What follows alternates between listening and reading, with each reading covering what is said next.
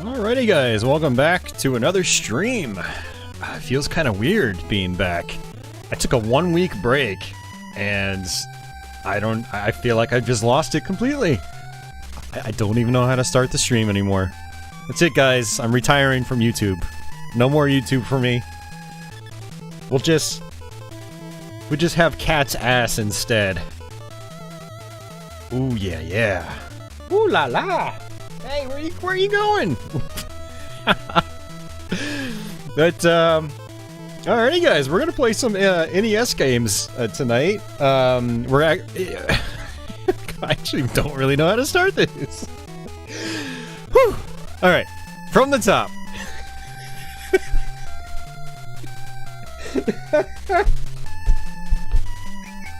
Holy crap, I can't even contain myself right now.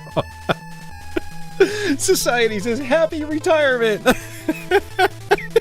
Brad, it's been a good run. Woo! Brian says, how dare you take a 1 week break? For shame. Sean says Patchy's like, nope, don't want any part of this. New channel name, Cat Ass and Talk.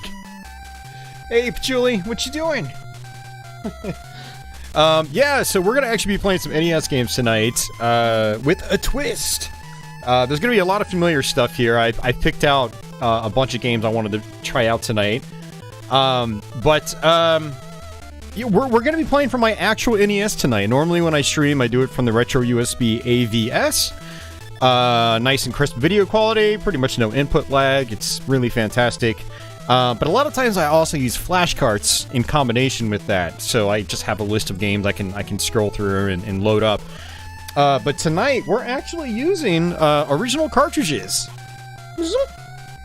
So we're actually starting off with Mega Man here, and the other twist is that we're playing in composite. This is composite video.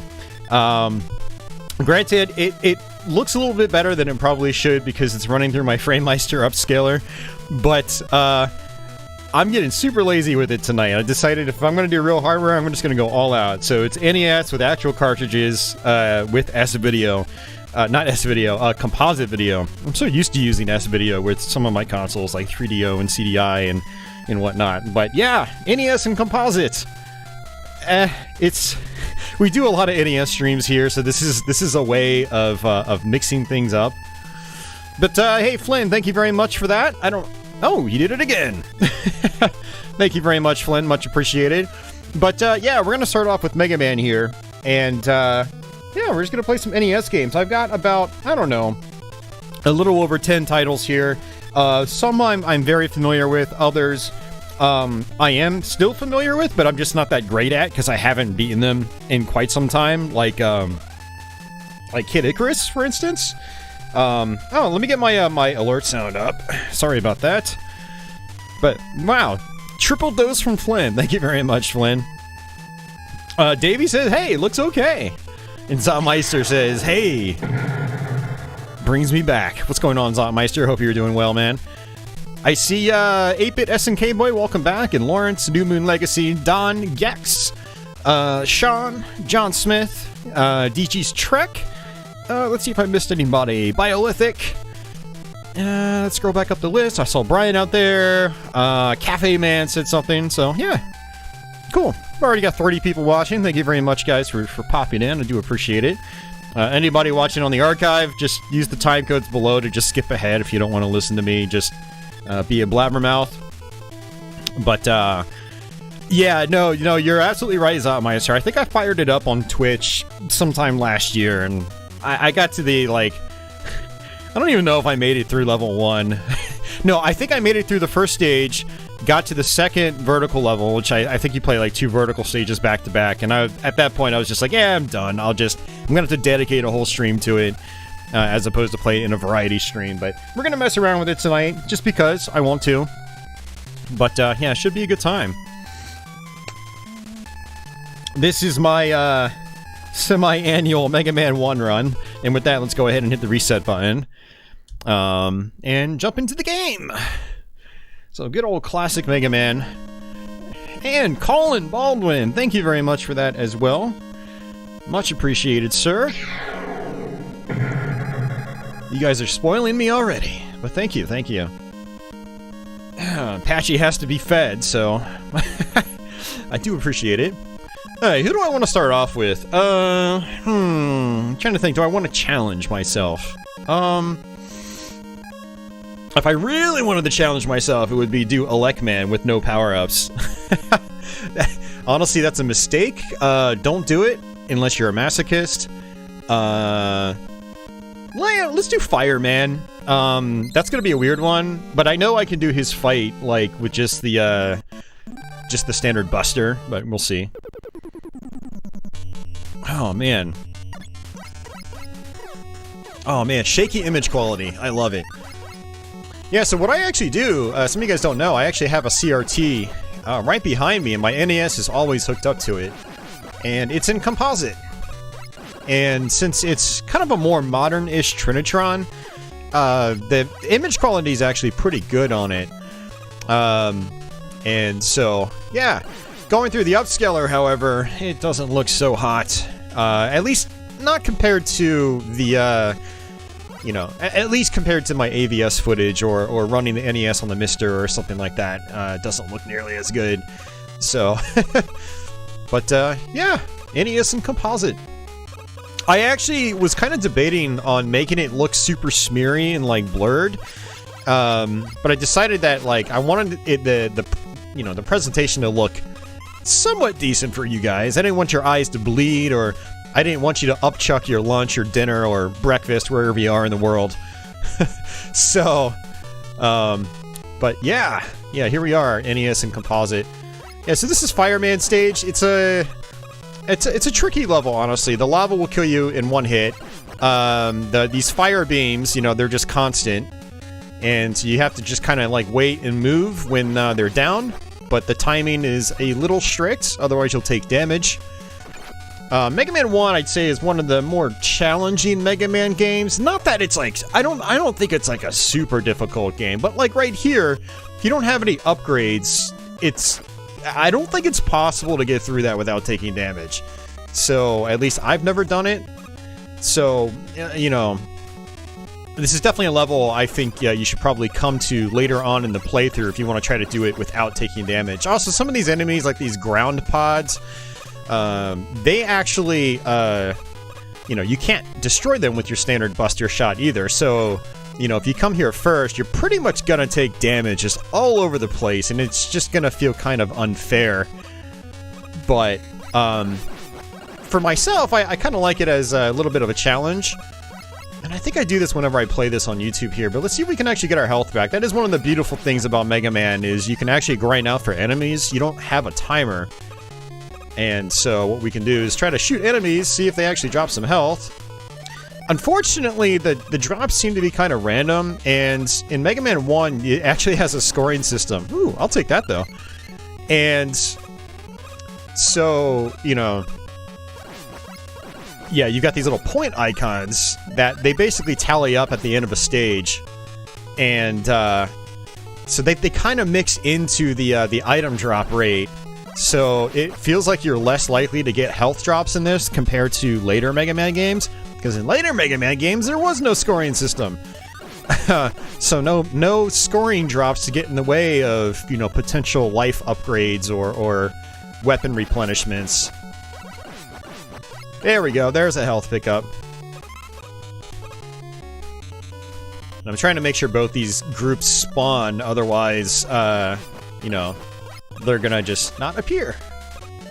Alright, there's another one.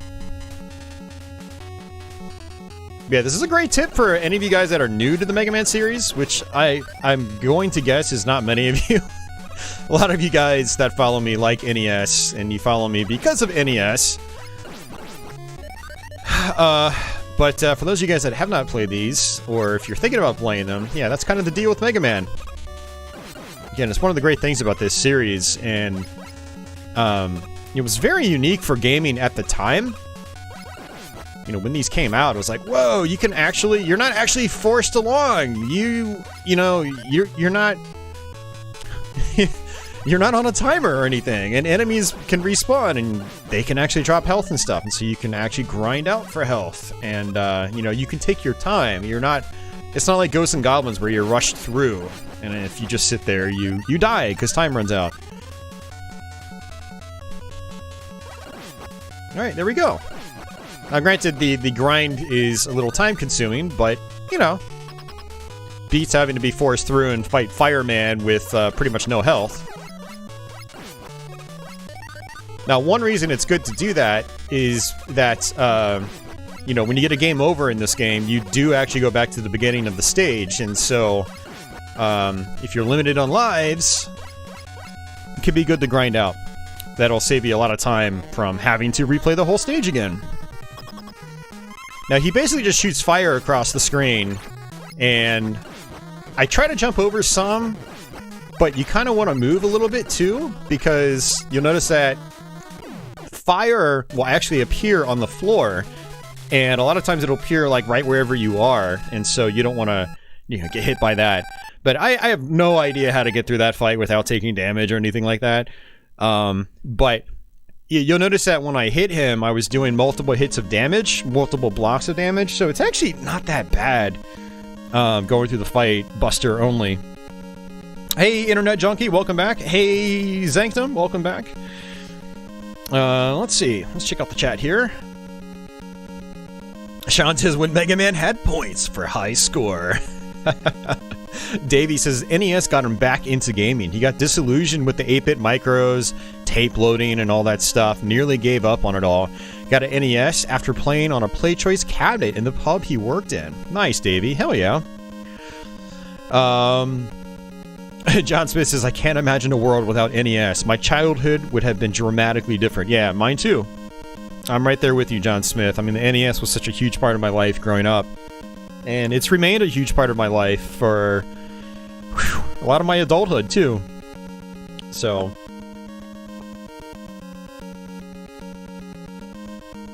Hey, Dasan, welcome back. Lawrence says, hey, congratulations on getting your Xbox Series X. Hope you enjoy it. But I hope you also get the big one, the PlayStation 5. Yeah, I want to get the PlayStation 5, but, man, they're just out everywhere. Hey, Society, Mega Man is definitely on my Nintendo Mount Rushmore. Alright, let me scroll through the chat here. 8-Bit SNK Boy says, nice, I have no real affection for the NES, but I always like to see what I missed out on back in the day. The NES has a solid library, and I'll happily join you for the ride. Very nice, SNK Boy. Yeah, I really appreciate it when people tune in, even if they didn't, like, grow up with a console, or they don't own one, but they're just kind of interested in the library and see what it has to offer. You know, I appreciate it when, you know, retro gamers out there have a sort of an open mindset, especially folks that grew up in areas where the NES wasn't as popular as some of the competition. Like, you know, I get a lot of people from, say, Europe that aren't really big fans of the NES because the Master System was a lot more popular over there. And so that's kind of like what they grew up with. But a lot of them are like, oh, NES is bad, blah, blah, blah. But it's just kind of being willfully ignorant. But, and actually, you know, the opposite can go for NES fans that never saw a Master System. You know, they just claim ignorance. But I appreciate it when people come in and they hang out and they just want to see what it's got and they're enjoying it, you know. I think that's cool. That's what it's all about. It's enjoying games for what they are. And NES, I mean, NES can't be ignored, really. I mean, any of the most popular mainstream platforms can't be ignored. That's where your best software development goes, because that's where publishers can make the most money, or could make the most money potentially. And so you get the biggest productions, you know, in the biggest titles, and you know, a lot of times the most polished games when it comes to top tier software. So yeah, to me it's like basically any mainstream platform can't really be ignored if you want good games, and the NES is no exception in that regard. So all right, we did a tough one to start. Let's just move over to, let's do Bomb Man, because I think Bomb Man's weakness is actually Fireman's weapon. Dasan says he had an NES in a Master System dominated country, to be fair. Interesting, man.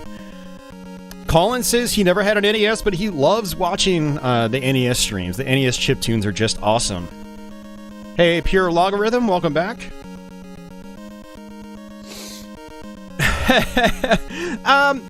Yeah, I don't really agree with that, Don. There definitely would have been video games. It's just the history of video games would have been, I think, very different than how it turned out. Would it have been better or worse? We don't know, because history happened the way history happened. But, you know, even if Nintendo didn't show up with the NES or the Famicom, other companies were still in it. I mean, like, Atari still had their consoles and was moving forward with them. And there would have been other people that enjoyed console video gaming, and they would have tried to keep the spirit alive and bring new hardware to the masses. It just would have been...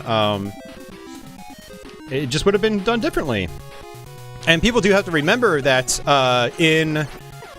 You know, the video game crash was that, you know, the video game crash that everybody talks about, it was mostly a North American thing. It wasn't really a worldwide phenomenon. Like, consoles were still doing just fine over in, you know, Europe and whatnot. And they were doing just fine in Japan as well. So, you know, maybe things wouldn't have even worked out all that much different. Or if they did work out differently, it would have been mainly, you know, US affected or North America affected, US and Canada. So, yeah, just food for thought there. But yeah, good old Mega Man. Yeah, so Bomb Man's level, you've got these bomb things. And actually, they were technically on Fireman's level as well. And they're actually kind of a hint at what Bomb Man's weapon does. And for those of you guys that don't know what I'm talking about, in Mega Man, when you beat a boss, you actually steal their power-up. And this is one of the weapons where you can actually kill these little ground pod things. You'll notice that I have a second energy bar now next to my main health bar. And, yeah, so every time I shoot, it basically uses up ammunition. And there's these little sort of rectangular...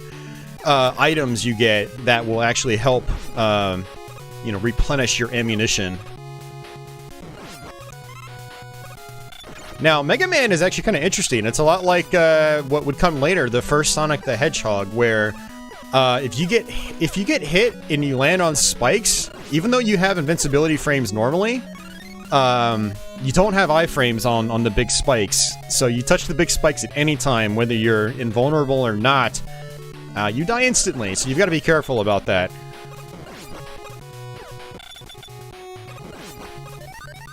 Alright, so yeah, we're just going to go ahead and use Fireman's weapon on here. I'm going to go ahead and just fall down. I might take some damage here. That's fine. Man, those things do a lot of damage. Woo! Alright, you fall really fast in this game, though, which is kind of fun. Alright, so Bomb Man, he just jumps around the screen, throws bombs. And you notice that my firepower is doing a lot of damage to him. And that's the benefit of using boss weaknesses against, you know, any particular boss. A lot of times with Mega Man, I like to play with just the standard Buster because, or your standard shot, because it's more of a challenge. I have to play more on my feet and, like, really think about what I'm doing. But yeah, you know, the other beautiful thing about the Mega Man games in general is that you know, every boss does have a weakness. So, that's really awesome. You know, what we'll do is we'll go ahead and just try to use the boss weaknesses on these bosses, for the most part.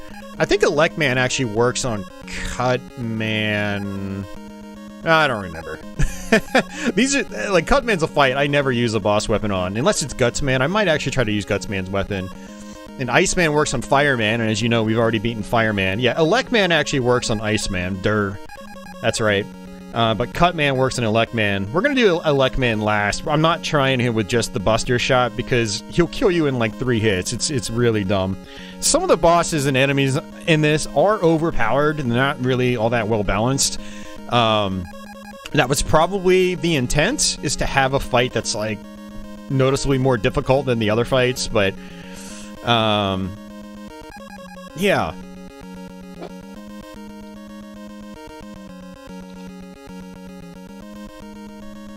AKX Media says, had there been no NES, the PC probably would have filled that void. Sega would be where Nintendo was back then. Yeah, it's quite possible. I mean, there were other contenders as well. I mean, in the late 80s, we had... so the NES in North America launched in 85. I think it took about a year for it to really start taking off. And then by 87, I think it was 87. It was like Nintendo Mania. But, I mean, the Master System was 86, I believe. Atari released their 7800 in 86. That actually was supposed to come out a couple years earlier, but it was just kind of caught in the crossfire of the, you know, the Warner's Atari sell-off, which basically ended up splitting Atari into the arcade division, or arcade company, and then the home company, which were two completely separate companies at that point. And then there was a lot of legal issues. So the Atari 7800 was actually ready in 84 before the NES even released. And you know, so that would have happened if history, you know, up to 84 and 85 had gone the way it did without Nintendo. Yeah, and then there's the Sega NEC in the late 80s as well. And so, yeah, it's kind of interesting to think about. Yeah, let's go ahead and do Guts Man. Hey, Calamity Guy, what's going on? He says he's been playing a lot of Wily Wars, so it's weird hearing the NES music now. Yeah, I hear that.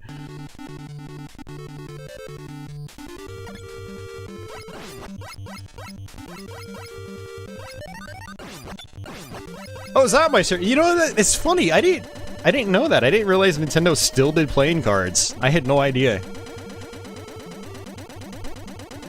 I mean, outside of, like, the occasional, like, just kind of video game-themed promo or something like that, I didn't realize they still made playing cards. That's actually really cool.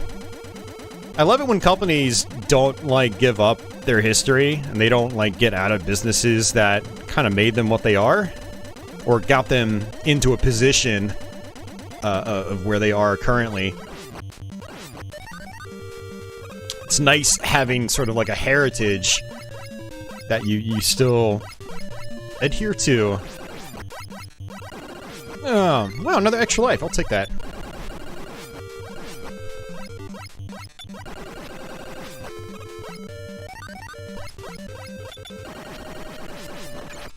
Dasan says, one thing about the PS5 short is it's extended the life of his PS4 quite a ways. Games are still coming out. Yeah, games are... We were in this like, cross-generational period where, yeah, you have a lot of games coming out for both the last-gen consoles and the current-gen consoles, you know, which is good. Well, it's good that the old consoles are being supported in the way that they are. Unfortunately, the quality of some games isn't the best. Like Elden Ring on Xbox One or Xbox One S, it's not that good. It's definitely not a good way to play the game. But then again, Dark Souls on, say, Xbox 360 and PS3 ran absolutely horribly at certain parts in particular. So, is it really that bad compared to the generation prior to Xbox One and PS4? I'm always terrible with the generation numbers. 6th generation, 7th generation, like, it's just too many for me to remember now. Not that I ever actually, like, talked about generations in that way anyway. I've always been the kind of person that's been, like, I group consoles together, like, Dreamcast, PS2, Xbox, GameCube, that's one generation. And then, you know, Wii, 360, PS3, that's another generation. NES, Master System, Atari 7800, other 8-bit consoles, that's one generation. TurboGrafx, Genesis, Super Nintendo, Sega CD, that's another generation. And then you got the weird Jaguar 3DO, PlayStation, Saturn, Neo Geo CD era. Yeah, so... And then the earliest stuff is the Golden Age era stuff. That's how I put it. So, all right, let's do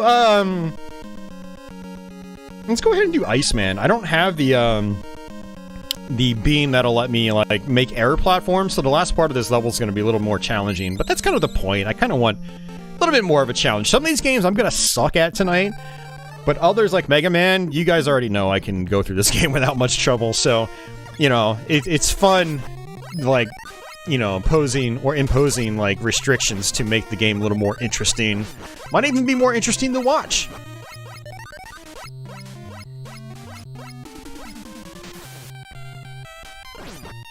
Haywood says, he was born during the first generation. We have a couple of people that watch that were around back then. Like, I was born in 82, so I was kind of born near the tail end of the first console generation.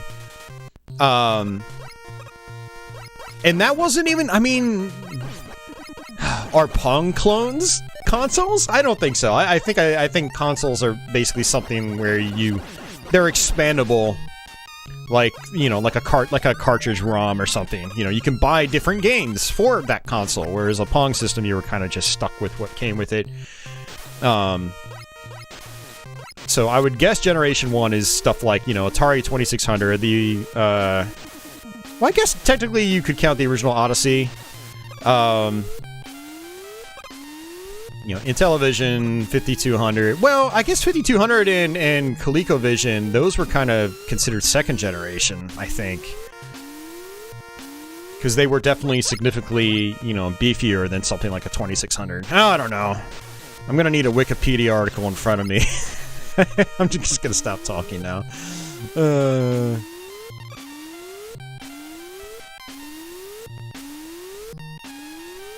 I think that's also part of my problem, is I actually wasn't there when, you know, like, all that stuff was... I mean, I was born at the tail end of stuff like the ColecoVision being new, same like the Vectrex, and then the crash happened just like a year or two later.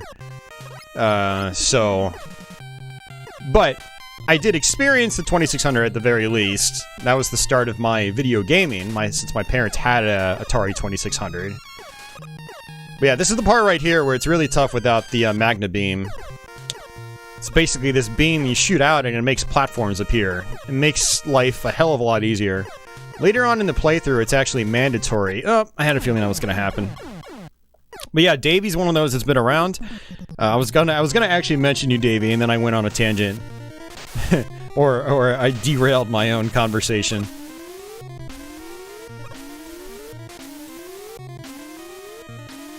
Oops, so these are the disappearing blocks. A lot of people really struggle with these in the Mega Man games, but, you know, thankfully they don't...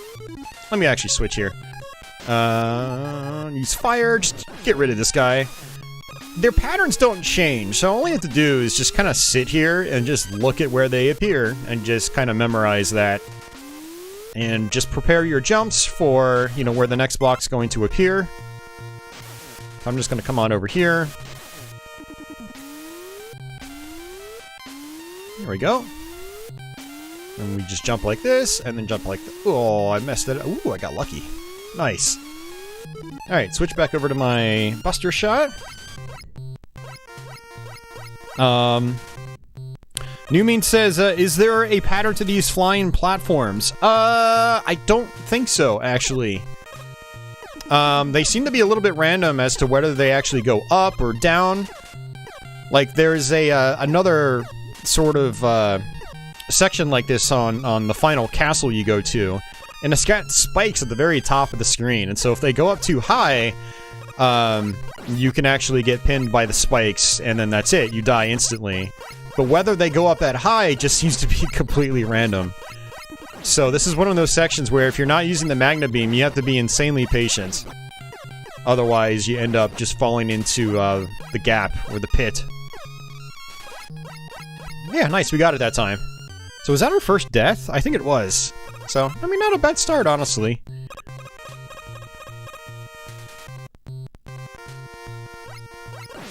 And you can also use the Magna Beam on these guys. You'll notice that... Wow, he was jumping really high all the time. You'll notice that they can jump low. And, yeah, so getting past him without taking damage can be a little difficult. And unfortunately, I'm probably gonna end up dying here. Because Iceman does a ton of damage, but I have 4 lives, so I think he'll be okay. I'm not gonna grind out. And Mark, thank you for that $3. I appreciate that.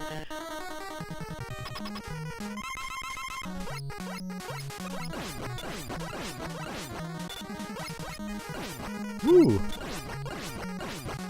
Now you'll notice that I'm not actually mashing my button, because bosses do have invincibility frames, so I can mash as fast as I want, but you'll notice that a bunch of my shots just go right through him. So, I basically try to just time my shots so every shot connects. So, I kind of gauge when his iframes are going to wear off, and then I shoot again, and then that way my next shot hits like right as his iframes wear out.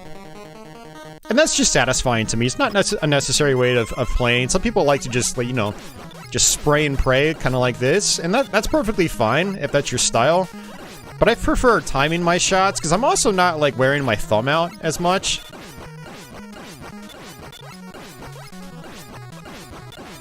He can run, like, right up to you, too, which is kind of tough. Tough to deal with. But just try to take, you know, have patience here. I think we got it, guys. Oh yeah, we got it. Hell yeah.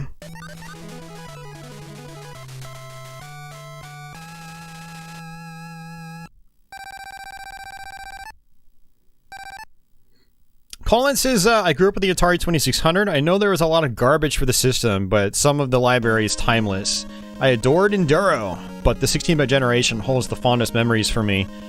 Yeah, I love the 2600. I need to do a 2600 stream here sometime soon. I know Leo would love that. I don't know if Leo's out there. Yeah, I mean, I understand why a lot of people don't want to go back to 2600. I really do feel like the 8-bit era is kind of where, like, video games, like, artistically took off or went in the direction that we're at now, where you've got just discernible music, memorable music. You've got art assets that clearly look like what they're trying to look like. Like, this is a tree, this is an ocean that's actually moving, and you know, here we are in Mega Man. I'm actually kind of going through like a sort of a robotic fortress in a way. You know, you had real like art direction, and you didn't have nearly as much of that in the generations prior, because a lot of the hardware, well, outside of the arcade anyway, just wasn't able to really produce that. And then that evolved with the 16-bit generation, and then we ended up moving on to polygons with, you know, the generation that came after that, and before you know it, we are where we are now today. So, while I love going back to 2600 games, you know, I do feel like this era, NES Master System in particular, some of the home computers, you know, are the ones that I just feel are more timeless than, you know, the generations that came prior. But, I probably have the softest spot for the 16-bit generation as well. A lot of the best titles during that era in particular have aged, like, really gracefully. You know, some of the big RPGs in particular, it's good stuff. Whoops.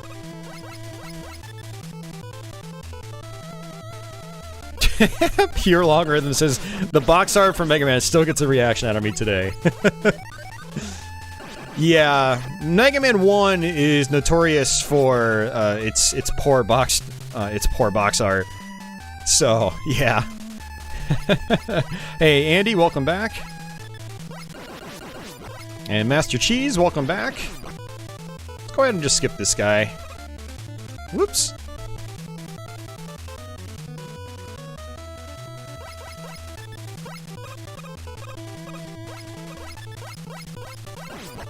Alright, so we have another vertical section here.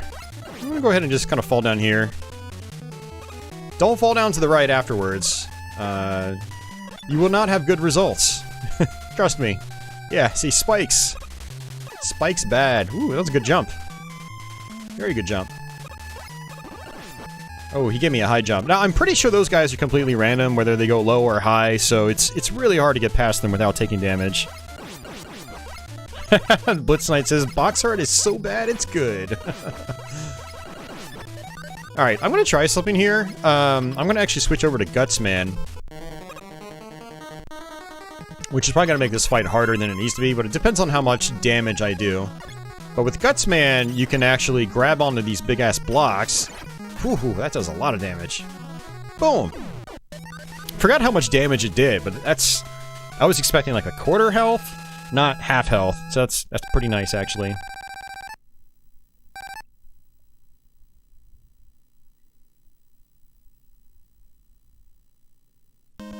Alright, last one is Elecman.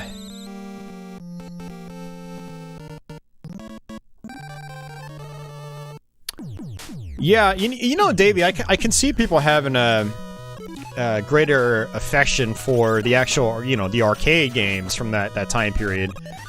Like, I go back and I play the Atari arcade games, and I'm like impressed today. I'm like, wow, these are like really fast-moving games. They're smooth.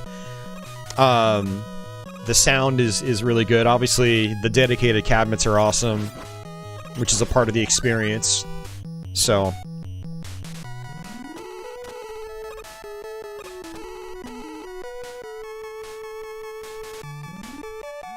Alright, let's switch over to our basic buster.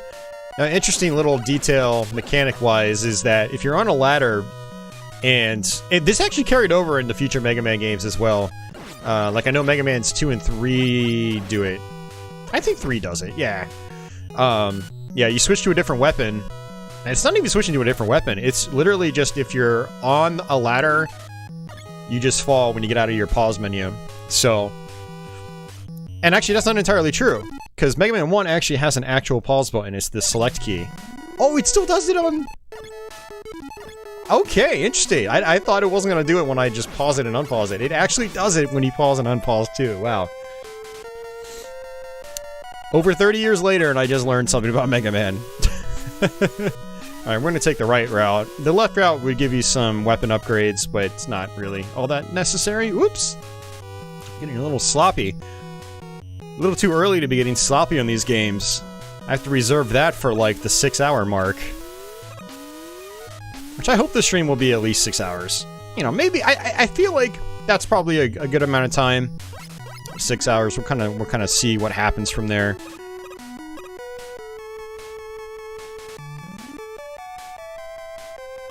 Alright, so I'm going to wait for these guys to come down. I'm going to take this left route.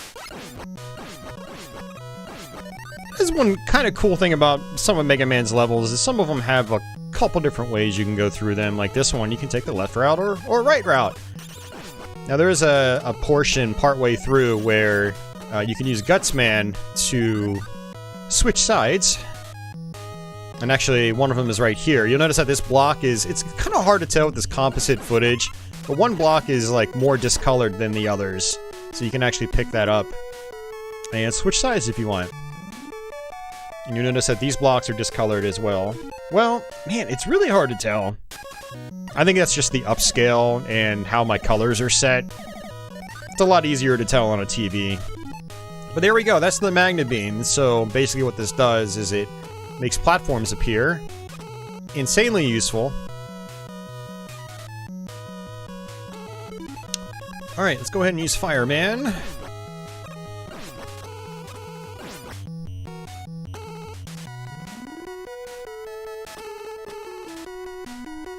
Just wait for these.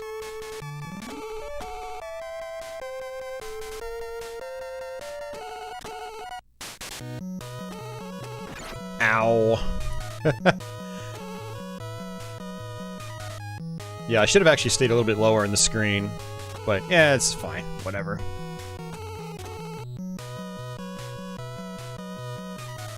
SNK boys loving the music in this game. Yeah, I mean, the Mega Man games are generally known for really solid soundtracks, especially the early ones in the series. Mega Man, Mega Man 2, Mega Man 3, in particular. So now that we have the Magnet Beam, we can actually just say, kind of screw this guy. Ha ha ha! And he fell to his death. I actually kind of wonder if I can, get on the ceiling here. Huh. Aww. I've never tried that before. Can I get onto the top?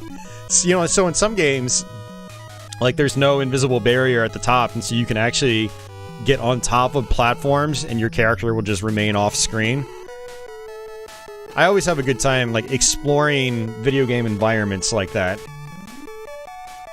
So let's actually go ahead and switch over to Cutman. Whoops! Ow!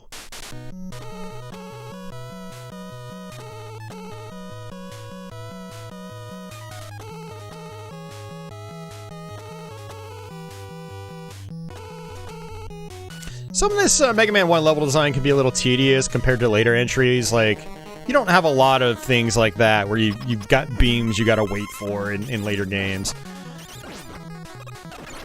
So a lot of people say Mega Man 1 hasn't aged the best. I don't know if I'd say it hasn't aged the best. I think it's still a great Mega Man game that any Mega Man fan should play. But it does have a couple aspects that are a tiny bit more tedious than, you know, Mega Man games that came after. Alright, we're on to Dr. Wily, who's the core villain of the series.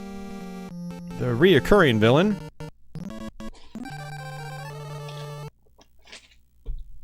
I am going to actually do that, Society, just to show it off, since, you know, I've been explaining this game quite a bit, so I might as well just show that off. Yeah, there's a pause strategy, which is actually really interesting. Yeah, we'll show it off on the Yellow Devil fight. Ugh.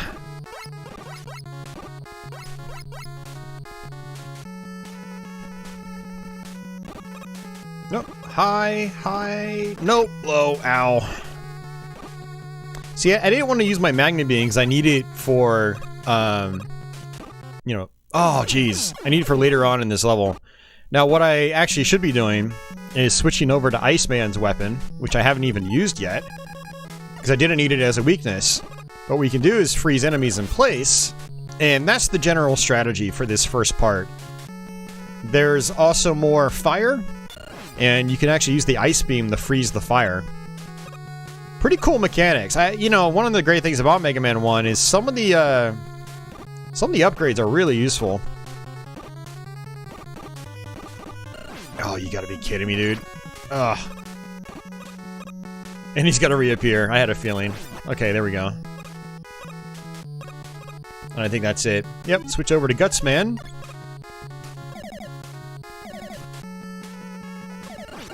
Now this, I can either try to freeze these or do just that, which is actually kind of tough. I don't usually get that on my first try. Same with that right there. Man. He's on fire! Okay. Let's go ahead and just shoot these guys normally. More Gutsman. Whoa, that was weird. It let me throw a block, but I didn't actually pick up a block. Yeah, so coming up here, we're going to actually have to use our Magna Beam. And this is the part with the spike ceiling that I was talking about earlier. Be careful with these bomb guys as well, because you can get hit by them, fall into the spikes, and even with your iframes, you still die. And I'm actually thinking about trying to do this without the Magna Beam. But you can see that one up top. It's just wanting to pin me into the spikes. You know, let's go ahead and just do it. I hate to use the Magna Beam because if I mess up this next part, I basically have to grind out on enemies to get my weapon energy back up. So yeah, this is it right here.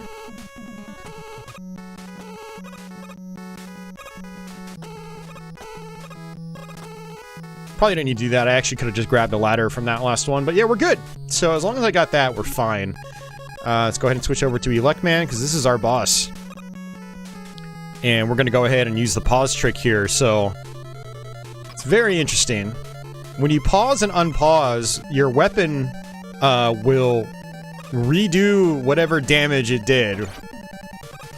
That's a poor explanation, actually. Yeah, I'll just demonstrate.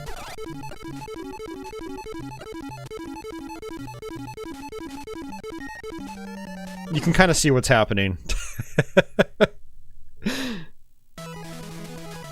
Basically, the pause between, like, further damage, you know, so you hit an enemy, there's probably some kind of timer in the back end that says, okay, you can't actually do any more damage until, you know, this timer runs out or something. So, you know, 2 seconds, 3 seconds, 1 second, whatever. I don't know what the actual, you know, iframe length is, but that timer doesn't stop when you pause the game.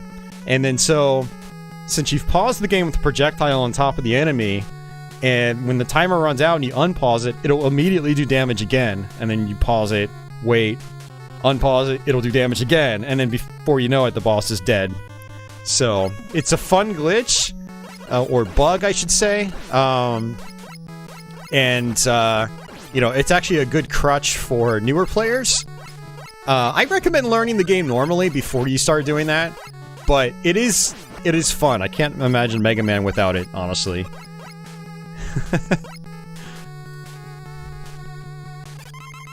Alright, so I actually don't really have a weakness for him. I think Fireman might actually work okay. Oops, there's the F. Yeah, Fireman does okay damage. Better than my regular shot does, so...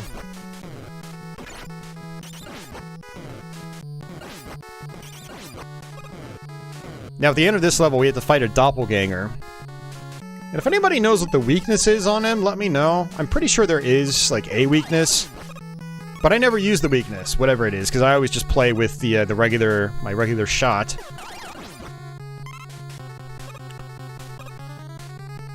Let's go ahead and grab those. And Elec Man. So back to Cut Man for Elec Man.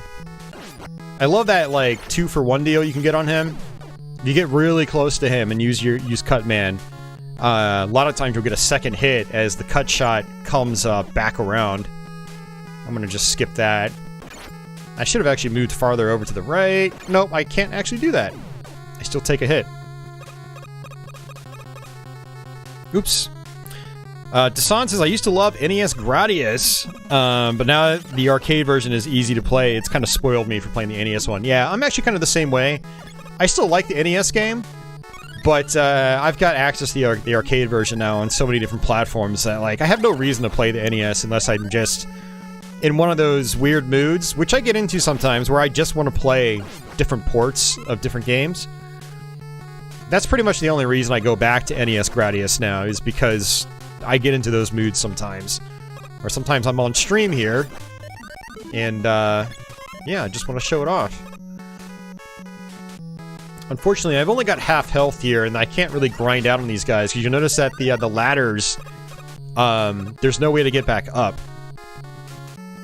Alright, so, Dasance's Verse Gradius is kind of fun. Yeah, I need to play that some more, too. I have that on PS4.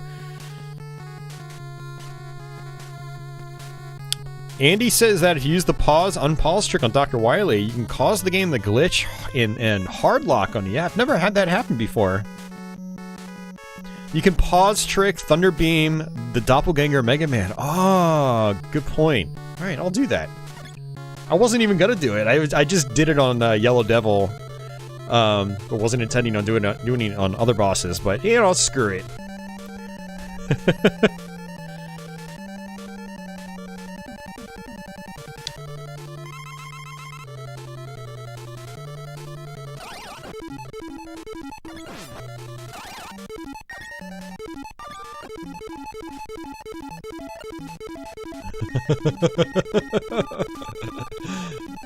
Oh, man. I don't think I've ever done the pause trick on streams of this game on YouTube.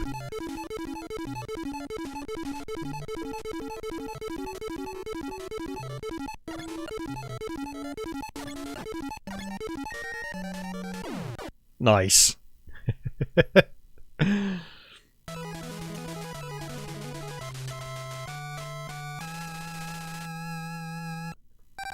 Leave Gradius 3 Arcade alone? I mean, I generally prefer to leave it alone, because that game just wrecks me. I've never even gotten past Stage 3 on it, and getting to Stage 3 is still hard enough as is.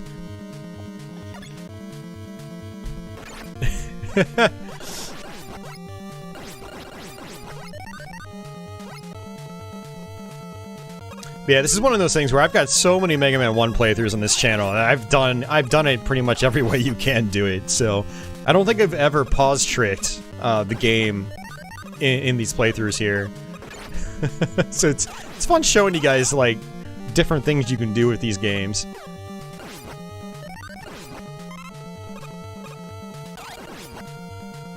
I don't usually use special weapons either.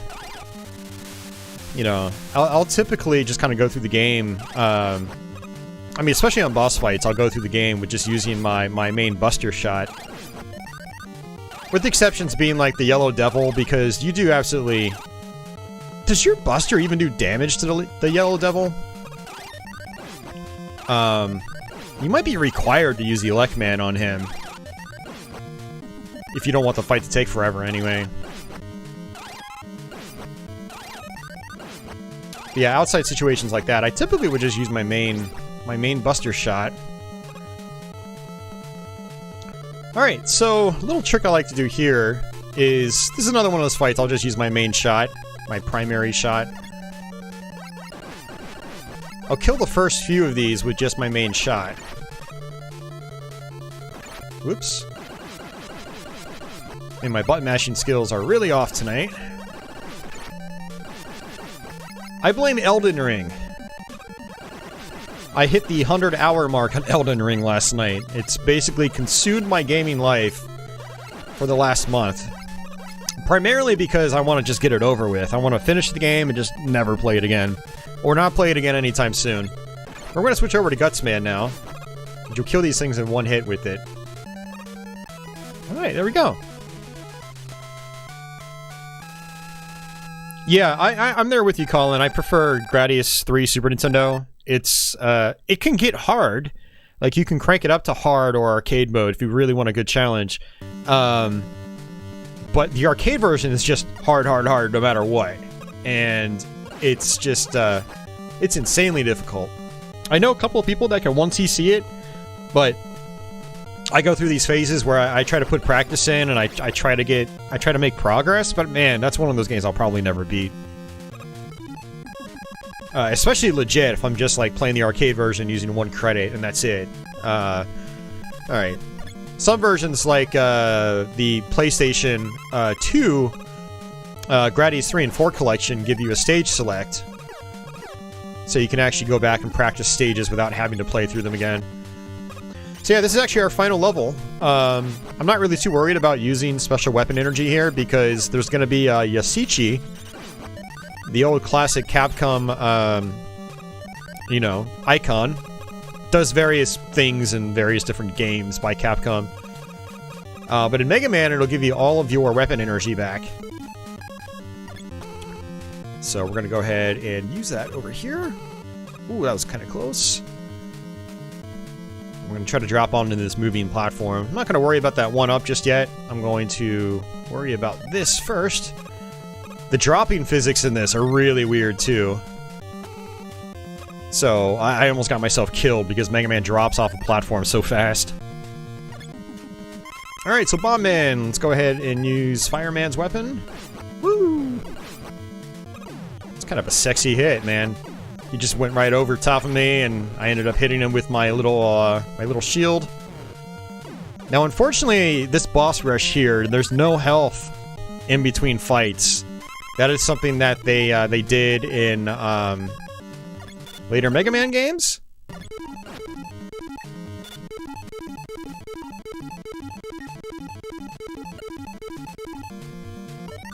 Ha ha ha ha ha. It's actually fun using the boss trick. I haven't done it in so long. See ya! Oh man. Let's see if we can use Bomb Man's weapon on here. Oh no, I missed. Well, I mean, I hit him, but I didn't get it just right.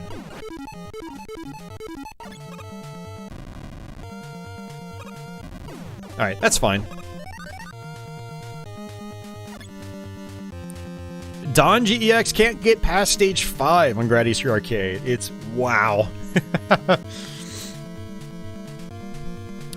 Sean Steyer says, really enjoy your vids, man. Always good quality content. Keep it up. Well, thank you very much, Sean. I do appreciate that. Alright, so, man, how do I want to do this? Well, we're on Wily, and I can't remember if I have to do the boss rush again if I die, so... I'm just not gonna worry about it. Let's see if we can hard freeze this, like Andy said.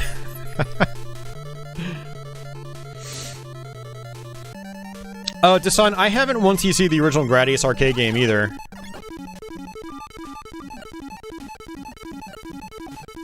I have once you see the NES version, and I have once you see the PC Engine version. I feel like I could do the arcade version if I just put time into it, but that's the thing with a lot of shmups, is I don't put time into them.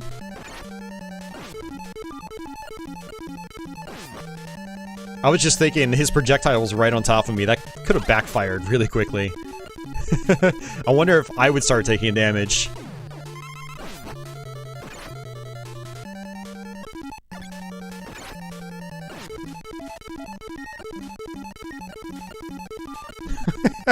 This is so ridiculous.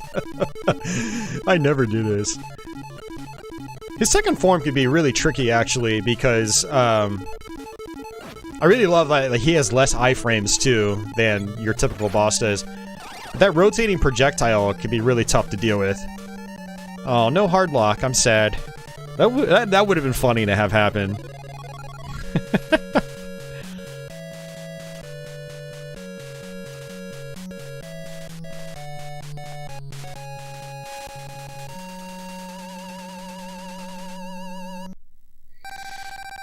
Alright, one game down. And I already have to use the bathroom. Shane Sawyer, welcome. Master Cheese says he's gonna go. Bye, guys. Take care, Master Cheese, if you're still out there. Decides he gave up on Gradius 3 Arcade while save state scumming his way through. Thanks for the GG Society and Mark. Much appreciated, guys. And GG on the Wily Cheese. I need to get some kind of, like, patchy cheese emote. Let's see. Cheese. There we go, and there's some cheese in the chat. Oh, man. Yeah, Mega Man's a great game. I love this game. It is not a cheap cartridge, though. It was one of the price. I got into NES collecting again last year, and it was one of the pricier cartridges I picked up. But I had to if I wanted all 6 Mega Mans, and I've got all 6 Mega Mans now. Davey says, "Ever try speedrunning this?" No. I've seen people speedrun practice this, and it's very technical and very difficult, so it's not really something I'd put the time into. I have tried speedrunning a couple games, but they it's just such a time-consuming endeavor, and yeah. So let me actually switch cams here. And there we go. And give me a second, guys.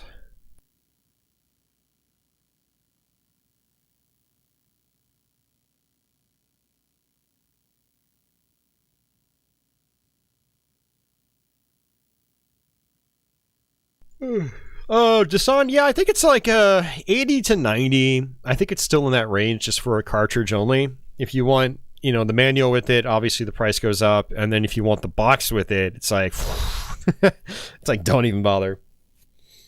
I mean, yeah. So, all right, let me switch games, but like I said, we're using real cartridges tonight, so there's my Mega Man. So I'll go ahead and actually kind of just put these right there. Yeah, put it like that. Oh man, let's see. Oh man.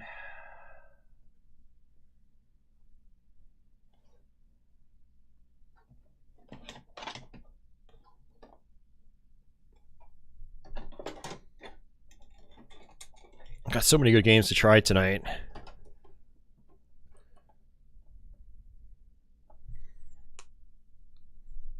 Now, unfortunately, because I am going through the Framemeister, it'll, you know, we have to power cycle the console every time we switch games. There might be points where like the Framemeister just takes a crap on itself, and we'll have to power cycle everything. So, you know, hopefully that doesn't really happen too much. But, all right. You guys give me a quick moment. I'm going to use the restroom real quick, and then I will be right back.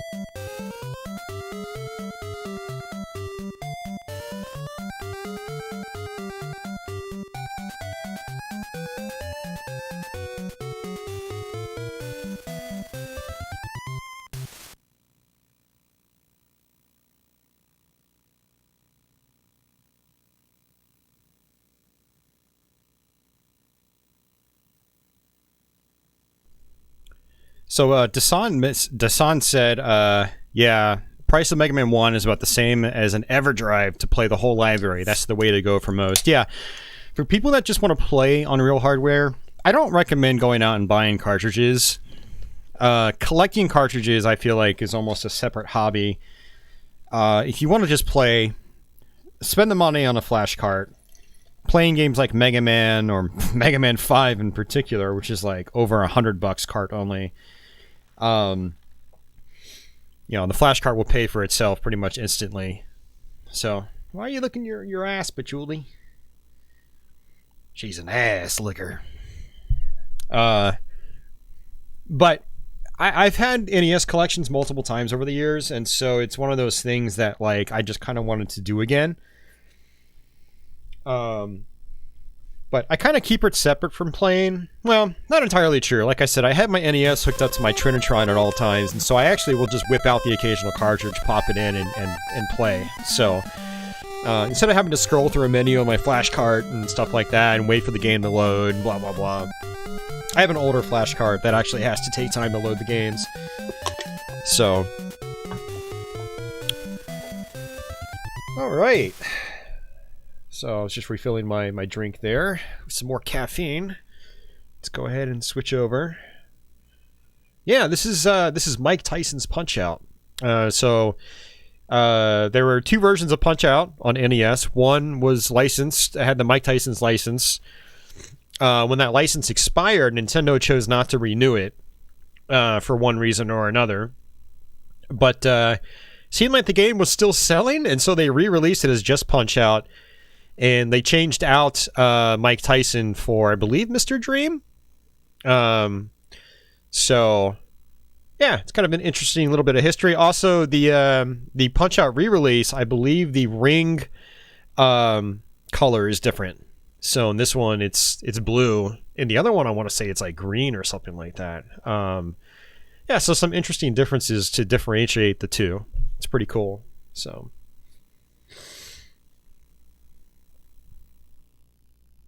All right.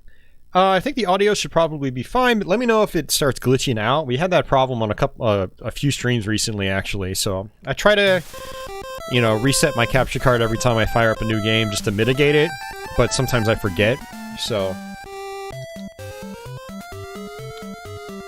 Alright. So this is a game I've never actually finished.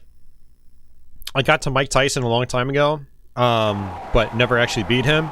And I want to eventually try to save state practice, and maybe do a dedicated Let's Play one day.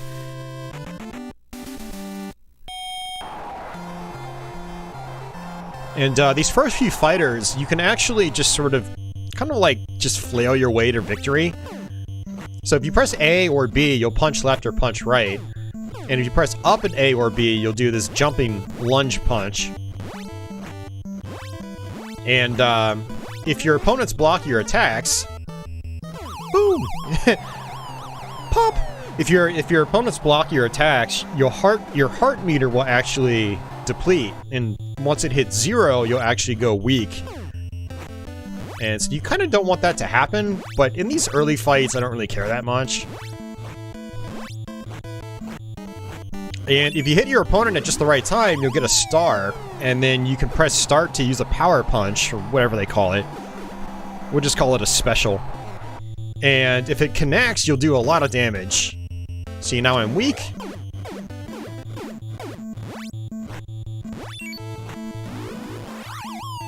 See, not much risk in just, like, flailing away on this first fight. And even the second fight, I don't think you have to worry too much. By the time you get to your third fight, though, you do have to kind of start working. You can't really be all too lazy.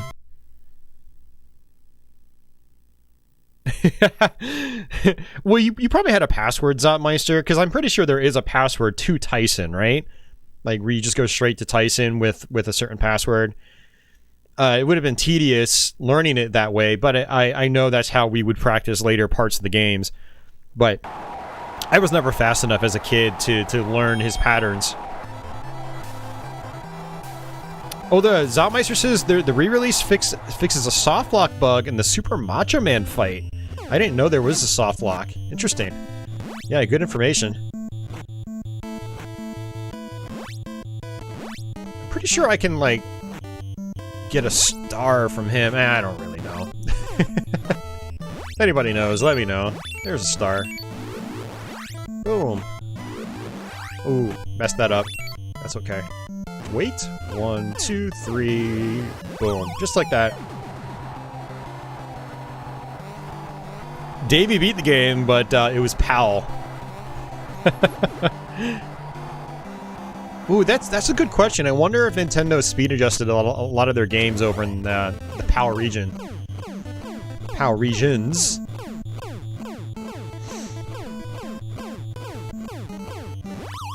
Okay.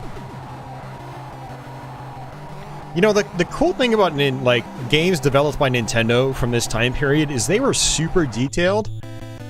There's this guy, he goes by NES Complex. I've been watching him a long time on YouTube, and he's got some phenomenal videos on Punch-Out!, Legend of Zelda, and stuff like that.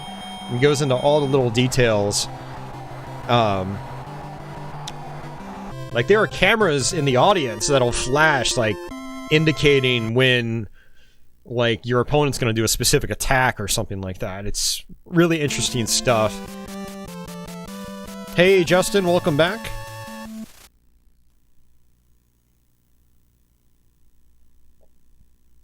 Oh, Dasan also beat the PAL version of this. Nice. I mean, still completing the game regardless is impressive.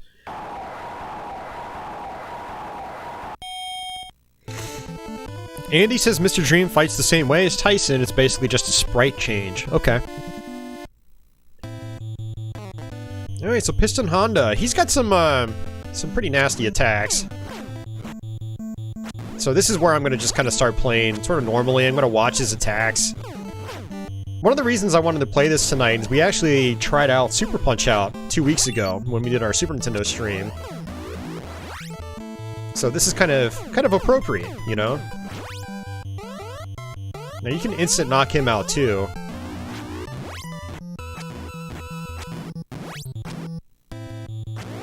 But I failed. Pretty sure you can just, like, do a jumping punch and just knock him out instantly. Man, I don't think, yeah, it doesn't look like you can, like, mash to get health back here. I know when you go to your, in-between round section, your break time, I don't remember if it's, like, pressing select or holding select, you can get health back.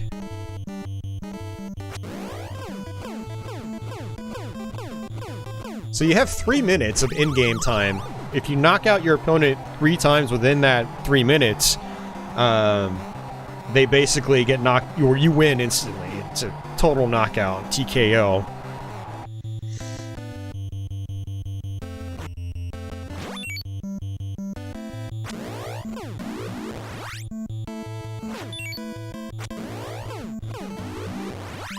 Ooh, we just got a TKO. Very nice. Pure Logarithm's internet just went down like the last opponent. Oh man, sorry to hear that. I hate having internet issues. Definitely not a fun time. Society says NES Complex is awesome. Yeah, he is. He's awesome.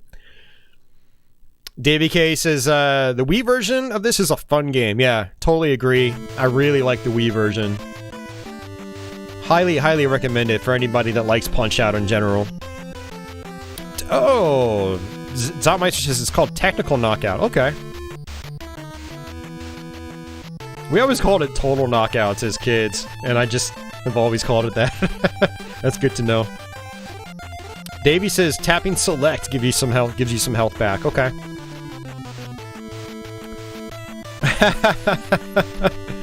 Mike, thank you very much for that. He's got Patchy with gloves on both hands. There's the Patchy for you, Mike.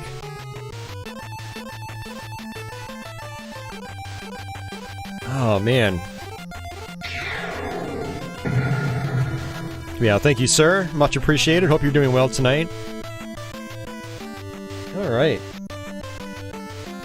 Sleepy Patchy. She'll be up eventually. Alright. Alright, Don Flamenco.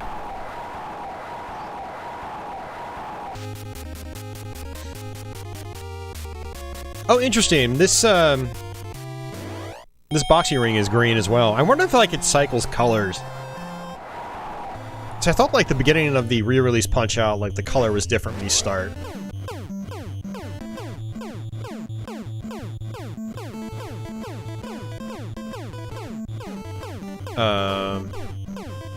This is the second time this has happened.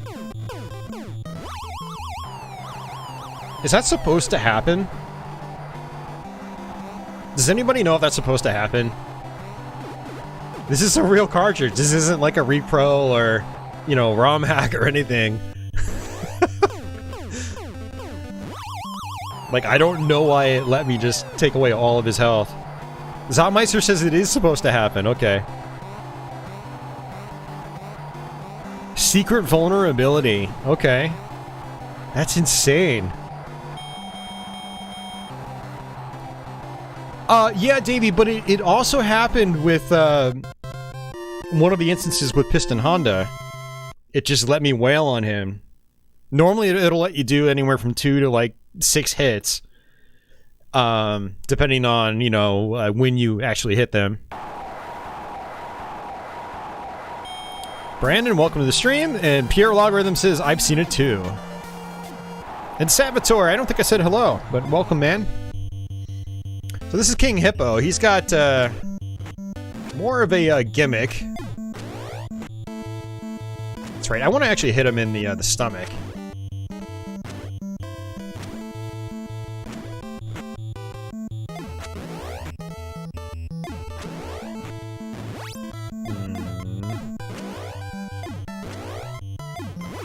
There we go. Okay. I had to refigure it out. But King Hippo is actually, like, kind of fun. Because you knock him down once, and he's so heavy he can't get back up. There we go.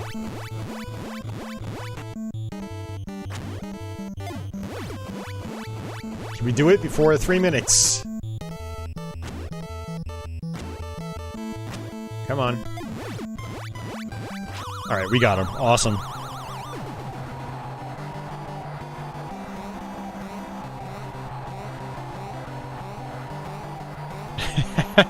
Such a great gimmick. Such a great gimmick. I feel like the boss the boss progression is just really, really good.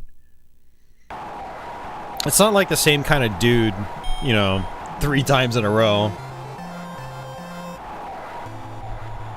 Like, they could have done another big, bulky dude after Piston Honda. But you're back to Don Flamenco, and he's faster and more nimble, and then you got King Hippo, which is totally different. So you can actually tell he's gonna attack because of the flashing on his turban.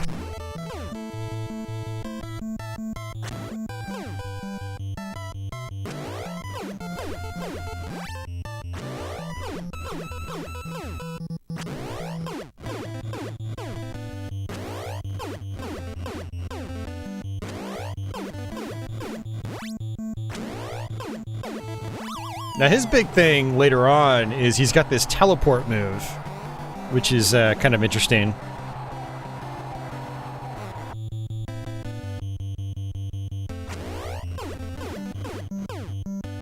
Now when I eventually get around to learning this game, I'm probably going to do like a patron-only like practice stream.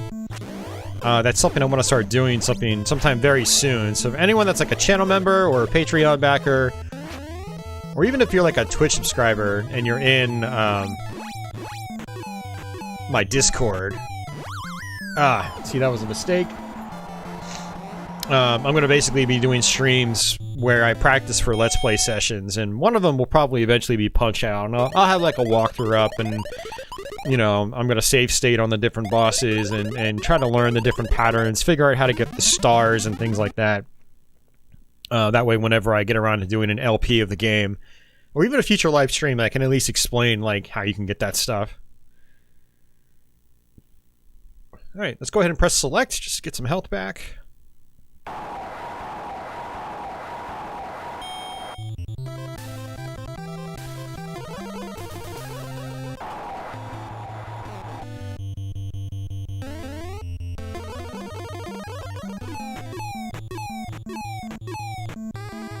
There we go, very nice. Yeah, the teleporter, yep. Yeah, right? Teleporting is totally okay in boxing. I could probably wait. Nah. I'm not even gonna try to figure it out. You know, one of the nice things about Punch-Out is, like, you can just react. Some of the later attacks in the game are really fast, though, and you kind of have to start relying on memorization.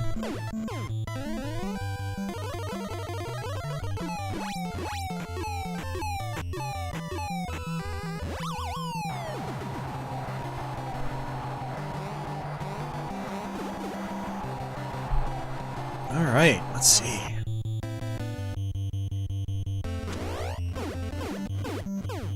Yeah, the teleport's crazy.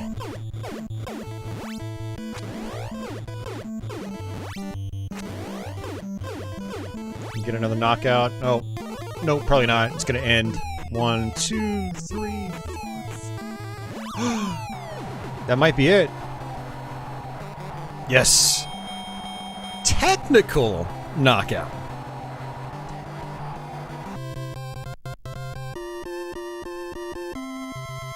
Are you ready for the next challenge? Title bout. Yeah, Justin, I love the soundtrack in this game. I mean, it's not like there's a ton of music, but it's memorable. I love the main fight theme, you know, obviously everyone loves the bicycle theme.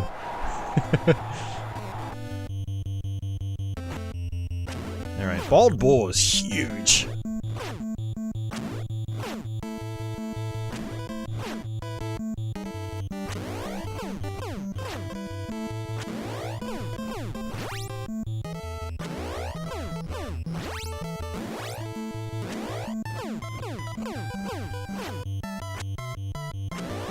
So Bald Bull has this bull rush, or this charge move, and I don't know if I'm going to be able to actually get the instant knockout on it when he comes at you, you just like tap him with just a standing punch. But we'll see. I know he's gonna do it. He always does it. Oops. And you don't want to try to block that punch. I'm pretty sure you'll get knocked pretty hard.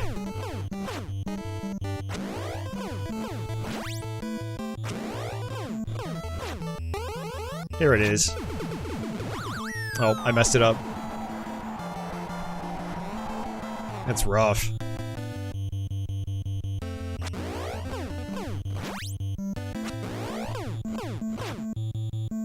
Now you can also, like, dodge it to the side, but you want to be risky, you can try to just knock him out instantly.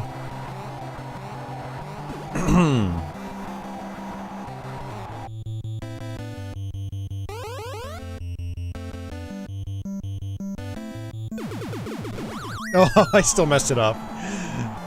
So we're even. Davey says, my favorite Punch-Out character.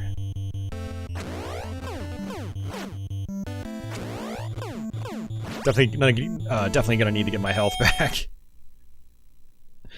Gonna press select.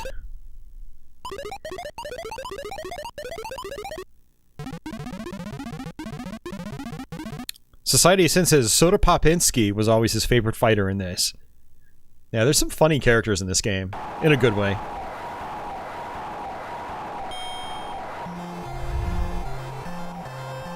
Alright, we're about... Yeah, no, I was aiming for his gut, Gun.Meister. I was just timing it wrong.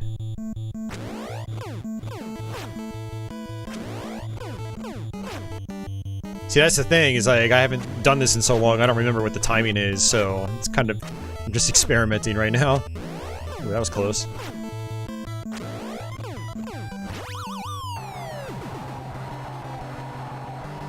Andy says third hop.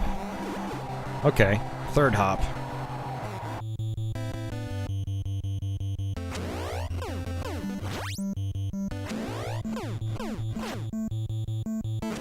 It's actually kind of interesting. He doesn't ever swing from, or with his left hand. His left, not mine. Got it. Yeah, Andy said third hop. Yeah, Vodka Drunkinski. Isn't that... That's what his name was in the arcade version, right?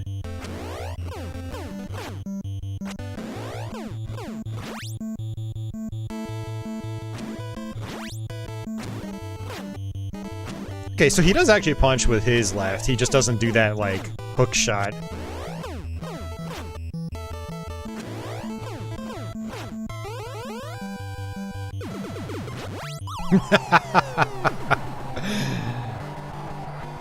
Gun.Meister confirmed. Yeah, it was the arcade game. Okay, cool, cool.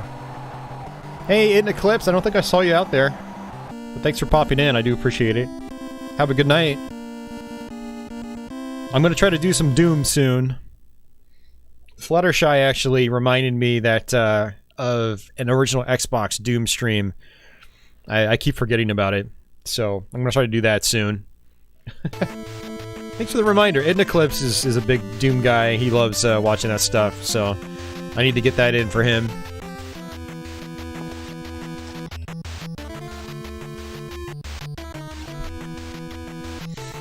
Yeah, Society. It's got great sprite art for sure. This used I think it was one of the first games to use like use the specific MMC mapper that it did, which is how the NES was able to pull this off. Alright, so back to Piston Honda. So this is where they start repeating existing opponents, but they're a lot more challenging now.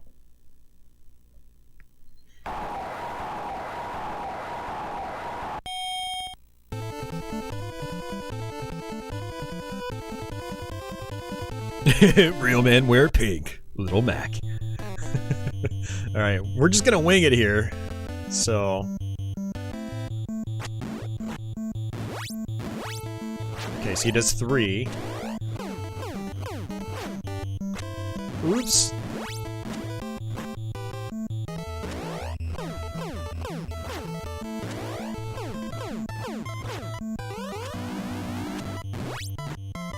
forgot I'm supposed to block it. I think I was supposed to block it.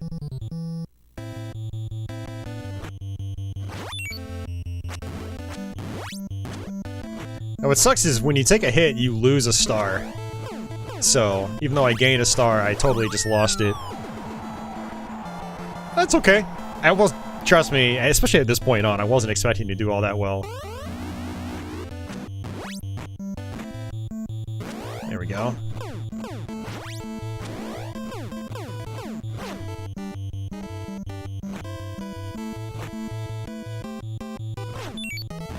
Whoops! I messed it up again. Oh, you can still block even when you have no hearts, it just... you lose health. Okay, interesting.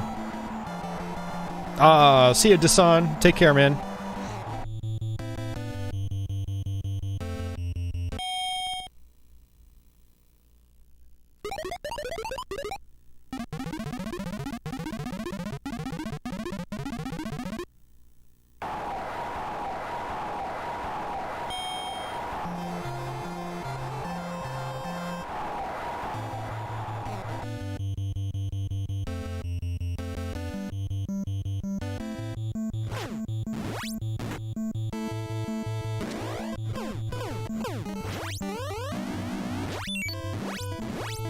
Huh.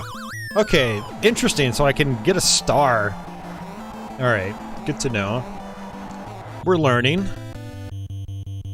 Yeah, like at this point on, it's a lot of memorization. Ah.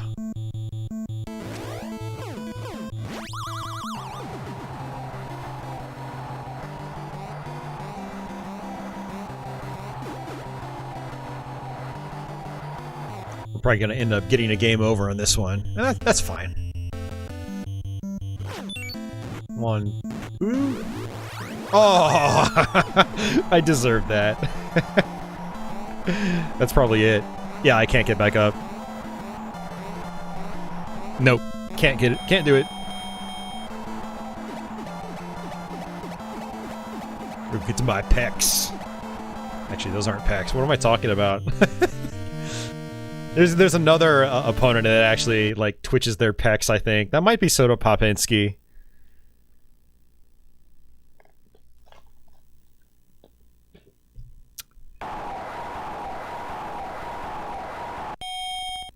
Does anybody know how many times you have to lose to get, like, a hard game over?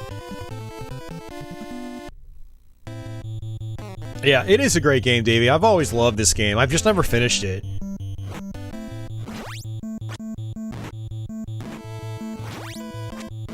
Ooh, okay, I was expecting him to do his third punch.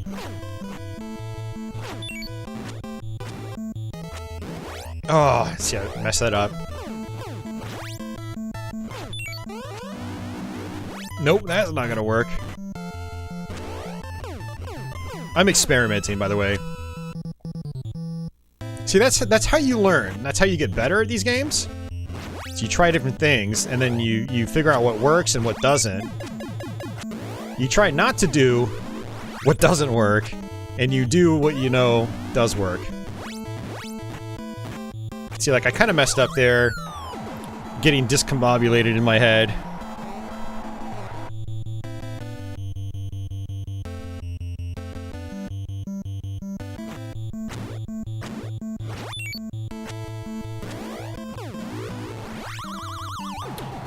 So Zoutmeister says it's 3 losses and it's game over. Or in Tyson, it's just once? Oh, jeez. That's rough. And hey, Kaiju Lover, welcome back.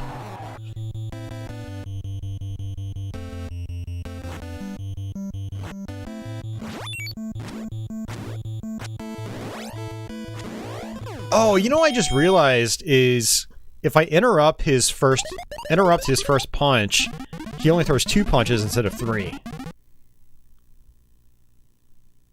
Let's go ahead and use the select trick, get some health back. Because I need it.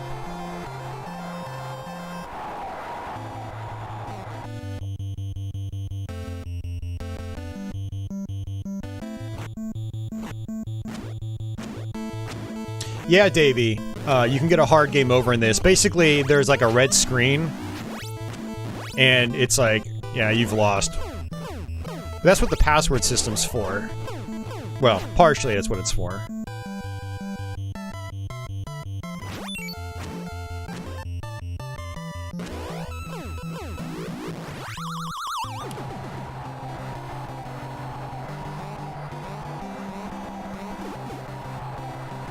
Oh yeah, Don, there are a bunch of games, arcade games in particular, that do that. It's kind of annoying.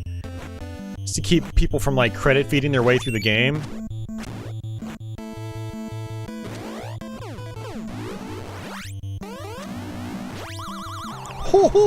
Okay, so you can instant knockout him. If you just do, like, a standing jab. And hey, Jonathan, how's it going, man? It's been a little while, hope you're doing well.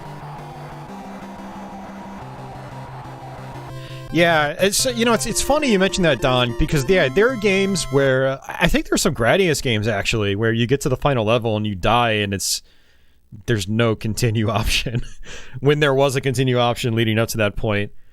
But also, Ninja Gaiden, the arcade game, when you get to the last level, I think it's the last level, you can no longer credit feed. Every time you continue, you go back to the very beginning of the stage. So there are some arcade games that'll punish you differently, you know, in ways like that too, as you get far into the game. You're in Colombia for a couple of weeks. Back to reality. Well, welcome back. They got a voice sample for him. If I remember correctly, he's got some, like, really fast attacks.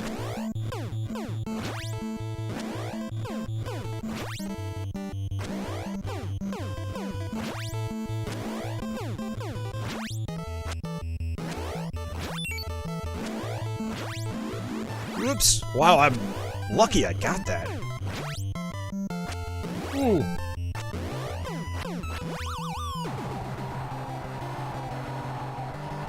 Yes, Jonathan, you're right. Yep, that's exactly what he was called. Is this the one with Mr. Dream? No, this is Mike Tyson. Mike Tyson's Punch-Out. Yeah, when I was buying original NES carts, I specifically wanted the original. And I might eventually buy the re-release, but I'm trying to avoid duplicates if I can avoid it. Yeah, I actually remember his patterns for some reason.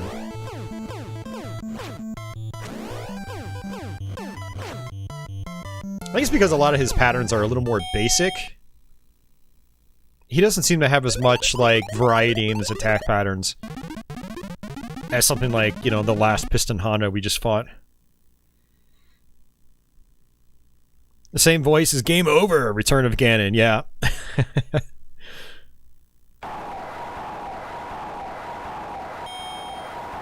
Yeah, Ganon goes, ah, ah, ah, ah, ah. I had thought about busting out Zelda 2 later, but I don't know if I will.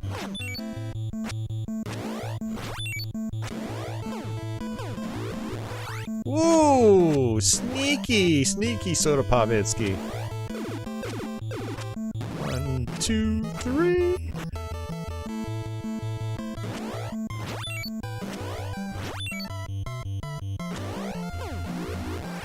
Ooh, he did it again. And again. Okay, so he does a little sidestep before he punches. I have to remember that. Oh yeah, Mr. Sandman. I remember him. I don't remember what Mr. Sandman's patterns are like. I don't even know if we're gonna find out tonight. Step. Dodge.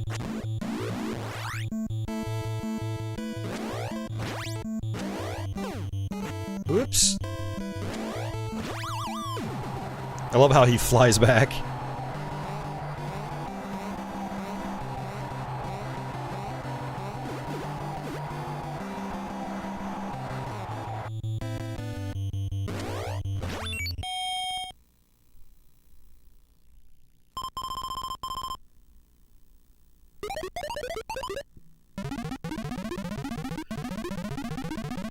After you lose, we'll drink to your health. Ha ha ha. We'll all drink soda and get diabetes together. It'll be glorious. Alright, round 3. Passcode to Tyson and Mr. Dream. Maybe we should try that. Whoa there, I got distracted. Hey, Jonathan, thank you very much for that. Alright, that's pretty much it. We're not... Man. Yeah, thanks a lot, Jonathan. Much appreciated, sir.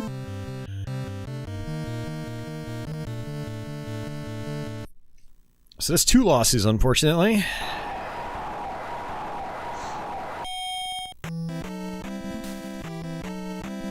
Yeah, Nintendo, don't wreck your liver. Wreck your blood sugar levels instead. Drink soda. Actually, technically, alcohol will end up doing both, but depending on how you consume said alcohol. Yeah, I know it was more so just trying to be family friendly.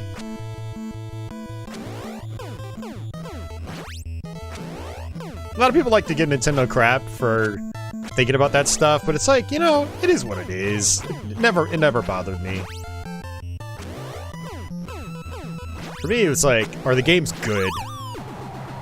You know, that's what matters. Punch-Out! It's a good game. It's a great game. Yeah, teeth with cavities.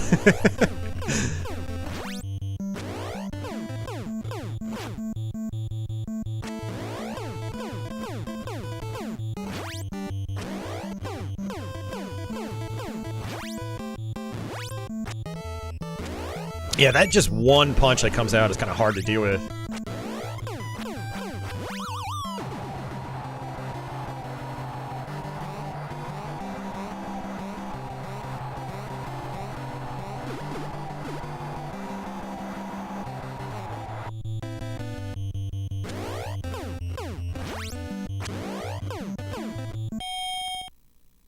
Freeze frame.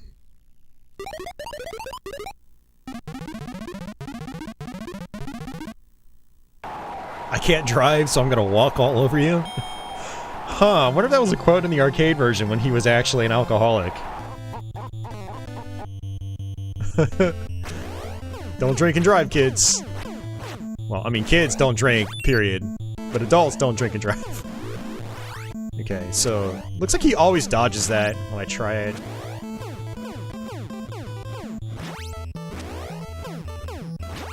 Oh, Ace. We got this.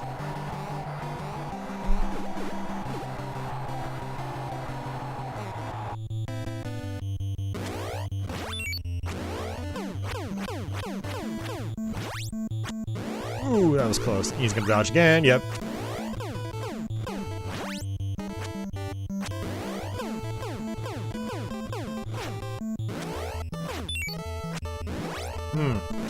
Keep losing my star. Man, he's giving me the easy patterns.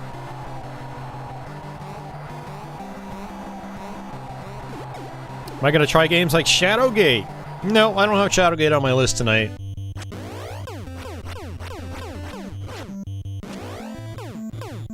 So the list of games I have here, I'm not gonna tell you guys what they are until, well, if you were here at the beginning of the stream and you saw me dump all the cartridges on the Patchy's bed, then you have an idea of what we're gonna play tonight already. But I don't have a list I'm going to tell you guys outside of that. And I don't even know if we're going to get to all the games in my stack here. But it doesn't have to be like a super strict like cartridge stack, but I kind of want to play the ones that I've got in my stack, and that's it. And Shadowgate's not in my stack. So you guys will have to just wait and see what I play outside of those that were here at the very beginning.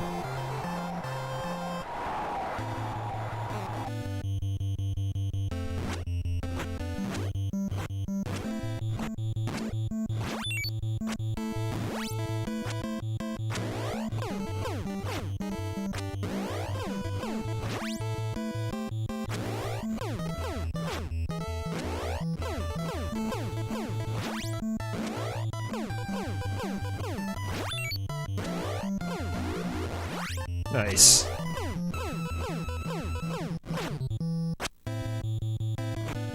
Oh, do I have to knock him out with the star? Yeah. Sneaky. I don't even remember having to do that. That's insane. Ah, crap. Whee!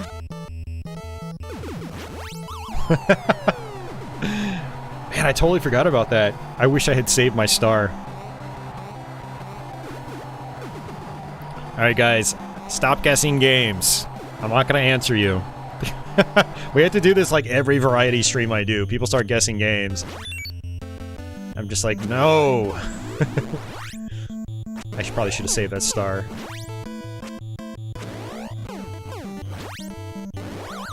Ow! Hey, it's all good, Pure. I will be here when you get back.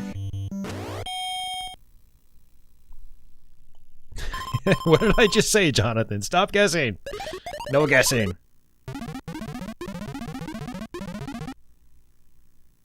I will answer that one, though. We're not doing Ninja Gaiden. Every NES variety stream I do some iteration of that game, and I should probably not play it again anytime soon on my channel. Or if I cover Ninja Gaiden again soon, it's gonna be in the form of some kind of dedicated, scripted video. Oops, I punched too early. Well, if you get knocked out here, that's actually pretty much game over. Ha ha ha.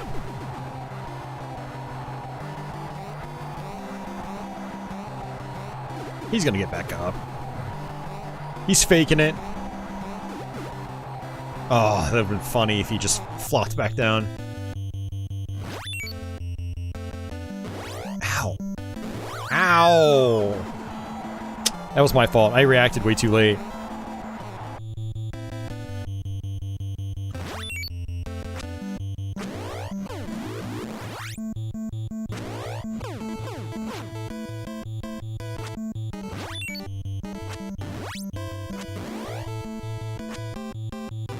Oh, not reacting fast enough.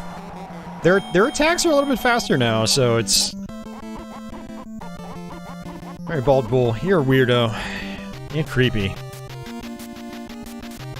Stay away from my daughter. Actually, I don't have a daughter, but still. Stay away from kids. Give up, retire, game over. Yeah, so at this point you would use your password. Let's see what Andy said.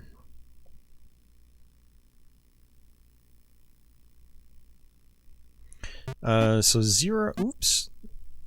0 zeros. 0 zeros.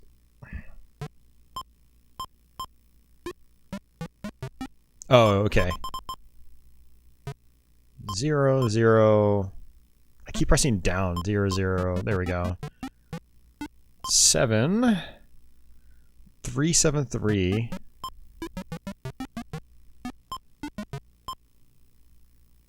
5 9 6 3.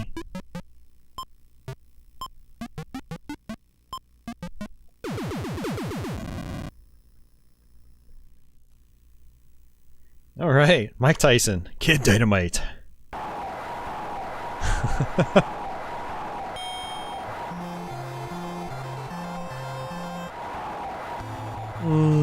Okay.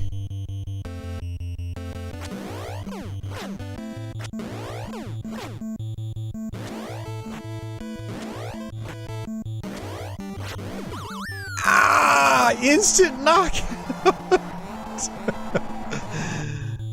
Come on, Mike.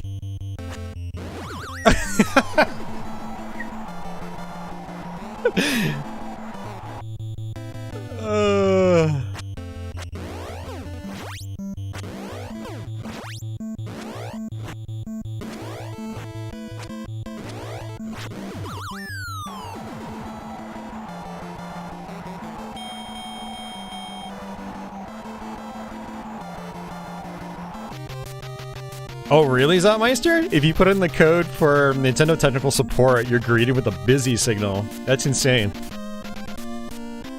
That's what I was talking about, like, just the clever nature of Nintendo first-party titles back in this time period. There's so many little details and hidden things like that. It's crazy. Again, like I said, I recommend watching the NES Complex videos on like this and Legend of Zelda, and I think he's got one on Metroid. Yeah, it's eye-opening.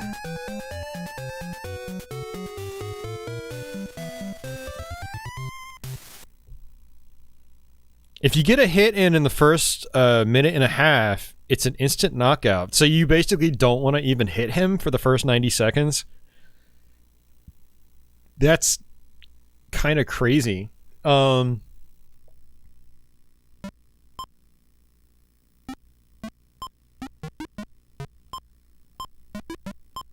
Is that it? 0380? No, it was 373. Crap. 373. See, this would be the era where like I'd have these passwords memorized. And I probably actually had this code memorized at one point in time in like the late 80s. I had the end game password for Castlevania 2 memorized. I remember going up to Pittsburgh, Pennsylvania to visit family, and they had an NES with the game, and I just punched the code in and beat the game right in front of the, you know, the guy that owned the console. It was great. I was like 8. Not even. It was probably like 7.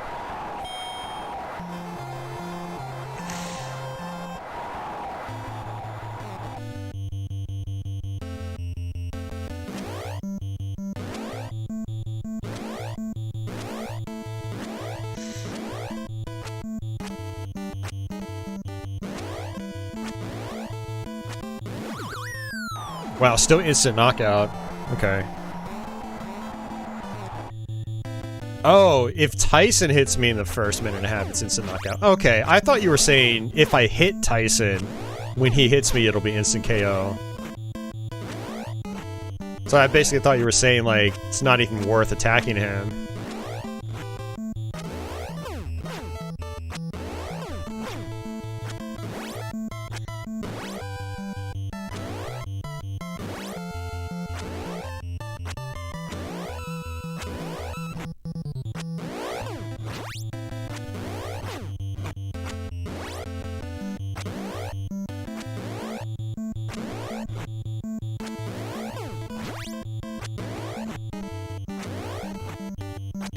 Looks like he actually, you know, he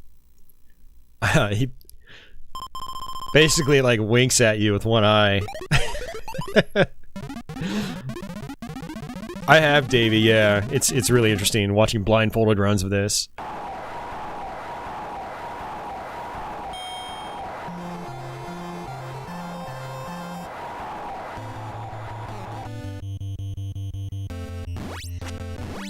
Okay, so it actually looks like it's only for the first round that it's the first 90 seconds where he'll knock you out instantly.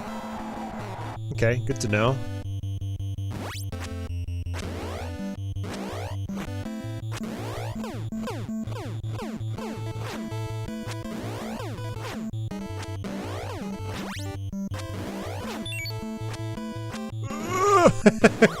Oh, man. Well, this is the farthest I've ever gotten into this fight, so this is good, you know, I'm making progress.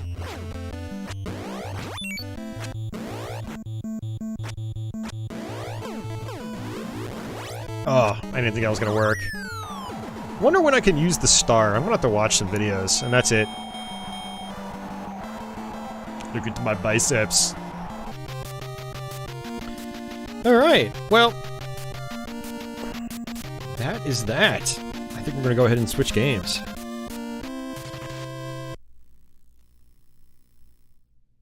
Yeah, hopefully you guys enjoyed that Punch-Out bit. That was pretty fun. Oh man.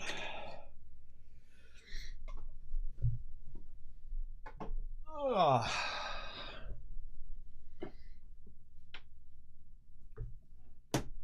We actually made pretty good progress, too. I mean, we got a decent way into the game. We didn't get to Mr. Sandman, but I think that was the only other fighter we hadn't actually gotten to. Obviously, aside from Tyson, without using a password. But that was pretty cool. Alright. Oh, man.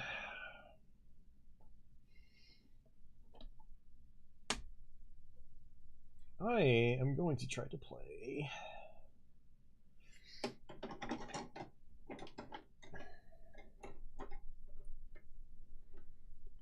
Alright, let's see. Oh, Super Macho Man 2. Yep, that's it. Yeah, I forgot about that.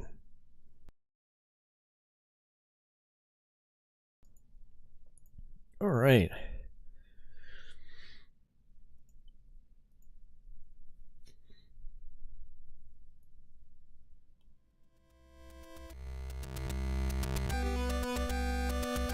Alright, time to get beat down again, but in a different way.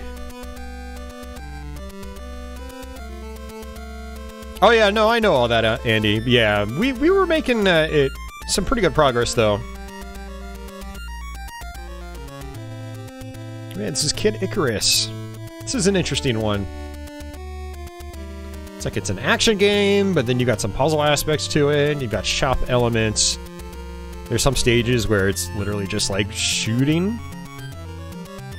The final stage primarily.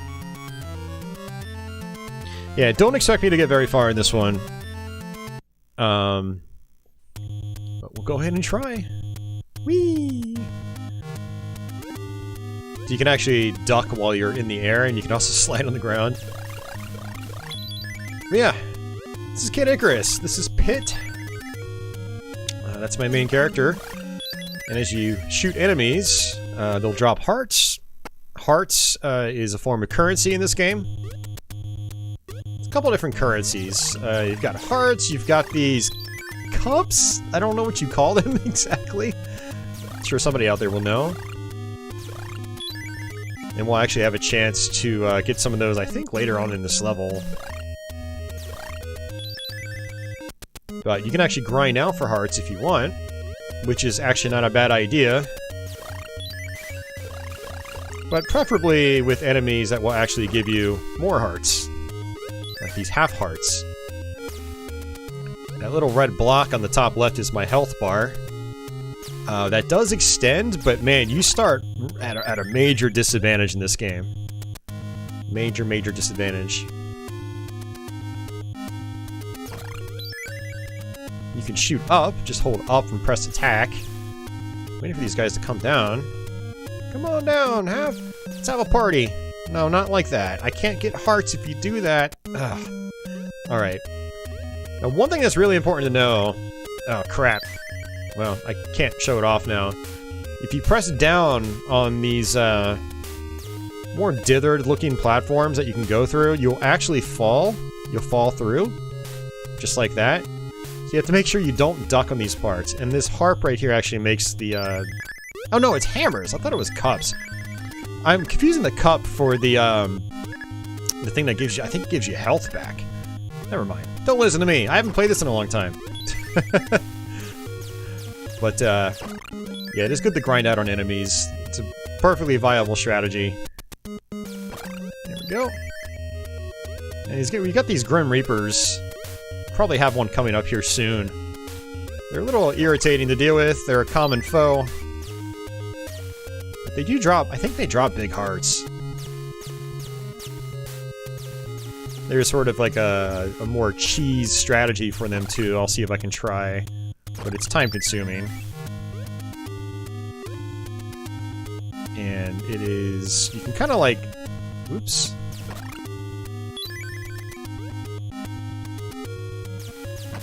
There we go. Shoot from down below like this. But you have to watch out for enemies. I'm trying to make sure I don't trigger him. I would like those hearts, but I'm not going to worry about it. Hey, Fatty, how's it going? And Scruffzilla? I want that big heart, though. Alright, that's some good money. Chalices, Sean says. Okay. Gotcha. Yep, there's one right there, actually. Speaking of which. I kind of want to go in that door. I'm not sure if it's going to be anything good, but we will see. Oh. This is a bonus game where you try to shoot as many pots as possible, but if you get the Grim Reaper guy, whatever he's called... Oh, and the chalice went away. If you get the Grim Reaper guy, then you just lose immediately. I don't remember if you actually get anything if you get the Grim Reaper guy, period. Like if you lose all the upgrades that you found. I'm not sure how that works. Let's see if I can just skip him. Ooh, okay. A little bit of stealth in this game, surprisingly. Which is interesting. Okay. Not even gonna bother with him head on. Not right now, anyway. Maybe later on in the game, if I make it that far. But I am so weak right now. So it's kind of better to just run past on those guys. Got 112 hearts. Sean says, chalices are health, hammers are for the dungeon levels. That's right. Yeah, you find little helpers that are stoned in the dungeons. And I think you can use the hammers on them. Am I correct with that, Sean? I believe I am. If I remember correctly. I used to love this game as a kid, but it's not one I've gone back to a lot in adulthood. Not because I haven't wanted to, but whenever I do, it's like I just get steamrolled, and I'm like, I'm gonna play some other games. So, yeah. Getting some good hearts from these guys, though. These eyeball guys are really good for hearts.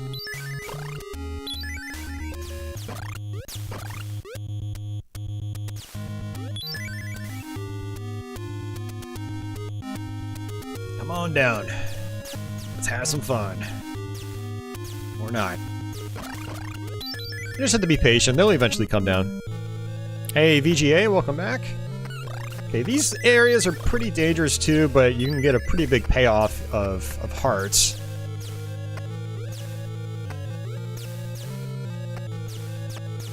Ah. I don't remember their patterns too well.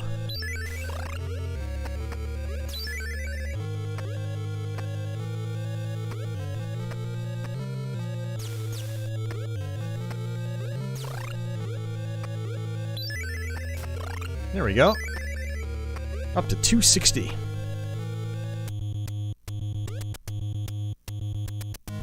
Yeah, it's kind of a bummer that things like those chalices basically disappear if you go into a door. Uh-oh. That was close. 300 hearts.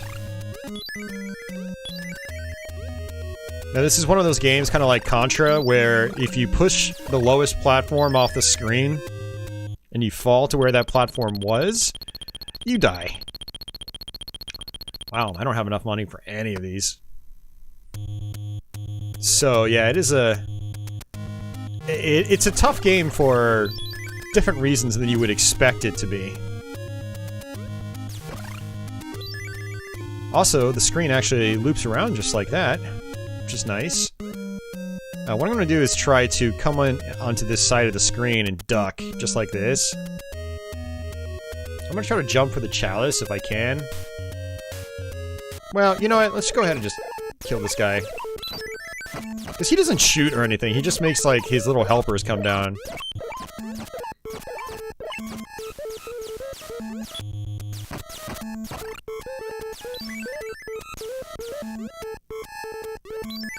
Here we go. Another one of these. Oops.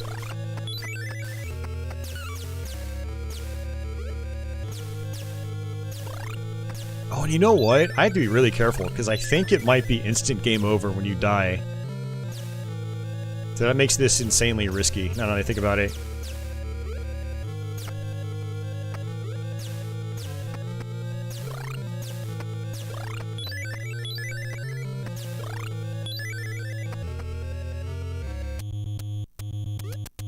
Alright, these jumps are going to be a little difficult. This game is stressful, I tell you.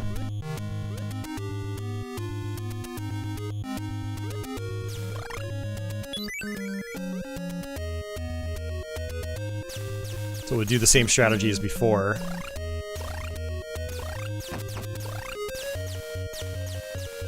Gonna have to just take our time. Hey, Office, welcome back.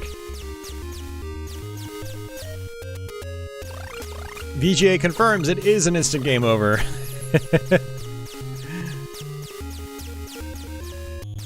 Alright, come on. Again, trying to be a little careful here. These enemies just constantly respawn. Which is both good and bad, depending on the situation. Hammer. I'm going to assume this gives me health back. I don't remember. I have no idea what that just did.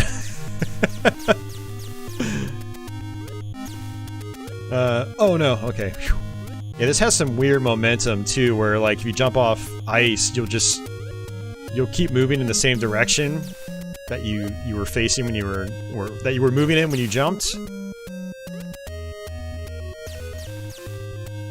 Oh nice, I despawned all of them. That's good.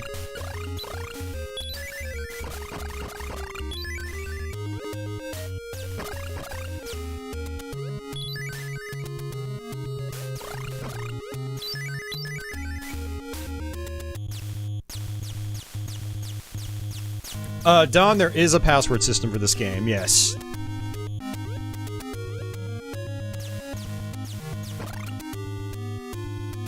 Some of these levels are pretty long, too.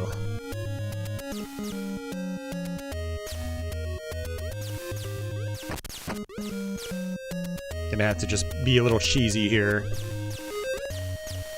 Kinda like Mega Man, there's no timer. So you might as well take advantage of it. Oh, come on. Unfortunately, my shot is very short range right now, so it's not a whole lot of good.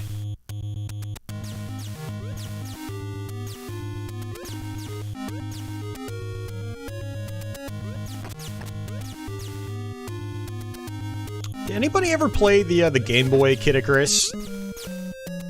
And also, have any of you guys played Kid Icarus 3D on 3DS? I'm kind of curious how they are.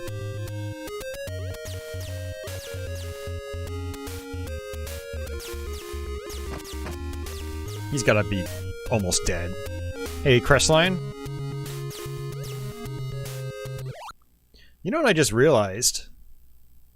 Is, yeah. I have a potion. That's not like, for the eggplant, is it? I don't remember.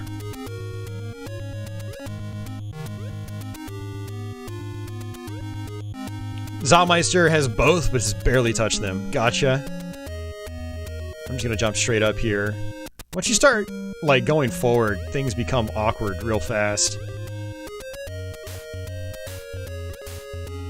Oh no, not these guys.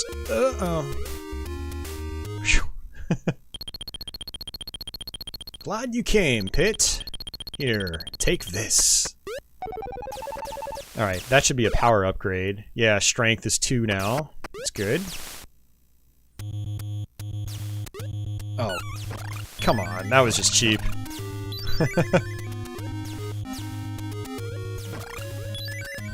Whoa, that was really close.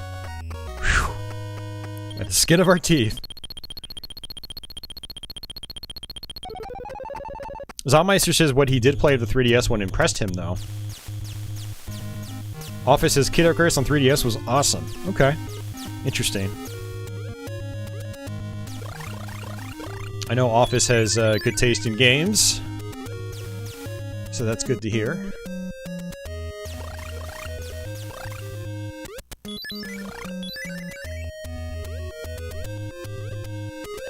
Oh, wow.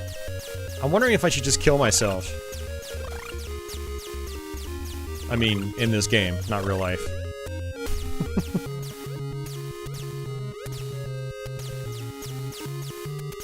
Because, yeah, look at my health bar. It's extended, which... not really sure why it extended. Let's just not do this, because one hit's gonna kill me. Or I wonder if upgrading your power also increases your health bar. If anybody knows how your health bar increases, do let me know.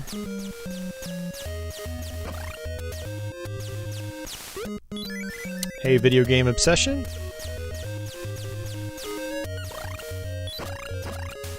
He says, don't die, it'll use your bottle.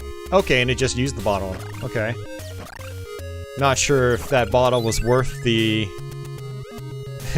however much money it was. It wasn't cheap. And I don't have much money here. I'll go ahead and just buy a hammer.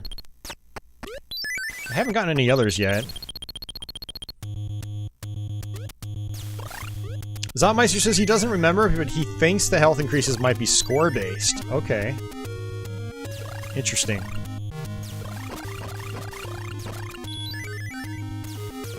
That's satisfying when you pick up multiple hearts back to back. That echoey chime sound. I've always enjoyed that.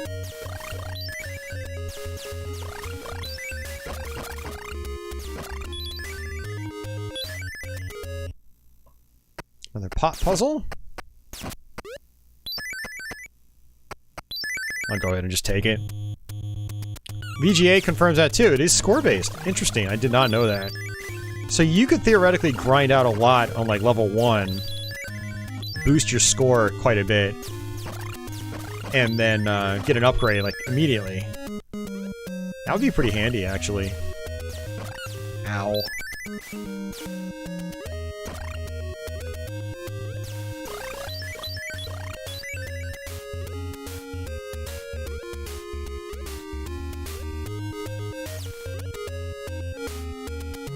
Jump, jump, jump over here, loop over. Alright. We're making progress, surprisingly. Not these guys again. Yeah, if I move over to the left, I'll actually appear on the right-hand side of the screen and fall to my death. So, that would not be good.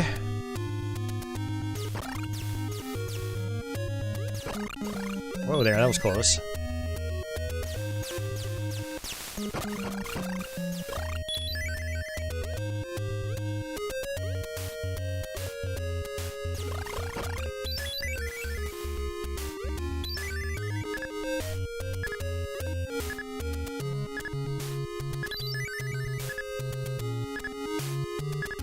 Oh. Those hammers don't scroll down the screen very fast. Alright, so these branch-looking things, they do actually hurt you. So that's... this can be kind of tough to work with. Uh-oh, not good. This game is mean in the beginning parts of the game. It's one of those games that actually gets a lot easier the farther in you get. It's kind of interesting. Probably one more hit and I'm dead.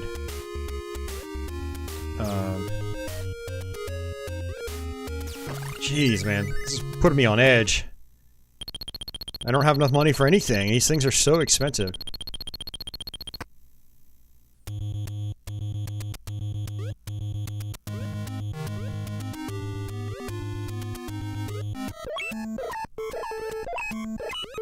Just gonna try to... Uh-oh, uh-oh, not good. Dead.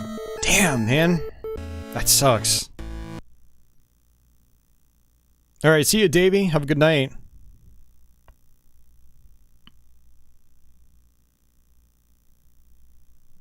So Zombmeister says you can learn the patterns to those treasure rooms, and if you save your Reaper pot for last, it's a special item instead. It's a credit card.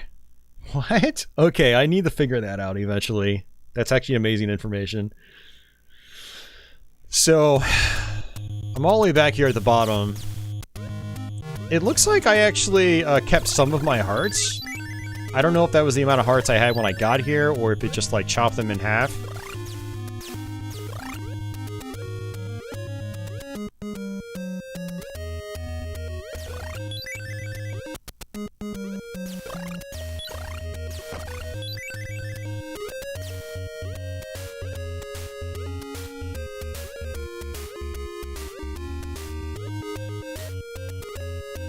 Looks like you got a variable jump height too, where you can just tap A little bit, and you know, you'll do a little baby jump.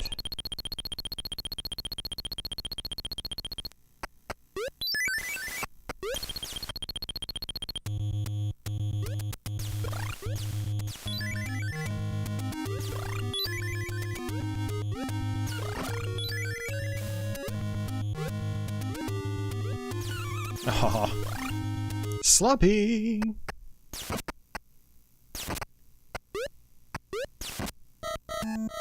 Okay, so I guess what Zopmeister means about the bottle patterns is, I'm guessing it's the same for every level. Or I should say the pattern is a specific pattern for like a specific stage.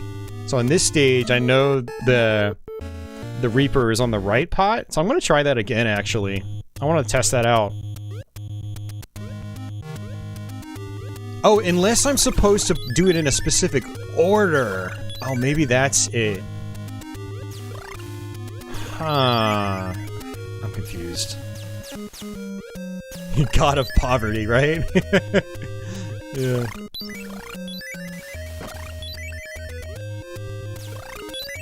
Alright. Yeah, see, now I'm confused. I don't know if it's just the Reaper's in the same pot every time, or if he just appears to be hit like the pots in the wrong order. Let's see. Oops, that's the shop. Forgot about that. I'm not gonna worry about the hammer this time.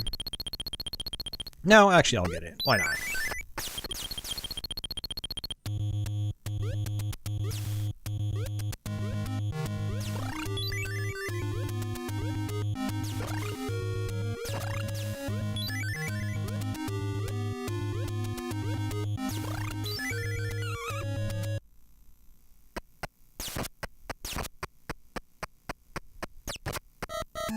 Yeah, you have to hit him in a specific order. I don't want to memorize the order. I had to verify that because the bonus room wasn't that high up in the level, so I knew I could just kill myself and try it. Again, it's all about seeing what works and what doesn't.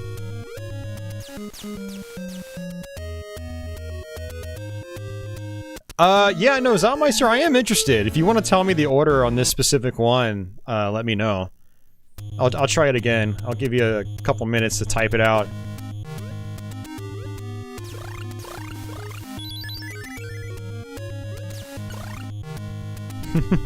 Case of eggplant curse. Remember to visit the hospital.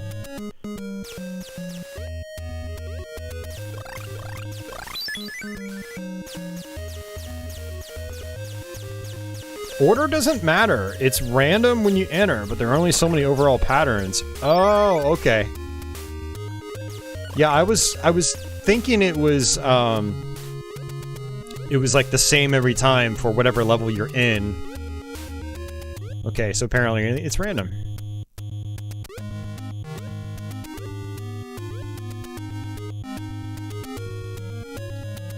Top two on the left side will be safe, as well as the bottom right. Okay.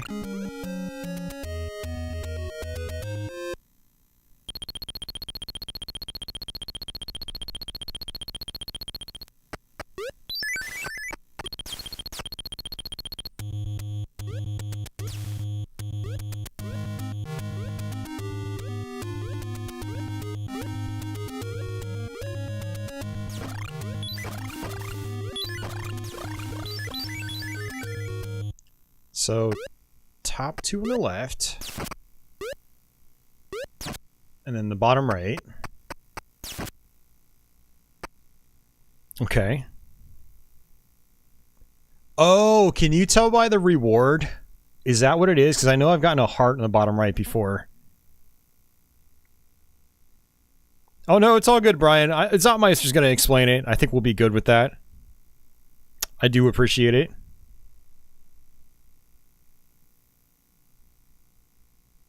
Reaper's in the top right. Okay.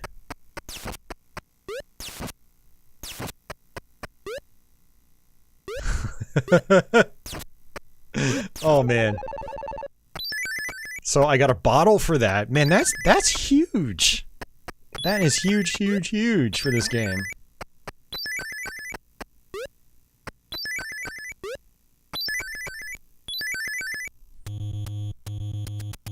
So I didn't get a credit card.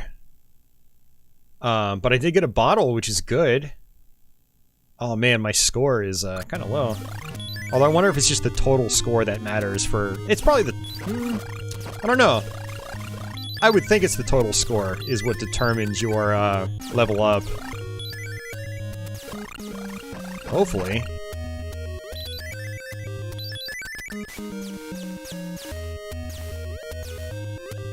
Alright, so I'll be referring to you guys again when I get to another one of those bonus rooms.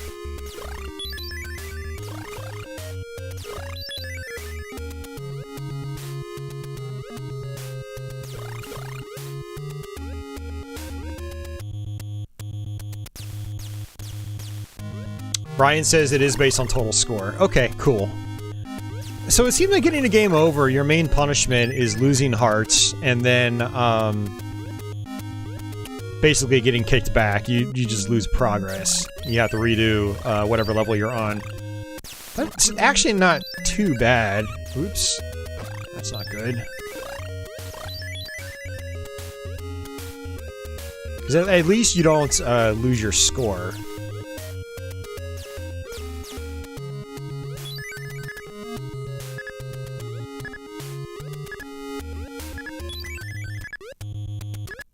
Through this as fast as possible, because this part is a little challenging. Although it seems like the hit detection on those spiky things is pretty forgiving. I only have 238. My next upgrade is at 50,000. Okay, that's a little while from now.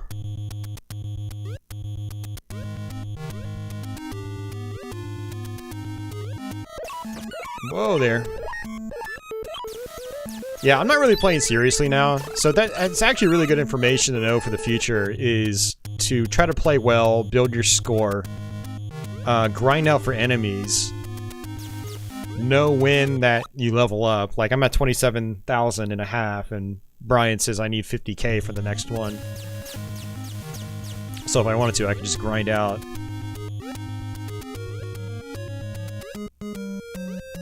So, realistically, I'd probably want to grind out on the first level in the game to have a head start. Same with level 2. Ooh, nice. Let's see, what do we have? Can you endure this harsh training? Oh, I remember this. Man, I totally forgot about it.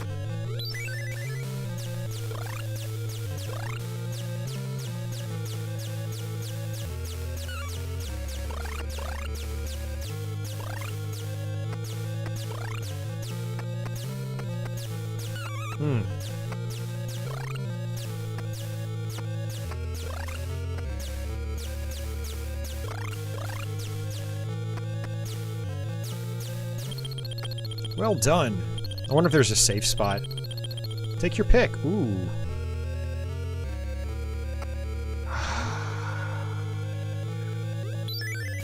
Probably should have picked something else, but... I don't know. What do you guys think?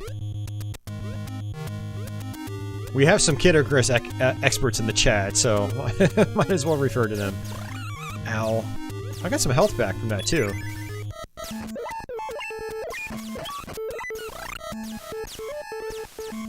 It says the bow increases my firing range. It doesn't look like it has, though. You know, I picked the bow because of that.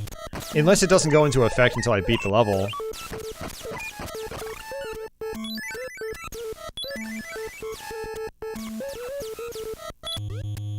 And that's that.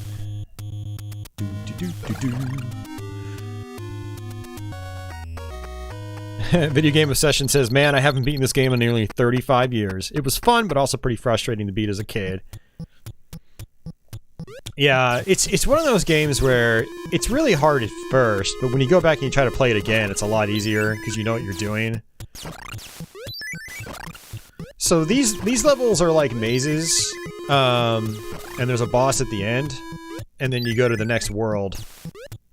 And, so these are definitely maze-like and can be tough to get through.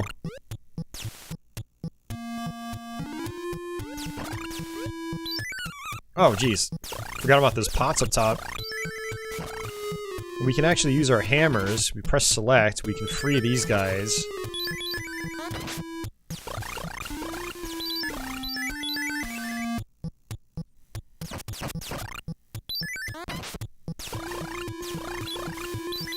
that is the purpose of your hammers.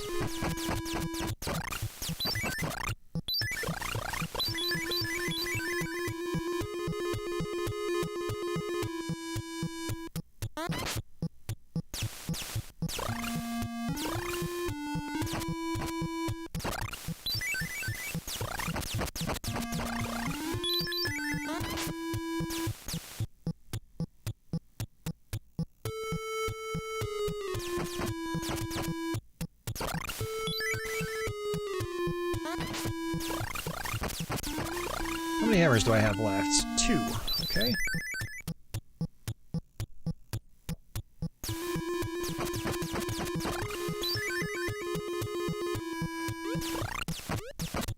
I'm gonna kill this guy. Let's wait for... Let's see if I can... I don't want them to land on top of me. Okay. Eh, that's fine, I guess.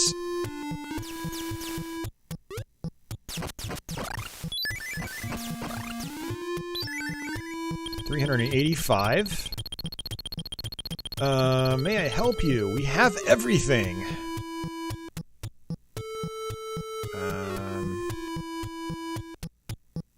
It's a tough choice. Like, I want the health, but... Oh, look at that! I can go back in. That's actually pretty reassuring already.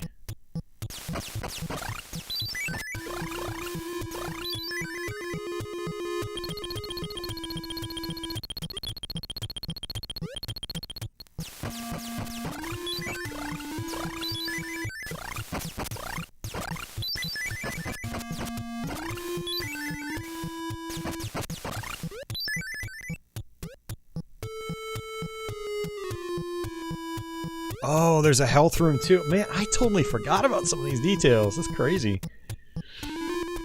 Hey, Potbelly, welcome back.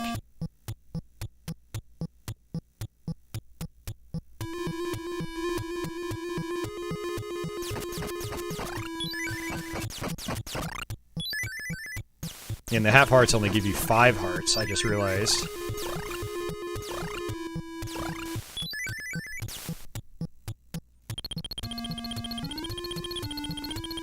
Know how many hammers I need.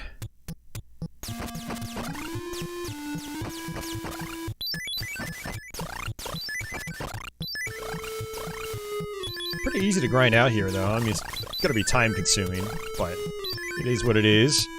Hey, Pearl Jammer, welcome back. Looks like these are just... I don't think they're even randomized, really. I think it basically cycles between 2 different patterns, and it might not switch to the other pattern until you buy something. Yeah, it's just stuck on this one pattern now.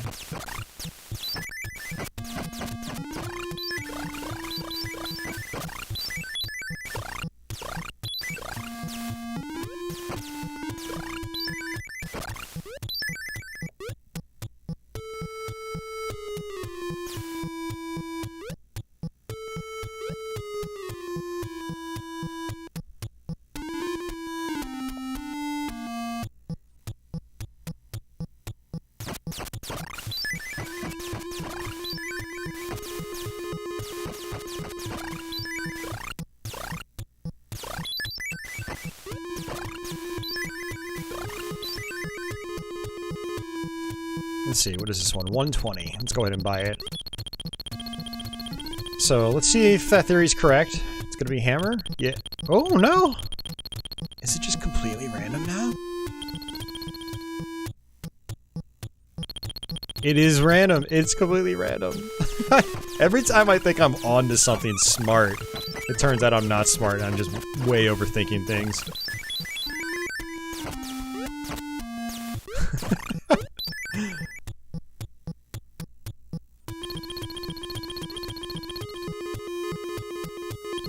Here we go, yeah, hammer. Andy is back.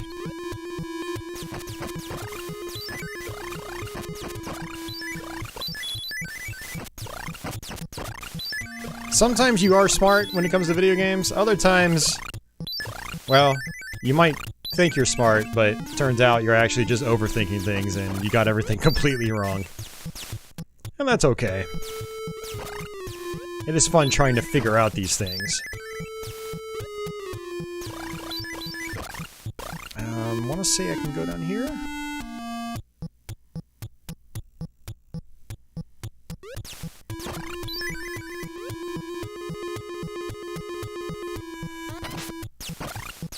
I don't even remember if I have to, like, free all of these guys, or if it's just a few, or what.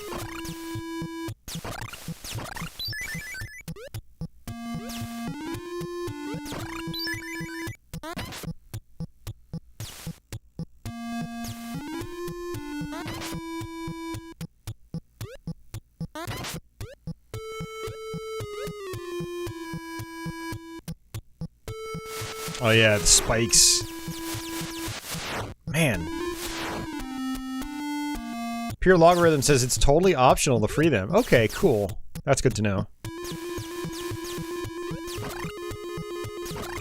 Yeah, so they're basically just boss helpers then.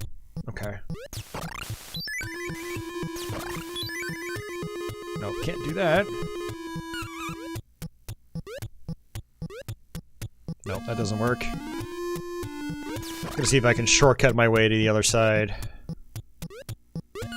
Oops, taking damage.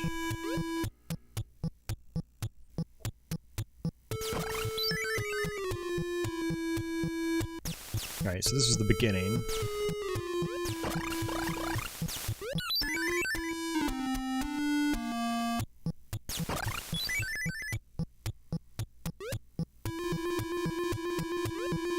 Nice, can jump up there. Kind of low on health, unfortunately. Uh-oh, the eggplants.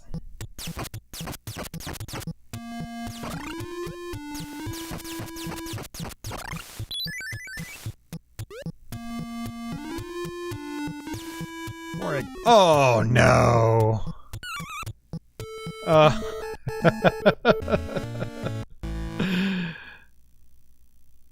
Oh man. Oh man, oh man, oh man. And I lost all of my helpers. I got all my health back, but I lost my helpers in the process.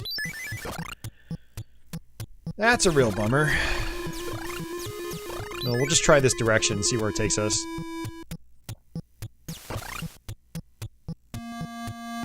Should probably pick this up, whatever it is.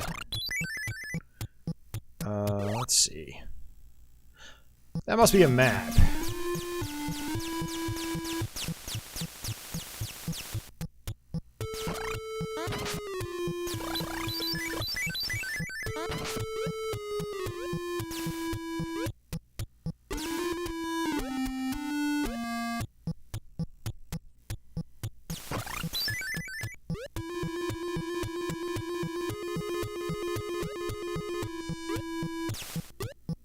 Yeah, if we get to the boss, I guess I'll just try him without any helpers.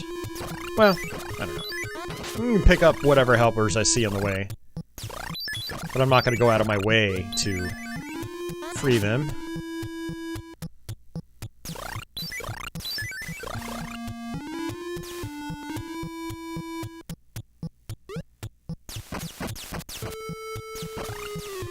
Crap! Man. Well, that sucks. I'm assuming that's what the medical place was for. Is that a good guess, guys?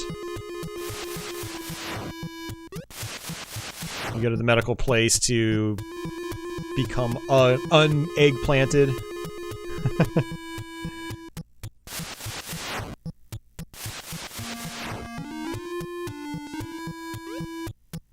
Be funny if I can get to the boss room in this form and still survive it somehow with my helpers. Probably not gonna happen.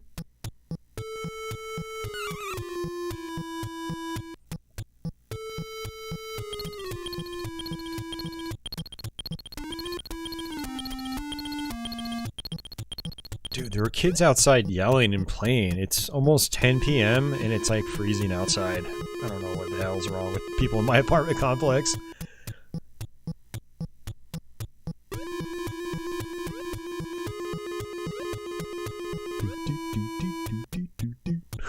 This music. Okay, it's possible to get past them. Ow.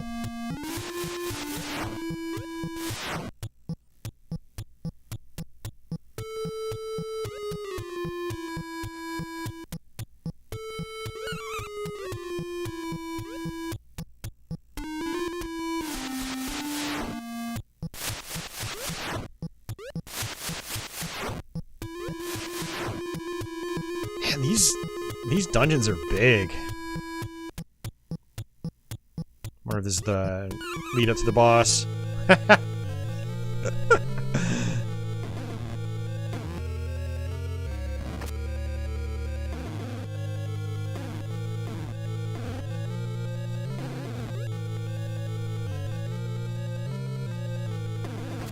Oh, poor guy. Yeah, this isn't gonna happen. So if I had like 10 or 12 of them, I might have actually been able to do it. They shoot when I tell them to.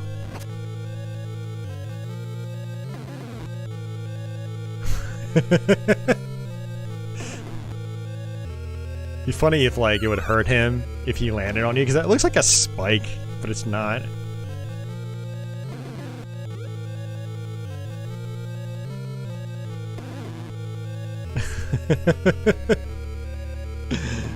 Alright.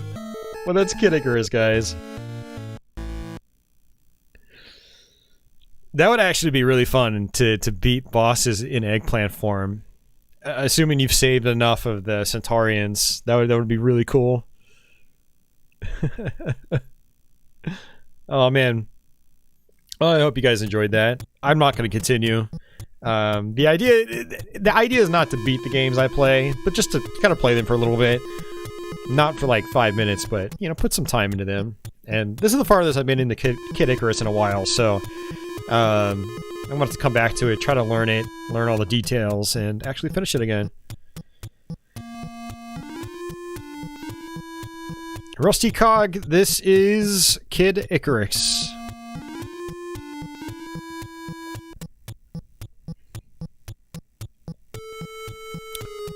Alrighty. Let's... Oops, wrong screen. Let's go ahead and switch games. I'm going to use the restroom again, actually, and then after this next game we play, we will probably end up taking a lunch break, because we're almost 3 hours in. Well, 2.5 hours as of now. Let's see.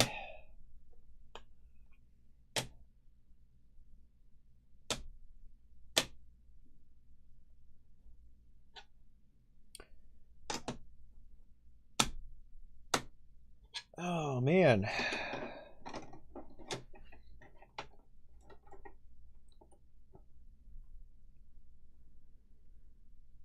Video game obsession. Look at the stream title and read the description. Does this look like AVS?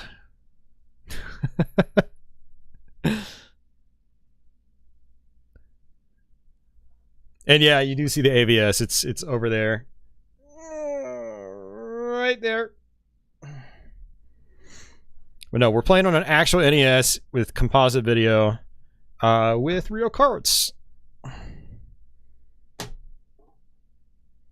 I thought I made it pretty clear in the title and description, but please feel free to correct me if I'm wrong.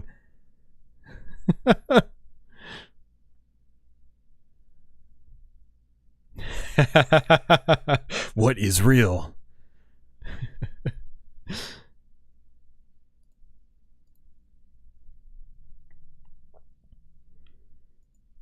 Oh, man.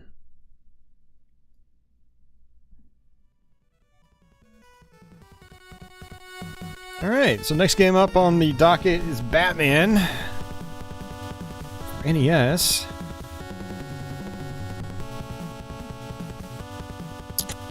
I mean, the AVS is technically real hardware, but it is also technically a clone system. So, but yes, when I say real hardware, I do mean the original hardware from back in the day. But I guess you can definitely pick hairs here, or split hairs. Not pick hairs, split hairs. I'm not good at talking. Potbelly says, "I know there's an AVS inside that NES shell. I know it." No, dude, this video quality sucks. I mean, that should be the first giveaway. Is the video quality is terrible. You know, I should actually hook up the AVS and just switch between the two so you guys can see what I'm talking about. I could actually do that if you guys are interested. Hey, thank you, Shane. I appreciate that. Yeah, I'm at a point in my life where I can have a pretty sweet setup. It's been a long time in the making. It's a long time coming. Definitely didn't get to it overnight. So, and you guys can have some eye candy when we stream. And a cat. Man, she's knocked out.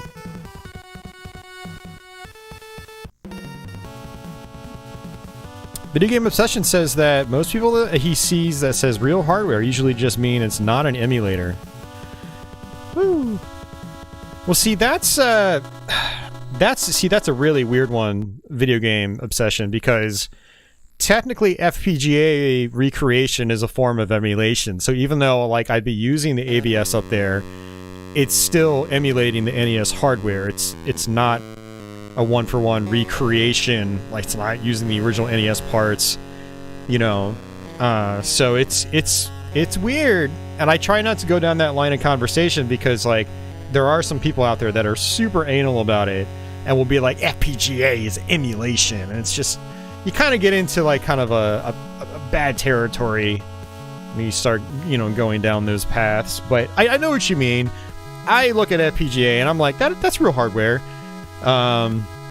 But it's also emulation, depending on how you look at it, so.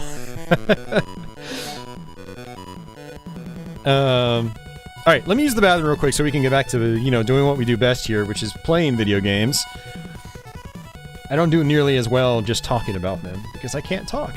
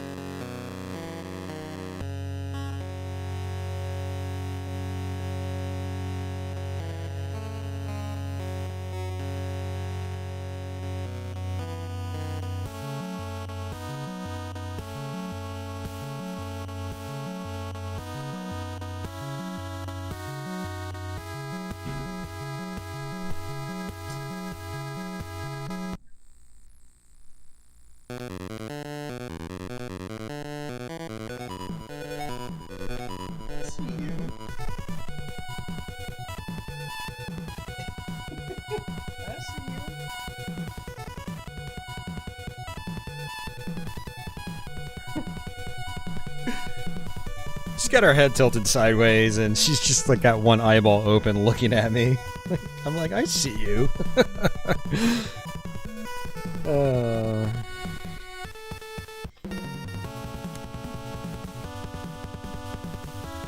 Cafe Man says this music's putting him in a Batman mood. Hell yeah.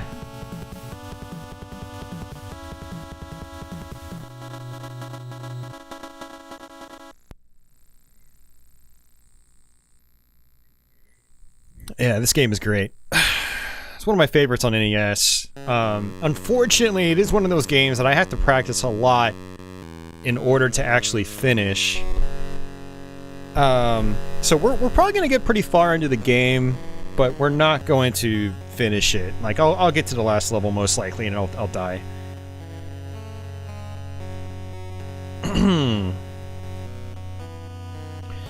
So I am using I'm using a flat panel. I always use a flat panel when I stream, but I have a couple of CRTs in my room here that I do play on when I'm not streaming. When I'm not streaming on YouTube anyway. On YouTube, I'm always on like a 3-monitor setup, so I can monitor chat and see the gameplay at the same time.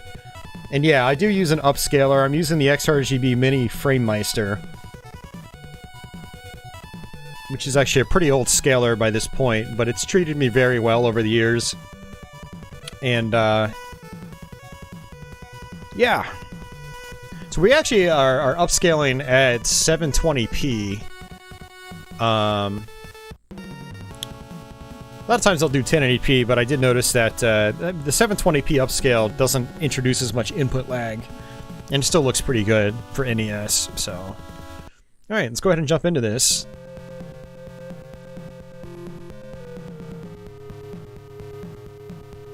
Yeah, Pop Bailey, I do that as well. Absolutely. We've done Mr. Streams here, and especially when I'm over on Twitch, I have a Mr. adapter that routes the analog out to component video.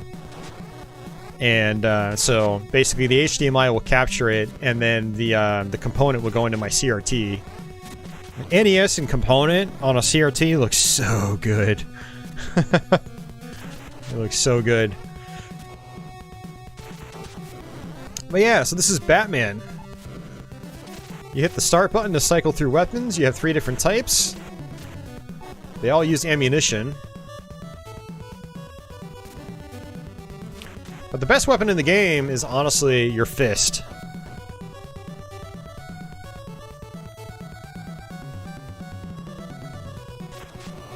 It just basically locks enemies into place. It'll also make it so, like, you'll have iframes on enemies, certain enemies, if you punch them. Like, certain bosses, I think you can basically get inside and just punch them.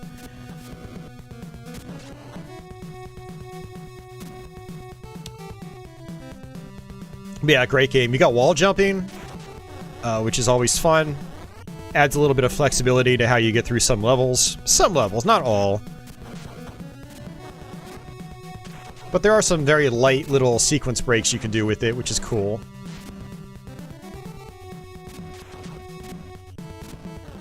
Enemies will drop random power-ups. So you either get bonus points, you see your score by pressing select. You'll get weapon ammo, or you'll get hearts. I always forget which weapons I prefer to use in these flying guys. It's probably my 3-way shot. The boomerang is probably the best projectile that you have, because it uses very little ammunition, and it'll do multiple hits if you kind of time it right. For this first boss, though, I like to use my 3-way shot. I'm gonna be very rusty at this game. I haven't played it much recently. You can kind of just sit in one place if you want on this boss fight. Just wait for him to come down, and then you just use your projectile. Come on. It's possible he might not dive unless you're a little bit farther in. I don't know. Come on, dude. He doesn't want to cooperate.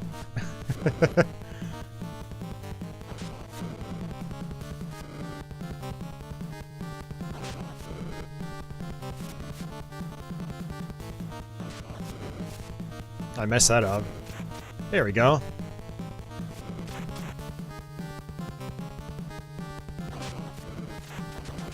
Boom, got him. Yeah, Shane, I mean, it's skilled artistry.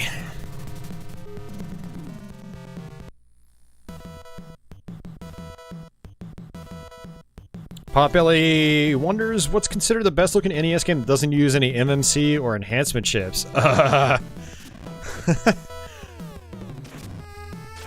Galaga? I don't know. Hell, I think even Super Mario Brothers used a mapper. Yeah, the NES is actually very limited without its mappers.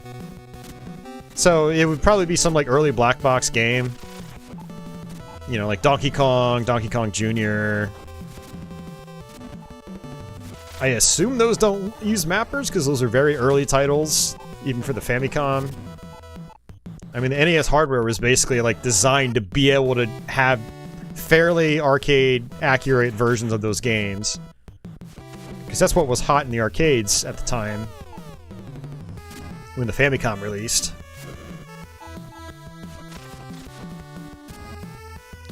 Zelda 1, I believe, is MMC as well.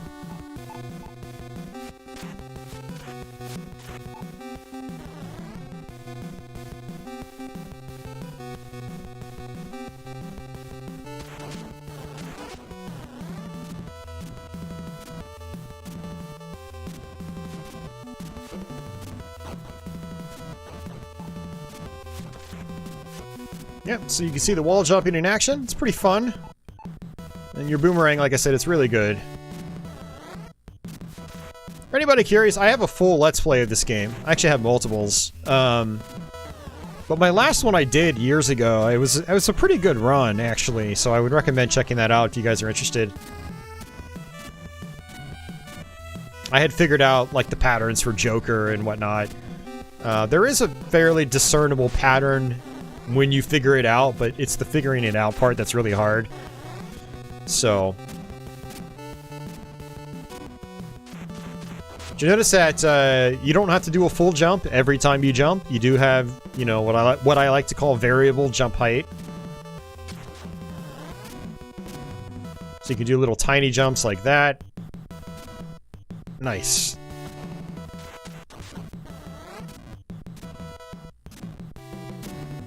And you can also jump just off, just a tiny little pixel edge. It doesn't have to be like a big chunk of wall space.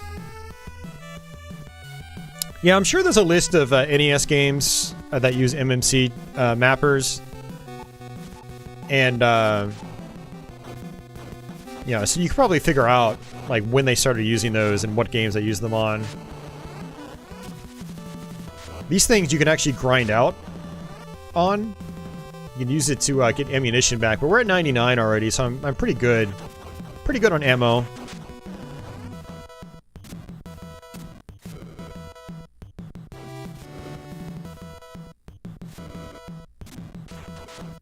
The only good Batman game? Yeah, I can't agree with that. I think Return of the Joker is pretty cool.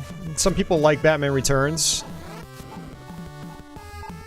Now, the best Batman, I would agree with that.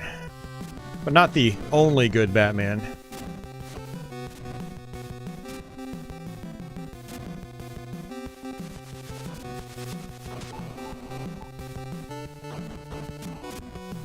I don't think I have Return of the Joker right now, now that I think about it.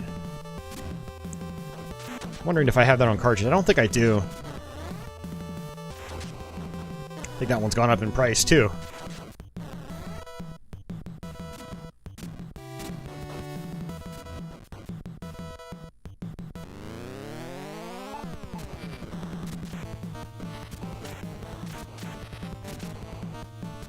Alright, so this is sort of like a multi-phase boss fight. We have to hit these turrets first.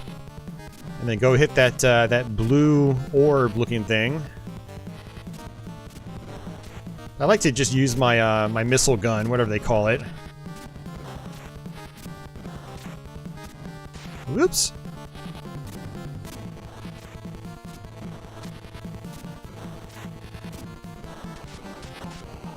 Alright. So what I like to do is get up close to this one, this turret. And then you can just duck under. You have to be in the right position, though. Let's see, is that enough? It is. Okay. The positioning's a little weird. As long as you stay away from LJN, you're golden. Yeah, this is like meme territory here. See, I don't agree with that either. There's some LJN stuff I really like. This is like AVGN stuff. You know, stuff you'd rip off an AVGN video. You take whatever he says is gospel. We actually did a... No, we didn't. I thought we did a all LJN stream one time. What we did is we did a stream by Rare, or games developed by Rare, the British developer. And they actually had a couple of games published by LJN, and they're solid titles, like Nightmare on Elm Street. I like Nightmare on Elm Street. It's a fun game. Another LJN one I love playing is Friday the 13th. It's a very interesting game when you actually know what to do.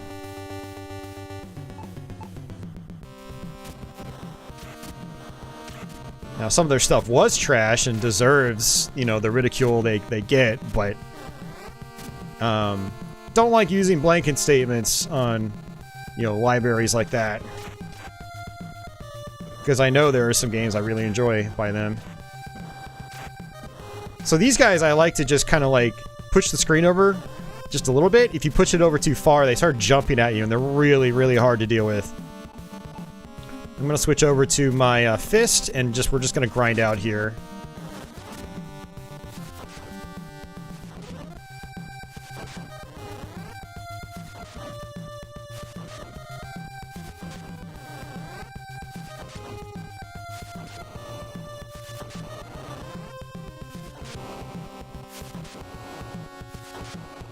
Alright, there's a heart. See, I do want ammo, but also getting my health back is pretty useful too.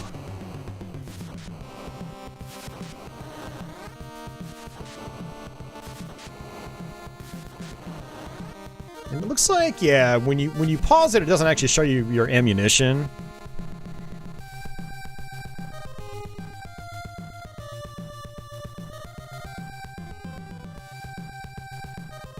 Tokyo Drift Style says, "Hey, cool channel. Thanks, dude."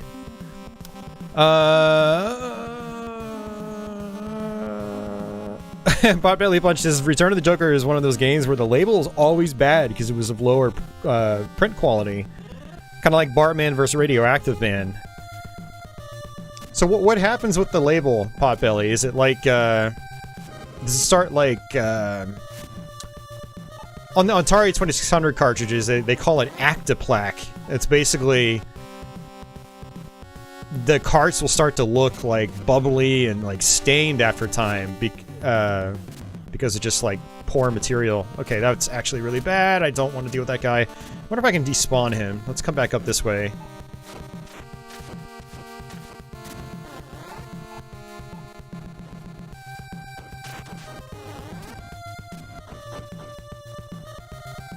Alright, so let's kind of... This is bad.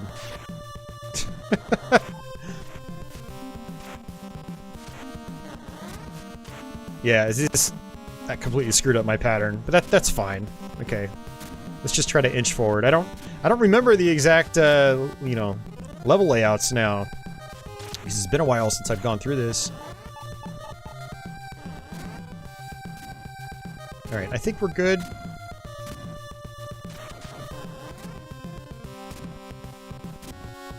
Now, if I wanted to, I could grind out here. Yeah.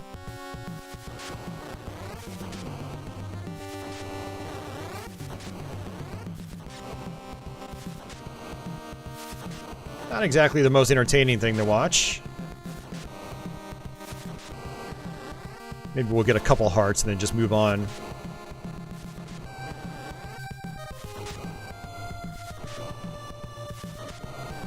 But if you're trying to learn this game for the first time, you definitely want to do this. You want to have as much health as you can. Otherwise, you're going to be dying and restarting sections over and over again. And then when you get a game over, you have to redo the whole stage. Alright, that's good enough. So I know we're going to go to another section right here.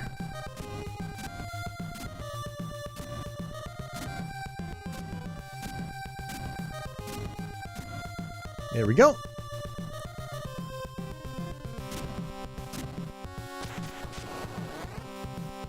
Let's trigger those guys. Whoops. Alright, so what I want to do is actually switch over to this. And I think you might be able to despawn that guy too. I'm not going to worry about it.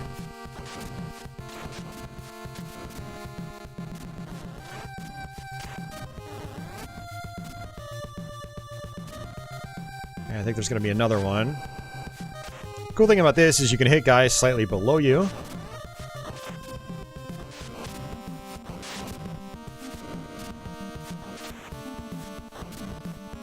Speaking of which, I can probably just sit below there, right? Like right here in the corner. Stand and use my special and then I'll hit him. I didn't even think about that before.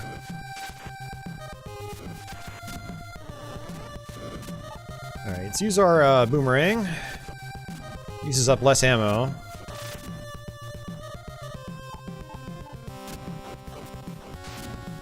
Oh, that's not good. That was bad. That was my fault. You know what I should have done is actually used a projectile and just shot that thing long range. That's the safe strategy, but sometimes I want to save ammo and just use my my punch. So like what I do is probably use this. Ooh, that doesn't even work. Alright, well, never mind. Just have to time it. The interesting thing about these guys is if I'm like down here, I can't actually punch them. So you need to actually duck and punch them.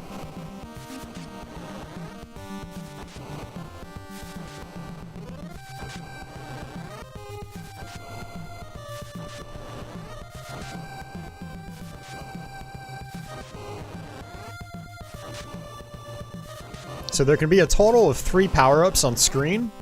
And then those guys will just, you know, stop spawning. So that's why I'm collecting every time there's just 3 on screen. Plus you'll notice they also time out. Alright, let's just continue as is.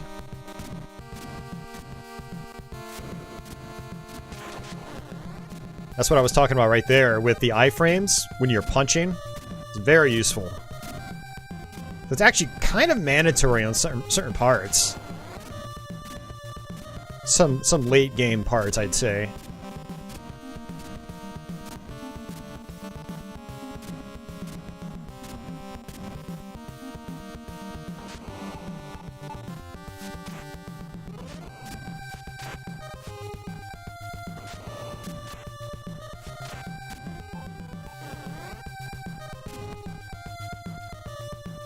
Alright, boss time. Alright, if I remember correctly, I can kind of come up here? Whoops. Oh, not good.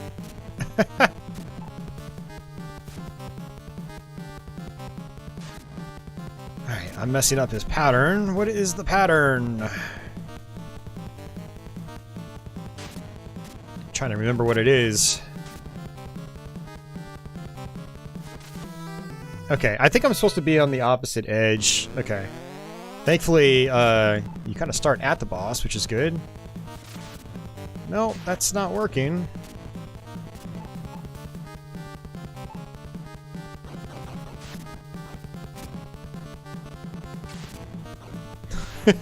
There's a really easy pattern in this guy, and I totally forgot what it is.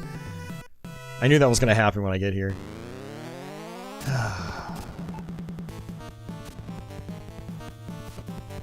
I feel like maybe that's it. Yeah, okay. There we go. That's it. See, it's a lot of bosses in this game have really easy patterns. It's just, can you remember what the pattern is? When you haven't played the game in a long time, sometimes you don't. And if I wanted to, I could probably use this. It's much more powerful. It uses more ammo, but it is much more powerful. So it's good for boss fights. If you time it right, you can hit enemies twice with it. Oops, missed completely.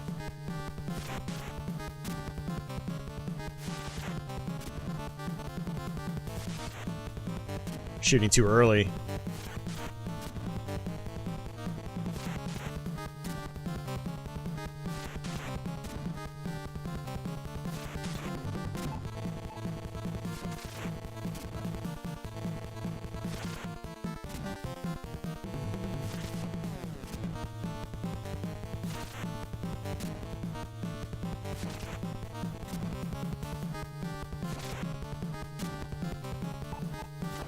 There we go. Got it.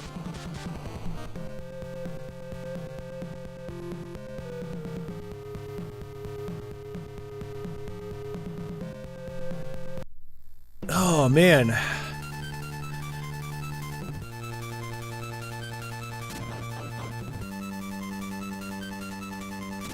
Alright, so much like, say, Journey to Silius, this game isn't all that long.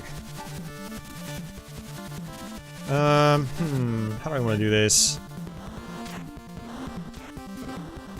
We have enough ammo here. We're gonna have to grind out. Alright, let's go ahead and punch and jump.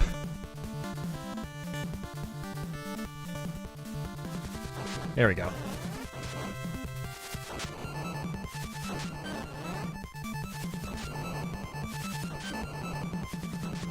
Hey, Uber Disco!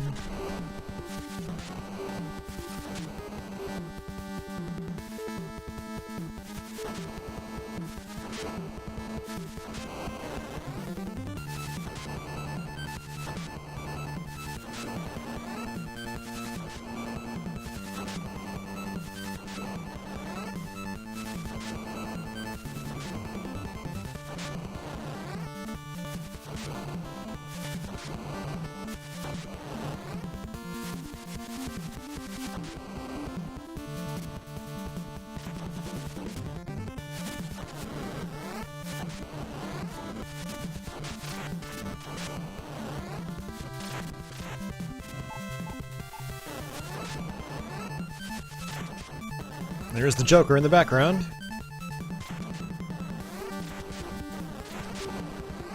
The fist just comes out so fast, too. It's really good. Yep, there's another one. You really need to memorize where these guys are. That, or make sure you're inching the screen over really slow. I think there's another one. Is there another one? Let's see. Yep.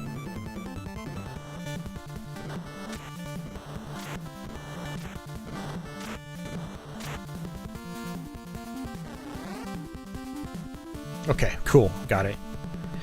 I'm doing alright, Uber. Thanks for asking. It's the start of my weekend. Did my last work shift of the week today.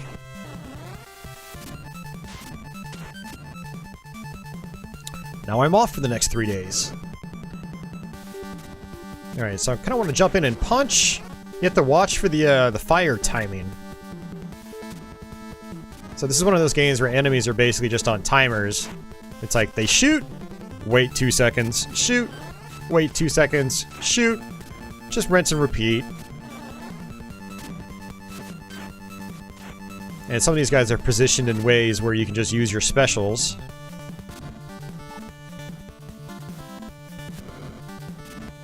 But if it's easy to destroy them without using a special, I'll choose not to use a special. Because, you know, it's better to have ammunition than to not have it.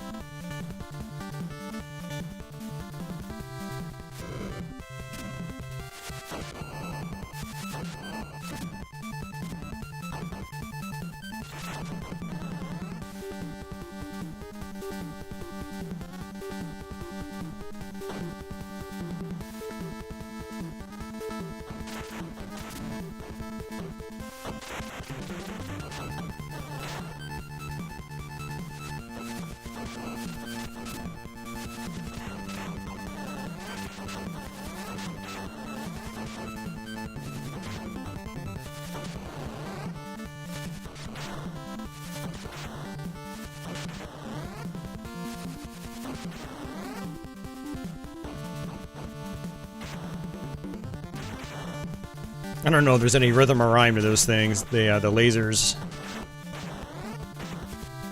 Alright, so for this one I'm gonna go ahead and just destroy this. Make life easier. Yeah, Don, the Genesis game is very different. I do not enjoy it nearly as much. Yeah, it's a very slow game, the Genesis one, and it's, I don't know, it's really difficult for kind of like all the wrong reasons. I mean, this is difficult too, but you know, in this it's like you learn the patterns and then you're pretty much golden. But the Genesis one, like some of that combat in particular, I just can't get a handle on. Like, I feel like I take hits no matter what. Maybe it's something I could get better at, but I'm not sure. What I'm probably gonna have to do on that is look up some kind of long play, see if they manage to get through it, like, without dying. Oh, crap. I didn't mean to do that. I screwed that up. And if I see a playthrough where they get through without dying, then I'll just try to take whatever strategies they use and try to apply them to my own personal playthrough of it.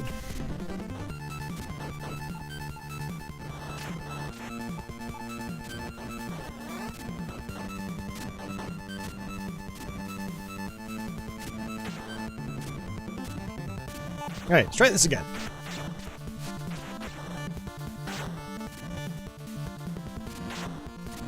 Man, I am really rusty at this game.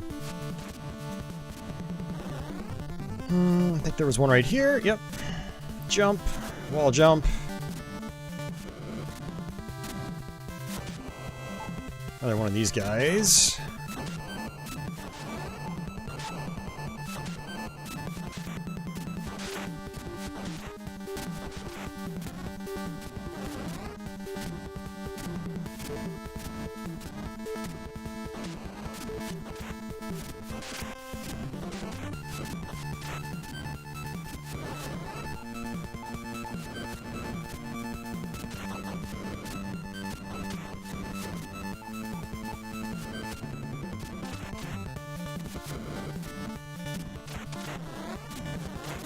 Alright, cool. Getting close to the boss fight. I probably don't really need to grind out. This isn't really a super tough boss.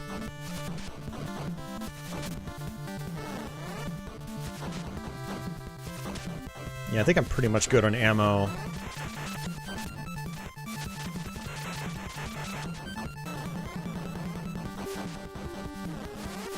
Whee!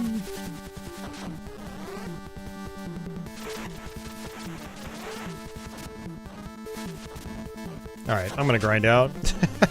Wanted to make sure that other enemy was dead.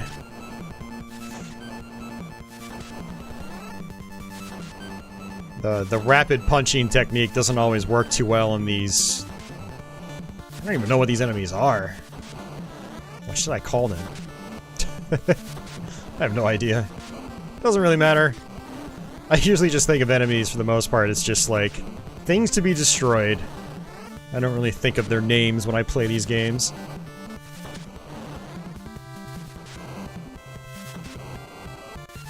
Spiky drilly bomb thing is what I'll call it. Yeah. It's a quality name.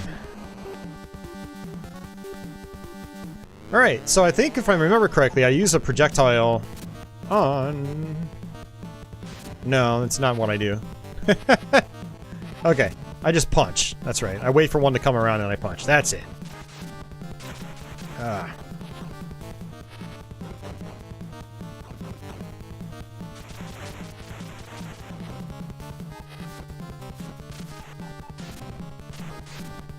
Nope, that is totally not how I'm supposed to do it. But whatever. Uh-oh, I'm dead. Or not. Oh man, I'm hitting my head on the ceiling. Alright, well that's it for Batman. Because it's gonna put us all the way at the very beginning of the level, and I'm not going through that whole thing again. So, oh well. This is also one of those games where if you try to turn while you're ducking, you actually end up just walking in the other direction. So you gotta keep that in mind. And if you're trying to switch directions on the fly, which you do have to do sometimes. You have to keep that in mind. And you have to actually let go of down, otherwise you'll just keep running. Holding diagonally down in a direction doesn't work. Oh, man. That's a bummer. If I remember correctly, I think one of my strategies on that fight was to try to punch one of them on the top and then drop down below and use my three-way shot, because it goes through walls, so you can kind of hit them that way as you wait for them to come back around so you can punch them again. But yeah, like I said, I'm rusty, so. Pensive Scarlet says, we can call them the Explodey Fellow. See, I kind of like that. It's a good name. Oh, man.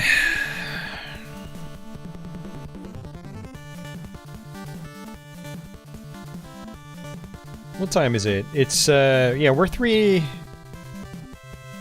over 3 hours in right now.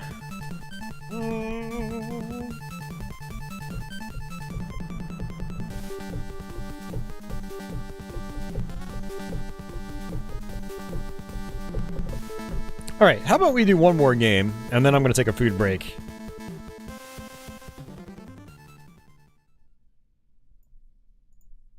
I do think that's what I'm going to do. Alright.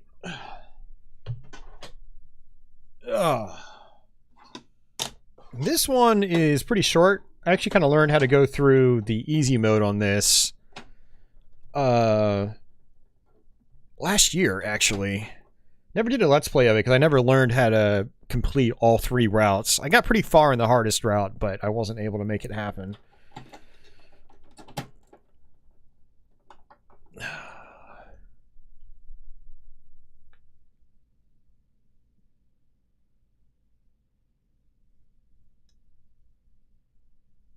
All right.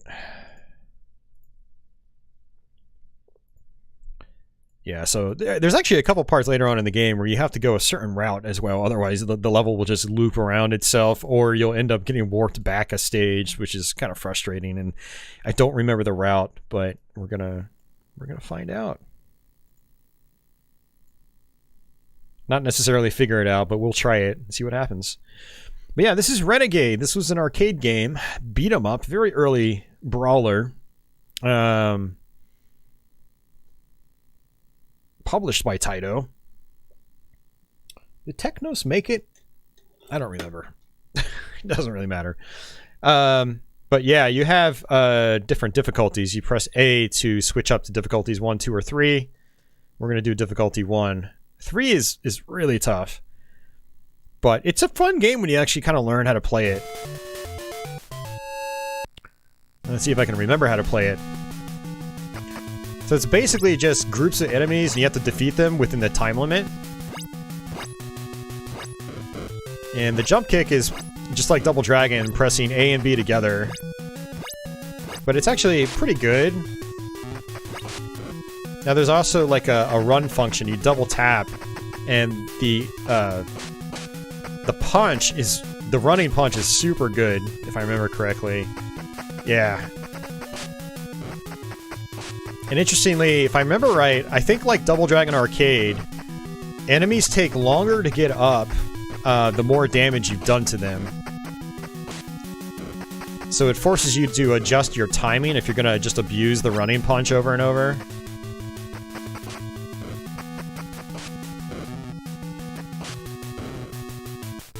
I believe this game is also on the Kunio-kun collection. But yeah, strategy is to use your punch as they get up.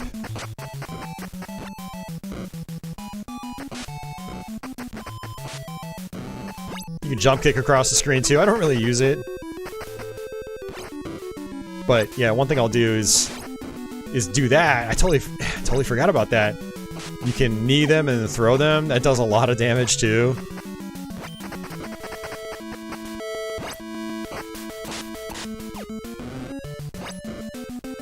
Now, in the higher difficulties, it's harder to abuse this. And then even on the first difficulty, I think enemies start having a lot more health. as the game goes on. So you kind of got to watch out for that. Oh, jeez, man.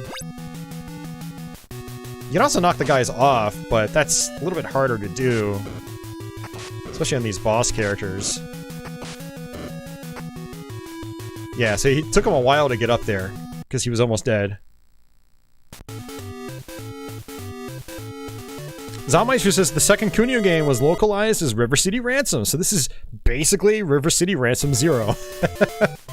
Nice.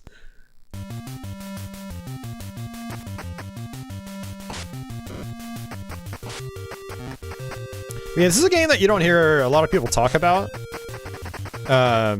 Usually, you know, people will either talk about River City Ransom or, of course, Double Dragon. But when I went back to this and I learned it last year, I was like, dude, this game is really fun. I'm glad I did. I had always avoided it because it always looked super basic to me.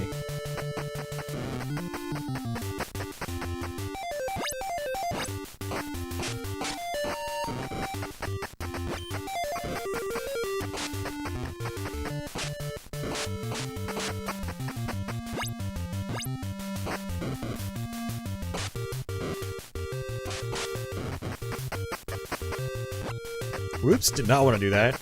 Yeah, sometimes you'll find yourself, like, running by accident. I guess it's just the way it reads your inputs. And I think I have to jump kick here? Yeah, just jump kick these guys. Not too bad. Then we go into a motorcycle section.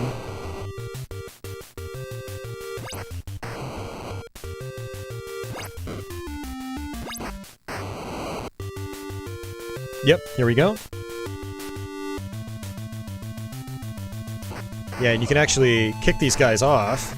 And occasionally you'll get, like, a pickup that makes you invincible and speeds you up.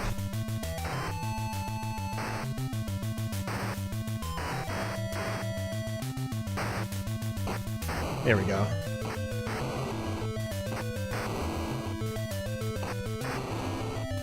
There, I got the turbo. Just speed right through.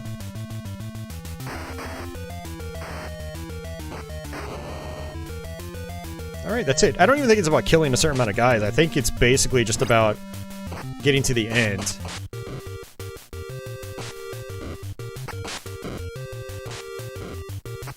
So again, just timing my my run attack as he wakes up.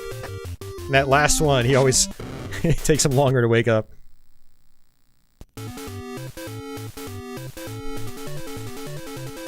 It's Double Dragon Grandpa edition.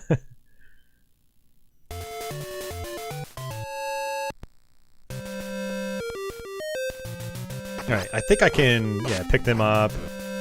Throwing is really good because you can throw enemies on top of each other and it does a little bit of damage to them. But the nice thing about doing the running punch is you can just, like,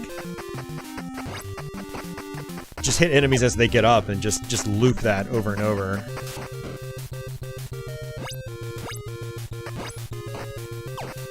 I've already forgotten, like, which door I'm supposed to go into. This is where you can start picking different routes, and if you pick the wrong route, you'll end up at the previous level. Maybe that's the next level where that happens, where you end up at the previous stage.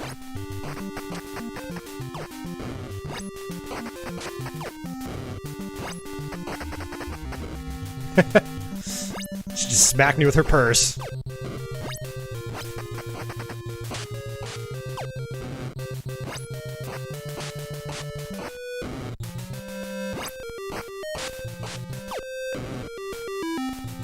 Alright, let's take the stairwell. Ah, okay, it's this one.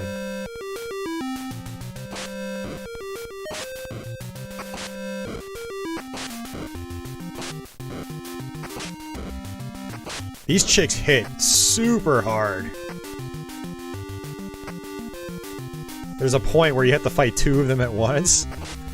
And that's one thing that, like, hard mode does, difficulty level 3, is, like, where there's one boss, there might be two. Or I think there's a point where there's even 3. And it's rough. It gets really hard on the 3rd difficulty level.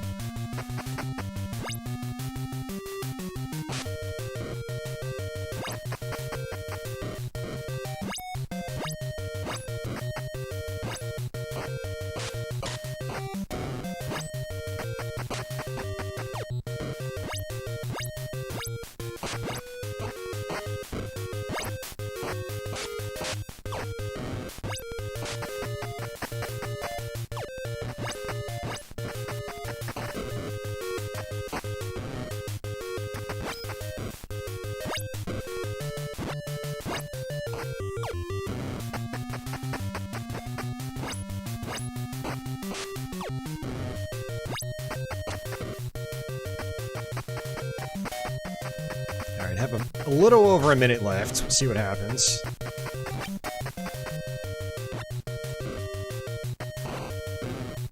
Nice.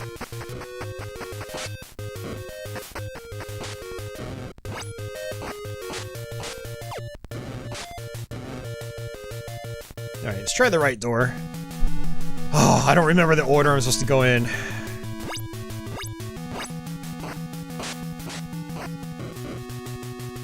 It at least looks like my health has refilled itself, although you can barely see it.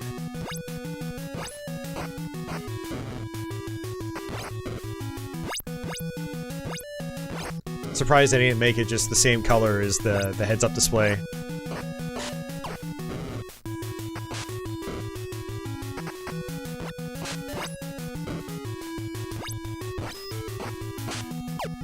Yeah, so when I first learned this game, I basically looked up a walkthrough for the solutions of each room.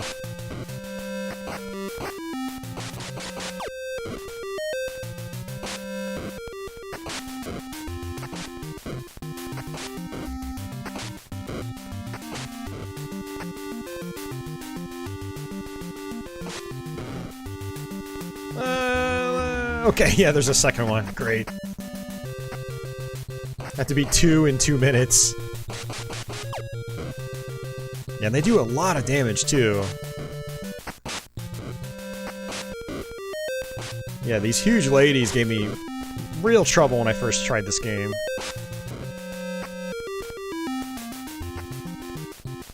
Oh, I'm dead. Ugh.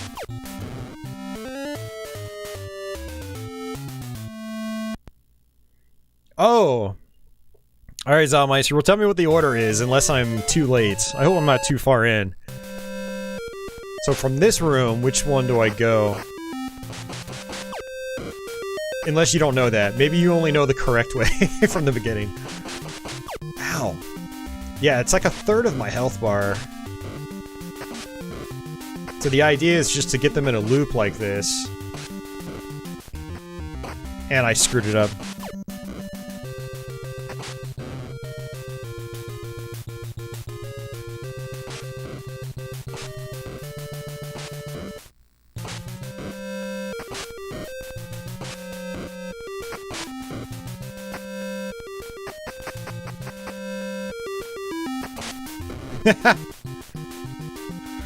Oh man.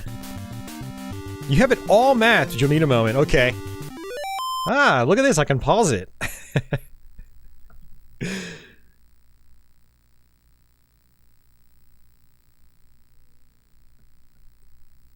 Oh yeah, isn't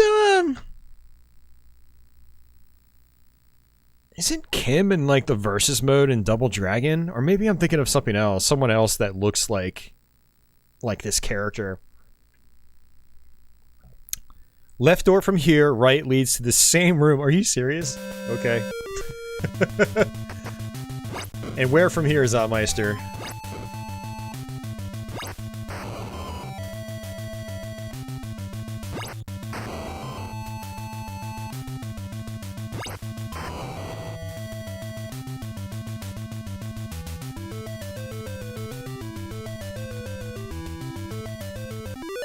Let's pause it, just in case.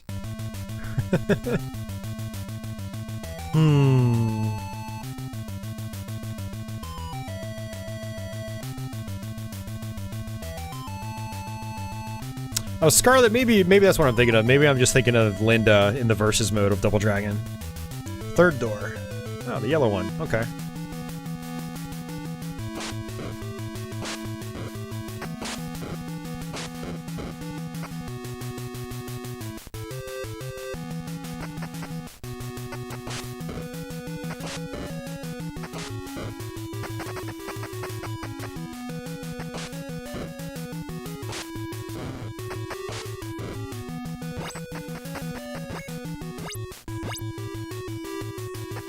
These guys look so derpy. It almost looks like they have no hands. Until they actually punch.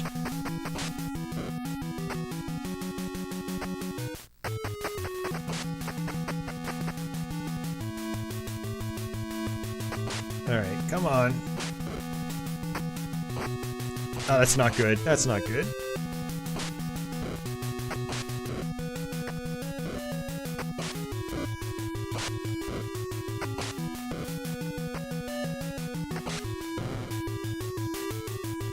Alright. Yeah, right, Don? Gotta love maze levels. It's definitely one thing I've grown to just loathe as an adult. I hate maze levels like this. It's complete trial and error.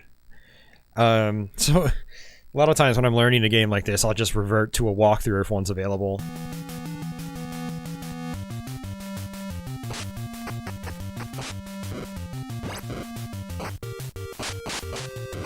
Yeah, but you can see how things are getting more difficult, though. Even on the easiest difficulty, it's still a challenge.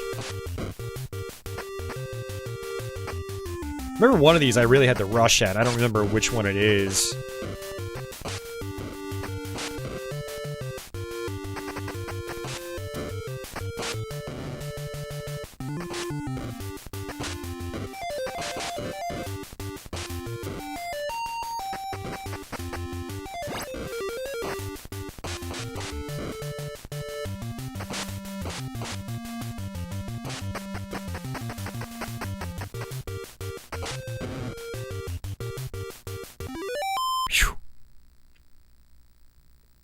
Immortal Destructor says, I never could finish this level.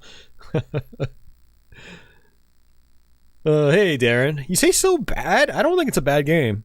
It's just, it's an earlier NES title. And it looks like it. But it's a fun game, man. It's got good combat. Zontmeister says center. Okay.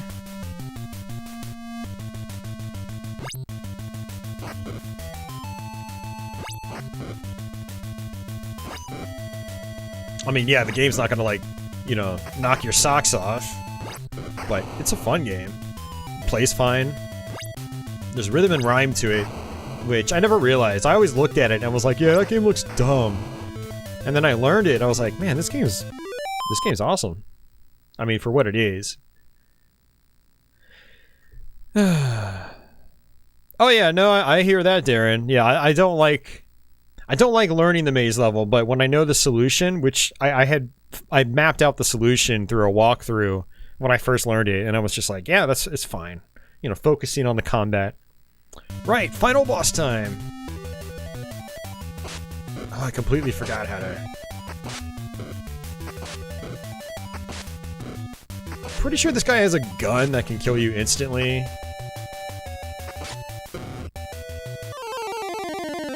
Okay.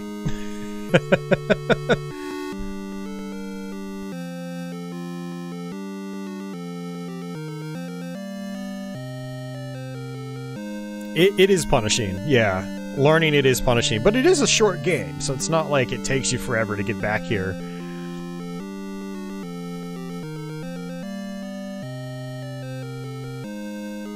No, thank you, Zontmeister. Couldn't have done it without you.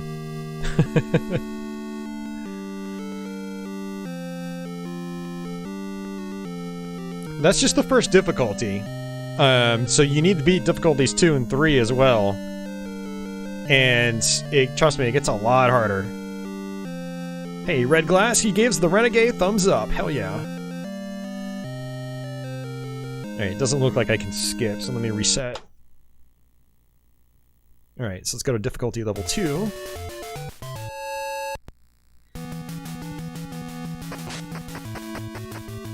So kind of the same thing as before, but you're gonna see, you know, the game just be more challenging overall. Some of the later game rooms as well are gonna have more enemies in them. You know, fighting multiple bosses at once instead of just one. The final boss might still be the same. Zontmeister, if you're sticking around, you gotta have your notes out for the maze level again. Except hopefully I can go the correct route and not take a detour.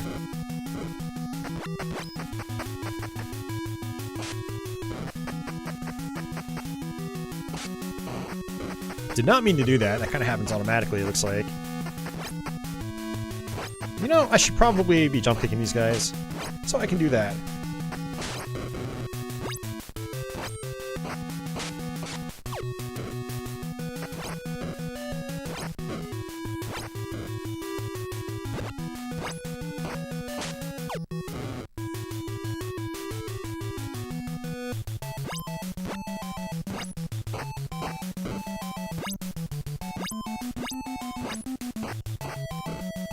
throw them into each other. Oh, I shouldn't have done that. I should have just thrown straight away. It's another thing, is like those guys with weapons will start whacking you pretty hardcore.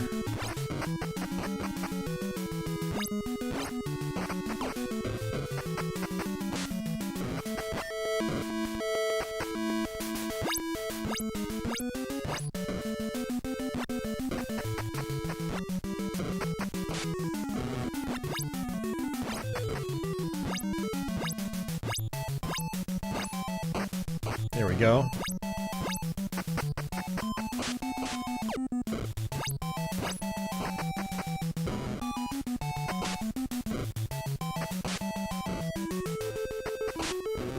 Alright, good deal.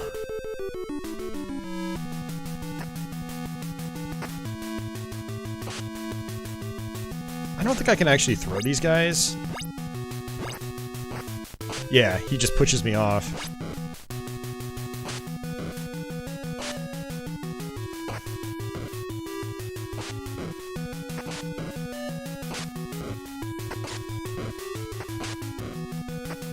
Yeah, your timing's gotta be spot on there.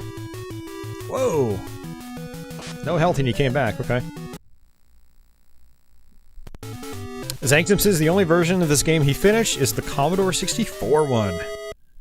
Thoughts on Target Renegade? Oh man. Not good. Yeah, that game is so janky. It's like, it's an official sequel, but not at the same time. Like, basically a company got the license to it and farmed it out to another developer, and they just made their own game using the Renegade name. And it's got some extremely janky combat. Like, you play this and you're like, oh dude, this totally was a lead up to like Double Dragon, you know? Mechanically. You know, the beat-em-up genre, you know, it was an evolution. You had Renegade, then you had Double Dragon. And in the arcade in particular, you know, it just kind of evolved from there. Target Renegade was not a part of that evolution. It was a de-evolution. I actually own Target Renegade. I don't know if I'm willing to fire it up tonight, though. I've got games here that I think are pretty fun, and I think Target Renegade would be going against that.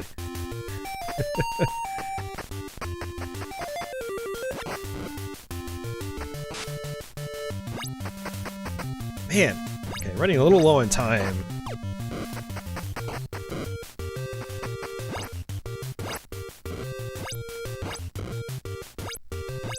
Yeah, see, I didn't even know about the Target Renegade thing until I was learning this, and so I had to look it up. And I was like, oh, you gotta be kidding me, there's no arcade Target Renegade? And then I learned that it wasn't even... it wasn't even really... I mean, it was technically official, because they got the license and everything, but it wasn't... Yeah.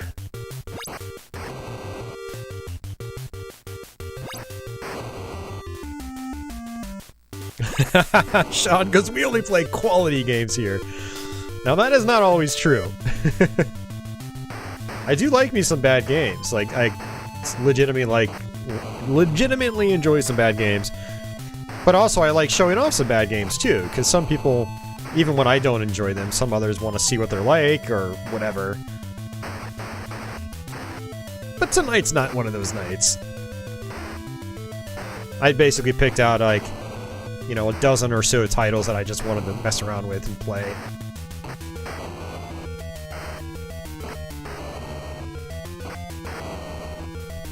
Not getting any speed power-ups here. Yeah, you'll notice that the sky colors also changed, which is cool. It's a nice touch when you play on the other difficulties.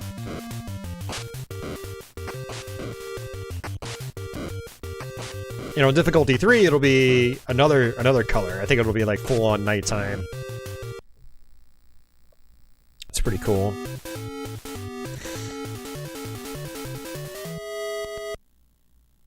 Zombmeister says he's cleared a loop of the arcade game exactly once, and it's been driving him up a wall since he hasn't repeated it. Have you just not been able to, or have you not tried? I'm gonna assume you've tried, but it's just really challenging. Question for you, Zopmeister, is Renegade an arcade archive? If so, I need to pick that up and try to play it.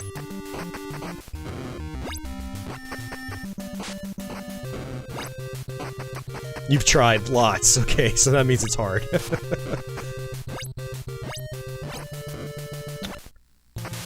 Oh, man. Nice, got the P. That's the first time I've seen that. Where you basically just instant knock out your opponents. It's really useful. That didn't last very long.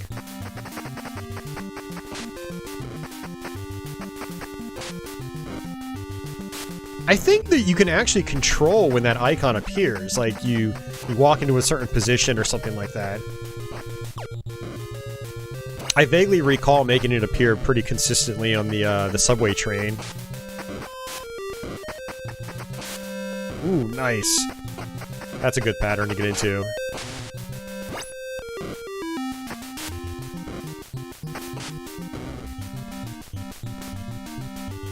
We'll just go the same route again, since that seemed to work last time. For this level, anyway.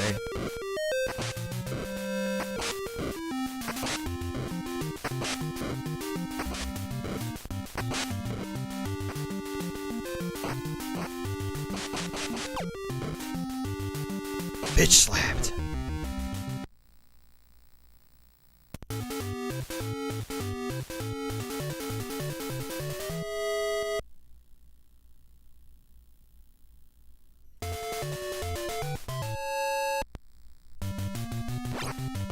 Alright, Zalmeister, so where am I supposed to go from here?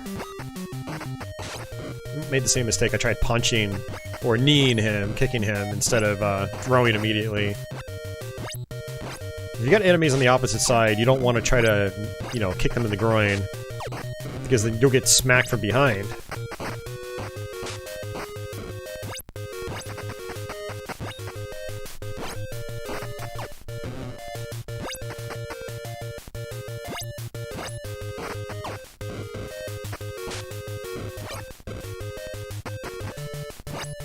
Oh, got it again.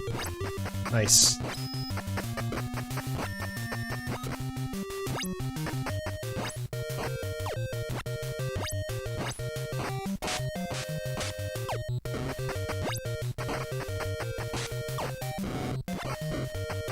Yeah, just running straight into those stick guys is not a good idea.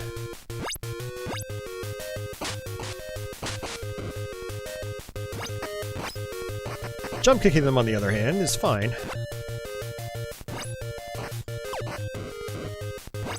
Down to 50 seconds.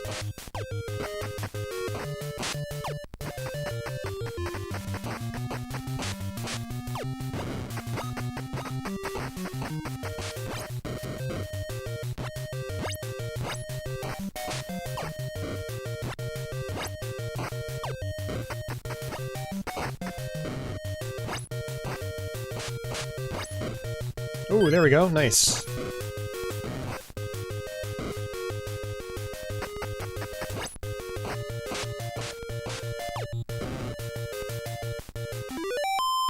All right, let's see.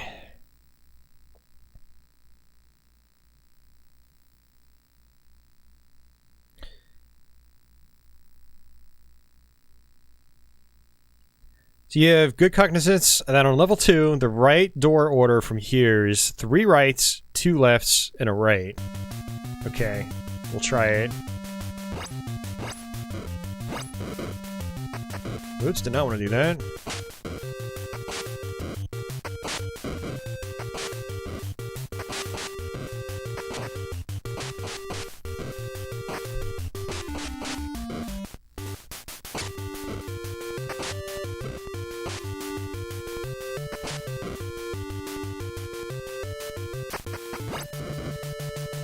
I should ask Zalmeister, that first right door I took, was that the first of 3, or does the 3 start from here?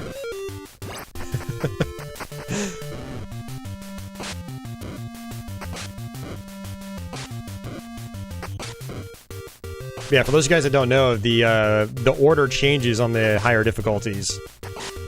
So it's not the same order as it was early on.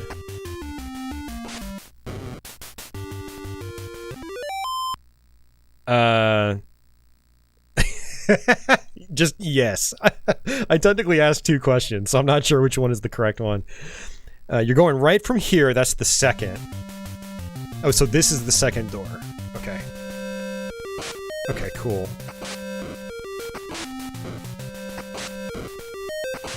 So this will be my third.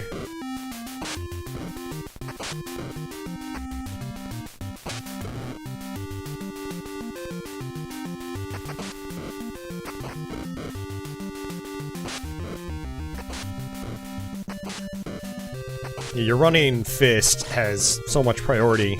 You still have to time it right, though. Otherwise you miss. There's 3 of them. You've got to beat them in 2 minutes. So it's basically you have to get this right, otherwise you run out of time.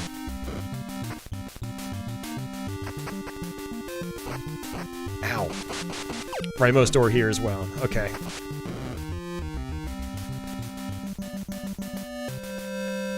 Two at once.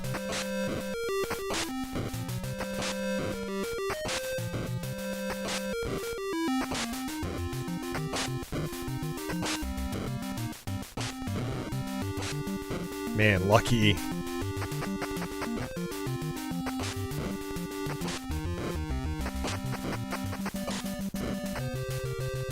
I mean, these enemies are super dangerous if you mess up.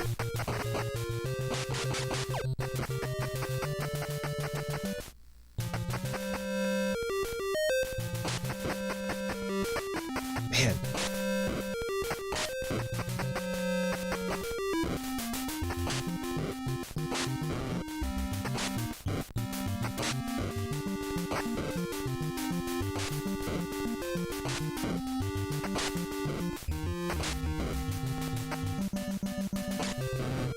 Okay.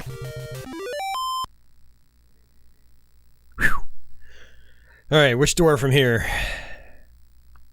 Oh, let's see. He says, 3 doors to the right, 2 lefts, and a right. So I'm assuming it's left here. I hope so.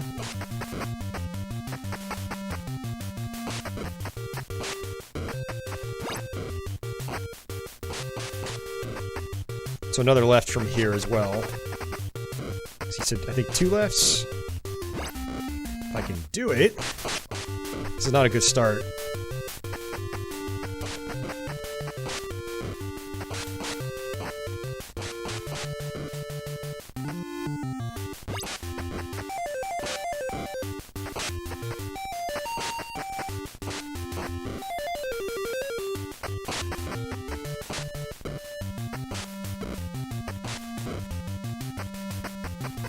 Oh, no. Not good.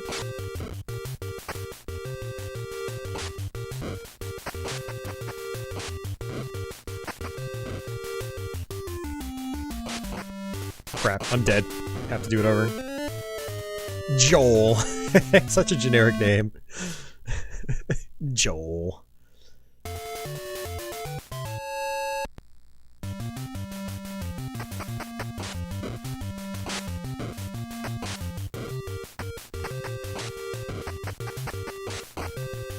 Not good.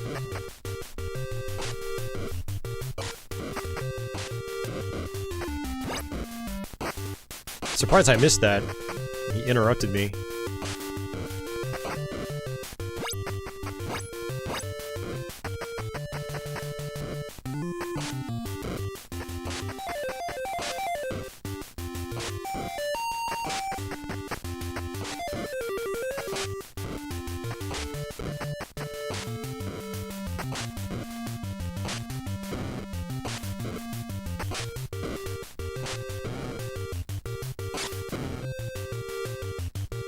Alright, so left.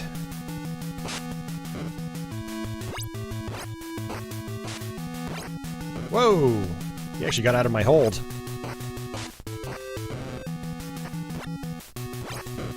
Yeah, that doesn't work.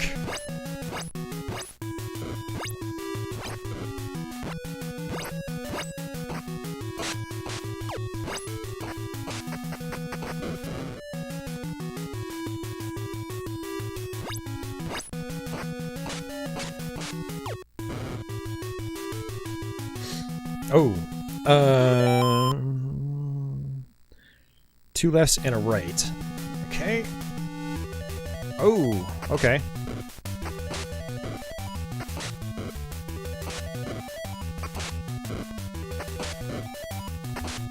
Oh. Get lost, punk. Well, I can't. I'm dead. You killed me. Bullet to the face. Yeah, I wasn't joking. He kills you instantly.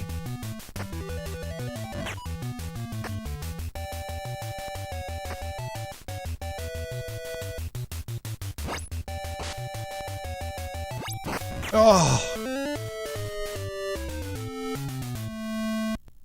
I think that's it. Yeah, game over. Yeah, that's crazy. Dying in one hit. No continues either. Alright. Last try, we're gonna show off level 3 since I'm here. It's not gonna take that long. If I wanted to, I could probably knock these guys out. Crap. So kinda like... whee! Double Dragon style.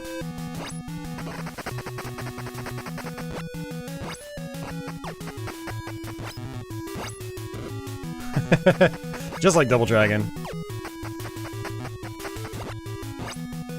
This is supposed to be a foundation for Double Dragon's engine, anyway. Because there's so many similarities, like the way they bounce, you know, off edges.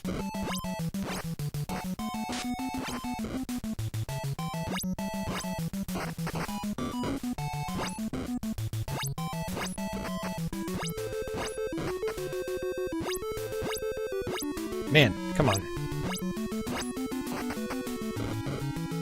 Yeah, they're ducking a lot more often, too.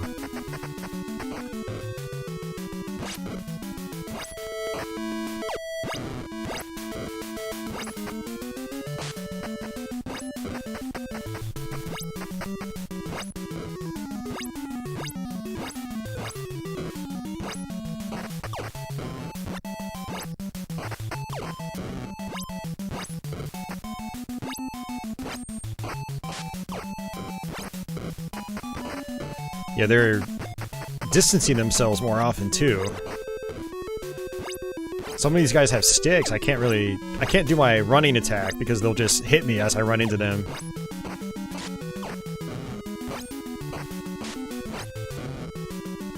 Whew, got it. Still just one of these guys.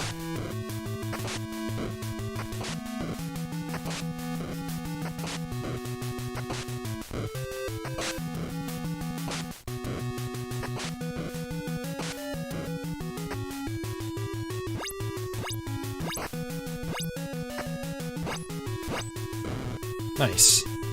Hey, Jeffrey, welcome back.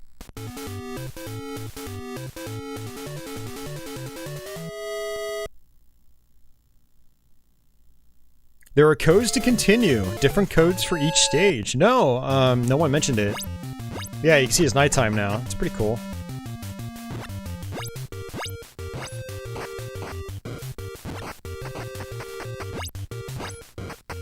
I kind of should be doing what I was doing on level 1 and just like knocking these guys off if I can.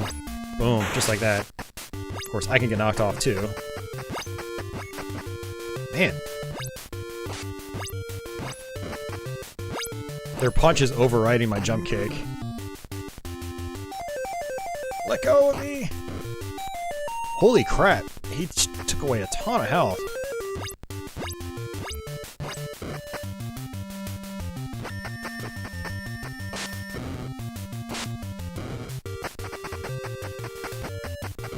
Oh no! I double tapped by accident and I drowned. Hey Leo, how's it going? Welcome back.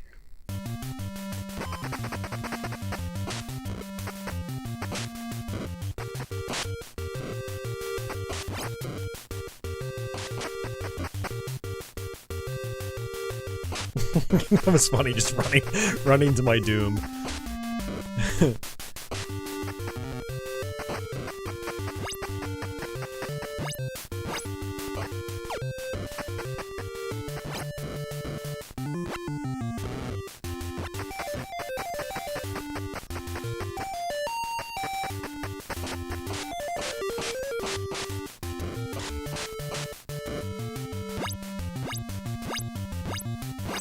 I mean, punching even seems to work against these guys, surprisingly.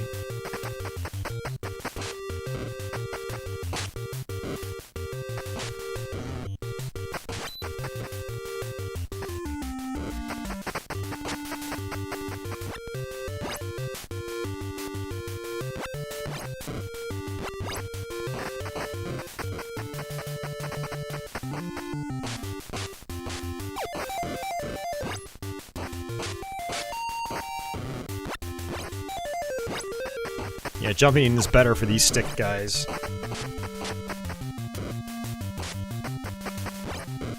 Man.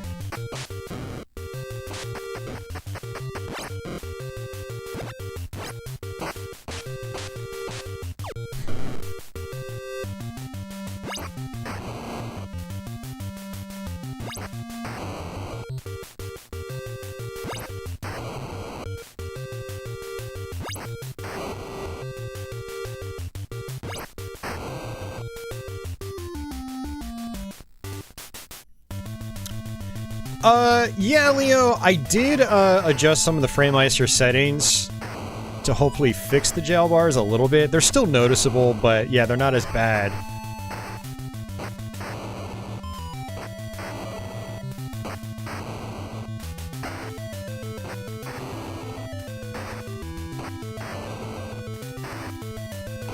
And if you put the video down to like 480p, it'll probably, you know, be even less noticeable.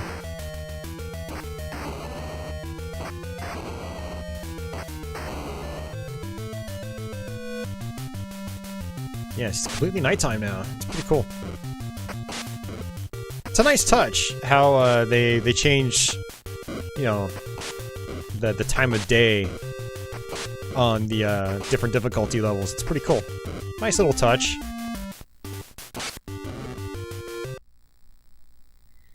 A lot of people probably don't end up noticing that because a lot of people, I don't think, play this game for very long.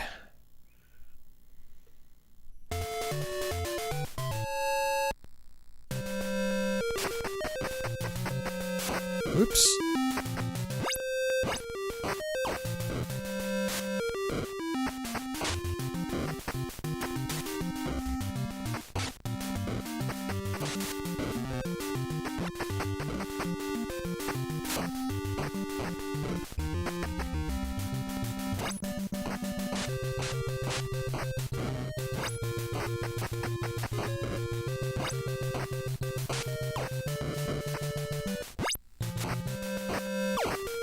Yeah, the jump kick to throw is really good because it knocks the other enemies down. Does a little bit of damage to them. It's about crowd control, you know? That's what the beat 'em up genre is really about. Especially on later ones where, you know, you just have so many enemies on screen. Final Fight, for instance, you want to get enemies all on the same side of the screen. So you do what you're doing here and you just throw them.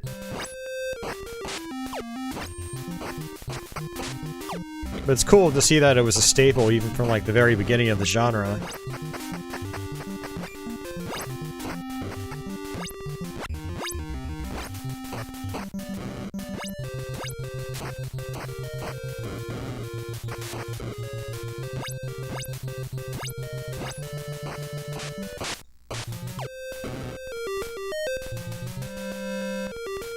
Oh, it is much harder, Jeffrey. I mean, I had Zopmeister actually telling me earlier how hard it was. He 1cc'd it once and hasn't been able to do it since.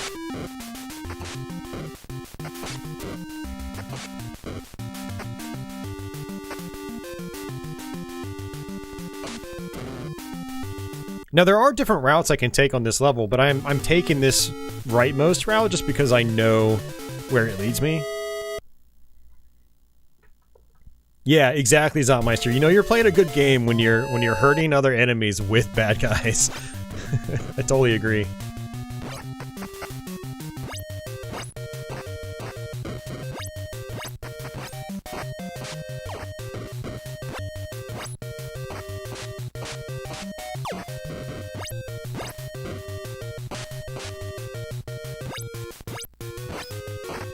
Remember this one being kind of tough to finish, because these guys are really aggressive. We're almost 30 seconds in, I haven't even killed one yet.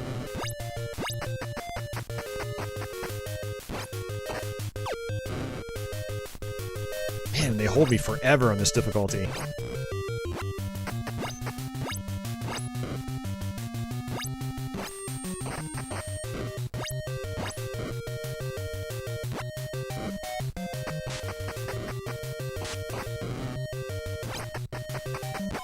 Oh.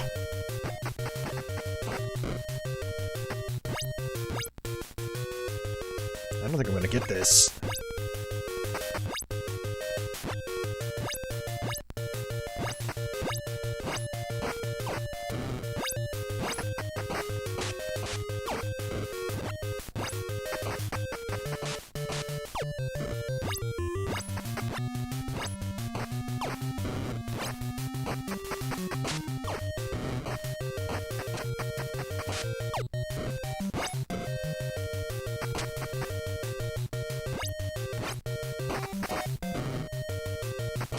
Oh, come on. And again.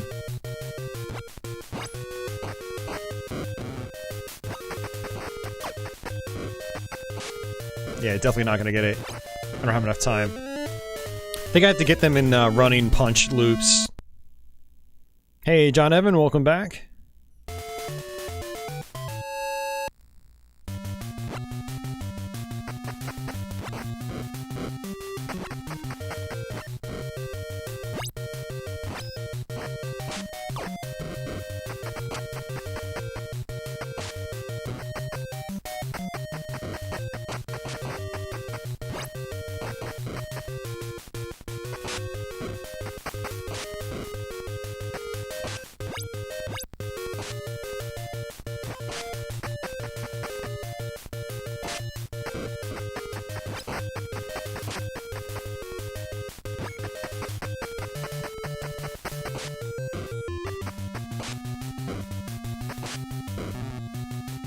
Alright, that's more like it.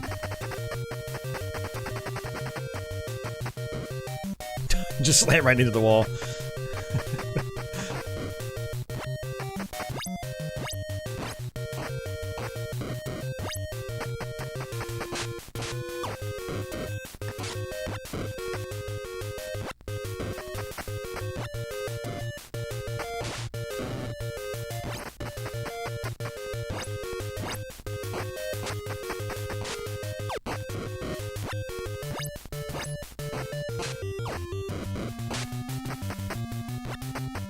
Wow, lucky there. Surprised he didn't actually hit me. Oh, not good. Jeez, there's still more. I think this is it, actually.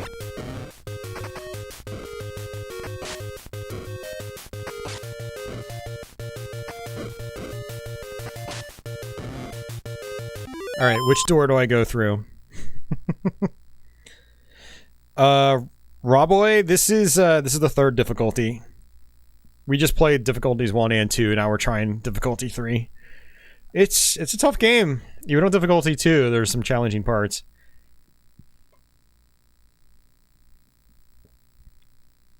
Oh, man.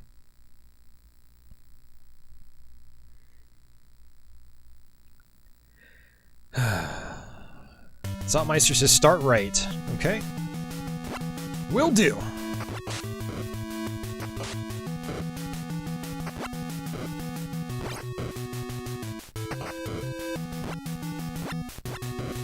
I think I'm on my last life, too.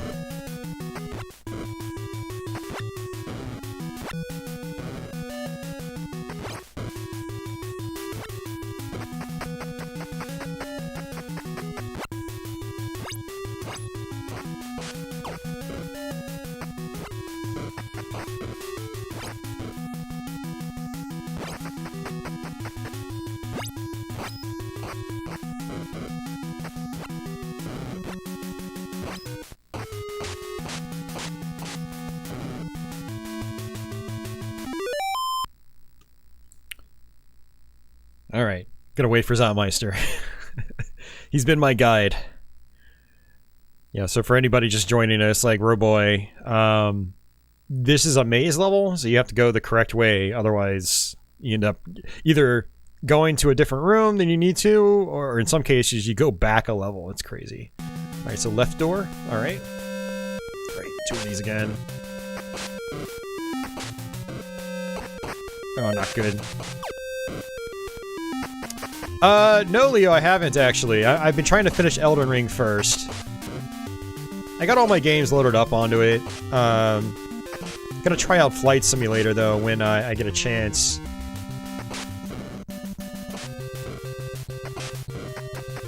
I'm not in a rush, because it's like, it's my permanent Xbox now. So...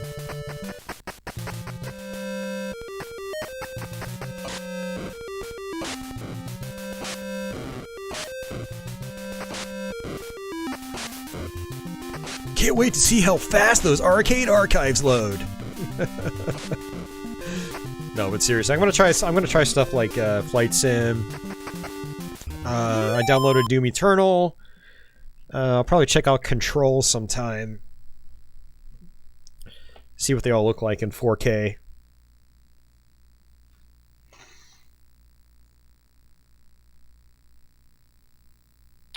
Right door, okay.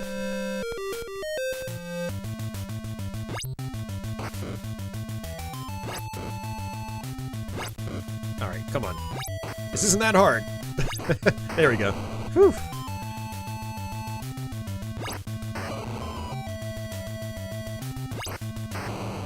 Yeah, this is a little bit faster. They don't have to turn as much. Alright, which door from here is Zotmeister?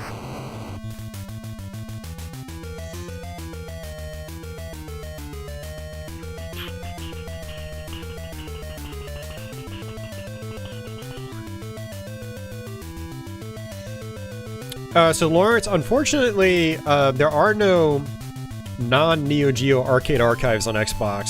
For some reason, Hamster just doesn't want to support that platform. Second from the left. Okay. Yeah, it's a real bummer. I have a lot of the Neo Geo ones, but there are no other non-Neo Geo arcade archives on Xbox. Really sucks. I would have preferred to buy all of them on Xbox, but, you know, they're not supporting them. So now I've got Neo Geo games on my Xbox, and then I've got actual arcade archives split between my PS4 and Switch. So it's like, ugh. And hell, I think there are some games on PS4 that aren't on Switch and vice versa. Zotmeister would know better about that. He buys, like, every single one that comes out. Or at least I think he does. I know he's playing them all the time. Yeah, he can't pick these guys up. It's not a good start.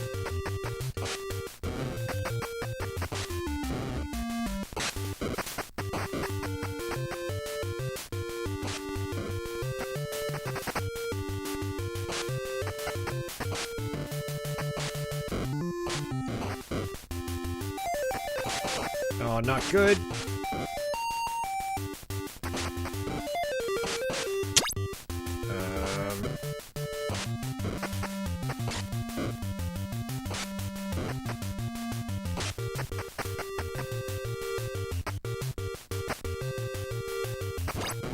Dead. I think that might be game over.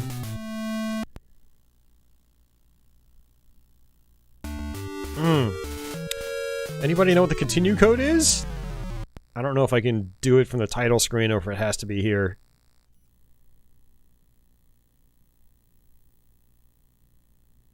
How does this game expect us to beat it? By playing it again and getting better at it. There you go. It's that simple. That's what it's all about. You learn from your mistakes, you learn the patterns, on the last level here, you have to learn the route. Learn what works, learn what doesn't, and then go from there. Oh, so Zalmeister says the only arcade archives the Switch has that the PS4 doesn't are Nintendo ones. Okay, gotcha. Okay. There are about 5 or so on PS4, not on Switch. Most are early releases before the Switch existed, but also the most recent release, Empire City 1931 as well. Yeah, I saw you tweeting about Empire City. On the title screen, hold up on control. Oh, I'm not busting out a second controller. I hate it when they do codes on second controllers. It's like, dude, I play by myself. I don't ever have a second controller out.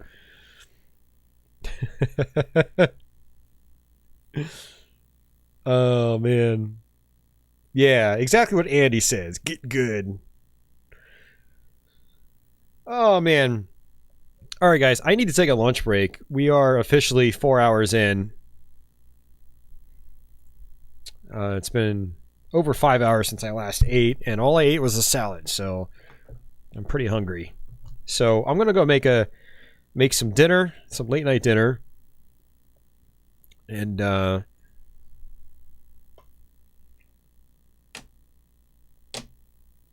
will pop on the next game just so you guys have some background audio. And what I'll do is, like I typically do, is I will monitor from my phone.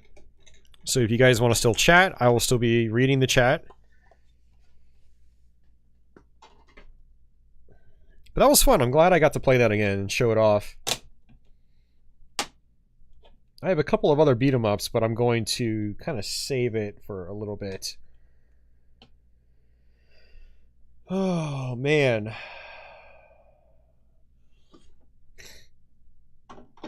Hey, Girl Geek. How are you doing?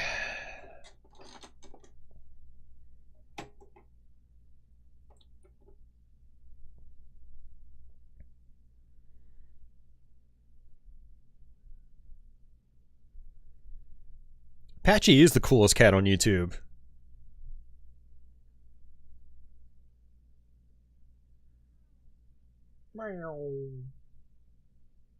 Whoa.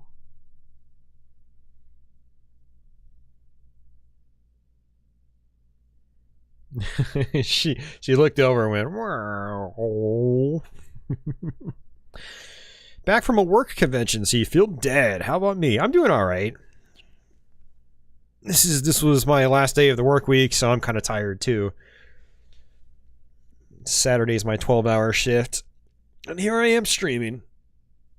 All right, so let me reset my capture card, and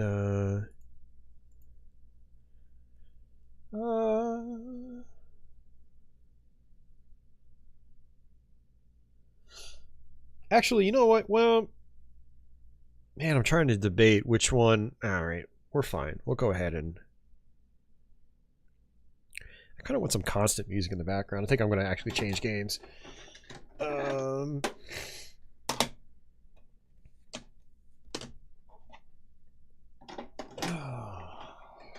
This one's going to be torturous. I know it is.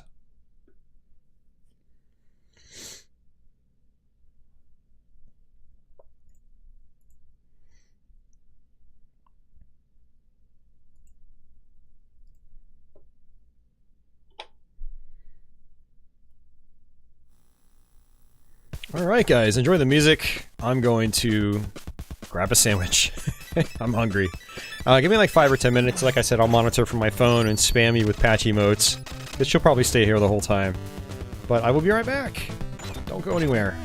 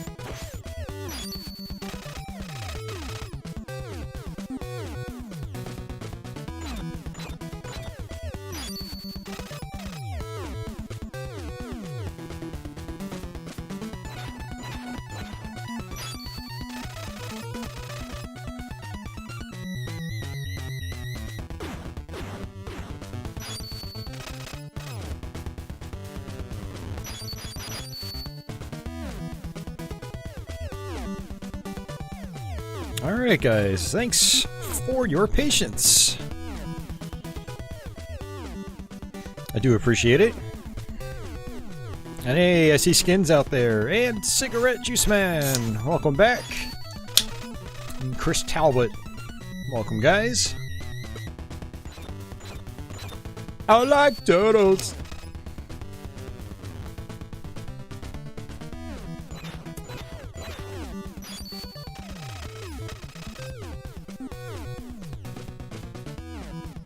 Yeah, that Cowabunga collection looks pretty awesome. I'm actually looking forward to that.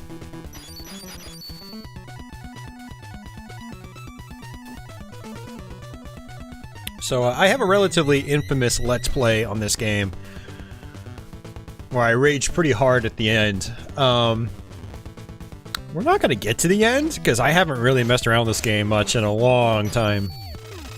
So, but we'll just play it. See how far we get. Let's go ahead and come on in here first. So, what I do remember is if you hit start, you can actually change to different turtles. Donatello is my favorite because he's the strongest. The other turtles also have, you know, perks. If anybody out there knows what those are, do let me know.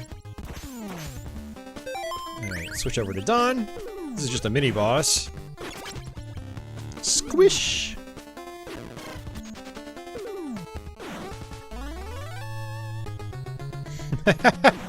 Hearing me rage was amusing, yeah. Apparently a lot of people think that. It wasn't so amusing for me. I almost damaged something. I spiked a controller. I was so pissed off. I don't like getting pissed off, you know, on live recordings. I mean, sometimes it's unavoidable, but other times it's like... Alright, so one thing I know you can do is you can actually switch turtles.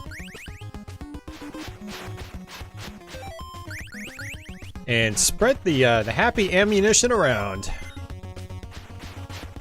This is one of the tricks that you want to do late on in the game in particular.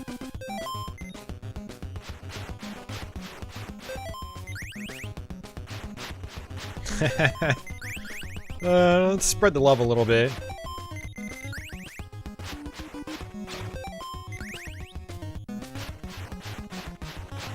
So much slowdown. There we go. Spread out fairly evenly. Yeah, you get a variety of different sub-weapons, but the boomerang is, if I remember correctly, it's one of the best ones.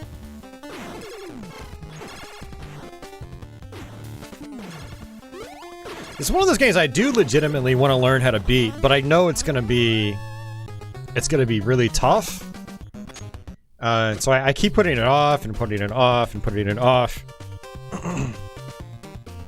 You never thought to do that with the boomerangs? Yeah, it's actually like a key strategy for later on in the game, from what I'm told.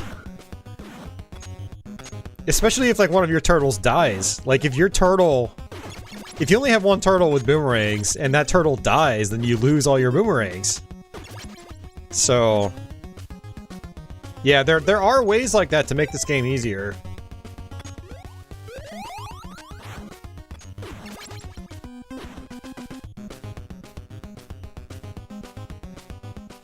Do you think Konami adjusted a game, threw in TMNT sprites and called it an NES game?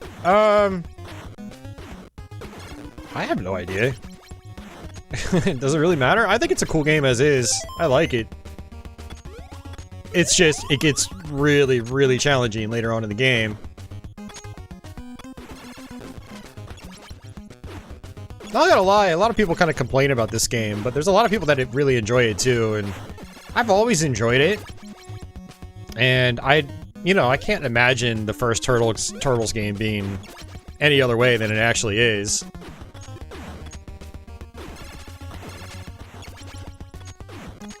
Really good soundtrack too. I mean, the soundtrack is just... it's fantastic. Alright. Whoops! That's actually fine.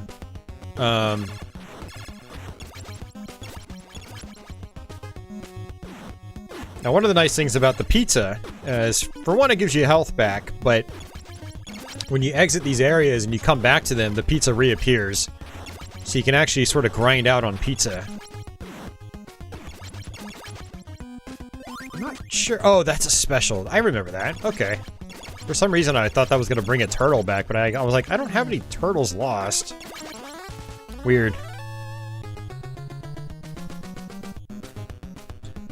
Yeah, the DOS version of this game. Oh, I remember that. Yeah, it's actually based on this, and it's, not great from what I remember. Very choppy. Even harder than, this one. Hell, I think there's a part in the game that's actually completely broken. Alright, so Don's almost dead, so I'm gonna switch over to someone else. This is one of those areas that's just completely optional, so... I don't remember exactly where to go, so, you know, you kind of learn by trial and error. Okay, pizza. Switch over to Don.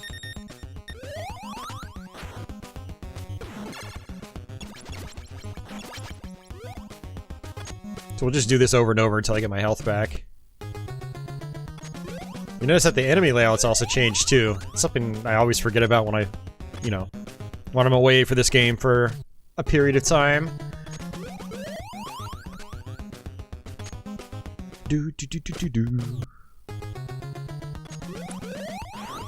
Yeah, John Evan, mine too. I love the first TMNT movie.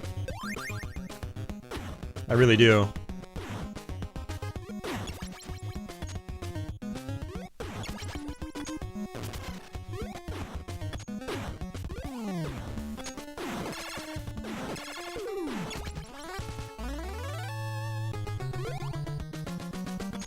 Logarithm says, I couldn't beat the first level of the DOS version, it was that bad. Yeah, unfortunately a lot of those computer platform games just were not great, especially like ports of, you know, other existing games. There are some, like, you know, the Mega Mans on MS-DOS I have a soft spot for. And I have a soft spot for the MS-DOS Castlevania. It's janky, but it's more than playable. I can get through the game without really any trouble. But, yeah, there's some like TMNT that just look like they're painful to play. I mean, I probably should just do the boomerangs. Yeah. We'll do the switch up again. Give all these guys even more ammo.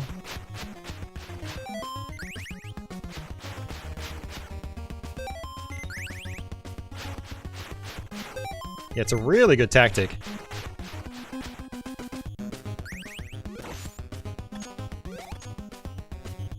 Hey, Christopher, welcome back. Alright, so nice little cheap strategy here with Donatello. You can just come on up here.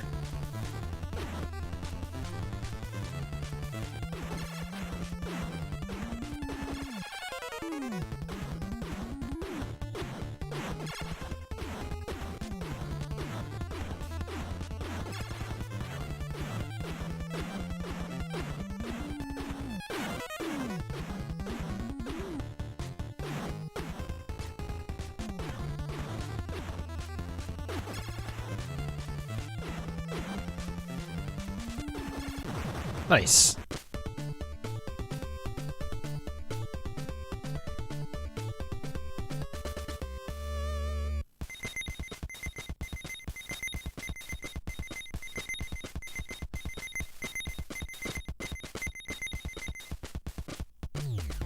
Alright, let's switch over to somebody else.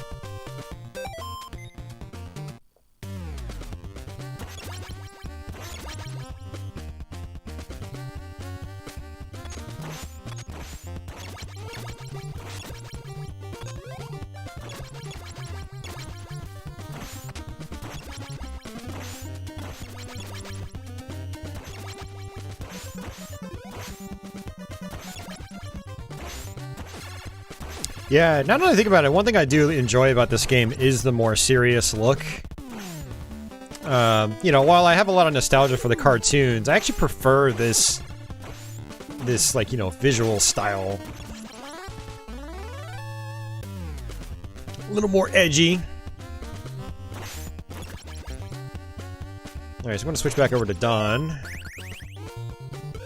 Have him grab the pizza. Switch back over to Leo. Not Leo Ames. He's not a turtle. Or is he? I've never actually seen his face, so I don't know. He might be hiding something from us guys.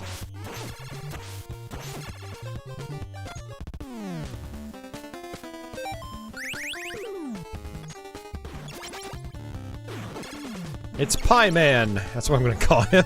Those guys throw, like, these pie-looking things at you.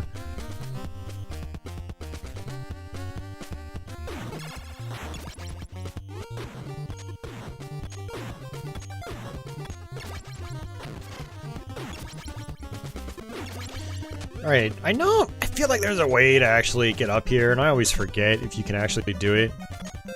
I don't know. Switch back over to Mike.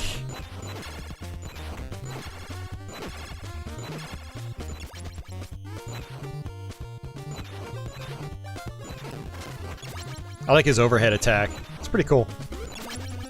I do enjoy how each turtle has like slightly different subtleties.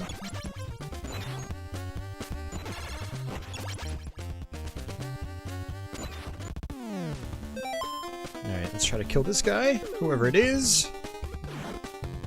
Is it gonna be Pie Man again? It is Pie Man! But dude, I already have a pizza pie over here.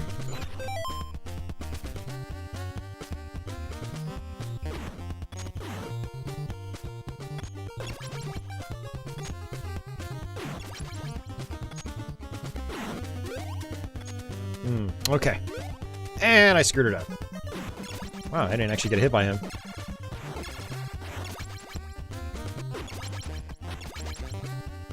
Don is so powerful, but it takes a little bit of effort to use his bow properly.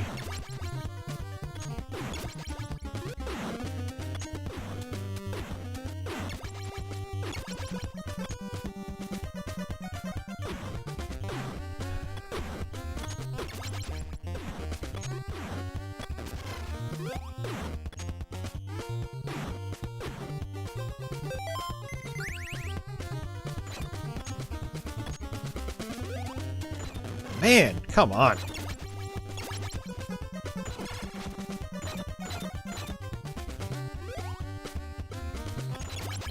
Raph is so weak.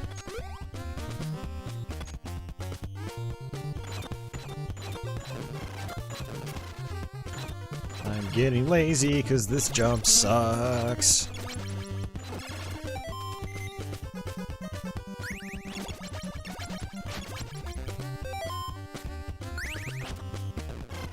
Ow.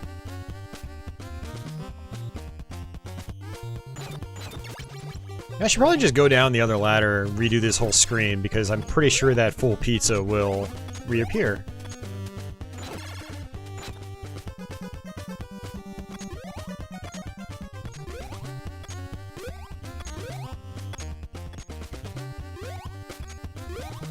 Yeah, we got it. Sorry, Raph, you're gonna be hungry for a little while.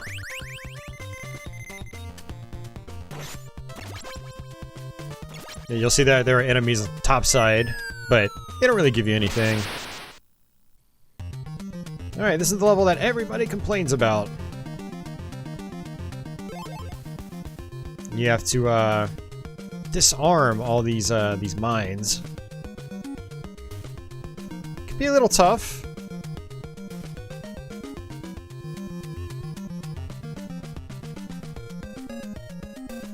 That seaweed looking stuff kind of sucks you down towards it. And I think it kills you instantly. And this stuff zaps you.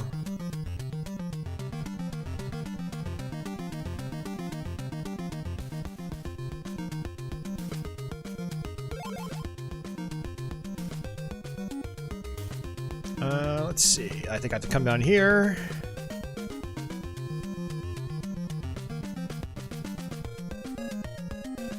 Yep, there's that one. I think that's the only one there. So I think I can come back.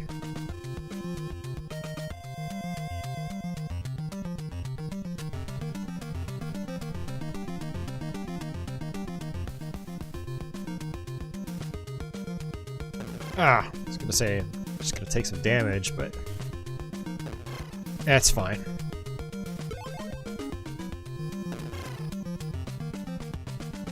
Got other turtles.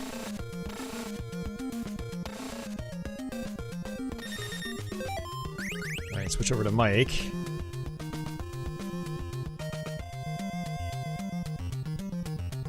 I mean, it's tough, but you have 4 health bars. So, you know, take advantage of them. Don't panic when you're running low on health. Just switch to another turtle. Alright, I think this next screen is our last one. It's such like Euro game design right there. Barely giving you any wiggle room. Very popular in Western developed titles, in like European developed ones in particular.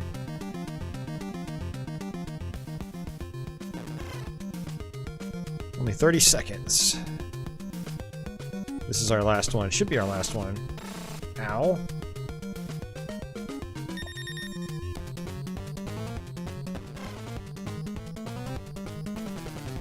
Boop. Okay. That's it. Got it.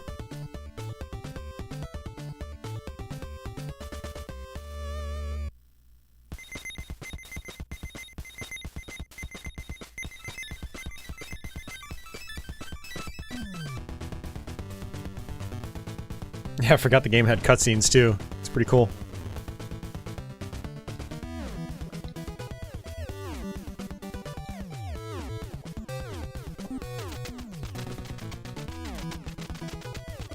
I like how his hand's popping out of the screen.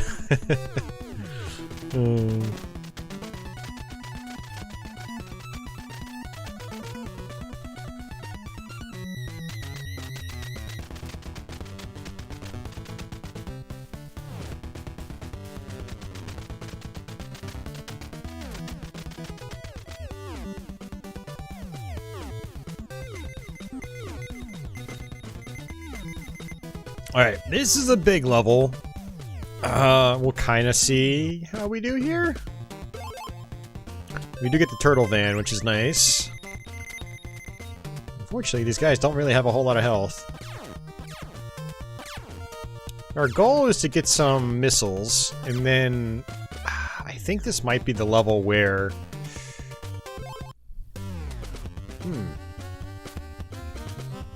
Yeah, we're going to eventually end up over there. This might be the level where we have to use, like, the zip line, too.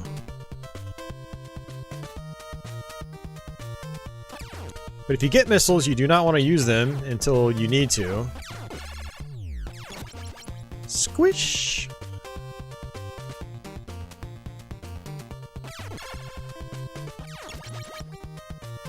Let's see what's behind door number 1. Lots of enemies. This place is infested.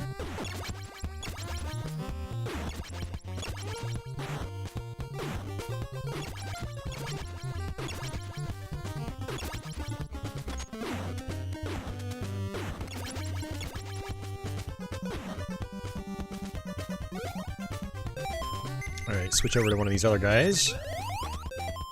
They need the pizza a little bit more than Don. Don is the best, but he currently has the most health right now.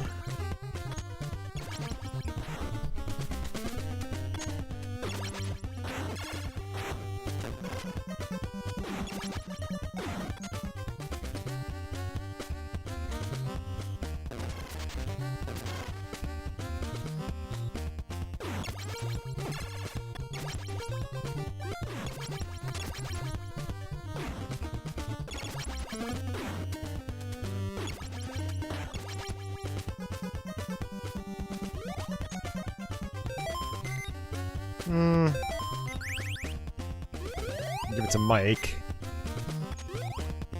I'll actually switch over to Leo.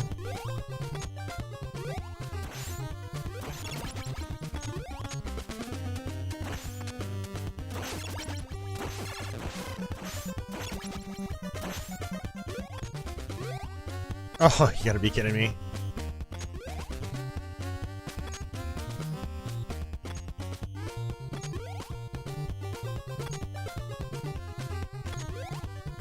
I could have sworn like I've gotten up here this way, like you just clip up top.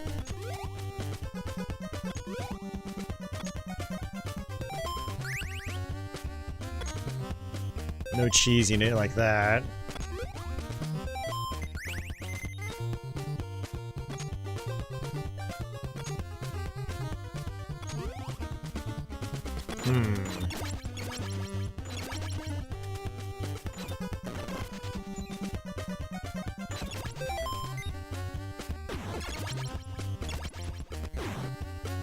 See if that disappears. Okay, good. I did not want to pick that up. Jeez, I have to do that jump again, too. Man.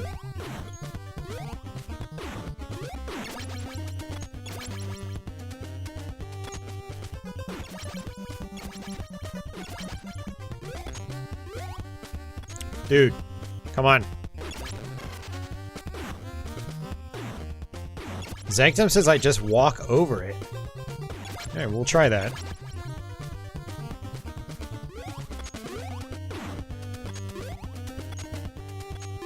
Yeah, I mean, it looks like that might work. I float almost a full tile over, so... Oh, look at that! Zanctum is the man.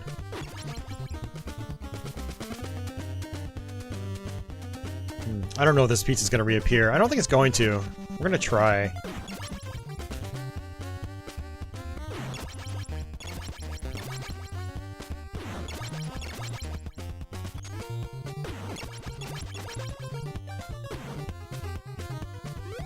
Nope. You have to actually physically leave the place and then come back.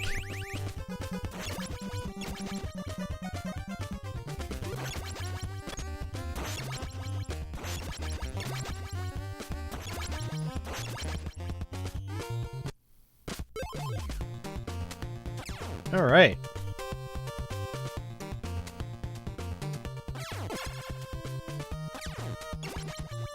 Let's try to blow up these barriers. I don't know if this is where I'm supposed to be yet, but we will try anyway.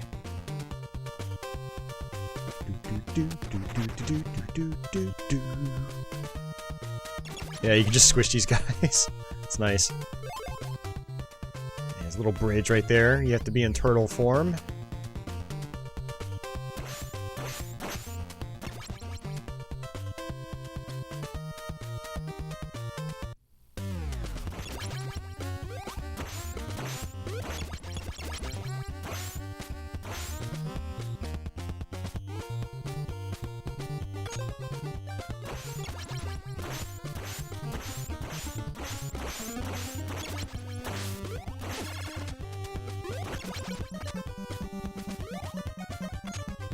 Alright, I think there's a pizza up here.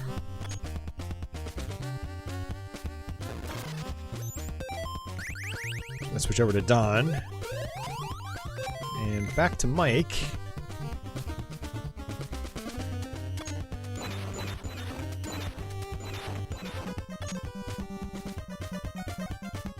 Ah, yes, I remember. There's a really tough jump here, apparently.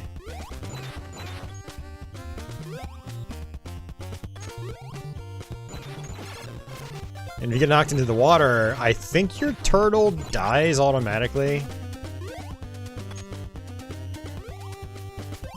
Yeah, the game is just mean like that. Okay, I actually... Oh man, I think I might have screwed myself over. Let's see. I definitely don't want to go there. I mean, the missiles were good, but... you know, my turtle van is... I'm gonna have to really make a trek to it. So... I actually don't really want to do that. Yeah, I should be using these more often. As long as I don't miss, I just get them back.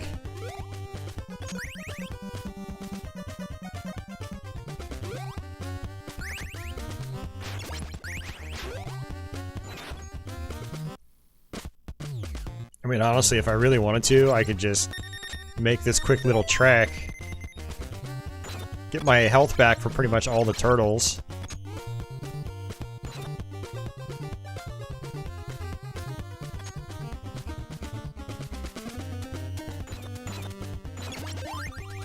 No! I did not want that.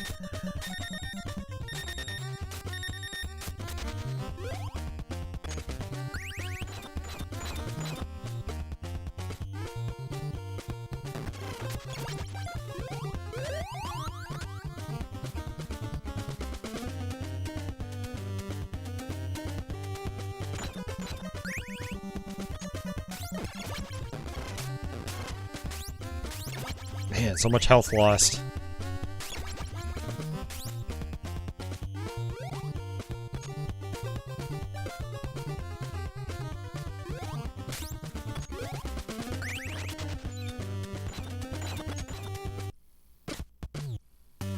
Alright, we'll do it one more time. Man! Oh! Alright, I give up. That was actually a big old waste of time. Alright, I have 19 missiles.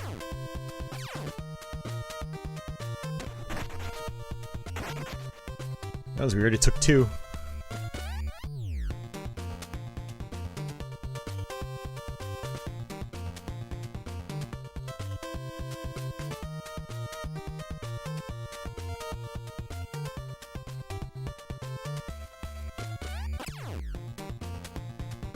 Alright, working our way down this way.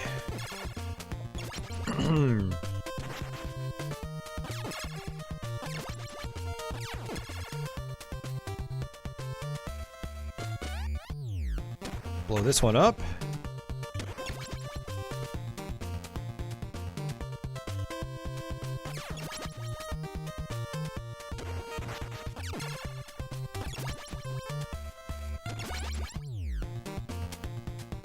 So I feel like, yeah, this one I think I need the zipline ability, and I don't have it. I don't know. Let's go into the tall building first.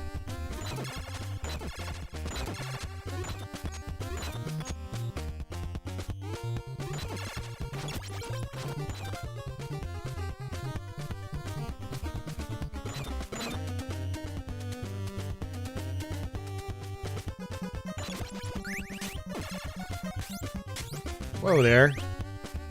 Crazy slowdown.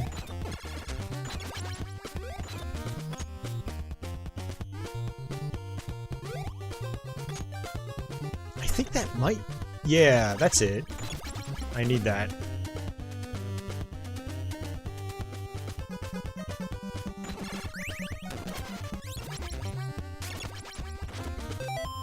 Alright, let's throw some boomerangs out. Give them the RAF.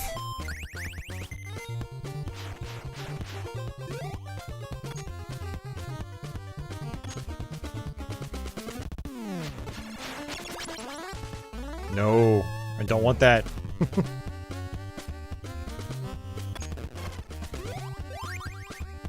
Oh, I have to keep him alive now. Damn it.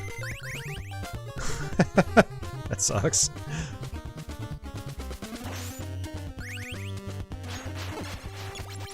Uh-oh.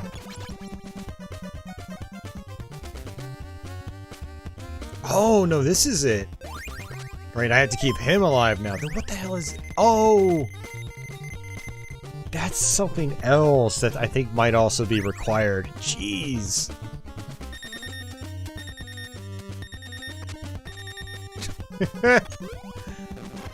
Oh, this game. This game. I swear. Oh, it just, like, sends us out. Okay. Oh, boy.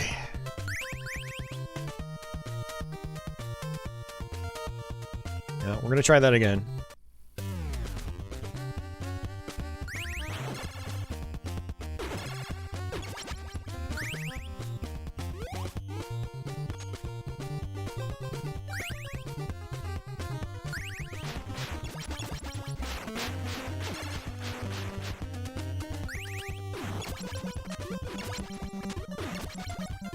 I always like the colored effect on those fire guys.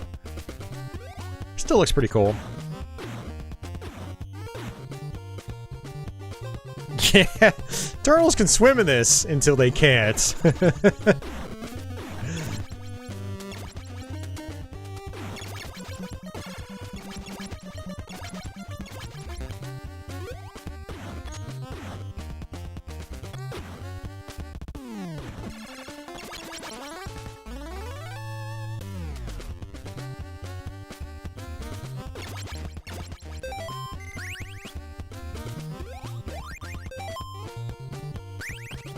Oh, that's not the required weapon. Okay, never mind.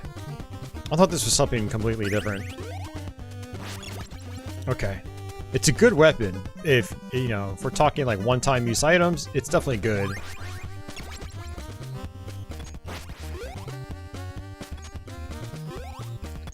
I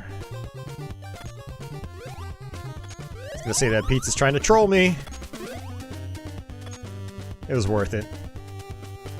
It wouldn't have been worth it if I missed. Squish!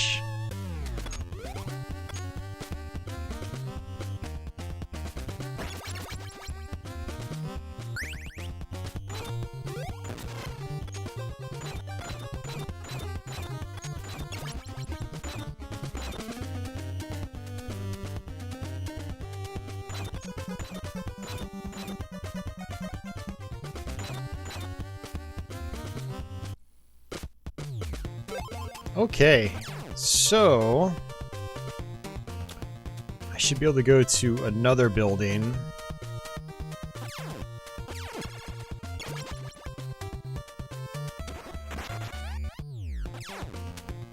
I don't know if what I have is enough, but we'll see. I don't know if I have to go up there.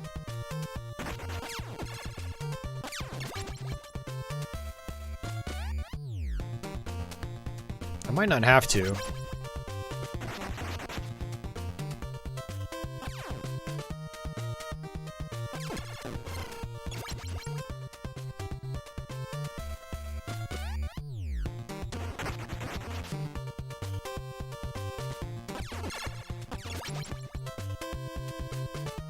I don't remember if I should be up here. Okay, I know this is one where you can go from one building to another. This has gotta be.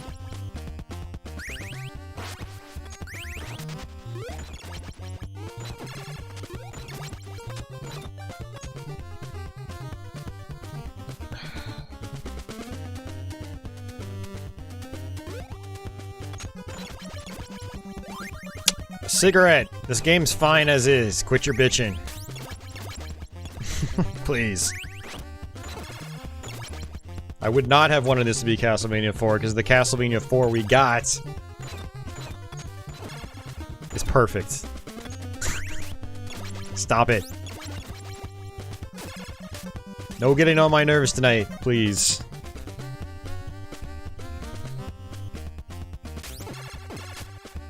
God, these tiny guys, they get smaller and smaller.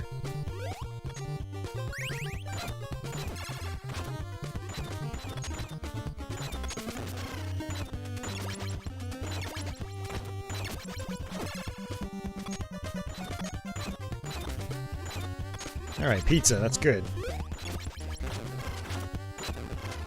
This pink flying thing is not good. Stop pondering then. Seriously, dude. You want to ponder something? Ponder how you can save the world. Don't ponder over a 30-plus-year-old video game just because it wasn't up to your standards back then. Or at least ponder over something that might be worth pondering over. I think the game is fine as is. You have to look at it in the context of when it came out, too. What else was available. And honestly, mechanically speaking, this game is pretty advanced for the time as a platformer. Oh, not good, not good, not good. Ooh, I got super lucky. Hindsight's 20/20, remember that. Ooh, that was close.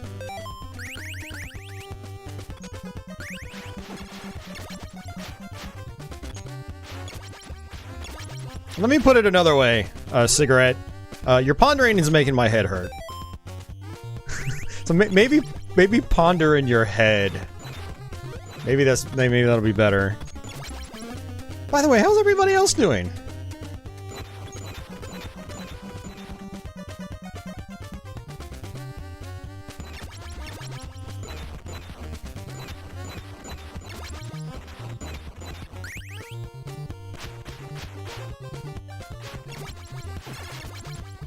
Office, you can keep your pondering to yourself as well. I don't need to know about your monster girl's pondering, please. Whatever fetish you're into, you keep it to yourself. You know, some of those are just better kept as secrets.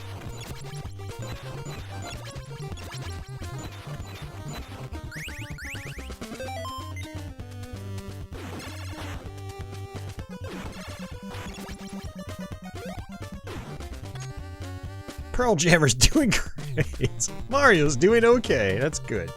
I'm glad you're doing okay, Mario. Alright.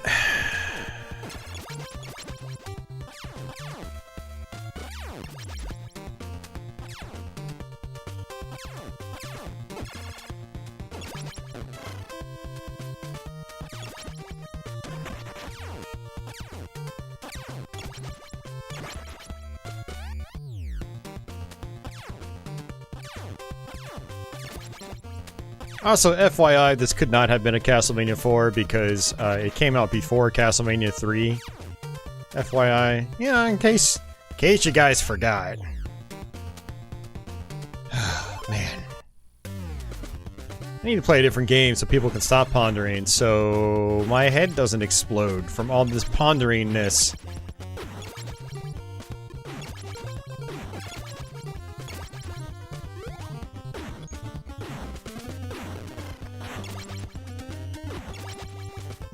Oh, no more boomerang, it disappeared.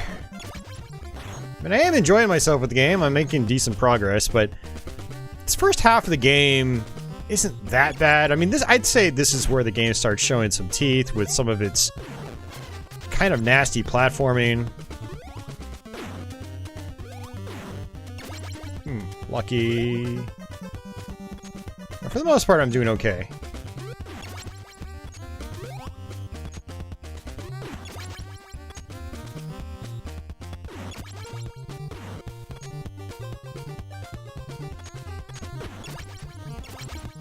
Oh man, it's stressful though. Alright. Back to Dawn.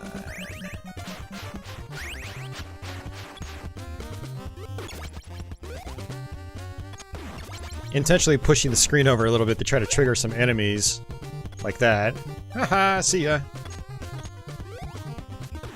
Yeah, that tip from Zanctum actually really helped out. Oh no. Huh, full pizza. Alright, sorry, Mike. Don needs it.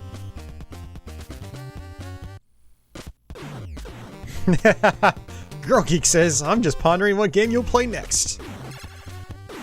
It will be a game, in case you were wondering. And it will be a good one, I think. I hope, anyway. I mean, I think I picked good games tonight. At least they're all games I like. So, yeah. It's also enjoyable that Don can attack from... Basically, he swings his bow from back to front, and the back portion actually hurts enemies. It's nice. Hey, Grinch, what's going on? It's getting rare you catch me live. Yeah, it is. I haven't seen you in a while. Where have you been? Holy crap, a game! Color me surprised. You should be surprised. I don't always play games. Actually, no, I think I only play games. Now that I think about it. Yeah, Donatello is the best, hands down. He's powerful, he's got a lot of flexibility.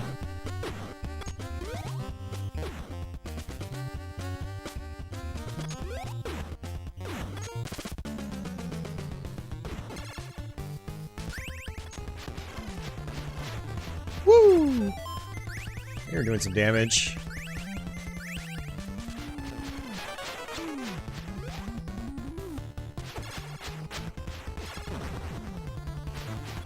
Whoa, I always forget about this guy. Holy crap.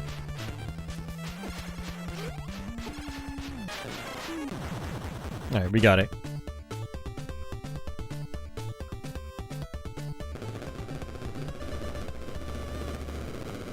Oh! I forgot the rest of my sentence, sorry. I'm old and senile.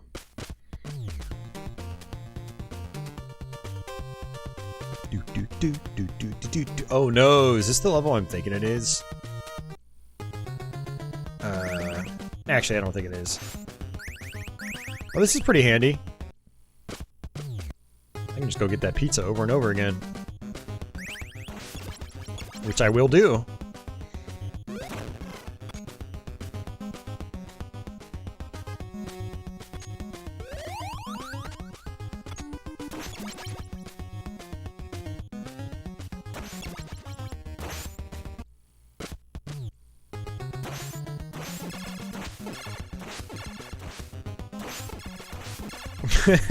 These guys are so goofy. They flutter their feet. Man. Always a little bit of a pain to deal with, though.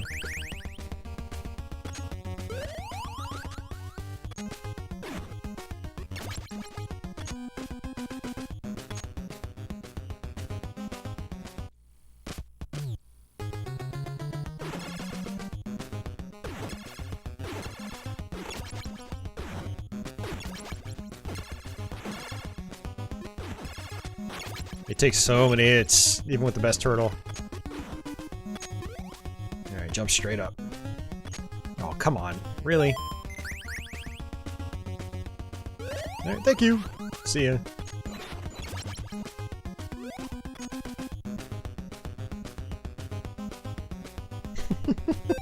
Alright, I'm just gonna leave Raph as is. He's fine. You'll be fine, Raph. Don't listen to all the naysayers.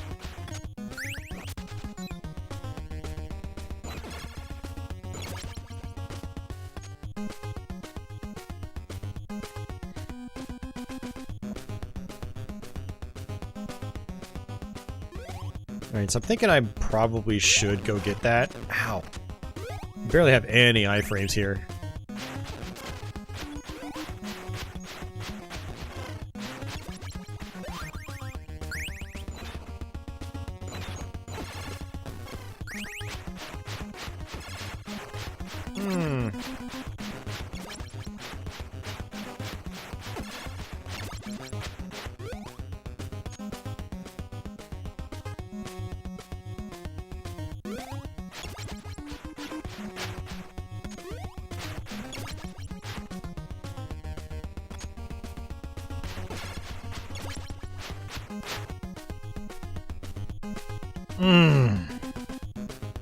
Don't even get me started on Star Wars on Super Nintendo, man.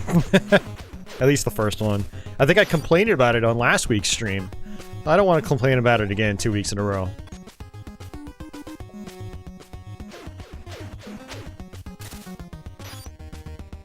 Where in time is Carmen Sandiego? I don't even own that game. So we can't even play it.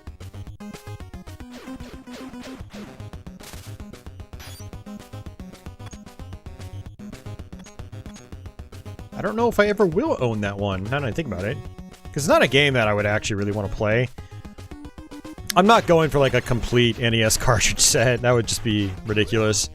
In this day and age, if it was like 10 years ago, it would have been more doable, but not anymore. So I'm kind of like not trying to buy games that I know like I don't really want. Yeah, no Carmen Sandiego.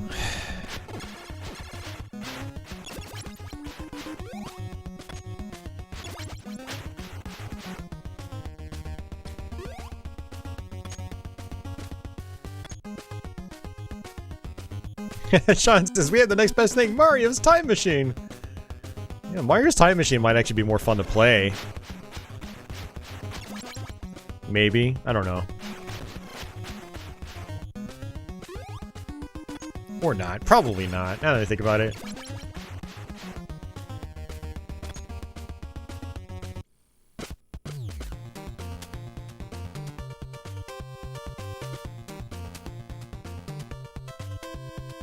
Ultra Music Festival. You actually listen to that kind of stuff, Mark? I didn't know that. I thought you were all like a metalhead.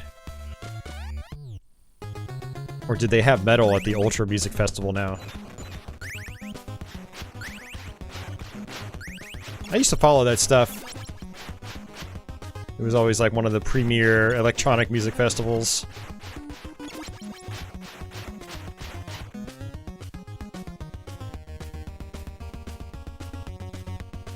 Office is heading out! What about Taboo, The Sixth Sense? Taboo's kind of a weird one.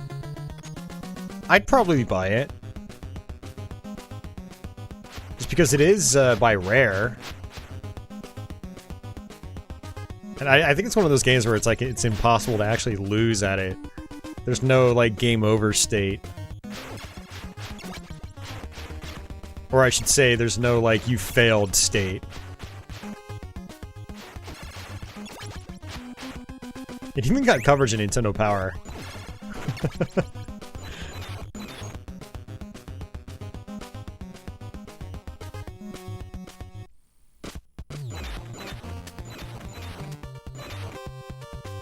Alright, so this is just one big old maze, and I completely forgot where to go. Man, those hitboxes.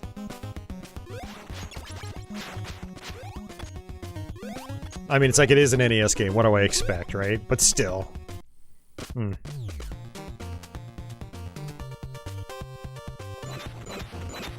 Yeah, I mean, that's kind of like what I got out of it, Scarlet, last time I tried it.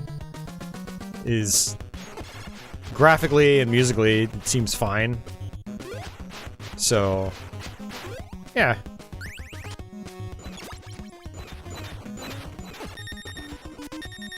Alright, we're gonna have to switch up.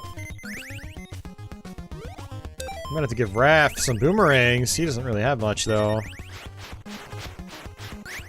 Whoops. Pressed the wrong button.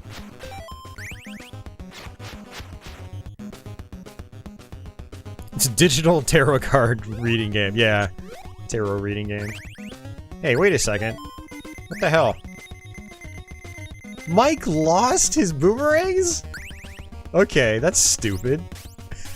If Raph has one of his other weapons active, then he won't catch the boomerangs. That's so weird. I just learned something.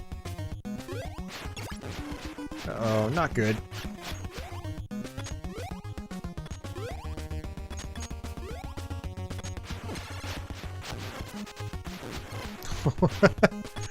Yeah, this game's already getting hard.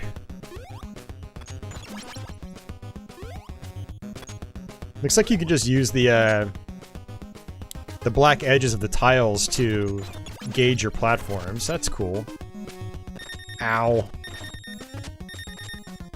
This game is one of those where you'll notice that you can actually fall through platforms a little bit. So basically the platform edge is actually closer than what it looks like it should be. So like if this was Castlevania, I'd be sitting on top of the tile. But not in this game. That's what makes some of the platforming tough in this. I always prefer the platform edges, even if they're invisible, to go out farther than what's physically visible. Well, what's visible to the naked eye. Because it makes the platforming more friendly, like, guaranteed. And especially in a game like this, the platforming should be a little more friendly. It's just more fun. You know, when you have to be like, oh, there goes the turtle. See, when you go like, oh, I should be able to jump at this point of the edge, but then you fall through it, you just feel like, you feel shafted.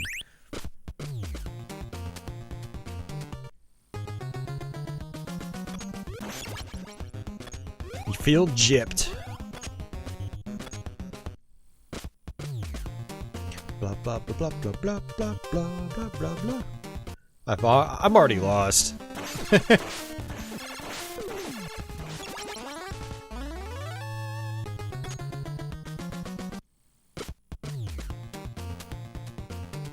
I can't remember if this is where I came from, or... because everything looks the same. Maybe I have to follow the numbers. Maybe the numbers have to go high. See, we went from 9 to 10. Or is it the opposite? Do I start at high numbers? This is 11. No, this is different. I feel like I'm going in the right direction. Ooh, pizza.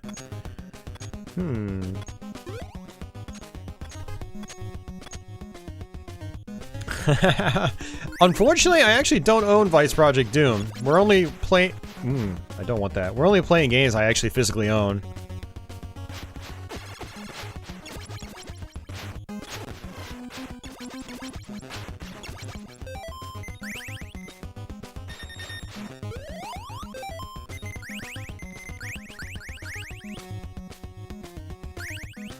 Oh, you know what? This is a dead end.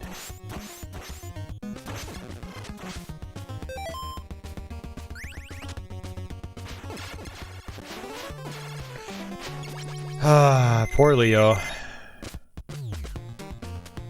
We will never know if he's actually a human being. Or a turtle in disguise. That makes no sense.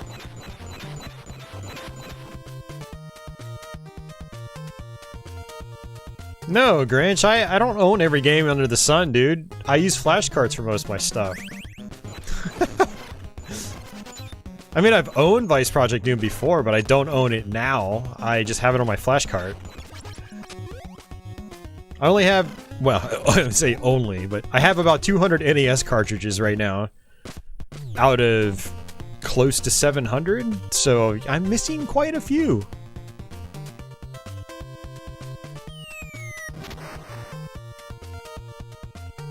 I think I'm actually at 199, maybe even 198 if I'm counting a duplicate. I have 2 copies of Iron Sword. Hey! He's probably not going to come back again. Nope. Hey, and they gave him pizza. He's got all his health back. Man, the Foot Clan can be nice sometimes.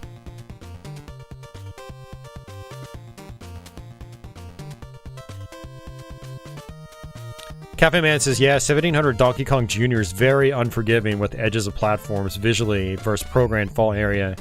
Yeah, I mean, I want to say, like, isn't that's normal for Donkey Kong Jr. Like, even on NES and arcade, I think it's the same way. But it could very well be worse on 1700 for all I know. Oh, well... Sorry, Leo. Do I actually have to do that? I probably do. You know, I'm starting to think that these arrows actually... No, maybe I'm overthinking it, like I said earlier. I was thinking maybe these arrows actually kind of point me in the right direction.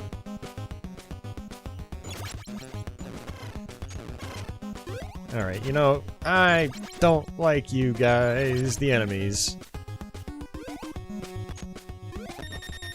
Fudge. Like, nice knowing you dudes.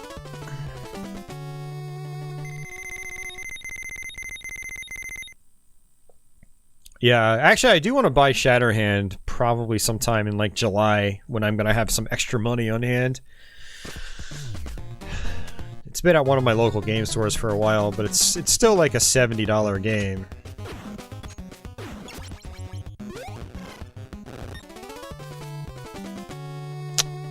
Well then.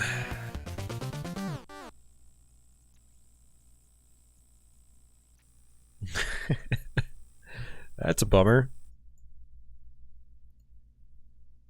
Well, I guess we're switching games. It was a valiant effort, though. I didn't even expect to get that far, to be honest with you.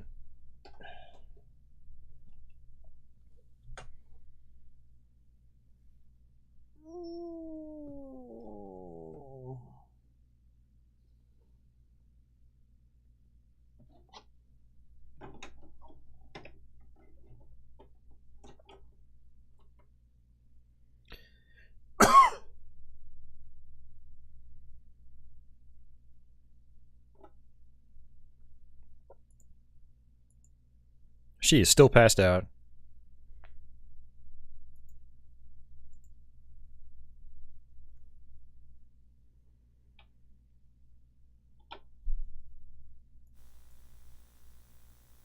Are you guys tired of turtles yet?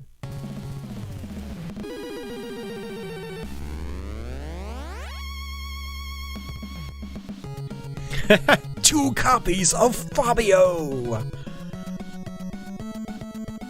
What happens if you put 2 copies of Fabio in the same room? Will time fold in on itself? I don't know. I keep one boxed, so I'll never have to find out. Girl Geek says, I feel that, Patchy. Hey, Crestline.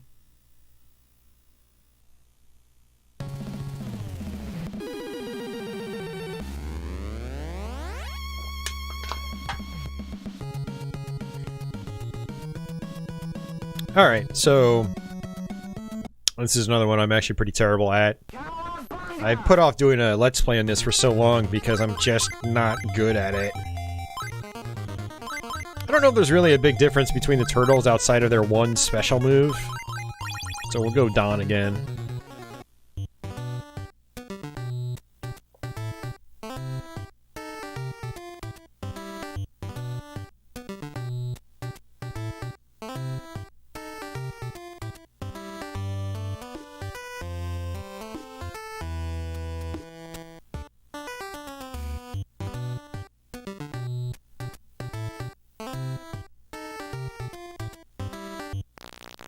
Man, we have a riveting storyline.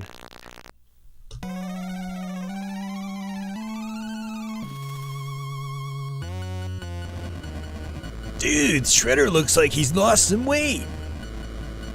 Feed him some pizza.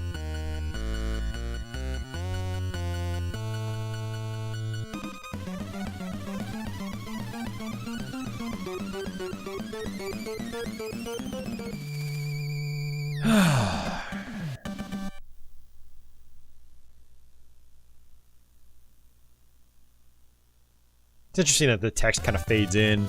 It's not something you saw a lot on NES games. Alright, so this has a slightly different moveset from TMNT 2. You press both buttons together. Is it together? How do you do it? Oh, okay, it's up and both buttons. You'll do a special, but it actually uses up a lot of health. You don't want to use it unless you're in panic mode. But there's this new move. Oh no, it's A then B. Holy crap. Oh jeez. But pressing down and B lets you do this one. This is kind of what you want to use for most of the game.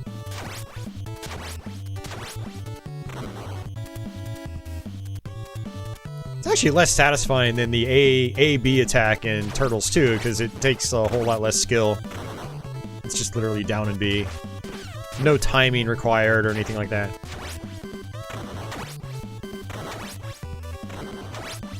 Game is definitely more visually pleasing than TMNT 2. There's definitely more going on. Also has that classic Konami sound. Your regular attack also seems to do better than it did in TMNT 2. Like, enemies actually sort of like bounce back a little bit, so it feels better.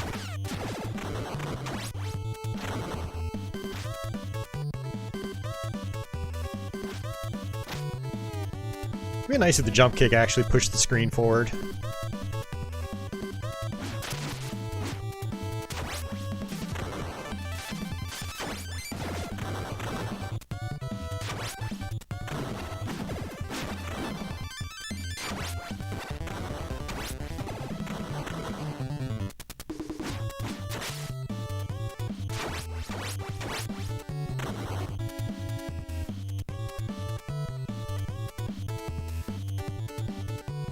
Girl Geek says she hasn't been this tired in a while.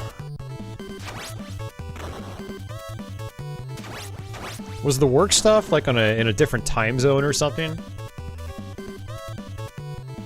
You do you have jet lag or something like that?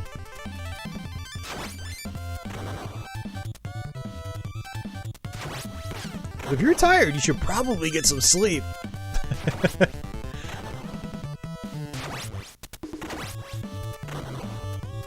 I'm actually looking forward to getting some good sleep tonight, because I've been kind of like burning the candle at both ends recently, only getting like 4 or 5 hours of sleep a night.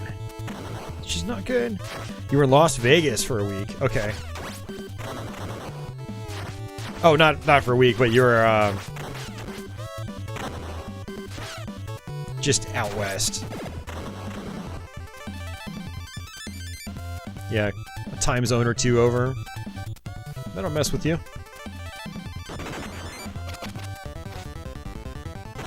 Ow, I'm about to die. And now I'm dead. This is a great showing. Let's switch over to Mike.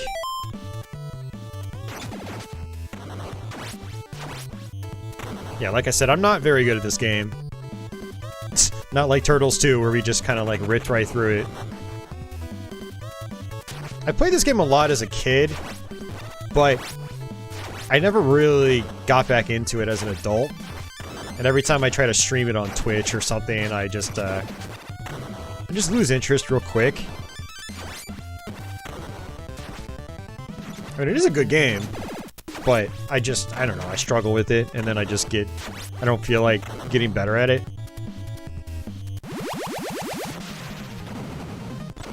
I think the bosses are also much less like, just jump kick over and over.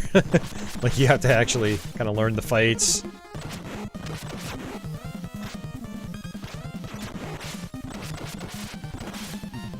That was always a big complaint of mine with TMNT 2.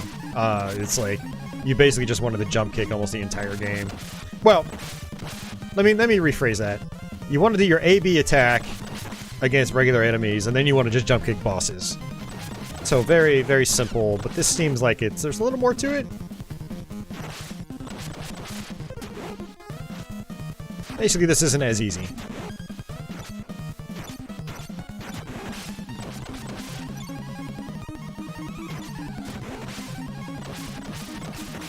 Man, okay, this is not working.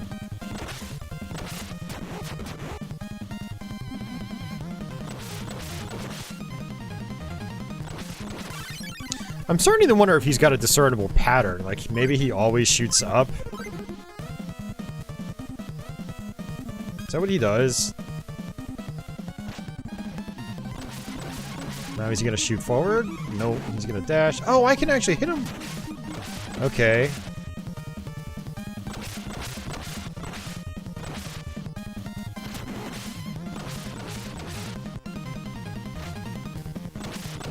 I mean, maybe that's the trick.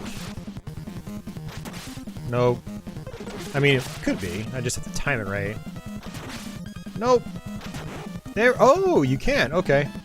Let's just take advantage of the big hitbox. Ah, look at that. We just figured it out, guys. We just figured it out. Alright, maybe I need to learn this game inside and out. It's like physical tiredness, soreness, your brain wants to do all the things right now. Yeah, so you're like, your mind is racing, but your body is just like done. Yeah, that's tough, because then like even if you feel like you could just black out right now, you can't, because your mind just won't let you. I hate that feeling.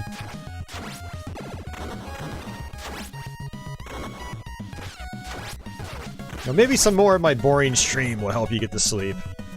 Maybe it'll ease the nerves.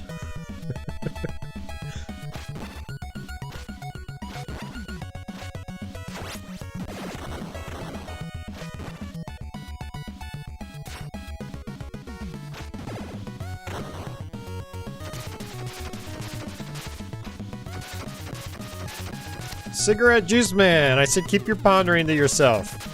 Stop pondering.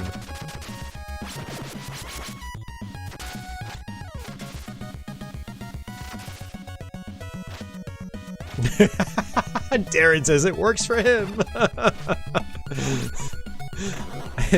I've heard multiple people be like, yeah man, I fall asleep to your streams. I'm like, I don't know if that's like a backhanded compliment or if I should just be happy. It's like, I don't know if that really makes me feel good. Like, I'm a sleep aid for people. Yay! I'm a winner! I've done big things with my life.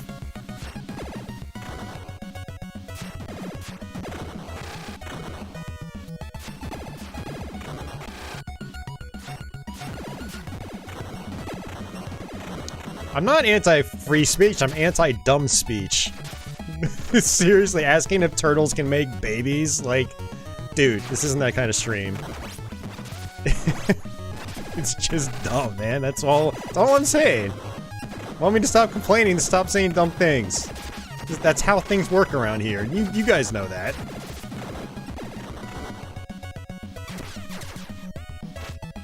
There are plenty of other streams where, like, there's probably a bunch of dude bros in there that would think that's hilarious, but I'm just like, yeah, no.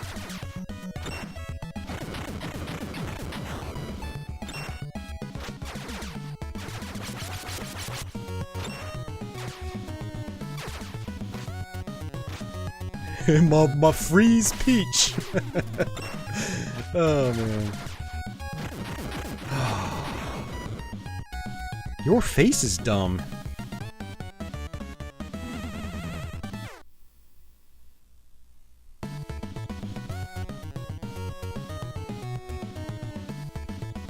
It's not backhanded, it just means your voice is not grating. That's good too.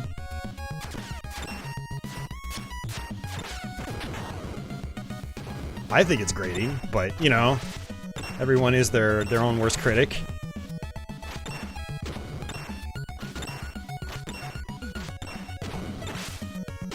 Alright, Cigarette Man, you're kind of getting on my nerves right now, so if you don't pull it back a little bit, I will give you the boots. I don't want to give you the boot, because you're cool. Maybe could use a little more restraint, but you're cool.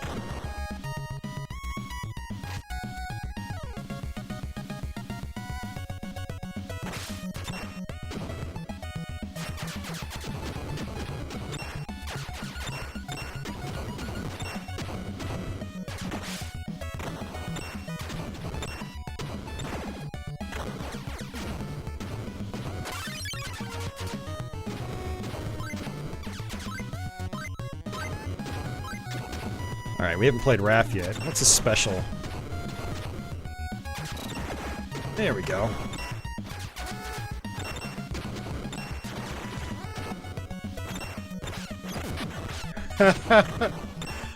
Yeah, Pearl Jammer. I know what you mean. I know what you mean.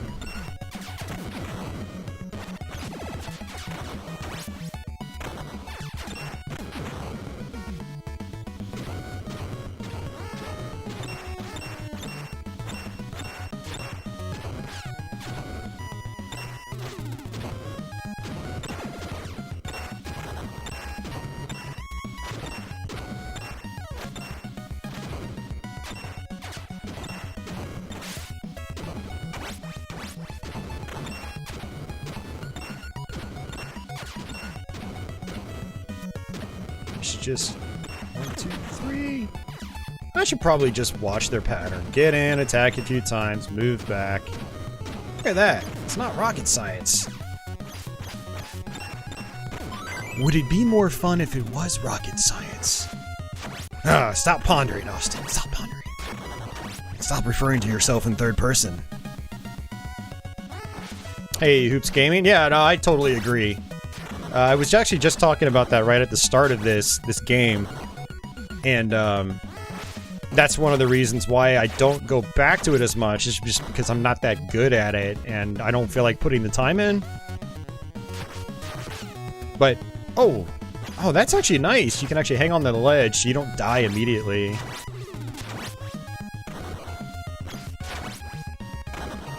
Sean goes, some people just want to watch the world burn.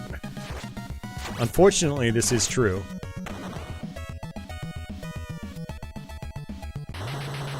Alright. Oh yeah, I totally forgot about that, Scarlet. There's gonna be a Sonic collection.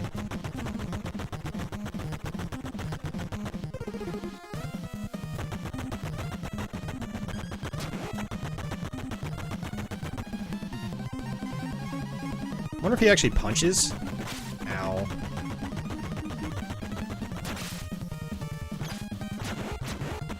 Seems like he doesn't.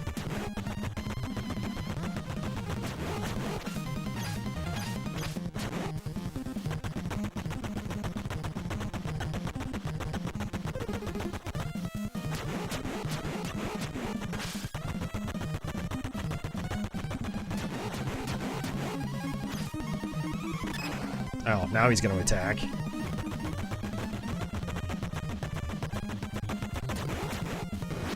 Yeah, get away.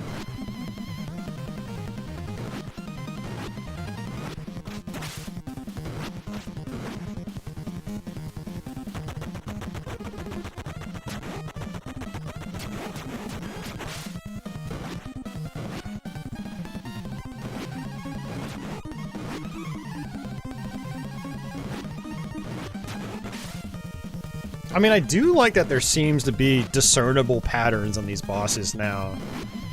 Where, like, you can just take advantage of a specific opening, like that, right there.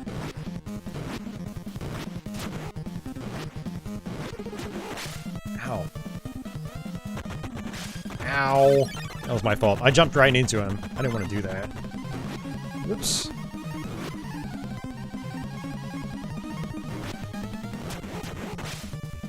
I can really only just do one.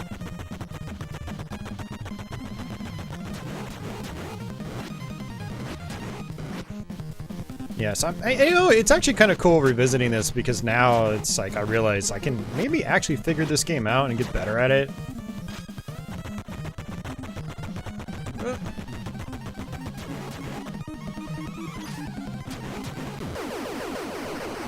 Yeah, it's just about figuring out the patterns.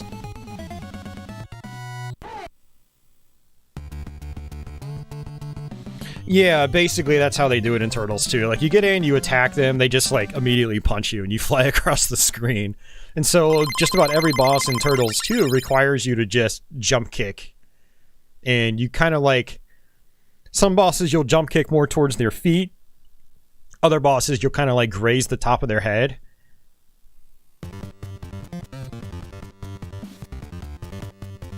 But this, there definitely seems to be more rhythm and rhyme to it.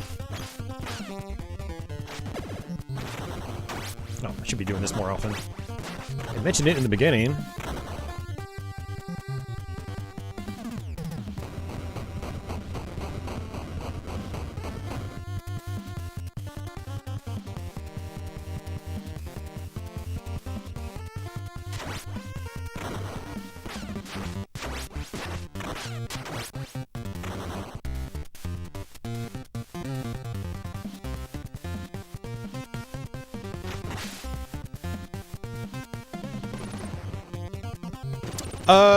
Girl Geek, what collection are you talking about? Not having, all the games on one? And hey, Leo, yeah, I didn't even know about the Pac-Man collection, until just the other day. I saw it on Starland's website as, like, a pre-order, so I'll probably pick that up when it comes out. It's coming out to Xbox, so... I don't know what the game lineup is, though. Is it all Pac-Man games, or is it just another Namco museum?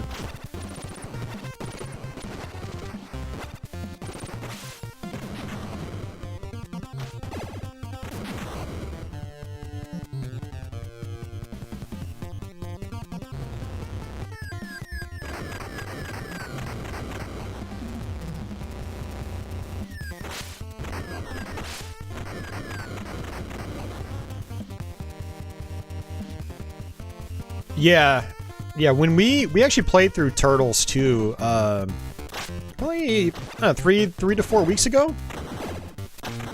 And yeah, we almost ended up not beating that game because of Krang. There's just so many moments where, like, you hit him and it's just a guaranteed knockback.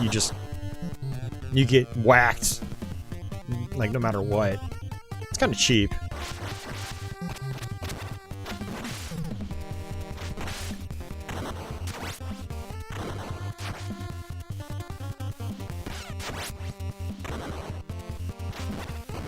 Oh, the Pac-Man collection is literally just all Pac-Man games. You think 14 in total? That's cool. Hey, Ian.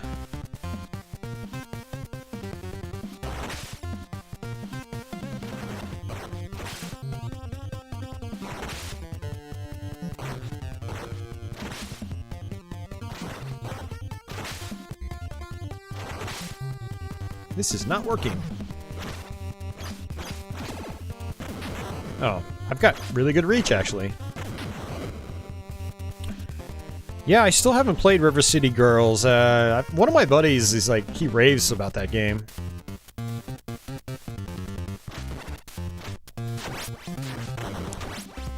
Yeah, Miss Pac-Man has always been a little weird for Namco. I mean, it's been in some collections, but I don't think it's been in all of them, has it?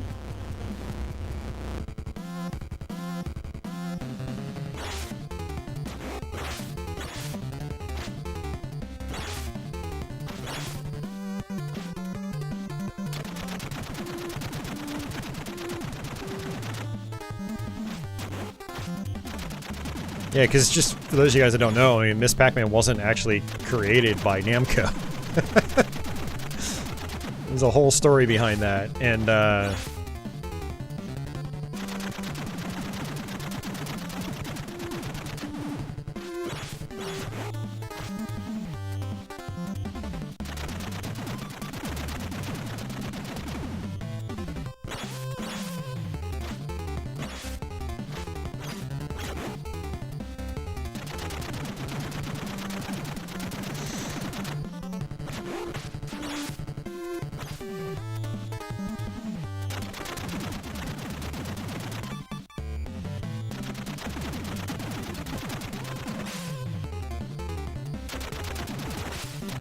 that's not gonna work.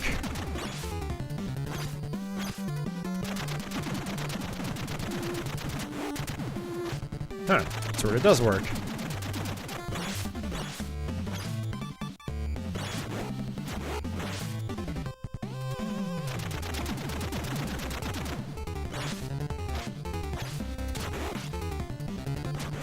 Ugh, man. Let's go back to Dawn.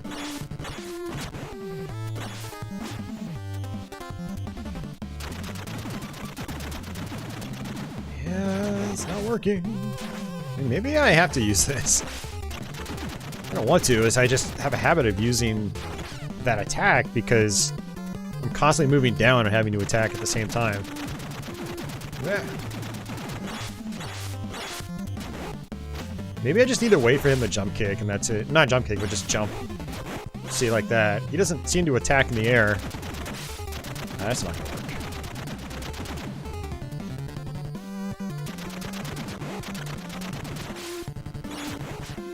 I mean, if I go, like, towards him as he's on the ground, it seems to work, but getting that timing right is just not realistic.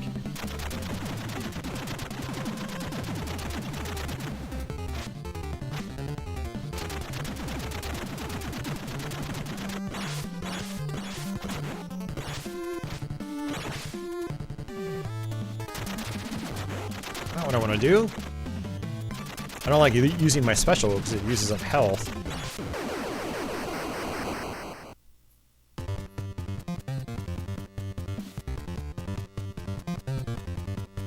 Jeffrey says Miss Pac did show up on some arcade 1-ups. Okay, good to know. Yeah, I mean, like I said, Cafe Man, I mean, Miss Pac-Man has been re-released by Namco. I mean, I think they even own it now, don't they? But I almost feel like, this is just purely speculation, but I almost feel like they're still, like, still bitter about that game. It might withhold it sometimes just because of that. Because it doesn't seem like there's any good reason to withhold it unless, like, there's still some licensing issue with it and they just don't want to pay that tiny bit extra money to re-release it or include it on a compilation. I don't know. I'm just speculating. Or maybe they just want to be cheap asses, maybe sell it for extra as DLC down the road. There's an idea. That's actually probably the most realistic idea of all the ones I just mentioned.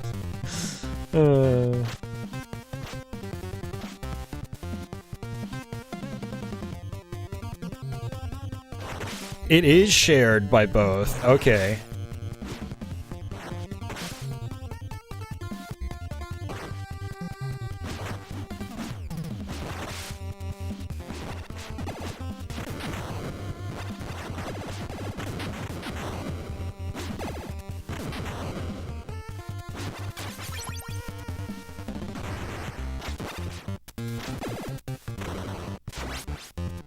Be doing this this attack more often.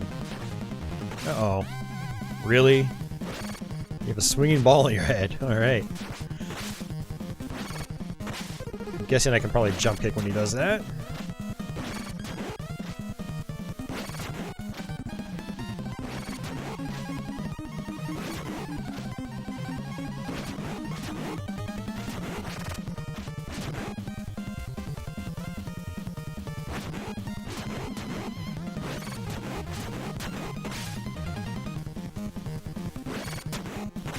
Ow.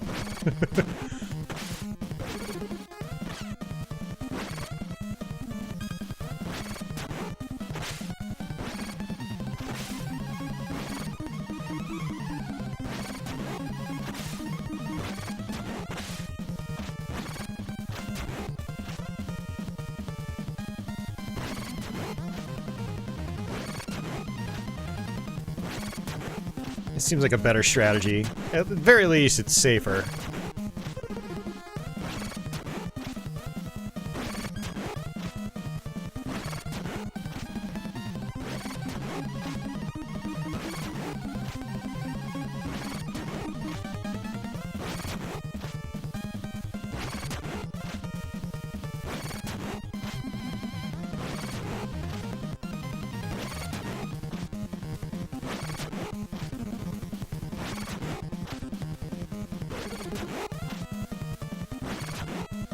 Time consuming, but it works.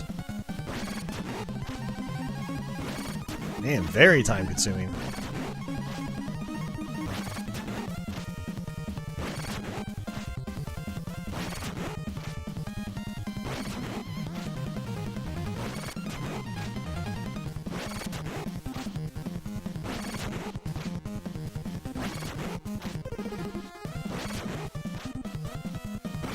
But hey, at least we figured out a pattern.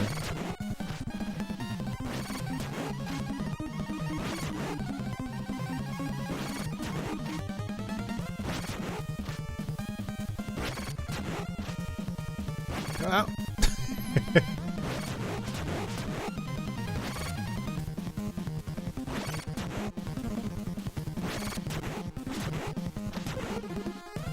Uh-oh.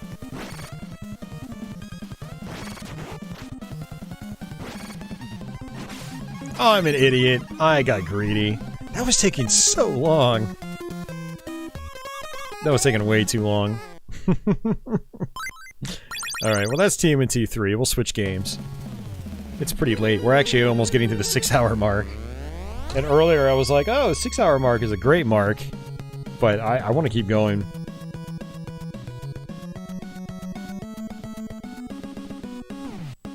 Apache is still passed out.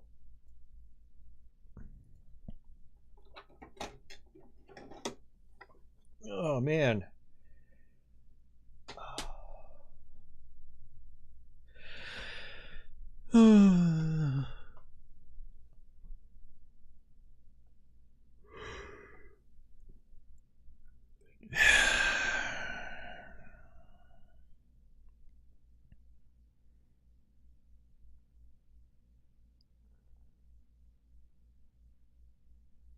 GCC approached Namco to tell them they hadn't been fulfilling their contractual obligations with Ms. Pac-Man.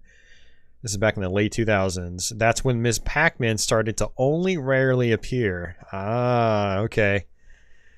And why it wasn't part of the base package of the original Pac-Man museum. It was instead paid DLC. Sneaky, sneaky Namco.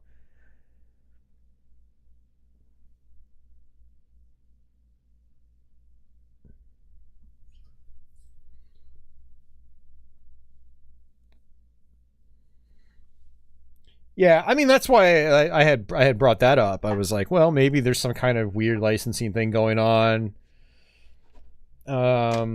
which is why it's not on there to begin with.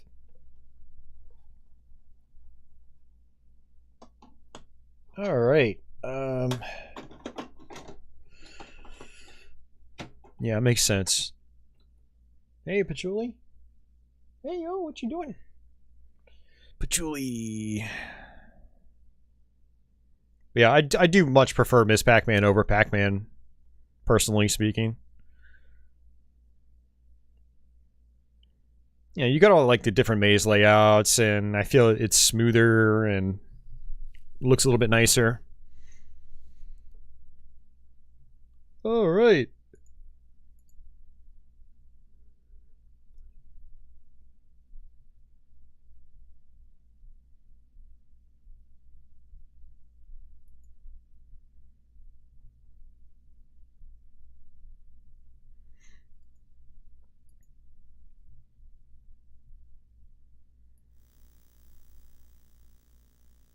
All right, guys.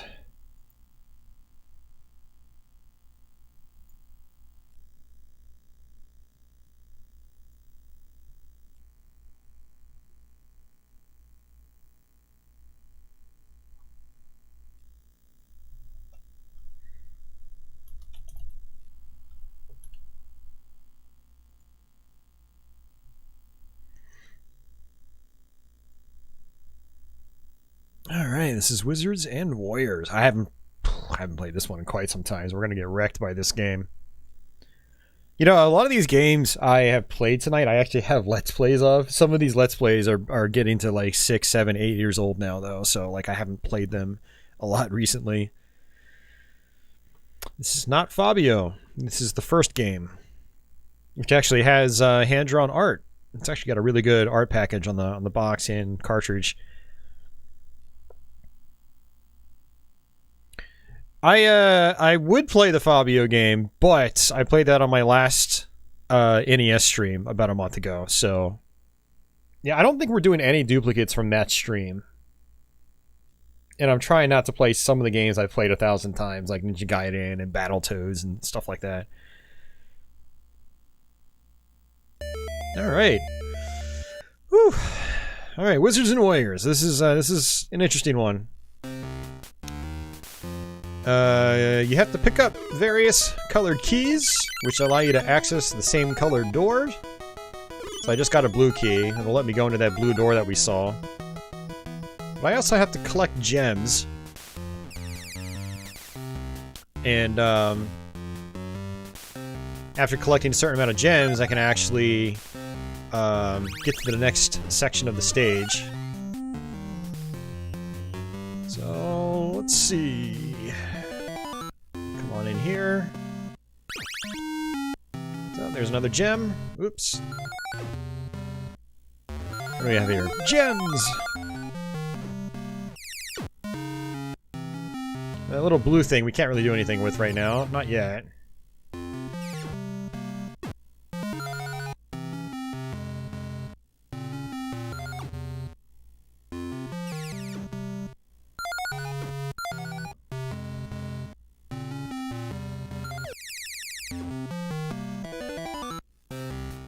See if we can go back in there. Okay. Yeah, those gray doors are a little weird. It's like, they kind of just open and close, then open and close. I'm kind of low on health already. There's a pink key right there. I actually want that. There we go. Let's come down this way. There's a throwing knife we're going to be able to get. I want to say it's on this level. We get it really early in the game because it's a crucial weapon in the game. It's actually something I wish Iron Sword had. Iron Sword's the sequel to this game.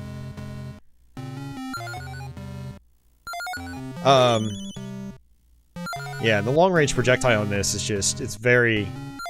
Well, it's not even long-range, it's more like short-range, but your throwing dagger is extremely useful in this. There are other long-range projectiles, but the throwing dagger is the one that you're going to be using for most of the game. It might be at a chest higher up, I don't remember. Like I said, it's been a while since I played this, so We're gonna kind of figure it out as we go. You have multiple potion types as well. They're basically like temporary power-ups.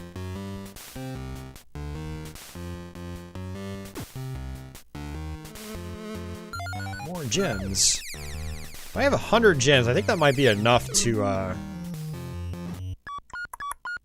that might actually be enough to go where I need to, but I need to find, another chest that has my weapon.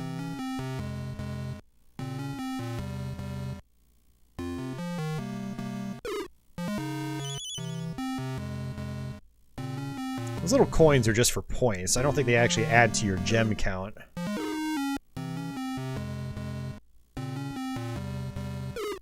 And I generally try to just poke things with my sword as I jump.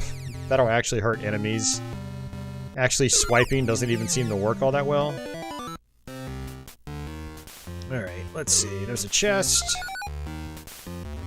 There we go. Dagger of Throwing. That's exactly what I want.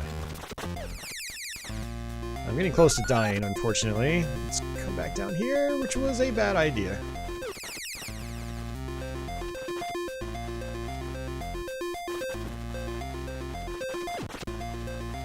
Now, this game does have infinite continues, so even if I suck, we can still technically make it pretty far into the game.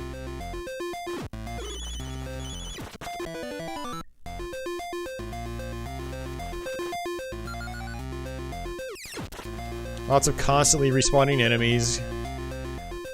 Good old Euro design. They love their respawning enemies. Zool 2! Actually, lots of other games, not just Zool 2. Alright. That clock, oh, man.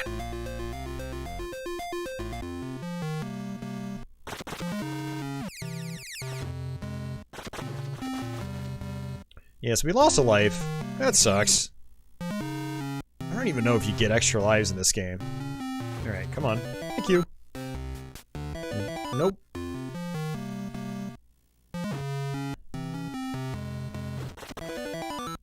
I'm gonna wait for it to close. Oh, there we go. Alright, let's get this. Boots of Force. Yeah, another really important one. You can actually jump off enemies with this, I think?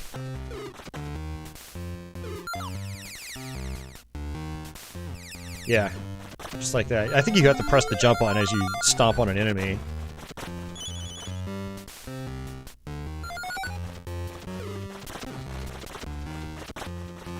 So now there is a red key. I don't remember where it is, or if it's even really worth it.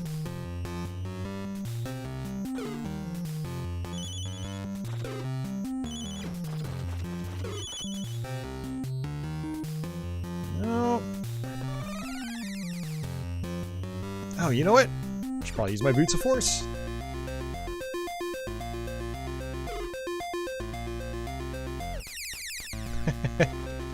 Really cool upgrade, although it seems really difficult to do anything with it without taking damage. Alright, whatever. We're just gonna go down here and die again because of all the respawning enemies. Yay!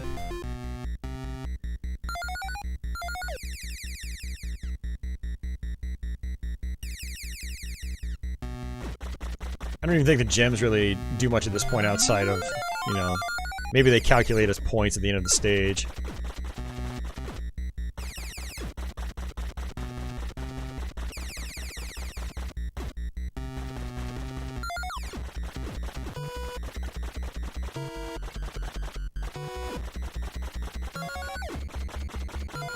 Jeez, honestly, this game is wrecking me a lot harder than I thought it would. I didn't remember the constantly respawning enemies being such a pain. Like, they're really bad.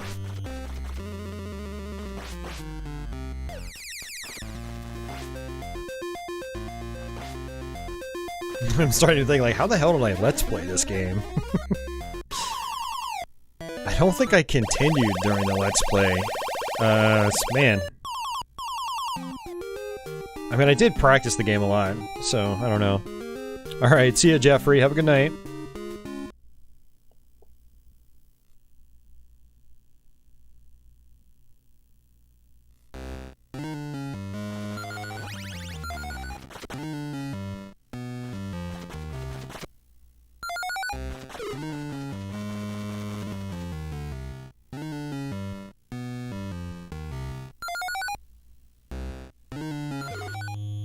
So I can actually kick open chests.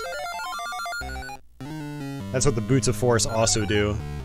I totally forgot about that. It's like the 50th time I've said, I totally forgot about that. But it's true. I forgot about it. So, yeah, I don't know what to say. Alright, so every level is kind of the same. It's back to just collecting gems.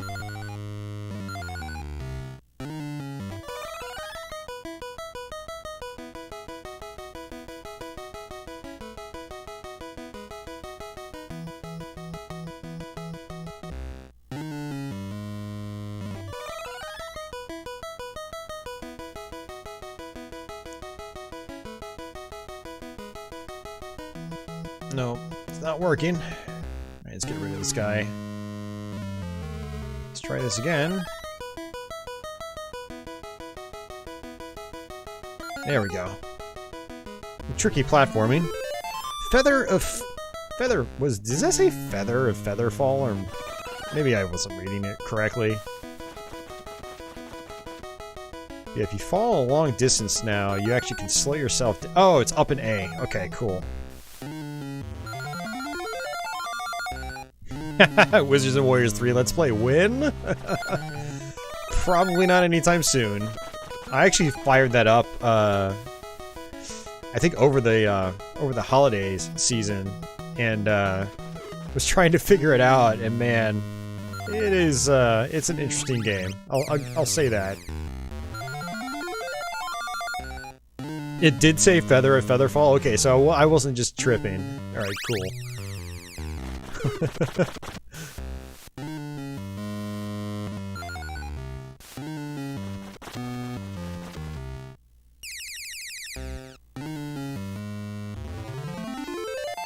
Potion of Levitation. This is actually really important. You hold up, and then you can jump from that.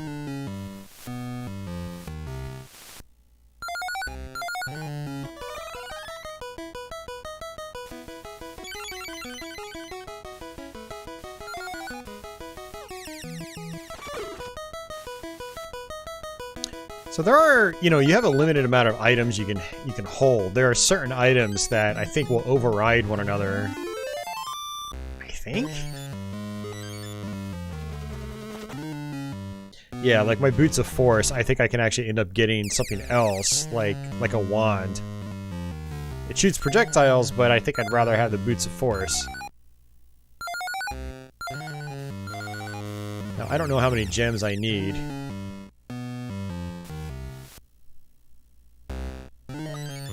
Looks like I need the pink key for that.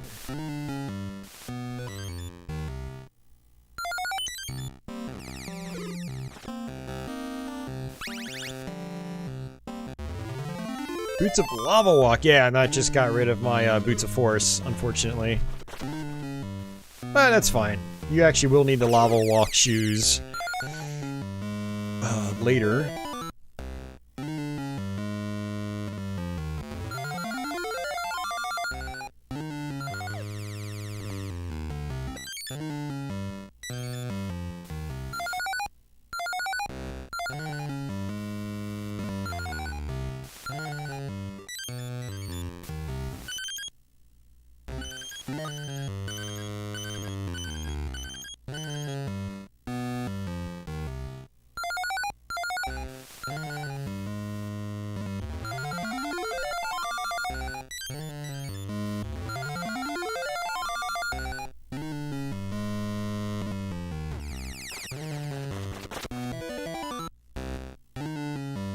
Alright, let's go to that pink door, see what happens.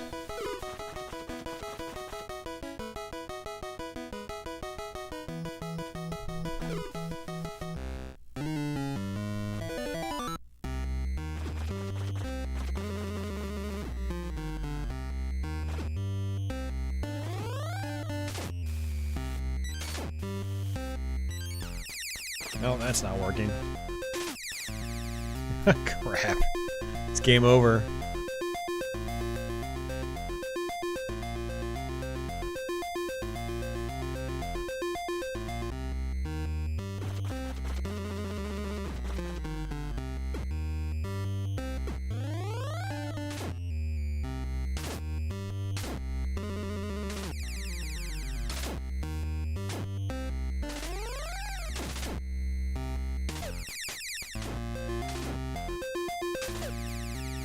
Man.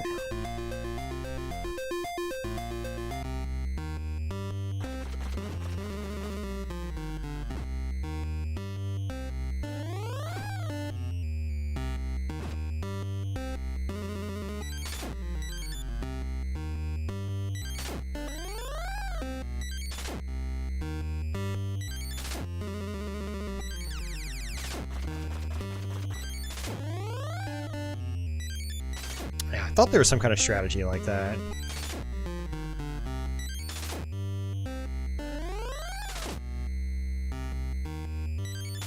I think you can also wreck bosses really quickly if you have the Boots of Force.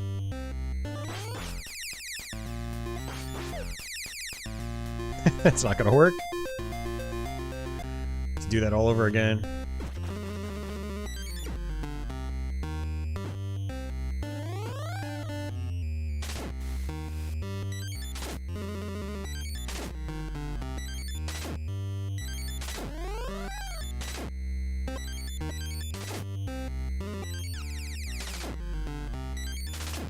Man, I'm not timing this right.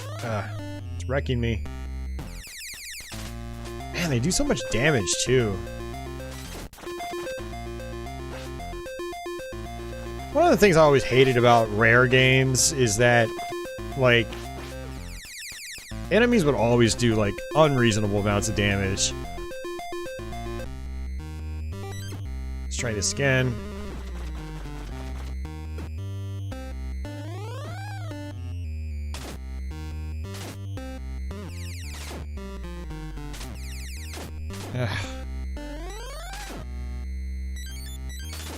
I don't really feel like relearning this game right now. It's not doing it for me.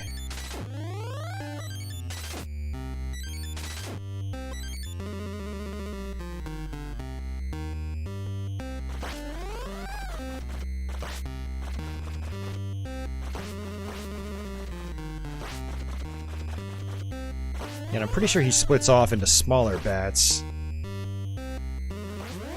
Oh, it's ghosts. It's not even bats.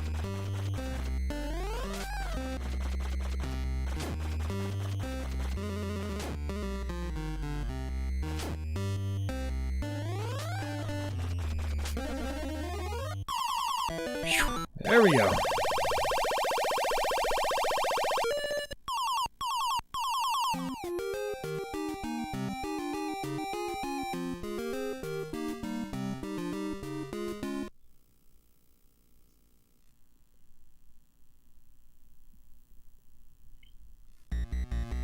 This is where the Boots of Lava Walk is actually pretty handy.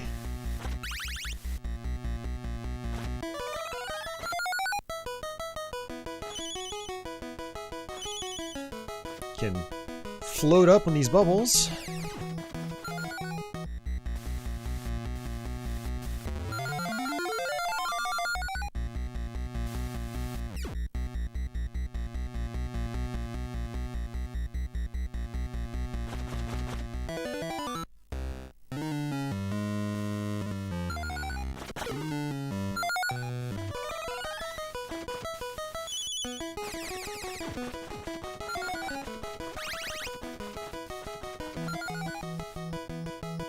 I'm not gonna actually take damage at all from the lava. Oh, I do. I still take damage. I just don't take as much damage. 50 gems! What a greedy bastard!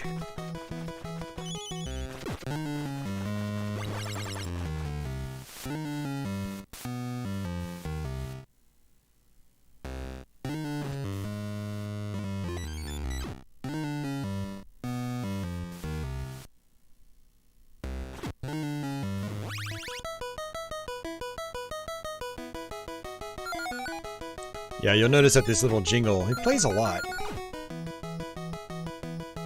So a lot of times you rarely hear the full level tune.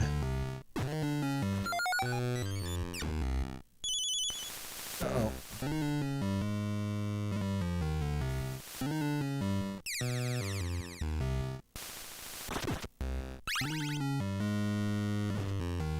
don't know if I can actually get up there. There we go. We got it. Cool, red key. Good.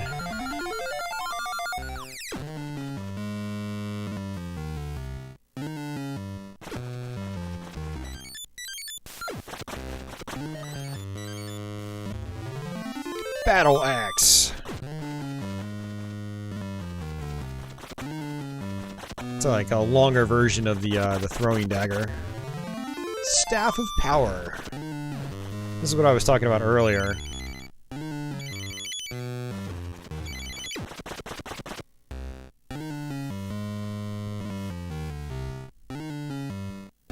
Let's just go to this guy, see what happens. Uh-oh.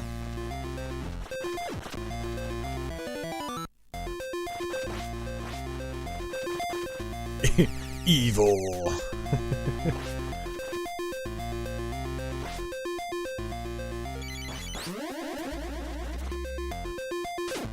Whoa there.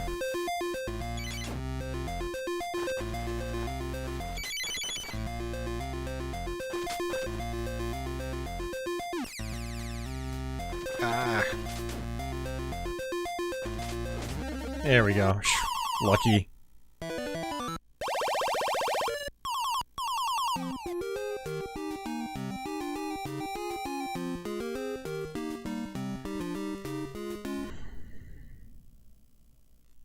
I didn't have the Boots of Force, Mark. I had the Boots of Lava Walk.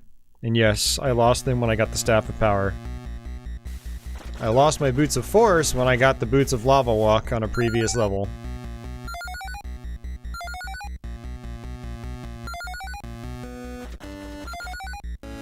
And on that note, I'm not really feeling this game right now. I don't feel like playing anymore.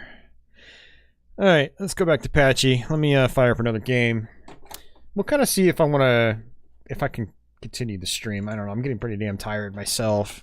It's 1:30 in the morning, and today was my 12-hour day at work, so I've been up quite some time.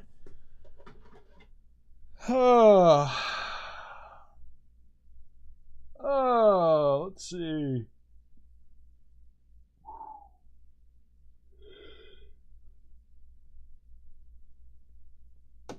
Alright, let's try this.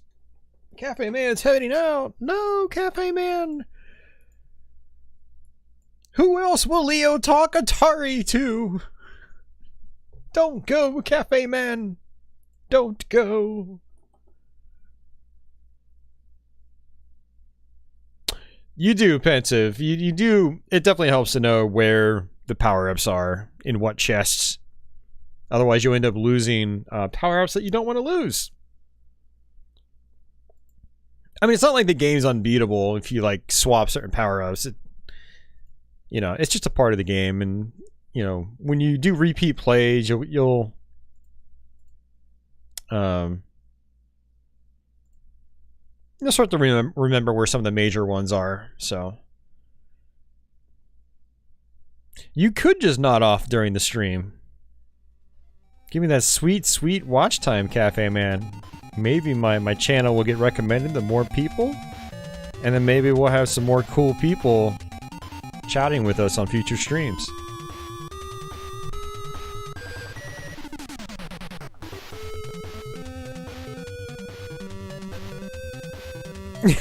Alright, see you, Cafe Man. There has been a healthy dose of beat-em-ups tonight, I don't really think about it.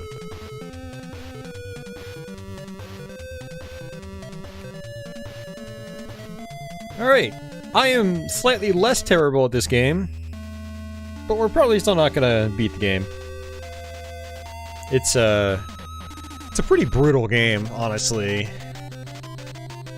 Alright, let's just skip through that.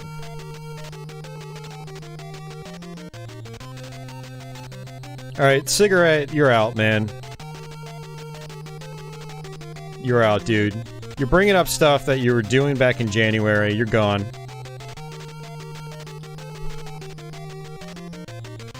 You don't joke about stuff like that.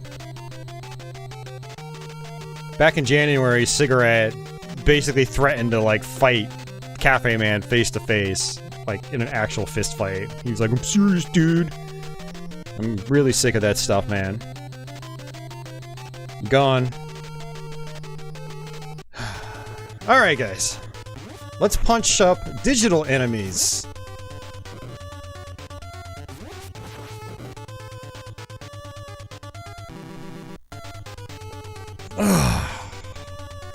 Certain people, man. Certain people, I swear. Yeah, and I knew that's why that's what you were hinting at, Pearl Jammer.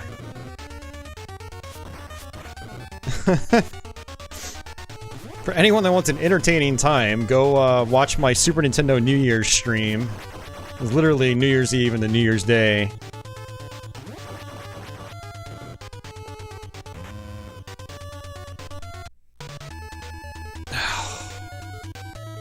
Why can't people just, like, not be stupid? You know? Like, why? It just aggravates me. I had another issue with another guy on Twitter just the other day. And it was ridiculous. People are just... Alright, I'm not gonna say anything else. I'm just aggravated right now, that's all.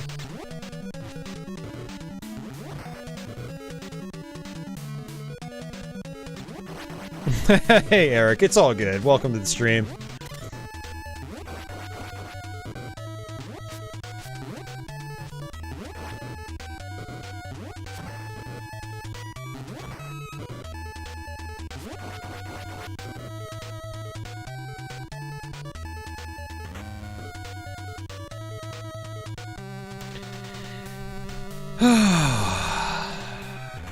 So, Double Dragon 3!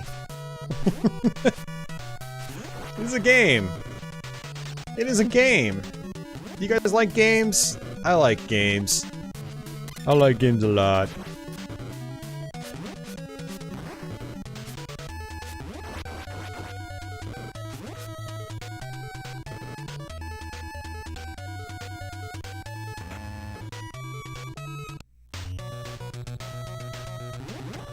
Oh yeah, I vaguely remember you telling me about having COVID, Eric.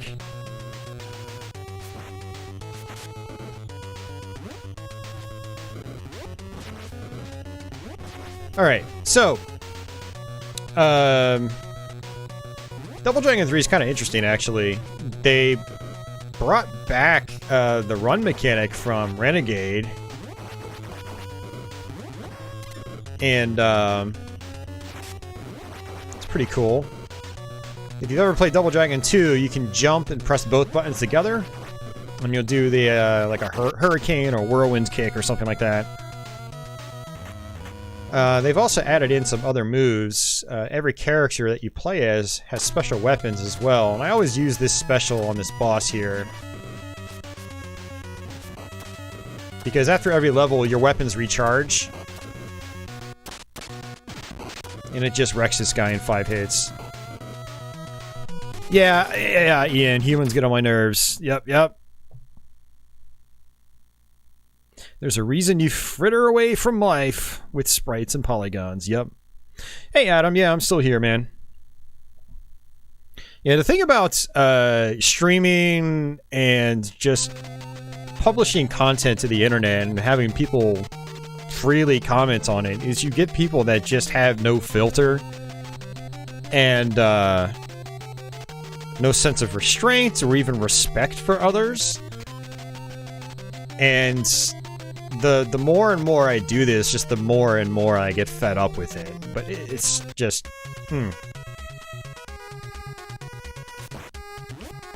Yeah, they brought back the run function, which is kind of cool. Running wasn't really a thing for your main characters in Double Dragon games up before this. Enemies could run in Double Dragon 2, but not the characters. But you also have this, like, head grab move, which is pretty cool. You basically jump forward and press A. You can also kind of control the direction it goes, depending on which way you're facing. So you can kind of jump one way, then quickly turn and face the other way. It's good for, like, levels with pits, which honestly is only, like, 2 levels in the game. One of my big complaints with this game is that the level design is almost non-existent. The first level's fine, because, like, you know, you have multiple different forms of scenery, and then you've got the elevator, and then you can actually throw enemies off the side once you're on the high part of the building. It's pretty cool. But a lot of the other levels, it's literally just one long hallway like this. 2 enemies come in at a time. Or I should say, enemies will keep spawning. You can't have any more than 2 enemies on screen.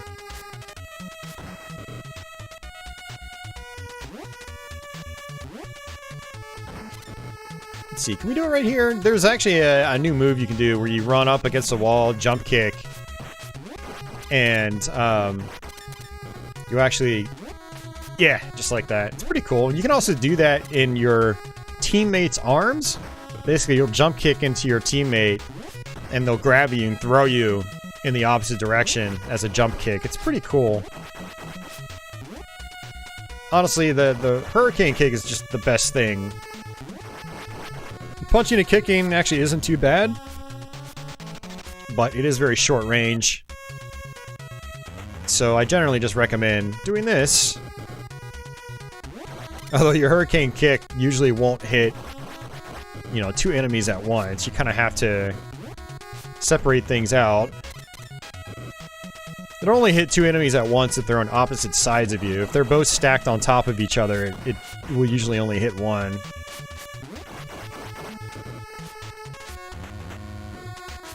But your punch is fairly powerful in this. Yeah, that's what I was talking about there, where enemies have to be on both sides.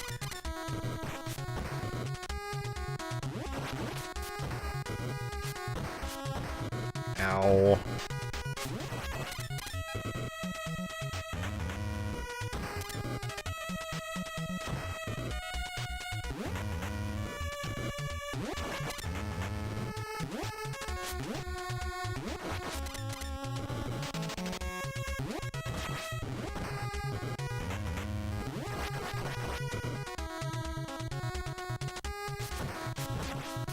That's your basic kick. Alright, boss time. You can always get a free hit as he comes in. Hey, Phoenix, welcome back.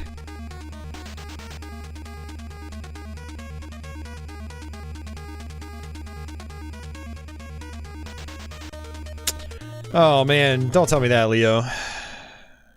Right as like everything's starting to open up 100% and everyone's gone maskless at this point. COVID's not even like on the minds of people, at least here. And it's kind of nice getting back to normality, you know, years into this pandemic.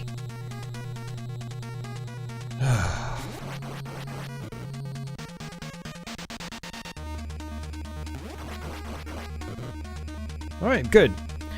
Alright, so this is actually pretty cool. You actually get this character as a playable character. This is how lives are handled in this game. So now I have 2 lives.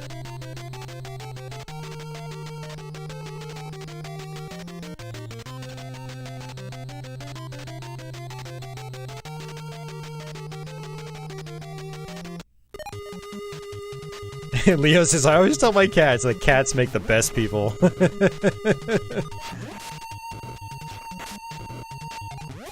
I mean, don't get me wrong. I know lots of great people, right? And a lot of you guys are really chill and awesome. But, you know, we tend to get the occasional just not so awesome individual. And, yeah,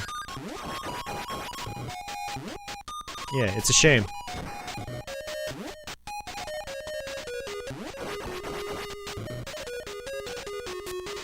That's interesting. So those guys were stacked on top of each other, and I was able to hit both of them.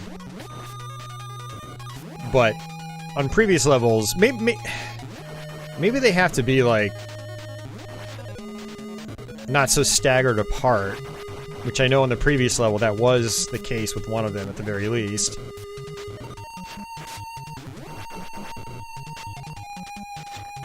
Oops, I pressed the B button, but nothing happened.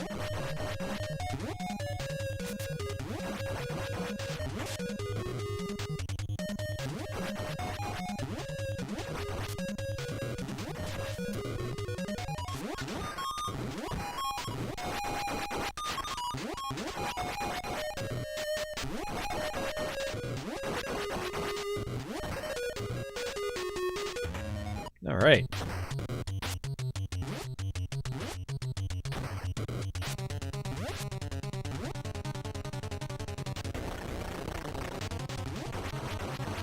See, this level does some more interesting things with its linear design. You know, you got enemies coming out from the walls, and you don't have as much room to move vertically. You get the traps in the very beginning. You have a greater mixture of enemy types. So, like, this straightforward design works pretty well on this level. But the previous level is not so hot. And then the next levels... let's see, what's the next level? I think Italy is the next level. And yeah, Italy is more like it's like level 2 China. You just point A to point B, and very little variation in level design, I should say. There's a little bit of falling, but there's no danger to the platform design. And then what's funny is the last level, Egypt, just like tips the whole game on its head. It's like, yeah, you know what? Screw it. We're just gonna make the player's life miserable. Double Dragon 3 is such a weird game. Like, I've always enjoyed it because I grew up with it. I played it a lot as a kid. It's got some really questionable design choices compared to even parts 1 and 2, and both of those games had some questionable design choices as well, with some really mean platforming, but they were overall much more consistent games.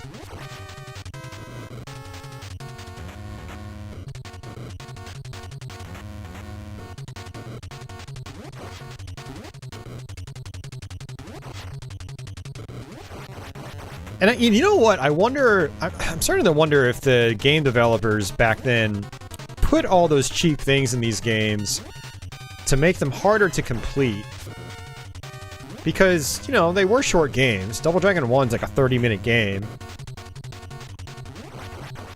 And I feel like without the beginning of Stage 4, the blocks that kill everybody, you know, a lot of people would have beat that game on their first try. Or gotten close to it, you know?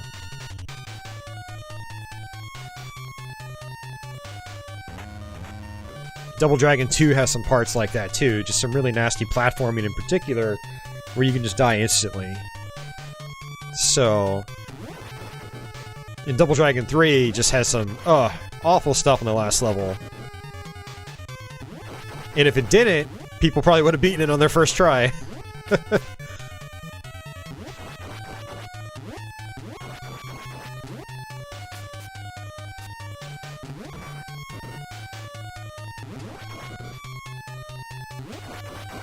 Alright, let's go ahead and switch to Chin, so we can actually play as him. We'll go ahead and use his Iron Claw too, which is very powerful.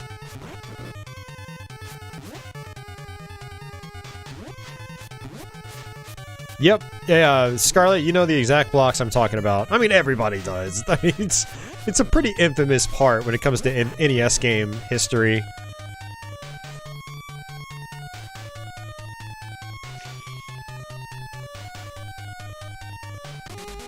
Alright, so he joins us.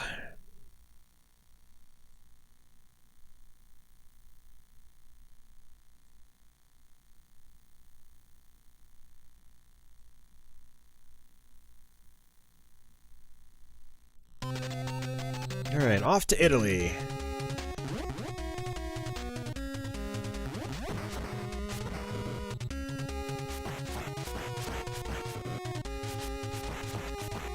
I like his punches. They're fast and snappy.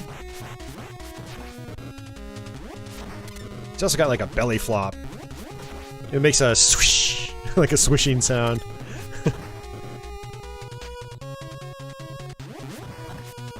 Yeah, things I do like about this game though is, I mean, visually it's a pretty good looking game. For the NES, it's also got a pretty catchy soundtrack. It's always been pretty memorable to me. And the actual gameplay itself is fun, but it's mainly... the drawbacks for me are the it's the bland level design when it comes to like the actual play area, and then some of the BS level design later on in the playthrough. You guys will see what I mean in probably about 8 minutes or so. I'm assuming it's about how long it's going to take to get through this level.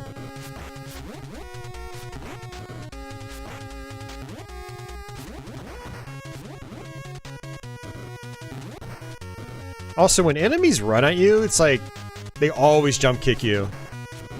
So you can always get a jump kick in on them. Swoosh!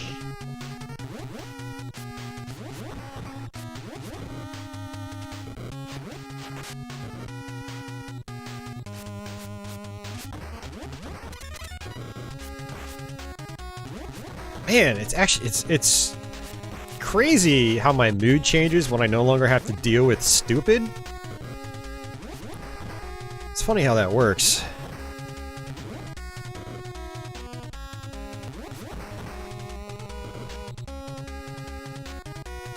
It's almost like I've got a second wind. Actually, don't get your hopes up that much. I'm still pretty damn tired right now. Alright, so second room. I don't think I get my health back, no. This isn't like Double Dragon 1.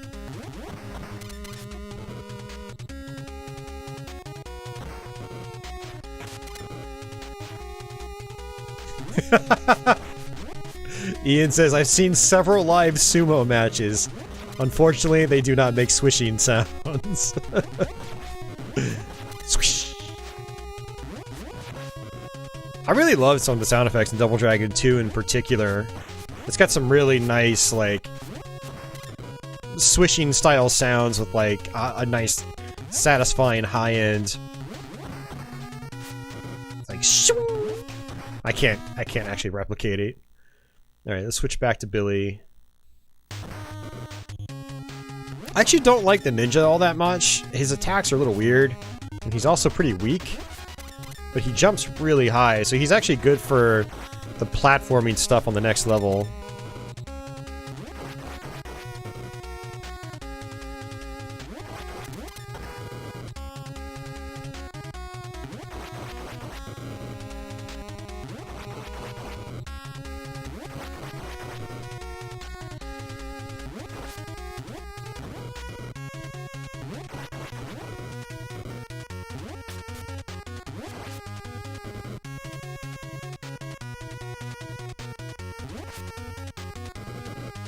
Now, if I remember correctly, this boss actually has a huge hit point pool. Oh yeah, another issue with this game is once the enemy that dropped a weapon dies, the weapon disappears too. So, like, all your weapons are very short-lived.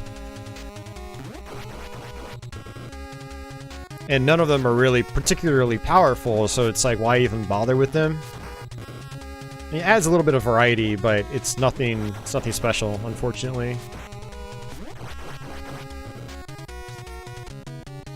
Alright, let's go ahead and use my nunchucks.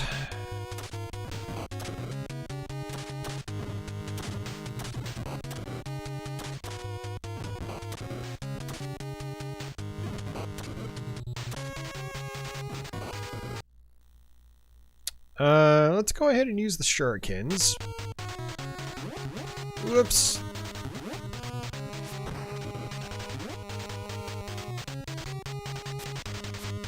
He ducks them like half the time.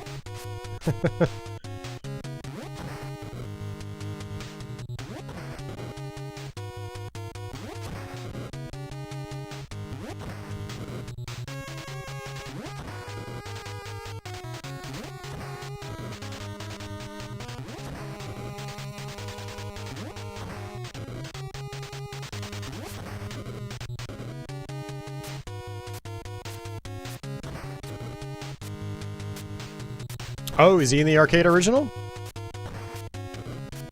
Did not know that. Yeah, this is loosely based off the arcade game, Double Dragon 3. Lots of differences here, though. Alright, so this part is... Ugh. I don't know how I want to do this. You can easily get cornered here. So... see if I can do, okay, that works. No, we're dead.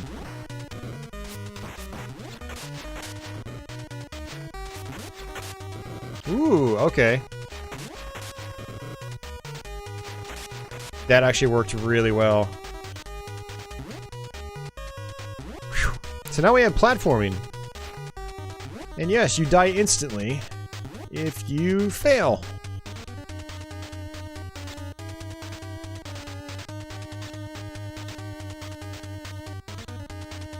Alright, good deal.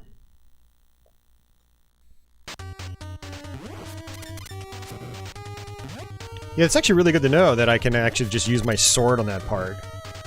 Because if I play as Billy or Chin, and they knock me down, they'll just corner me and I can't get back up. It's like guaranteed game over.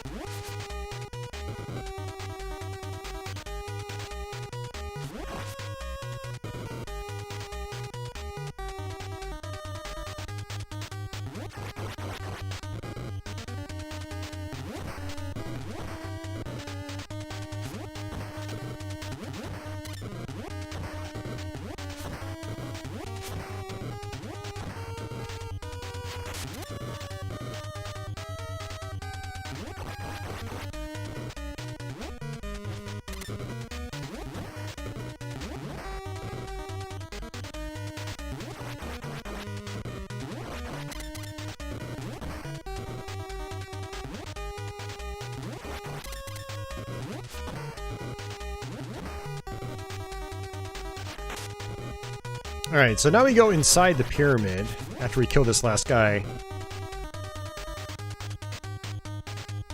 And this part is also kind of tricky. Yeah.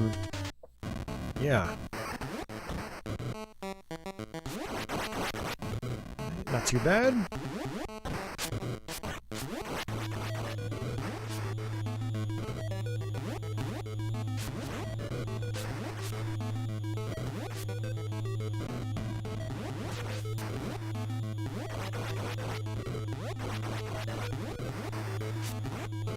Uh-oh, not good.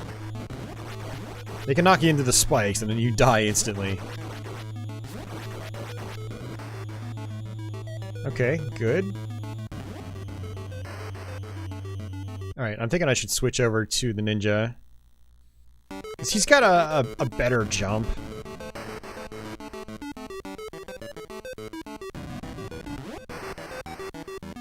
It makes some of these jumps a lot easier. Thanks, Mark. I appreciate it. Glad you're enjoying it. Warts and all.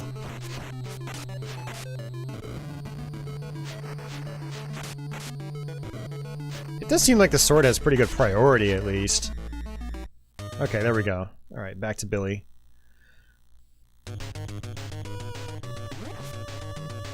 Yeah, really love the soundtrack in this game. I mean, it fits the theme.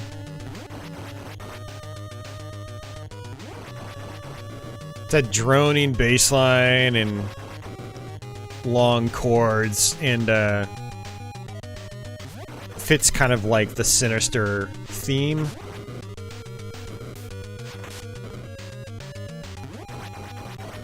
This would actually make a really good, like, dark metal cover.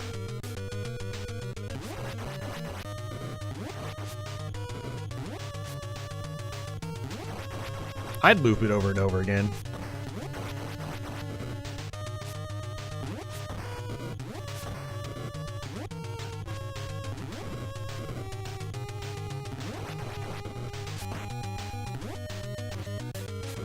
It'd be nice if you could, like, juggle enemies in this. Like, imagine throwing them against the wall and then, like, kicking them on the way down. Oh, that would be badass. I guess that sort of thing was a little ahead of this game's time. I don't think you really saw stuff like that in beat-em-ups back then.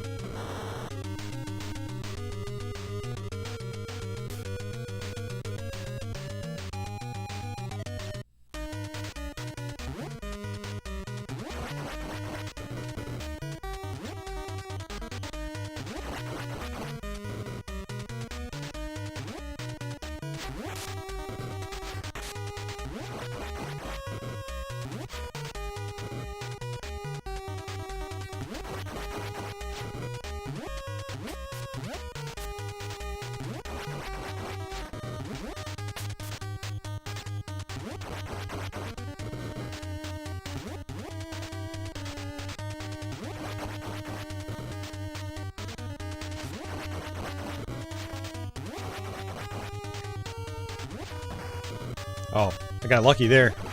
Yeah, jump kicking these guys is not wise because they'll use their sword and override your attack.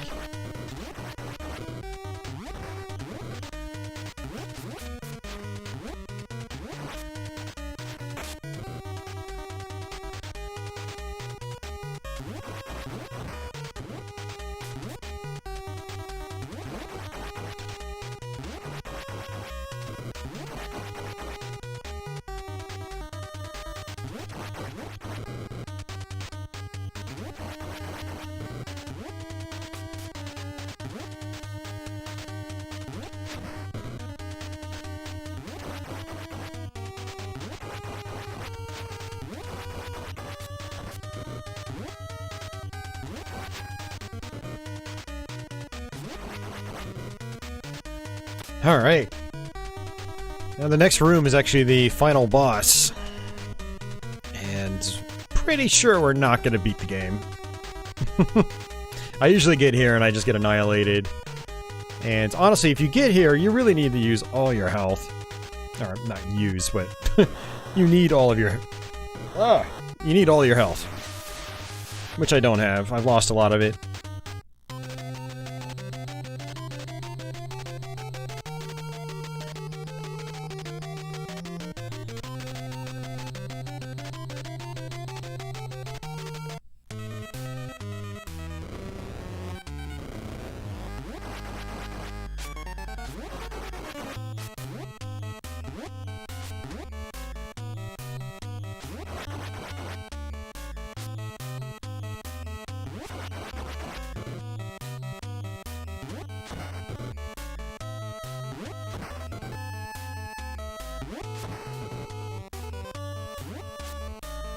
Yeah, so you have to fight 3 mummies. The third one turns into... might be like Cleopatra or something. And she's got all these crazy spells, and it's just... it's brutal.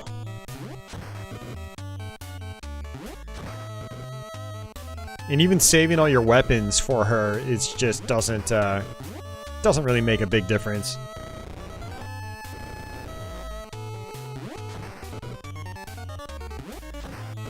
Seems like the jump kick is a pretty reliable strat.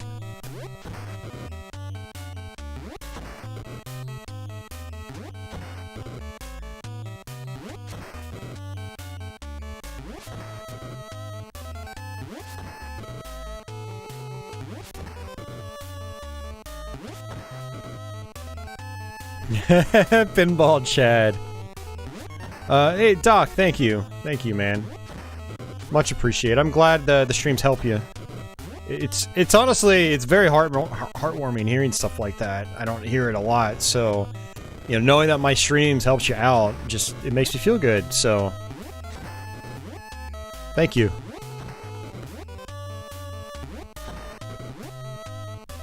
Some days I'm just like, man, I don't really want to stream anymore. Or I want to take a break or something, but like, you know, when I hear stuff like that, it's like, hey, thanks for doing what you're doing. It makes me feel like, you know, what I'm doing is worth it.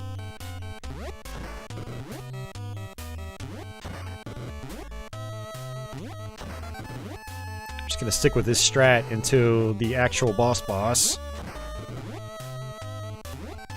These mummies, they can grab you and they... There we go, there she is.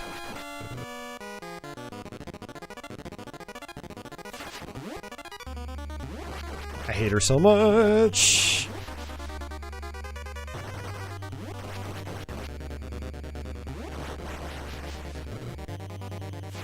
Oh, I hate her so much. Couldn't even use my nunchucks.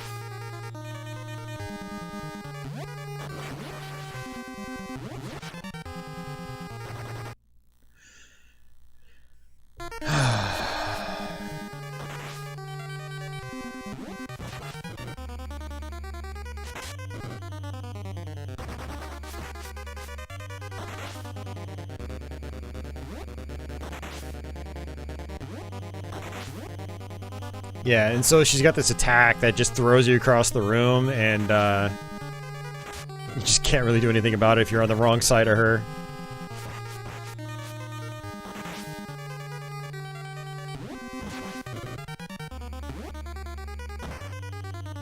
And that snake. That fire snake is so bad.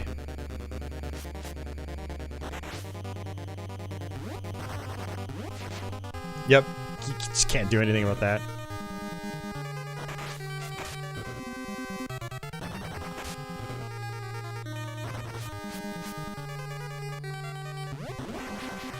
Ugh.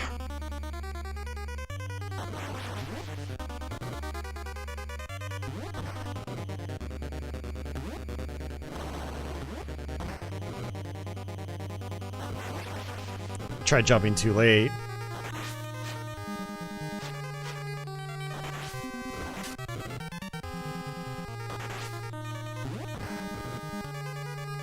What sucks about this fight, there's not even like a badass final boss tune. It's just kind of droning. Meh.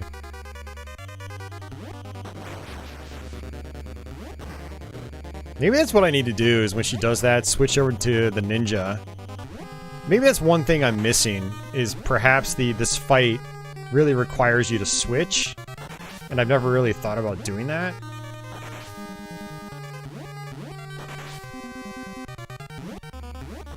Oh, come on, that was...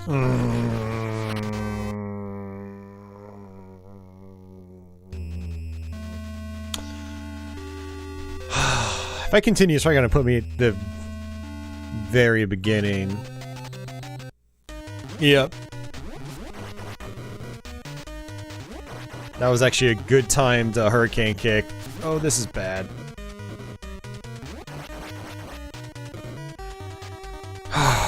Man, now I want to get back to the final boss and try that switching mechanic, because running and jumping with the ninja allowed me to avoid the fire snake.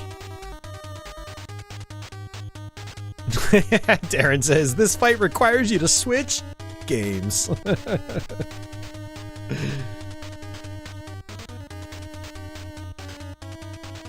Oh, man.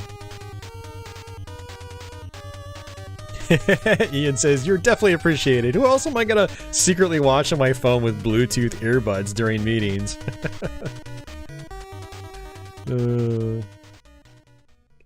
Plenty of other channels out there, Ian. But I'm glad you pick mine occasionally.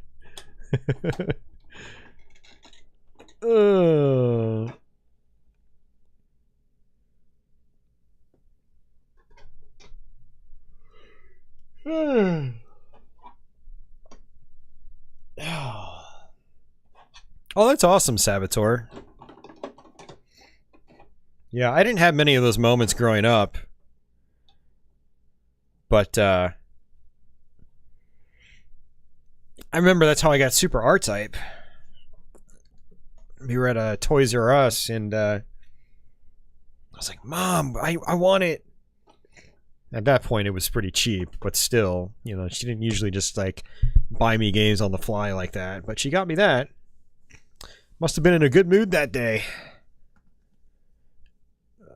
Let's see. I got a pink screen.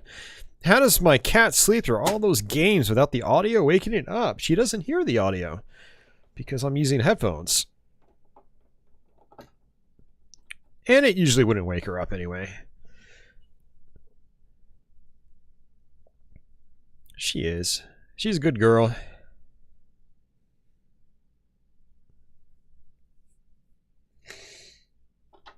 Alright, this one does not want to work. Might have to just not play it. I don't really feel like cleaning my carts tonight.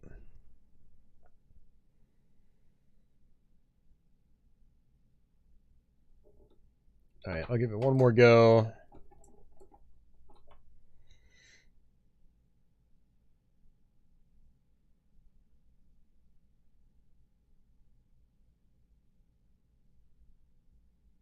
Nope, it's not working. Alright, well, I just attempted Indiana Jones and the Temple of Doom,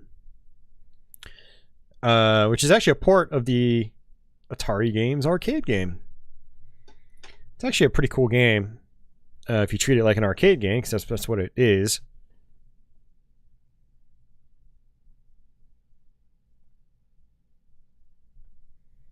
Yeah, so unfortunately we will not be able to play that.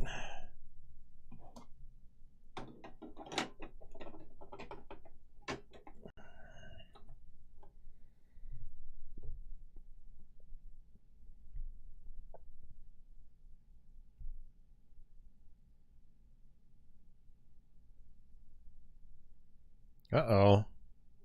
This one's completely glitched. Oh, actually, you know, this cartridge I think I might have bought from a store that doesn't clean their games. This one might actually be legitimately dirty. Temple of Doom I bought from a store that cleans the contacts. Okay, it's working now.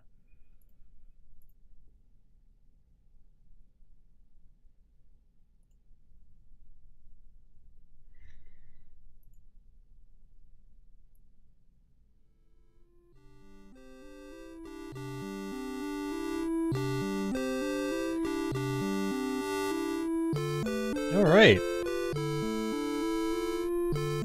This is Astyanax. And, I think I've played this a few times on stream. I know I've done Let's Plays of it. But it's a fun game. I had this one as a kid, and I've played it a good bit over the years.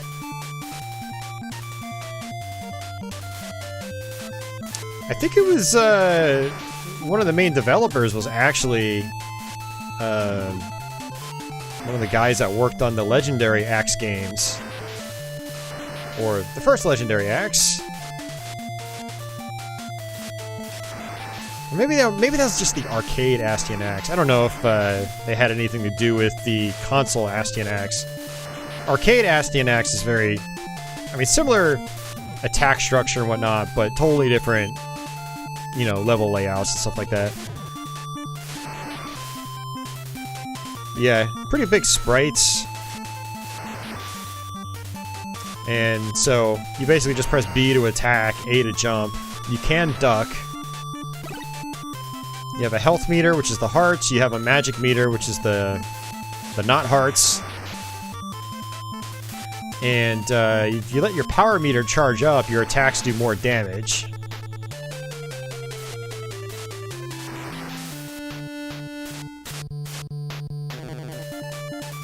Alright, mini-boss time. Most levels have a mini-boss.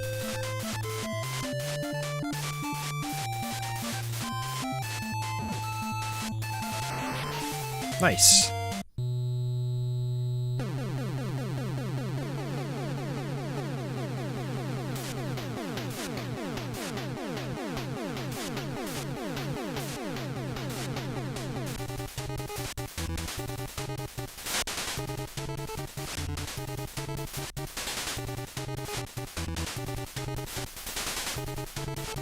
Alright, if you press start and press up and down, or just up apparently, that's interesting. Thought you could also press down. You can pick through different spells. Fire is really powerful, but I think it actually uses up more magic than other spells, but it does some serious damage.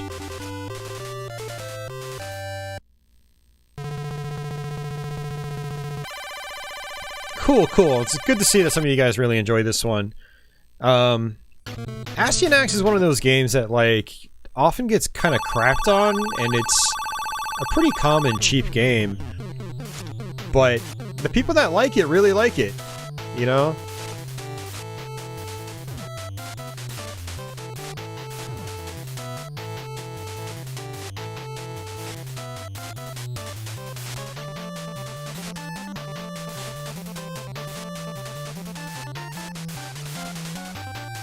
Yeah, these skeletons can actually block your attacks.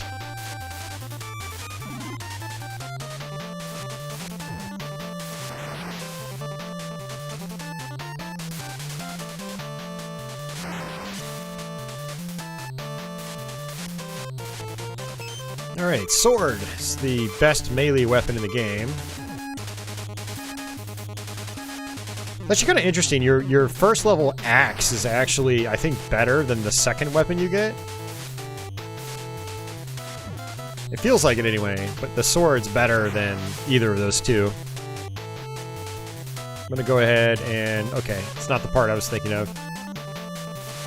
There are some parts where you have enemies, like, right on ledges, and they'll just knock you into a pit. So for those situations, I'll just use magic.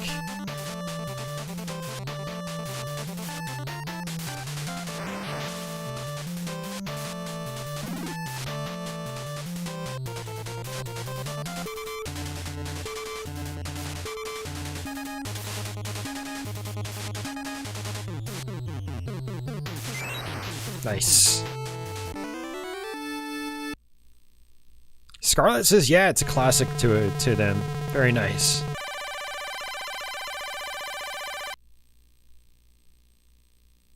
Ian says, I don't even know it was considered a crappy game. I always liked it. I mean, it's not Super Mario 3, but it's a fine game. Yeah, I totally agree. Yeah. Yeah, like, I mean, dude, I've had a lot of people come in over the years and be like, this game is terrible. I'm like, a little piece of me dies on the inside.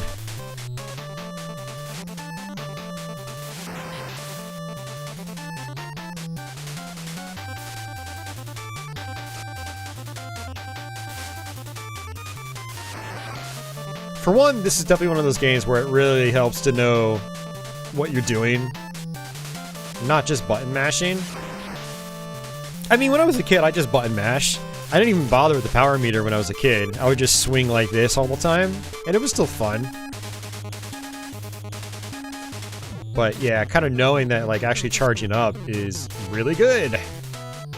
Definitely helps. Playing it more deliberately helps. Actually, using your magic also helps.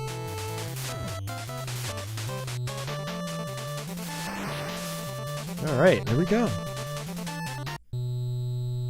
Oh, Demon Sword, nice. We actually, we played through that, about a month ago. That was fun.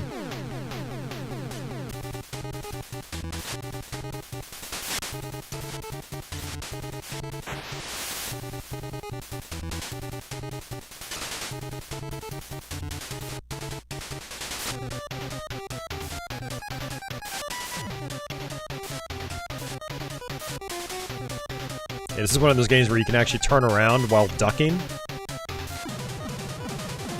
Unlike Batman the video game.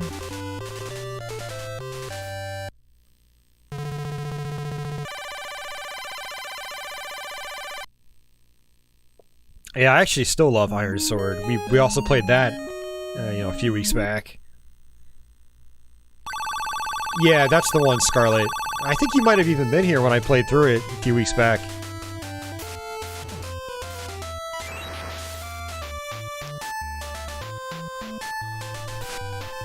Some of you guys were. I know that. I know that much. I think Pearl Jammer might have even been here. Maybe? I don't remember.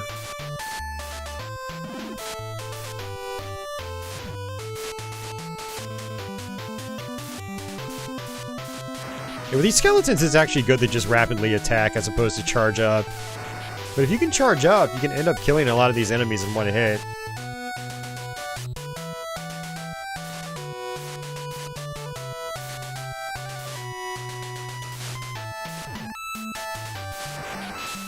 Pits will kill you instantly, so do not fall into them.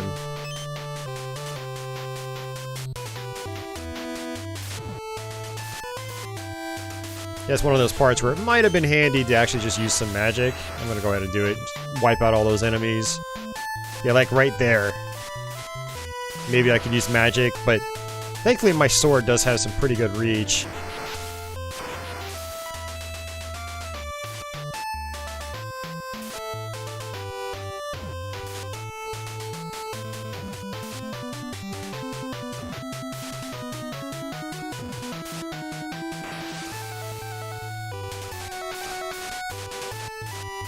And this guy looks like it's actually better to just rapidly attack.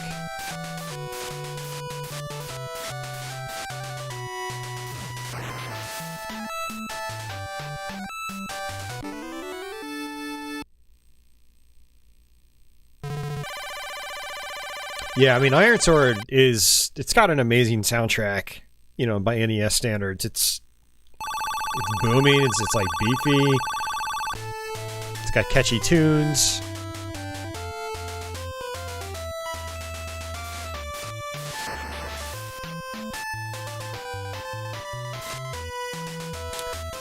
Alright, so we work our way down to the bottom. Notice that it's got, you know, the verticality to some of its stages, which is nice. Good way to mix things up.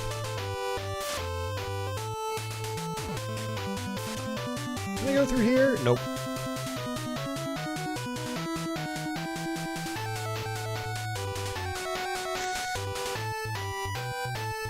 fall down this way.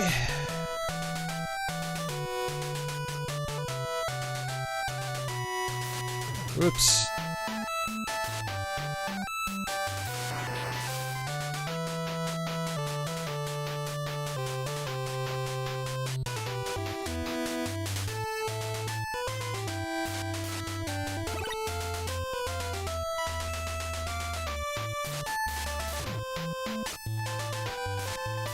Oops.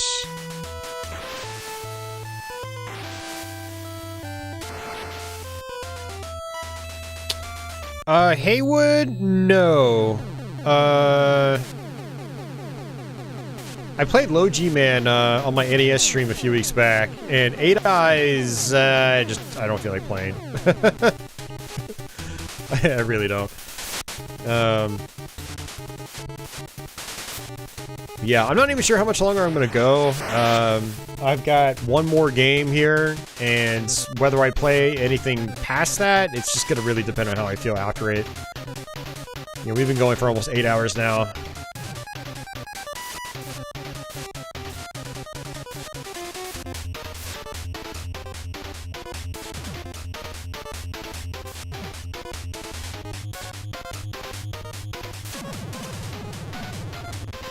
Eight Eyes is it's a brutal game.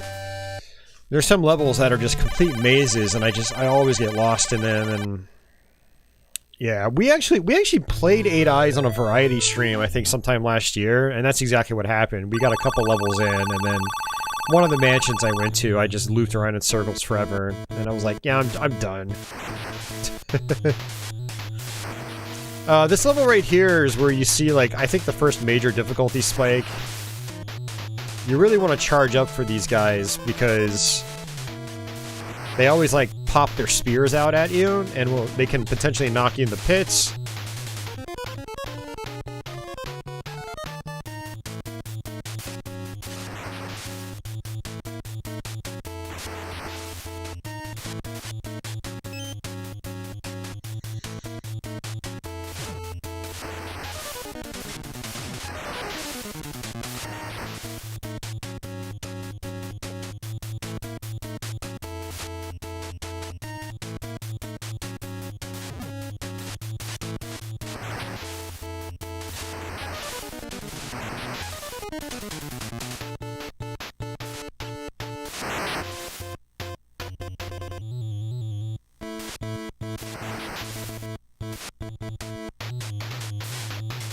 Oh, not good. Yeah, see, look at that. Man.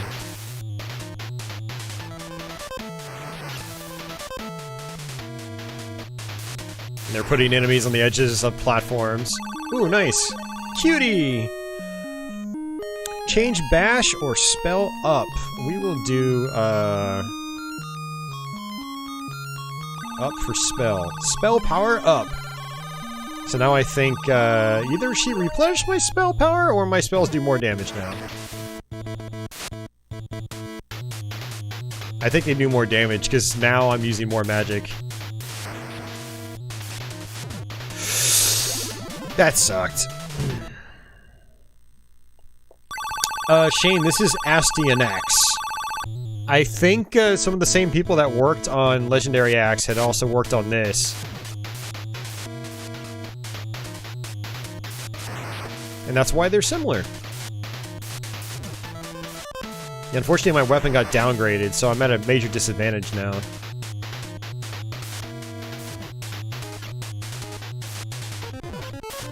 Yeah, so you'll notice I'm not killing these guys in the same amount of hits now.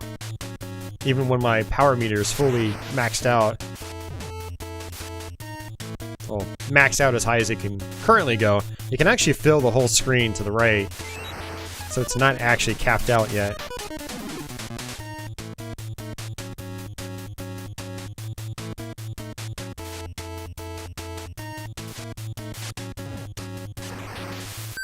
Alright, maybe I should use my stopwatch.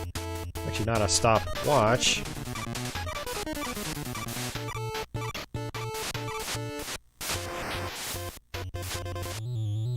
There we go.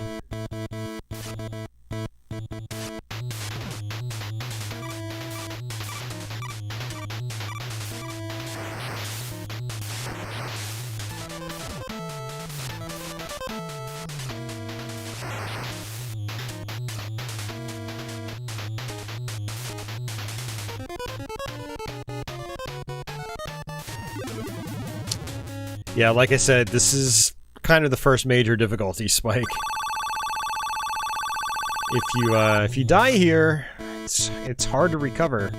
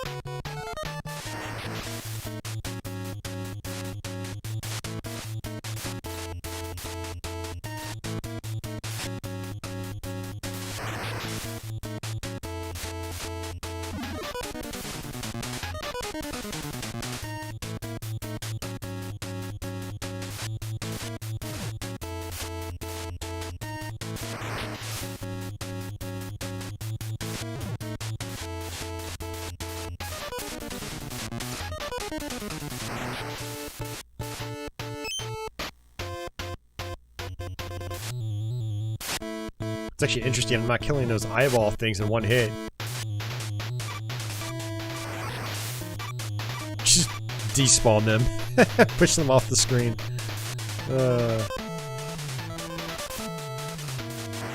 Yeah, starting to think I should have upgraded my attack power. Oh, when I talked to the fairy. When I said, "Oh, cutie," that's actually her name in this game. Fairy.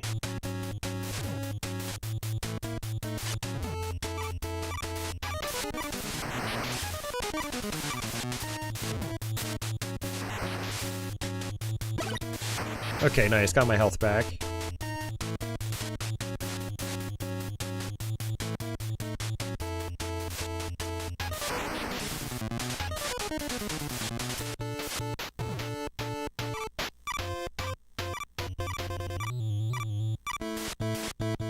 There she is again. Alright, change bash. Oh, that's it. It just lets me change to a certain weapon. Alright, never mind. Spell up might have been handy.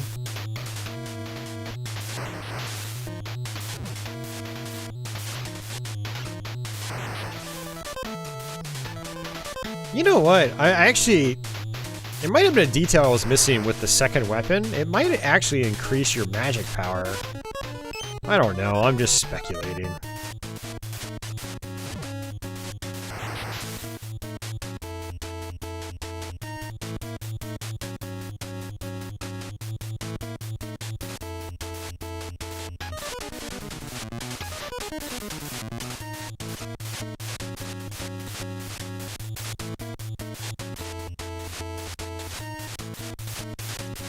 Hey, Scott, what's going on?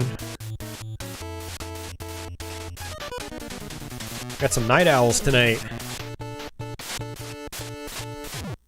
It's about 2:30 a.m. my time.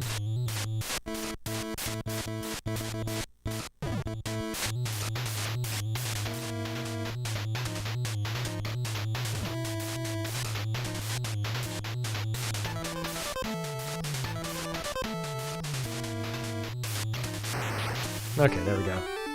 Whew. Thankfully, you get all your health back afterwards.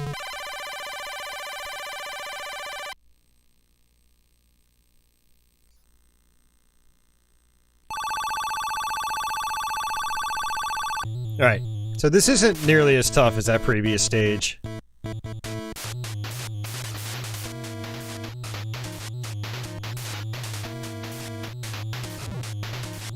I do love, like, the mid-air control. It's quite nice. Not a lot of NES games allowed, you know, nice mid-air control like that. Especially games with big, chunky sprites like this.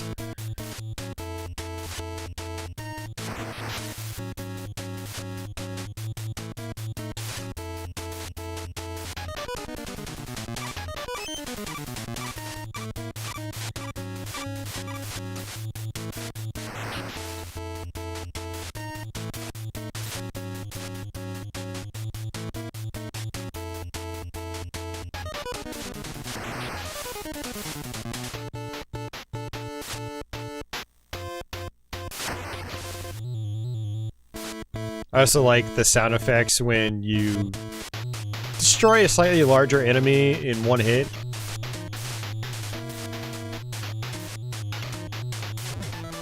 You feel powerful, because you're like, I charged up my weapon, and boom, they're gone, and it just makes a satisfying sound effect.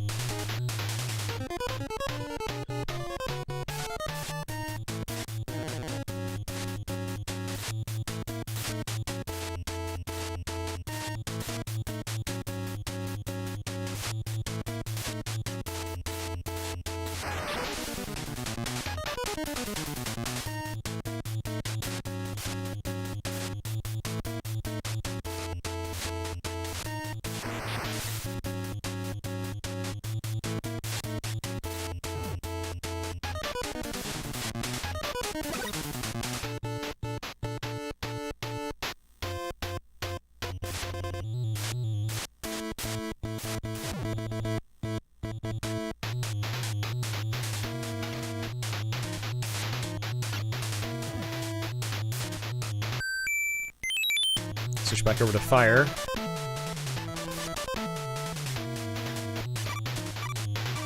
He throws me. That's not good. He's stealing my moves. Okay, there we go.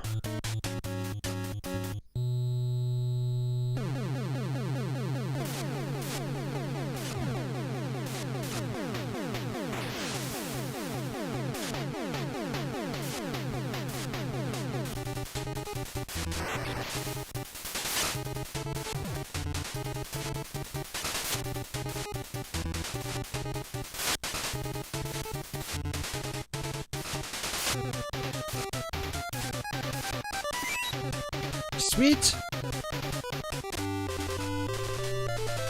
Yeah, the boss music, it fits the bosses. Feels a little sinister.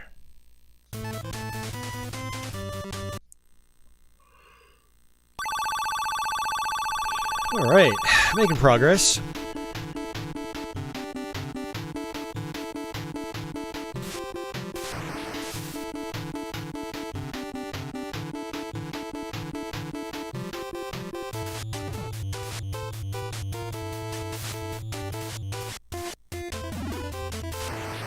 I always forget what those little, like, bracelets do. I assume they're bracelets.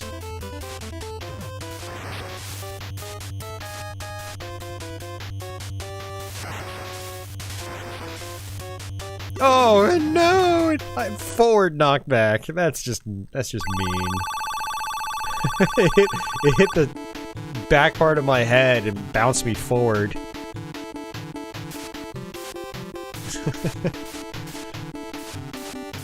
I still have 3 lives left, too. Surprisingly. And yeah, you know, I think we just figured something out, Scarlet. The second level weapon definitely does allow you to use more magic. I didn't even think about that until I realized my magic, you know, was using twice as much when I went to the big sword. Oh no, that was my fault.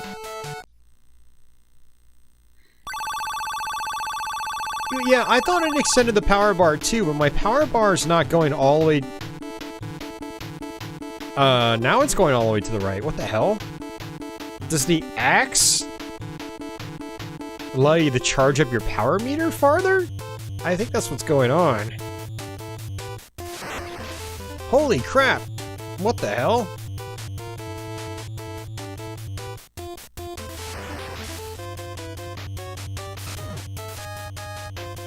Wait, this doesn't make any sense. Why is the axe like the best weapon in the game right now? And it still uses... I'm so confused. Why do I even want to upgrade weapons? I don't get it. I'm having a revelation here, guys. I'm so lost. The axe is your default weapon, by the way.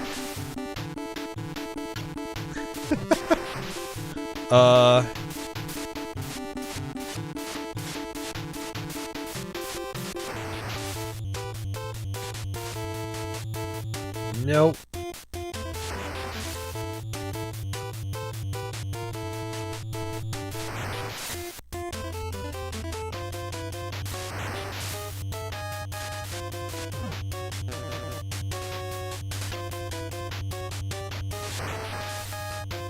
I'm gonna have to read the instruction manual now and see what they say about this.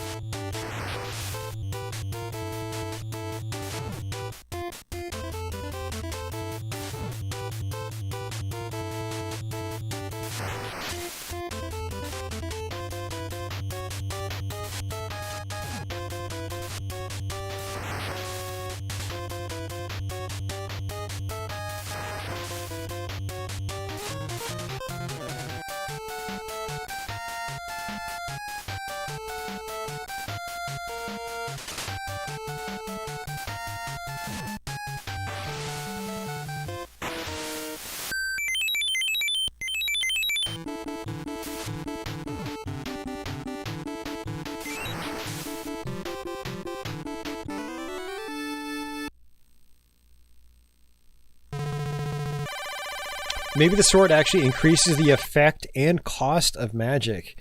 I don't know if the sword actually allows me to do more magical damage, though. I can't really tell if I'm doing a lot more damage.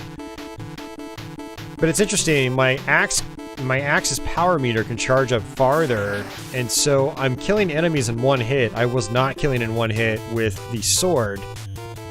Oops, I didn't even see you. So I'm confused.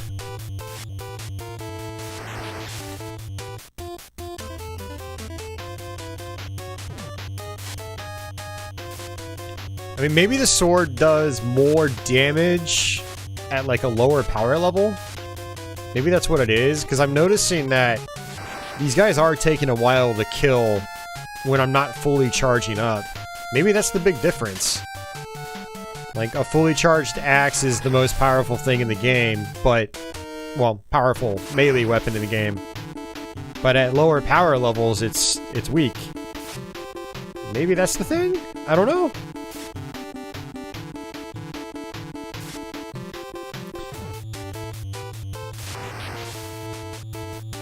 A lot of speculation tonight. But at least with me, it's about the games and not about whether Ninja Turtles have genitals and can make babies. If you're just tuning in, don't even ask. Just don't.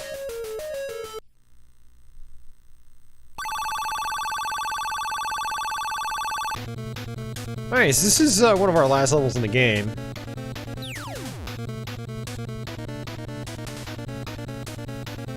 Yeah, I mean, Scarlet, I'm just trying to, like, line up the details I've noticed. Alright, so this is a maze level. And I try to remember... Okay, yeah, we're supposed to enter the one that has the skeleton in front of it. Hey, Skins, no, this is called Astyanax.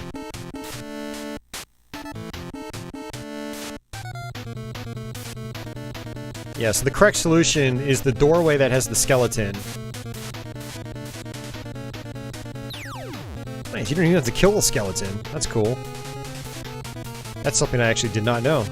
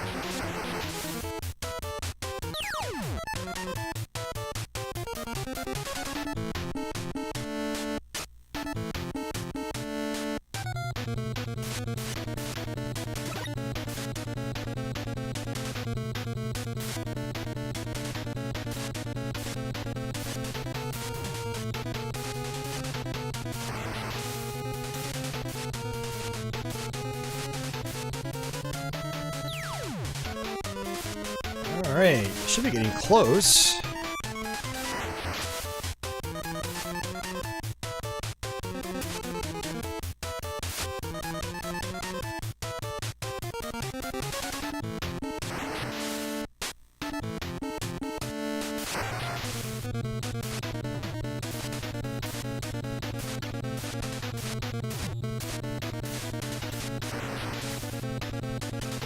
Man, see, now I kind of wish I had the sword, because the enemies are coming at me a lot faster, and I have to do fast, rapid damage, and I just can't really do that with the axe.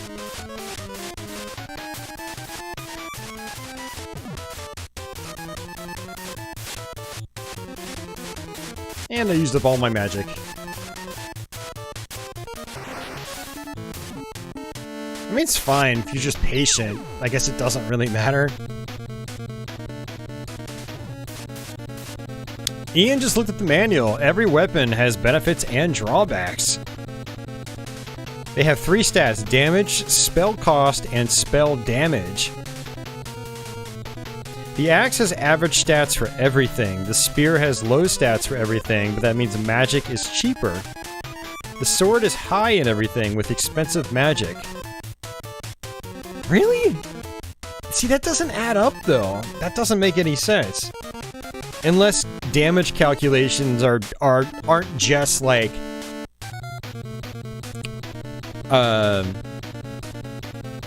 the damage value plus the power level. Maybe like magic factors into the attack power as well, because the thing is, like, my sword couldn't charge up as high as my axe. And it wasn't killing enemies in one hit that the axe was killing in one hit. Yet the axe is supposedly lesser than the sword? I'm confused.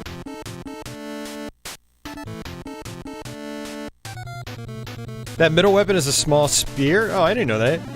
Doesn't even look like a spear. It looks more like a scepter or something. The more you know.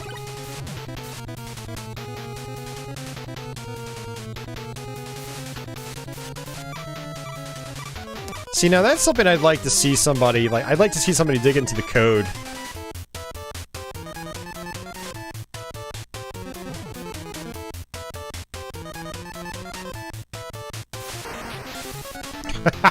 Wow.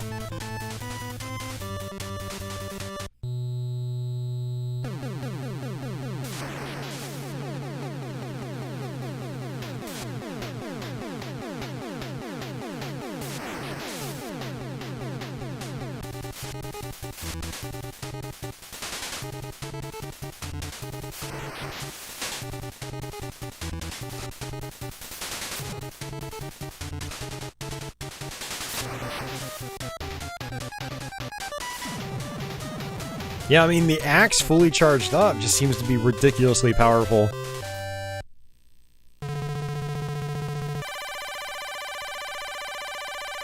Yeah, so there's gotta be something inconsistent with that, with the math. Like, the manual's like, it...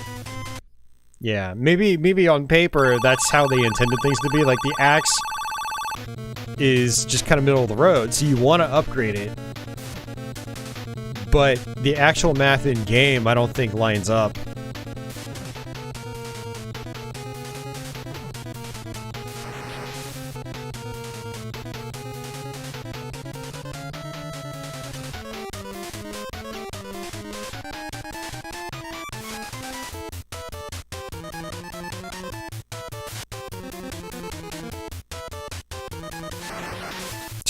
Three hits.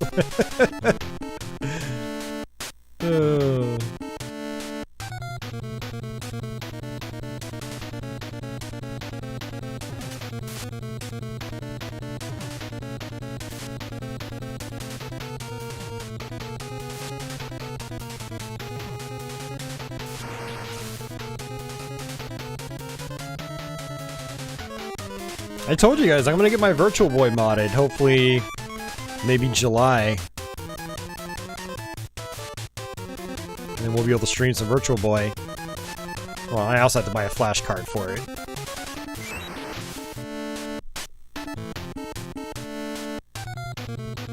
Crestline, it's par for the course, dude. Don't worry about it. Glad you're watching. I hope it's been entertaining for you.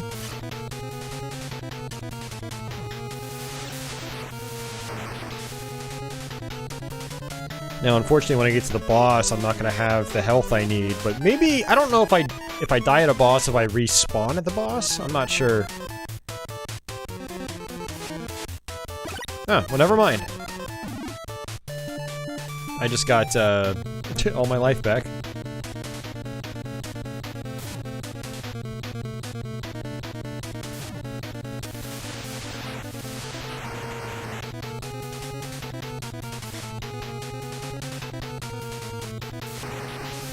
Jeez! That was like 4 hits.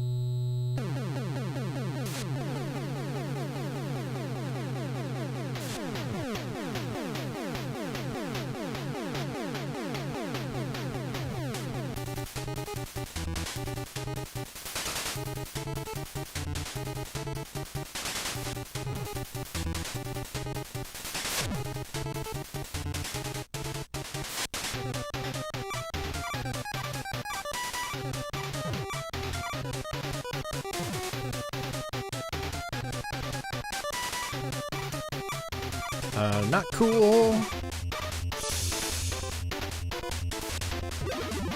Dead.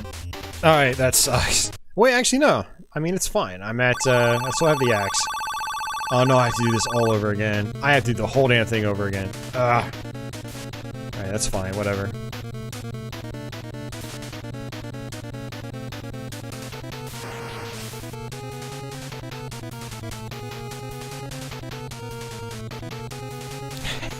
Dude, Ian, Teller Boxer is awesome.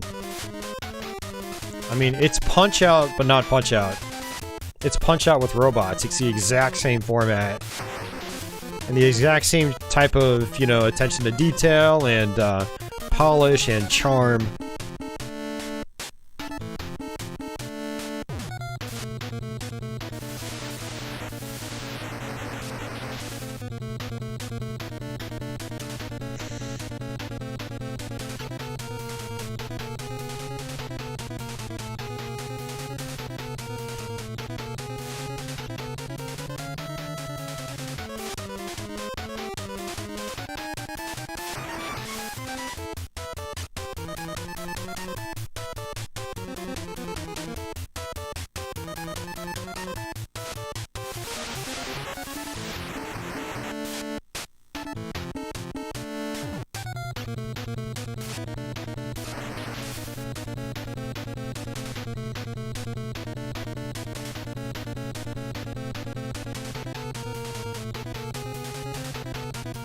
It is a neat word in general. Yeah, Teleroboxer. It's cool. What? Now he actually attacks. Wait, does this reappear? Huh, interesting. That I did not know.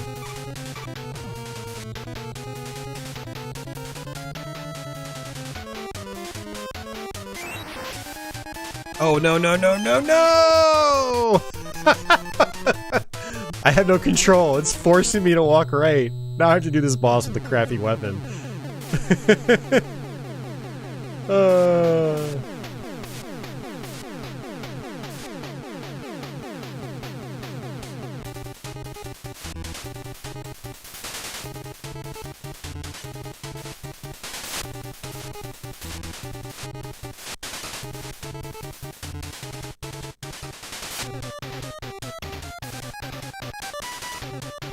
I should just die on purpose and do all that over again just to get a better weapon.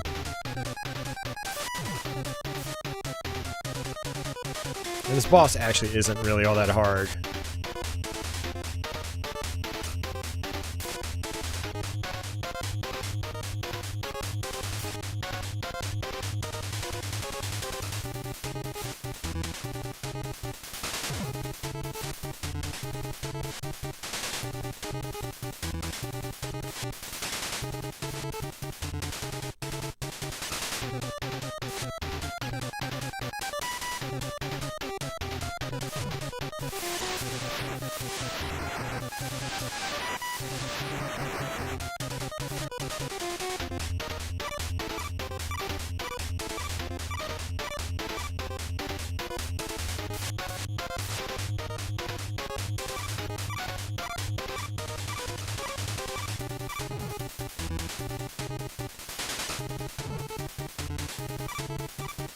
Man.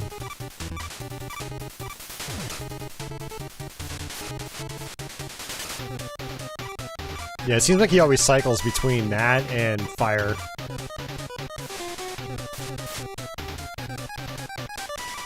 Yeah, that's exactly all he does.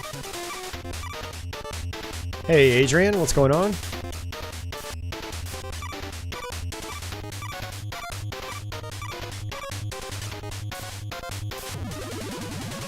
Yeah, unfortunately, this is going to take all day long with the staff.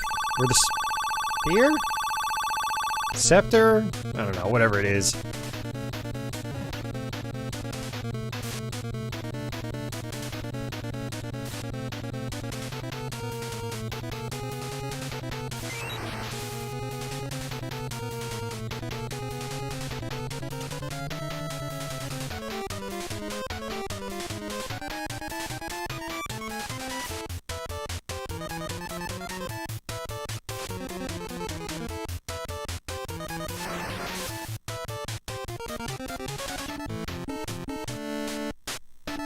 The ornamental looking thing, yeah, that's what we'll call it. Looks like an ornament you'd hang from a Christmas tree.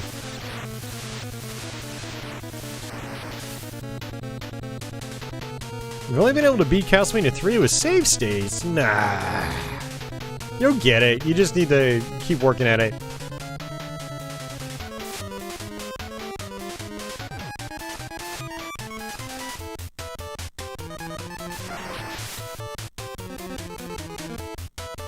I should play Castlevania 3 tonight before I go. And my brain is just like, my eyes are super sore. I don't even know if I can do it.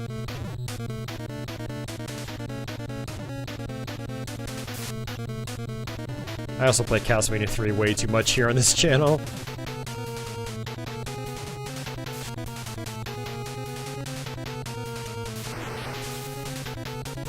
That's okay, we're gonna get some health here in this top 4. Oh man, it's Scarlet. I wouldn't have it any other way. Those extra punishments make the game.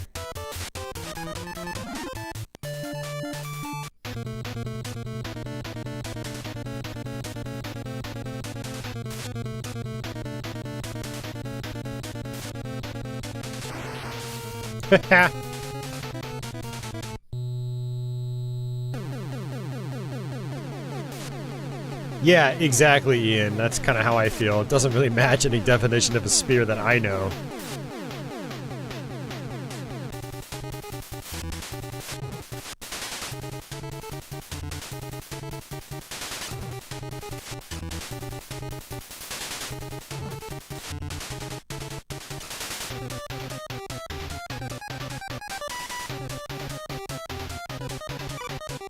Yeah, so he's gonna freeze time.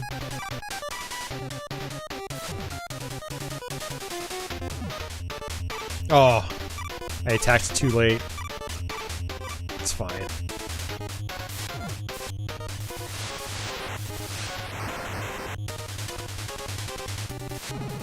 Got him. I attacked early and I got him.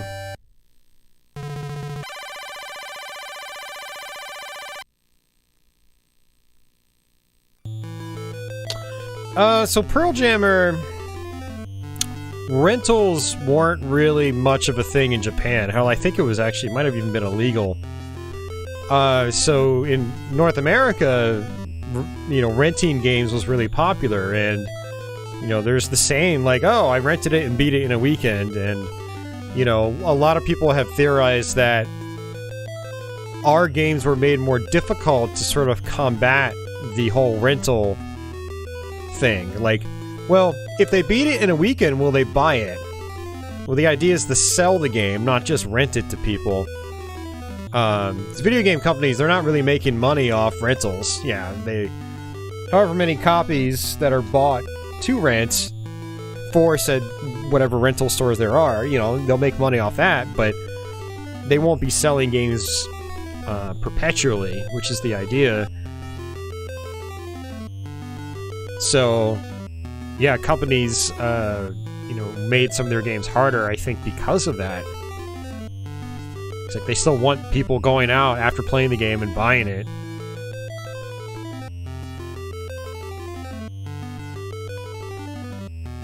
But the result is Austin, the Sigma gamer.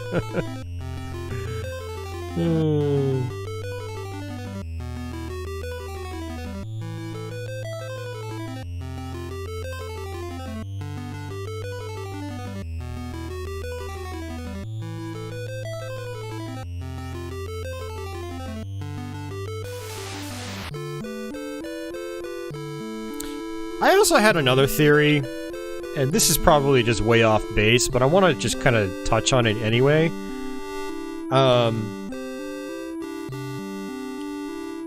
Video games basically started in the West. And the boom was just insane in the West. Like, we had pro gamers, like, in the early arcade boom, and these guys were known for just, like, endlessly looping these extremely difficult games, and so I almost feel like it's almost in, like, the DNA of games, you know, made for the Western audience. Like, you know, we had expert gamers right from the very beginning of the industry, and it was kind of a big deal back then, and I almost feel like, I don't know, I don't live in Japan, but I almost wonder if, like, at least in the early days, there was this idea that, like, American gamers were better. I don't know. Like, just better players. And so, let's make the games more difficult for that Western audience. I have no idea. It's something that's been in the back of my mind for a long time. You know, you have the old Twin Galaxies and, you know,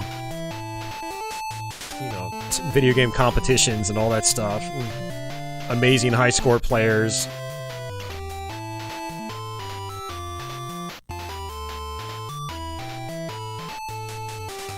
Yeah, so most of you guys will have no idea what just happened there in the ending, because I just skipped through all the story. Honestly, the story itself isn't all that bad, it's just the actual animations are very boring. They reuse a lot of the same animations over and over again, so it's no Ninja Gaiden.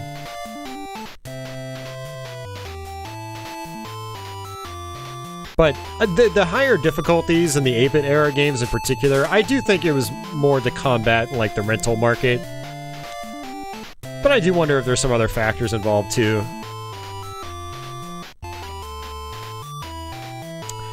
Yeah, Scarlet, everything does seem to be about speedruns these days, which is kind of unfortunate.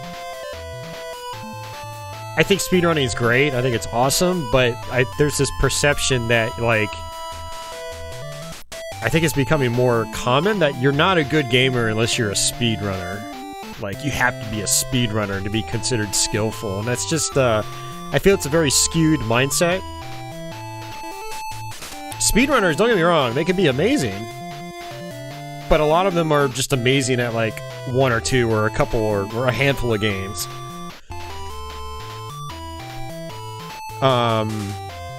And then they'll just fumble all over the place when they try to branch out and mix things up and just play games, you know, not try to speedrun. So it's just weird. But I mean, I think speedrun is great. I've even tried it myself. It's a different way to play games, and it can be very impressive. I mean, there's some games require, like, insane timing consistently and thousands and thousands of hours of practice. It's crazy, but there are people that just kind of don't know better and do think it's the be-all, end-all, and, you know, there's not as much appreciation for just general game strategy and stuff like that. It's, you know, you either speedrun it or, nah, what's the point in watching? I've actually had comments on my videos being like, yeah, I don't see the point in watching this kind of video when I can just watch a speedrun. It's like, but I don't know, part of the point is kind of like actually learning the game and trying to play it, and I don't know, man. It's weird.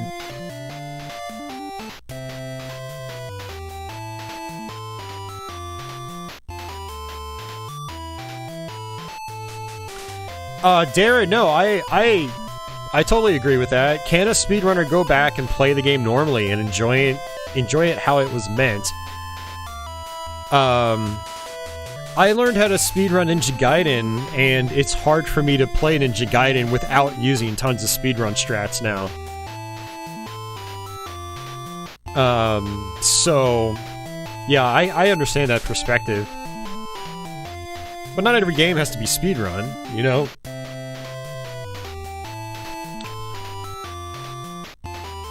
For me, it was kind of like learning how to speedrun a couple games, and then a lot of the other games I play, I just kind of play normally. But I don't know, I've always tried to play games somewhat quickly, and I've always tried to take shortcuts in my games, like, you know, instead of stopping, waiting for enemies to move, and then maneuvering around them, can I, like, jump forward, shoot, and kill all these enemies at the same time, and land on the other side of a pit at the same time? That's really satisfying to me.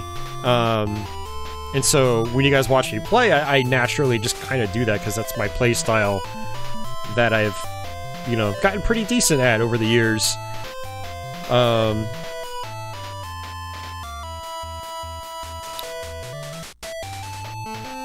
Yeah, my issue isn't necessarily, it's not with the speedrunners themselves. I mean, I think it's great what they're doing. It's entertaining, it's impressive. And the conventions are excellent. Like, Games Done Quick is great. I mean, everyone looks forward to that when they do their big events in the summer and winter. But it's kind of like the general viewing audience. You know, again, it's something I've seen more often. It's like, well, why am I going to watch a regular playthrough when I can just watch a speedrun? It's, you know, that kind of bothers me, you know? Like, if I'm going to watch a gameplay video, it's only going to be a speedrun now. It's, you know, there's not going to be... I don't know. I feel like it's just kind of, limiting your perspective on things.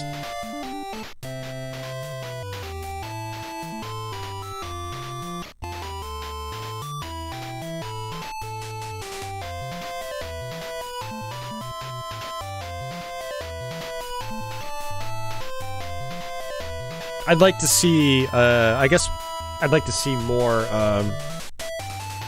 people that watch gameplay videos just, like, watch a greater variety of types of gameplay videos. Like, you know, like, maybe, like, a dedicated walkthrough of something like Castlevania that goes into, like, all the details, as opposed to just, like, how to do a particular speedrun strat. You know, can be useful. It'll give you greater insight into the different strategies you can use if you just want to play the game. And speedruns don't always show you how to beat the game the easiest, because a lot of techniques that they use are insanely difficult to pull off, and like a casual player's not going to do that. But a casual player could watch a more, you know, more casual tutorial that talks about other strategies that might make their life easier when they try to play the game and beat it for the first time or something like that. I don't know. We're just rambling by this point.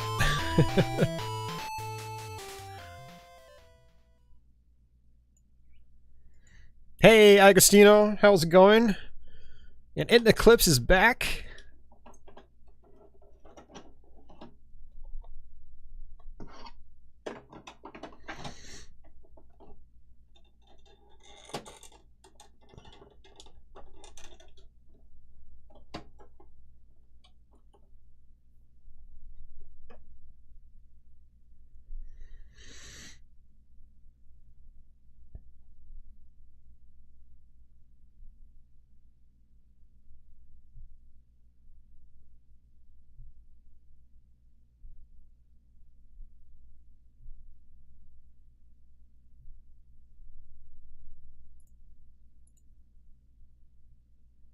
Eclipse woke up and I was still streaming. Yep, still here. Just about 8 hours in. This will probably be our last game. It's 3 a.m. right now. I also want to get some more food in my stomach.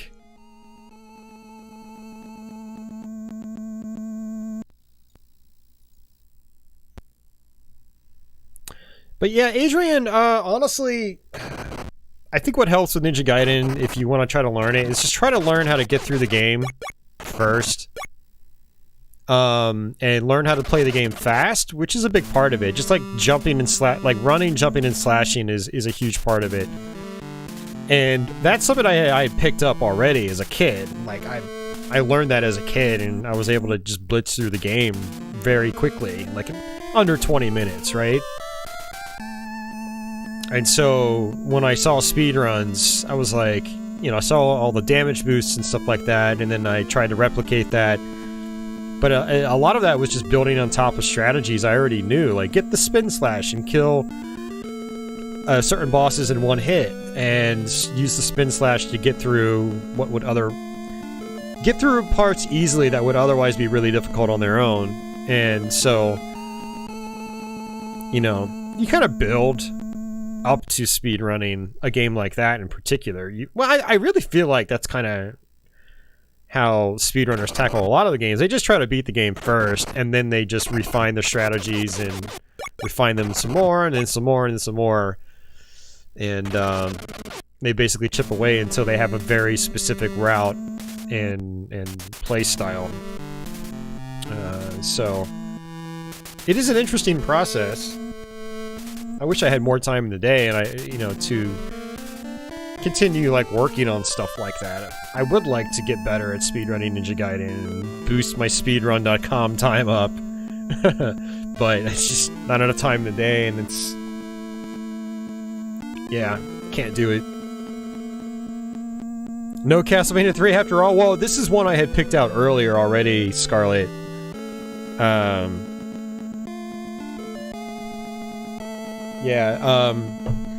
Gun.Smoke here is actually the last game on my stack. I might not do Castlevania 3. Like I said, I'm tired. Super tired. Yeah, I did a Let's Play of this about a year ago. And I haven't really played it since. So go ahead and play it. And we haven't really played, we haven't played any shmups tonight, have we?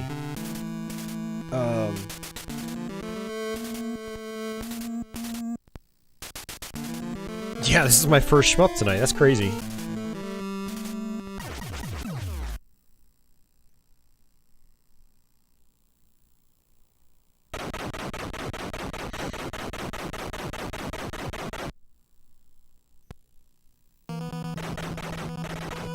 Alright, so Gun.Smoke. Technically Gun.Smoke. I believe the dot is there to potentially avoid copyright issues with the film Gun.Smoke. So yeah. You can shoot left and right. You can also shoot straight ahead if you press both buttons together. But I never do that. It's not worth it. And you can pick up money. You can buy new guns. You can buy ammunition. You can get a horse, which basically acts as a shield, or an extra hit or two, however you wanna put it. These little rifles, I think, add range. And then, so what I'm gonna do is actually buy pretty much everything I can. We're gonna have to start off with just the shotgun. Shotgun is really good, though. Actually, you know what? I think the rifles are actually ammo. Might be ammo. No, that's ammo. Durr. I haven't played this game in a year, so just bear with me here. Yeah, no, I think the rifles are range.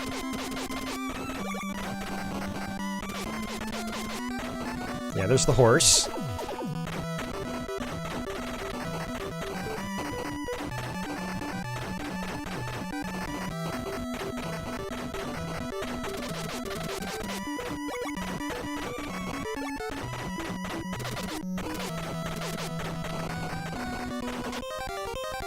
Alright, the idea is to get the wanted sign. On this level, we can just find it. And actually, you can find it in every level. You don't even have to buy it, really, ever. I believe they're hidden. Let's see if I can remember where it is. Oh, it's right here. There's one. That's it. So when you get that, you can get to the boss fight. And you basically just do that for every level. The game's honestly not that hard. I used to think it was really hard, but then I kind of learned how to play the game, and I was like, oh, this is actually kind of easy. There's no second loop or anything. There's no hard mode. You got the Yasichi? Yasichi? There's two different kinds. This is our boss. Let's switch over to Shotgun. Shotgun's just got a great spread.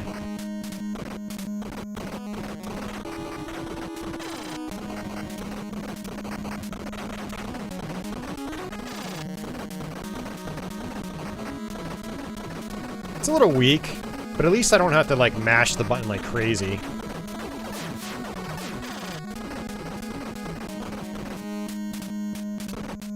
Anytime now. He has to stand up. There we go. Alright, he's dead.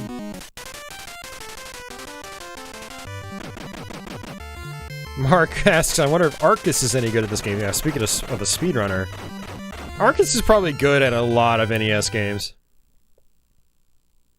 He probably knows this game pretty well.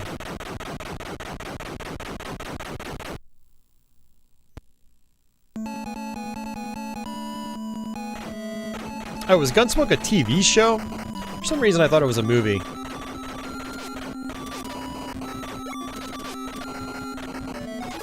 Alright, go back to Shotgun. Shotgun is really the recommended gun for most of these levels. It's really good. And there's a lot of, like, ammo drops. So you can usually equip it and just hold on to it.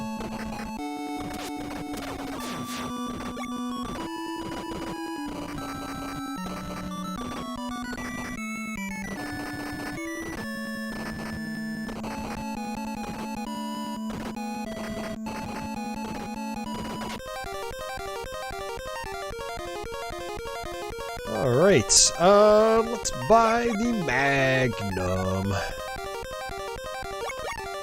Yeah, that's all I can afford right now. Magnum's really good. Very powerful.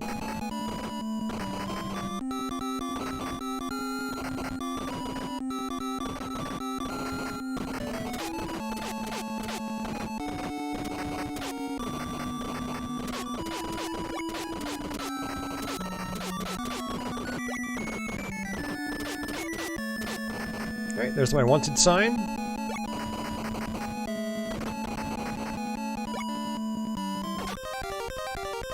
Alright, let's buy some ammo. I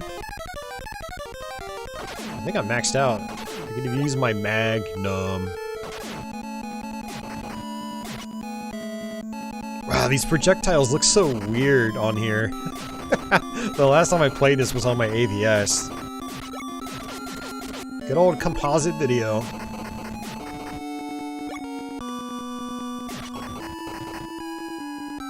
Yeah, the Magnum is really powerful. These guys aren't really doing a lot of shooting, surprisingly. You want to kind of stay towards the center of the screen. You don't want to go to the far edges unless, you know, there's a power-up or something. Because you'll notice that enemies are just constantly coming out from the sides.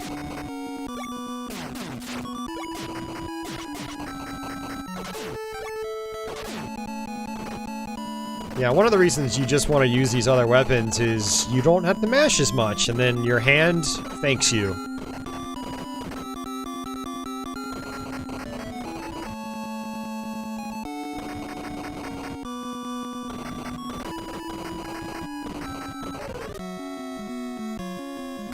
Switch over to my Magnum.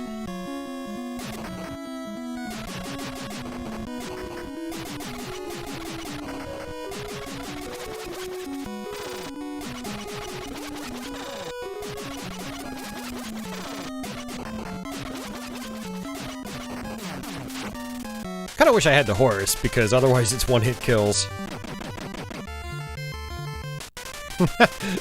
Ikari Warriors is jealous of how this game plays. Yeah. This game is so much better.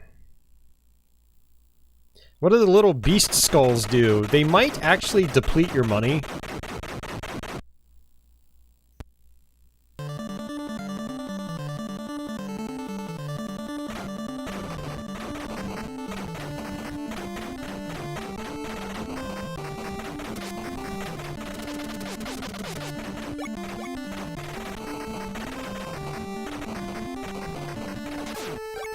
Still have ammo, so I might as well use it.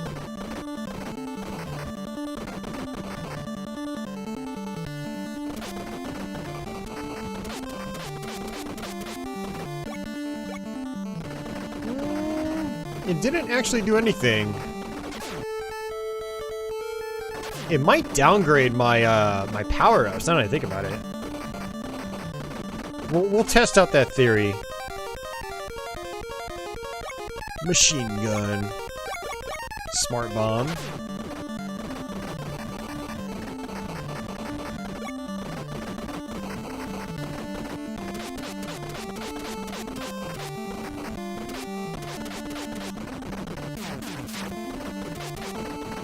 Alright, so I've got 3 of everything.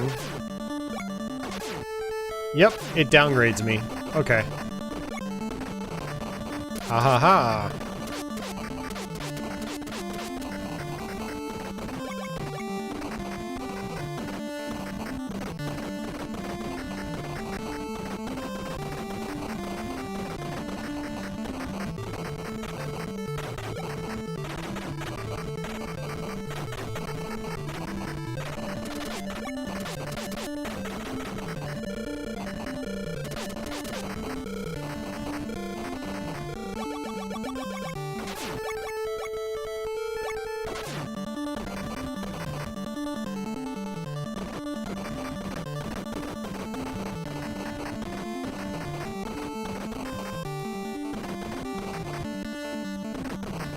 I've got $31,000. Cool, I can buy the horse. You don't really want to save up for the wanted signs. It's just not worth it. You're better off spending your money on actual power-ups.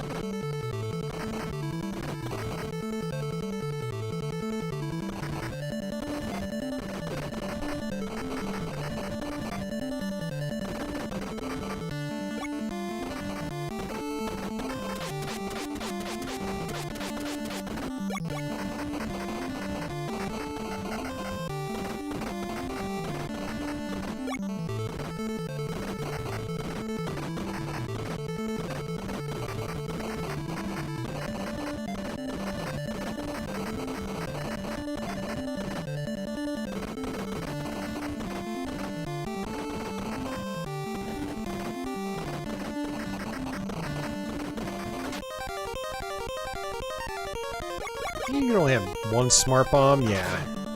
It's like a screen clearing bomb. You have to actually equip it.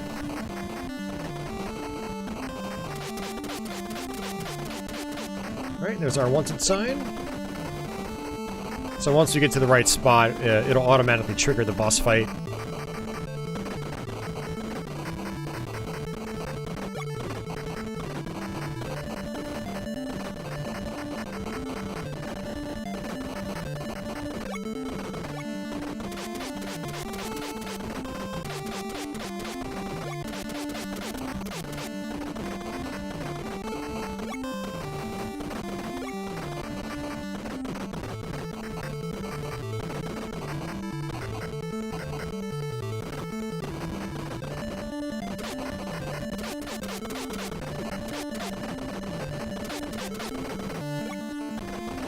Let's actually switch over to the smart bomb, just kind of show you.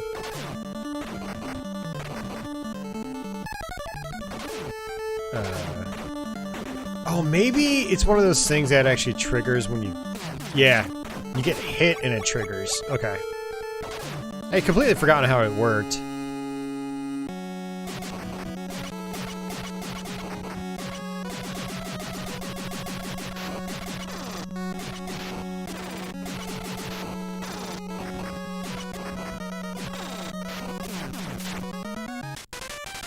It's a pretty nicely detailed game. You're like, you know, the sprites themselves aren't like anything crazy when they're coming at you, but when you kill them, like they fall back, they land on the ground. There's, you know, good keyframing.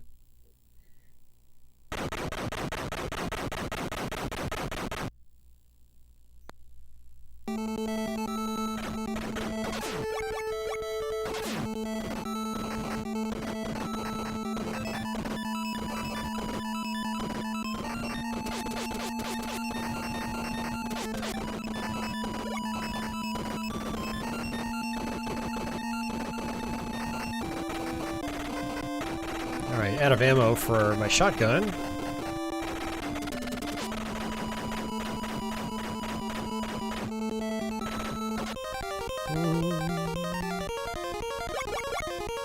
Go ahead and use the smart bomb again.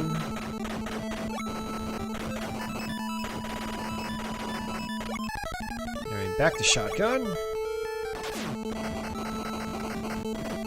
Shotgun is the best weapon, in my opinion, because... or I should say it's the most well-rounded. Because it's got shots that go completely to the left and right. Which is insanely useful for levels like these, where enemies are constantly coming up from the bottom of the screen.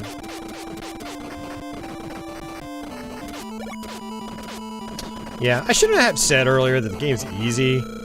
It definitely has some parts that will catch you off guard if you're not familiar with the game. Like this level, enemies coming up from the bottom. But it's definitely one of those types of shooters where, like, when you know what you're doing, you have a really good chance of survival. I can actually buy the wanted sign right now. Wow, I think that's a first.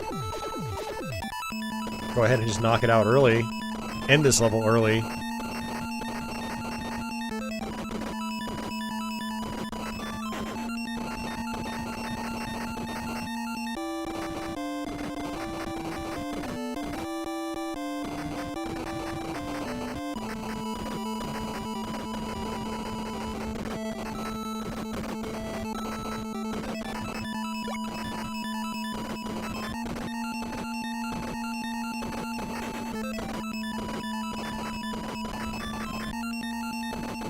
Looks like I have one more hit on the horse, and then it's done for.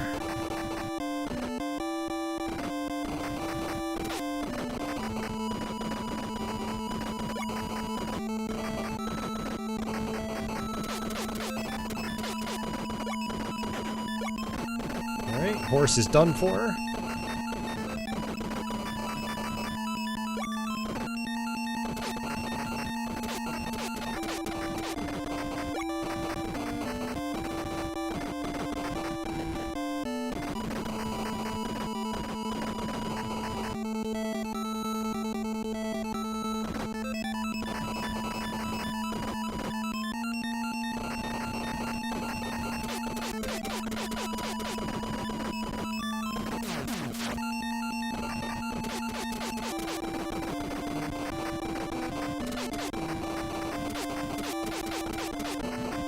Yeah, there's a wanted sign. Damn it. I wasted $40,000. It's right before the boss fight, too. Wow. Alright, let's switch over.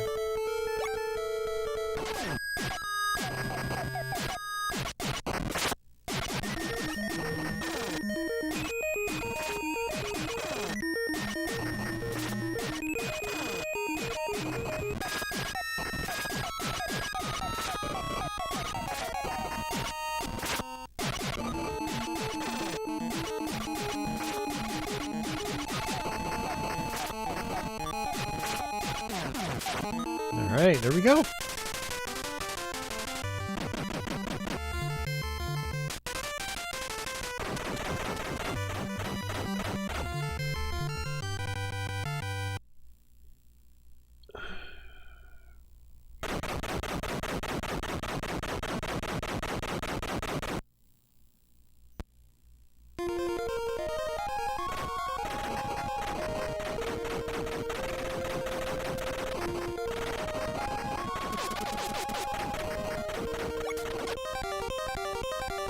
Can't really do anything here, because I have everything.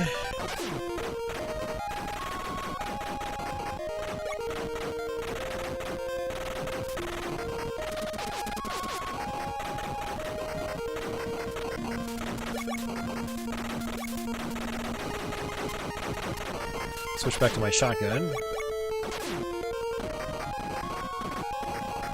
Notice that I haven't been using my machine gun, and again, that's just because, I like the spread a lot more in the shotgun. It's just much more useful. Ooh, that was close.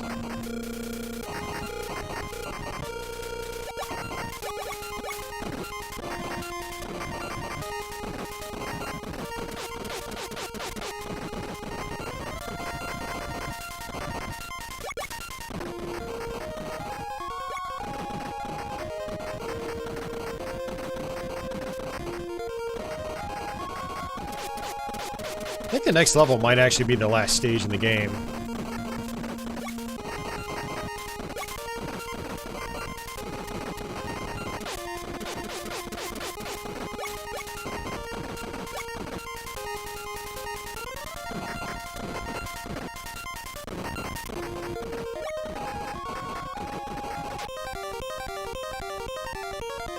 I'm gonna buy the horse. And the one's inside. Why not?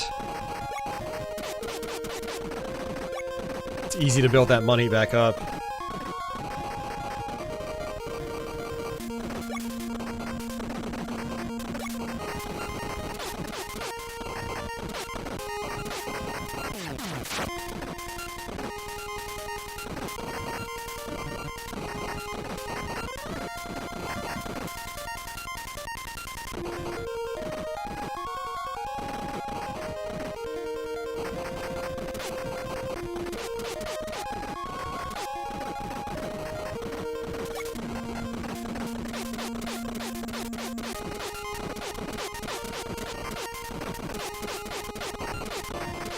Yep, yeah, it was a waste of money.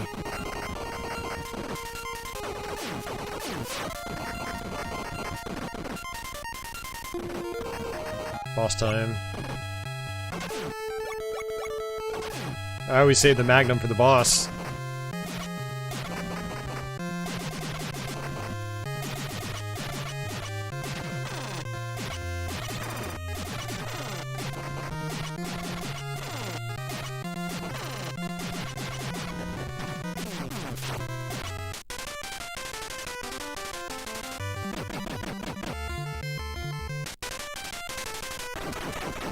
And that artwork looks like it was done by the Dragon Ball guy. It really does. Now it's got me wondering. Ian just found his RetroTink 2X Pro. It was lost for months. Oh man, nice. I'm glad you found it. Because for one, it's not cheap. But two, it's also a really good device.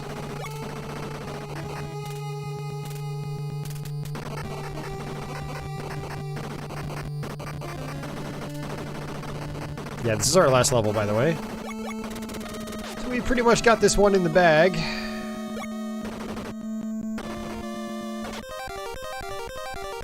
Can't do anything with these. Whoa there, that was close.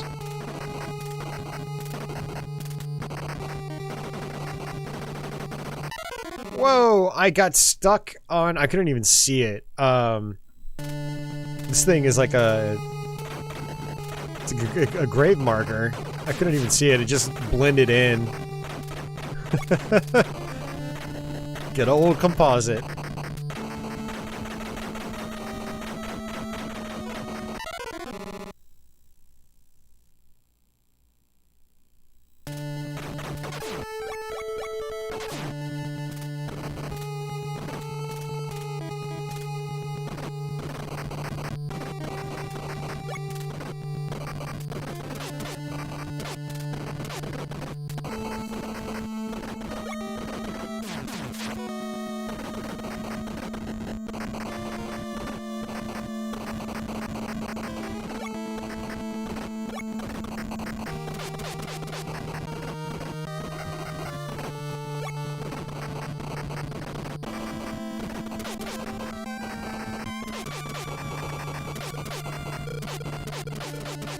Well, so much for a one life clear.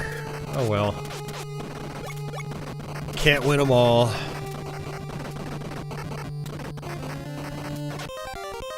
Would have been a nice little victory to round off the night, though. Not gonna lie.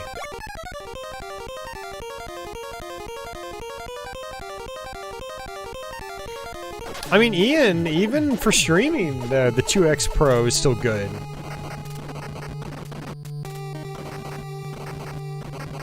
You'd be really surprised, Ian. I mean, there's still people out there using rinky-dink $15 composite capture cards. And, you know, people don't really care that much.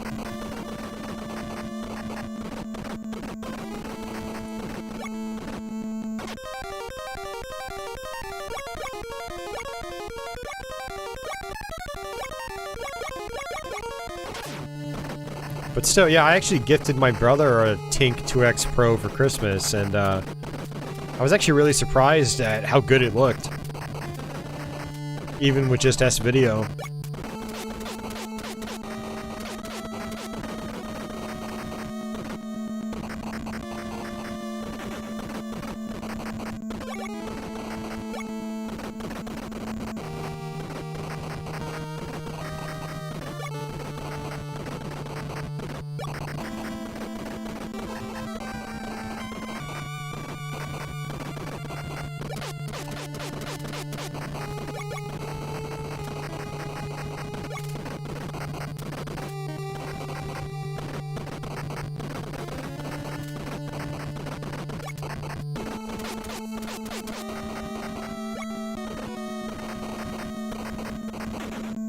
Oh, poor horsey. He's not gonna see the end of the adventure.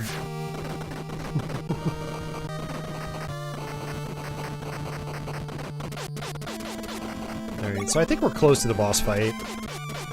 We already got it. We already got our wanted sign.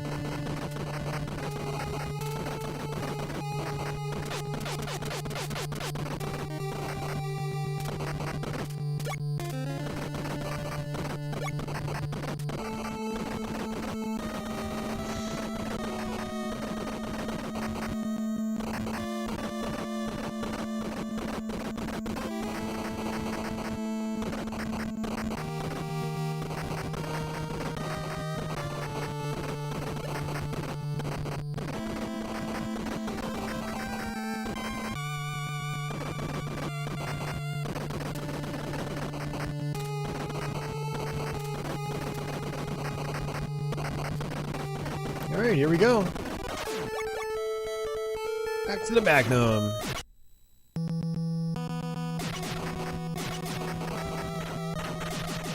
Man, in composite, this really blends in. Holy crap.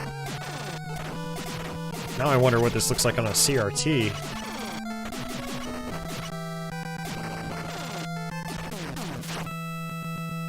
I think there's another one?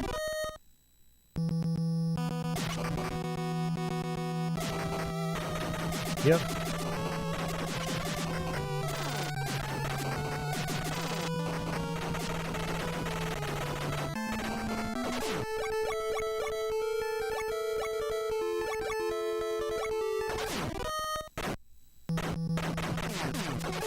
Wonder if that did any damage to the boss. Probably not.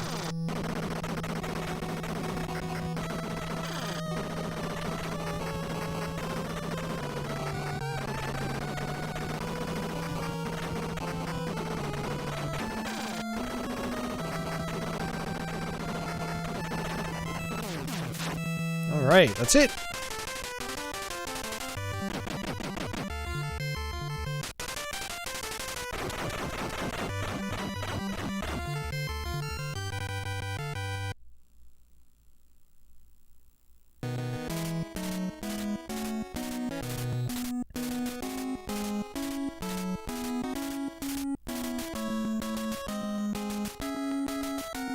Yeah, I hear you, Ian. Yeah, I mean, sometimes, like I said, I just play my NES and composite on my CRT, and I have fun. You know, I'm not sitting there, like, analyzing the video output. I appreciate really crisp and vibrant video, but, you know, it's not a be-all, end-all for me. Like, I don't have to have it to enjoy the games. And sometimes I like mixing things up with poor video quality. Or poorer video quality. It gives it a different, like, feel. Which is the reason why we're doing composite today. Just because it mixes things up, it's kind of interesting.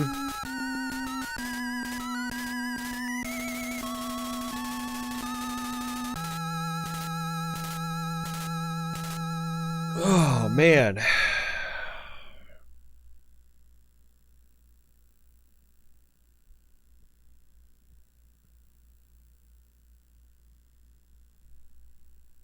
You know what? This might actually loop.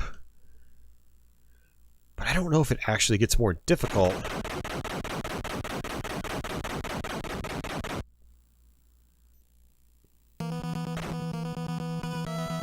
I feel like I've looped it before and I didn't really notice a whole lot that was different.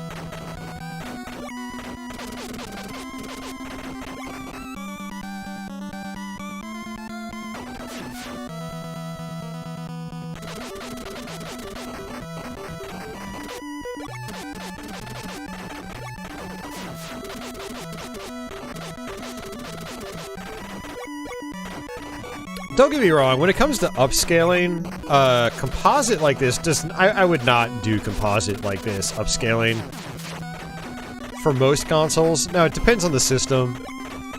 Like Neo Geo CD, and TurboGrafx, not TurboGrafx, but like the PC Engine Duos, they have really good composite video out. I think same with Atari Jaguar, I think it's got a really strong composite out. But NES doesn't. Sega Genesis doesn't. Master System doesn't. Super Nintendo definitely doesn't. So, you know, when you're talking about using scalers, something like the RetroTink 2X Pro, or like what I've got, the Framemeister, like, I would definitely recommend S-Video at a bare minimum for anything other than those consoles I just mentioned.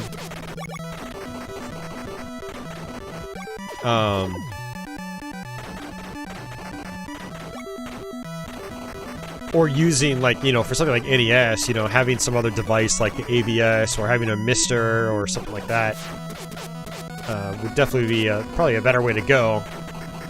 NES just is really, really noisy with its picture, its composite picture.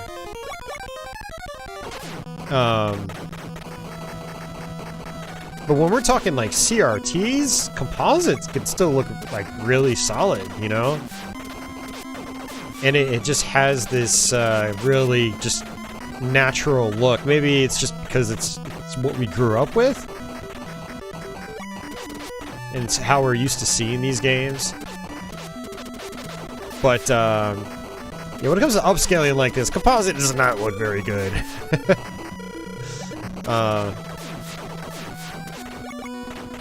And the noisiness of the picture does kind of get in the way, but when you play it on a CRT, you don't really notice that stuff.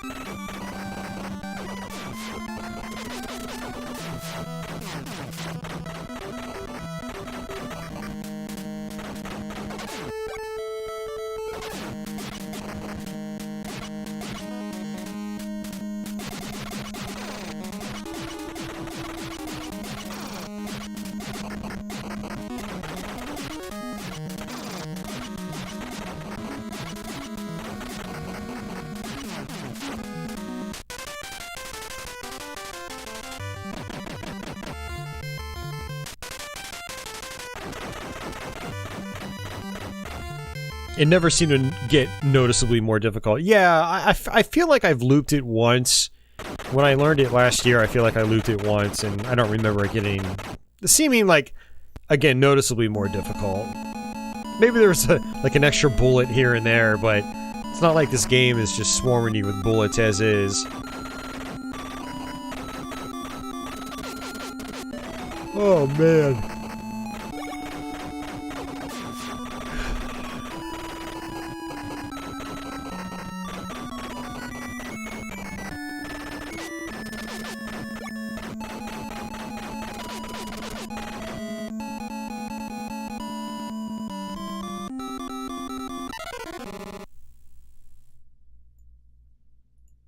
Alright.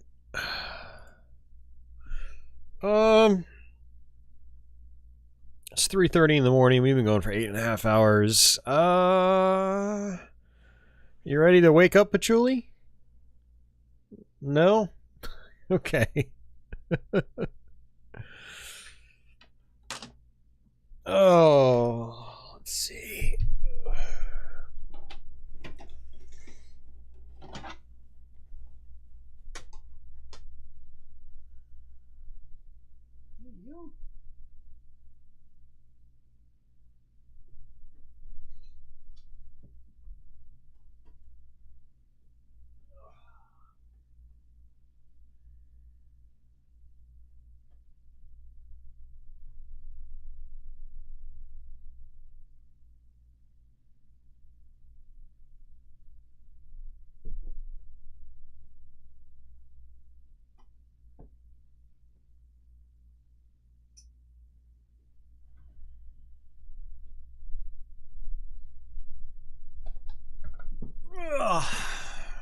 Actually, this might not be a good idea. I have to check something real quick.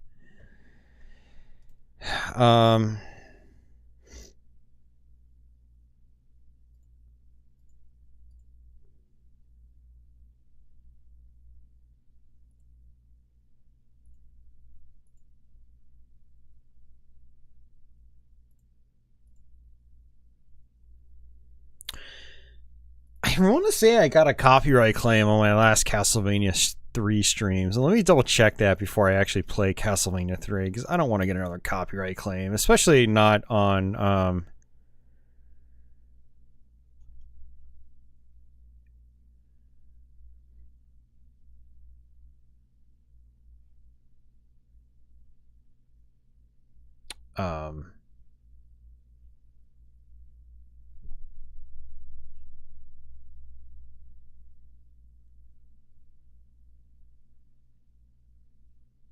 hold on a second. I just had a bunch of actual copyright stuff pop up on my channel. This is crazy.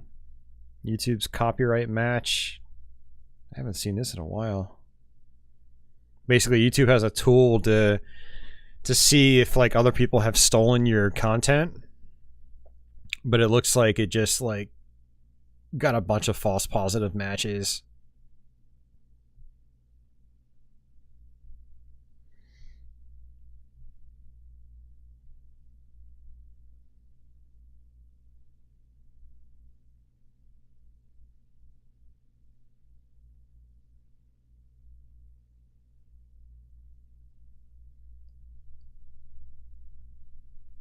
Interesting.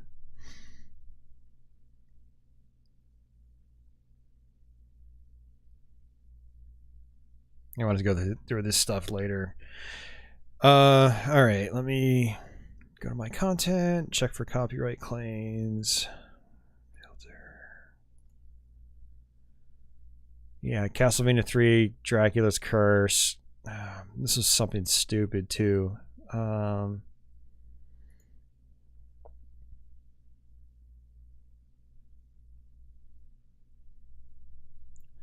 Yeah, I have 2 copyright claims already from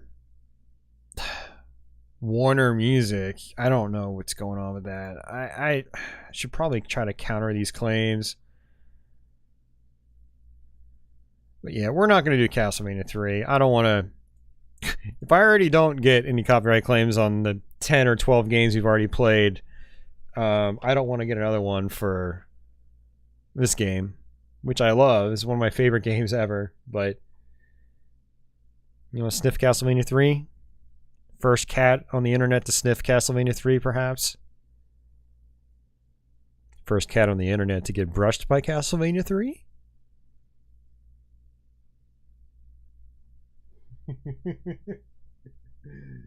Yeah.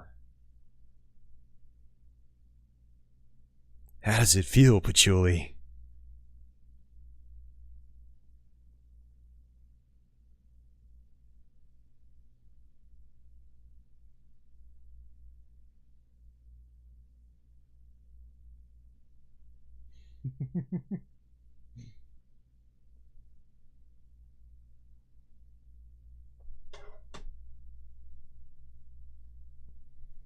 You're a good girl. Hey, cutie. Hey, cutie. You want to come over here? You want to come over here? There you go.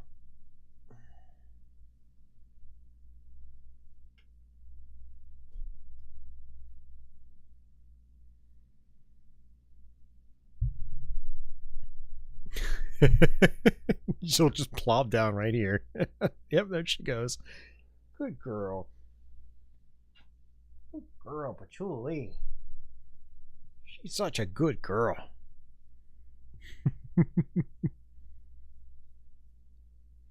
Now she's gonna go around looking for wall meat. Yeah, right.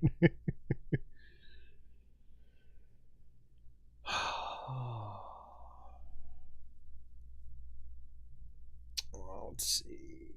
I don't have any games over there.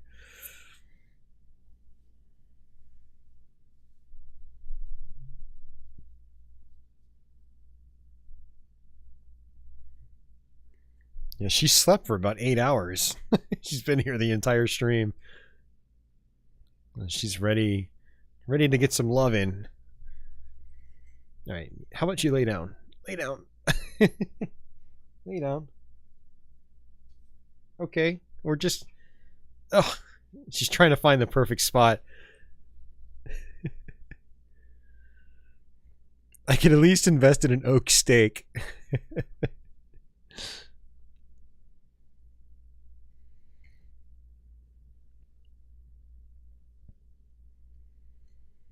I think I'm just going to end the stream here. We've been going for a long time, and I need to get some sleep and not sleep until 3 p.m.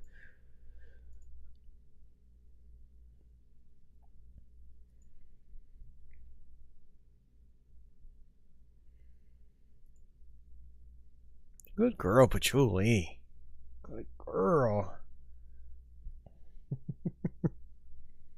She's my buddy.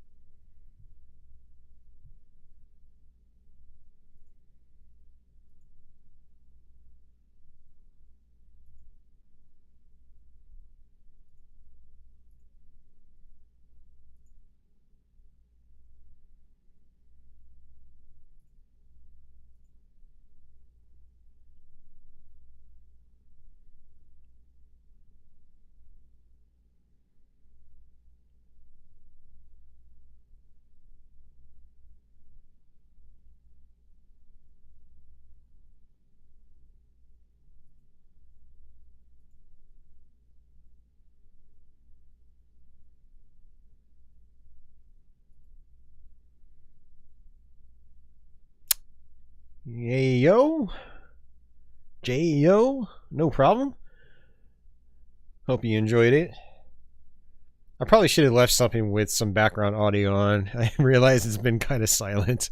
I'm also looking at something on my web browser, so... Oh man, I do appreciate you guys hanging out.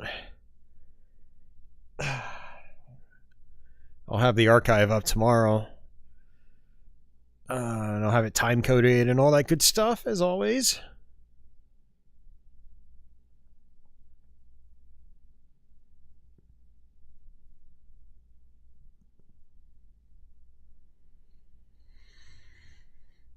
My cat is just staring at me. All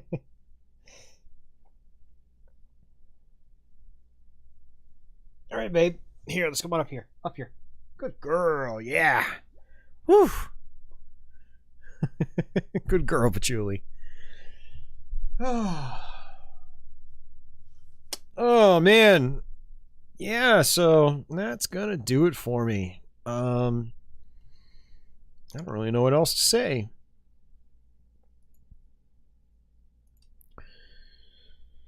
Whew. Yeah, I'll try to, I'm going to try to get some patron-specific streams going where I'm, like, practicing games for Let's Plays. I was actually going to do one last week, but then something came up, and I ended up being gone all day, so I wasn't able to do it. But I'll try to get one of those going soon, because I need to get a Let's Play recorded. I haven't done one. I technically haven't recorded one since July last year. And I haven't actually posted one since December. So yeah, I'd like to do another one of those.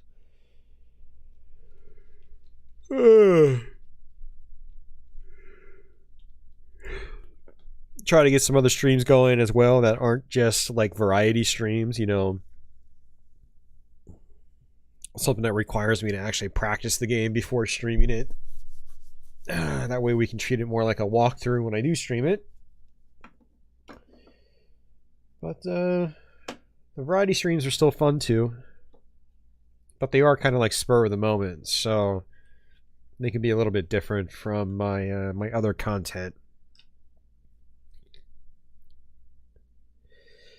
Hey, thanks T Gardner, much appreciated. He says, thanks Austin, keep doing what you do. Thank you, Zanctum. Zanctum says, thanks for the stream. It was just great. I enjoyed it a lot. A bunch of good gaming memories. Good night, everyone. Ian says, it's been cool, dude. I randomly pop in when life permits. Yeah, I totally understand. A lot of us are adults now. Have been for a long time. And so it's hard to make these things happen, you know? Like, you can't tune into every stream that I do, or even a lot of them, because, you know, life is just there.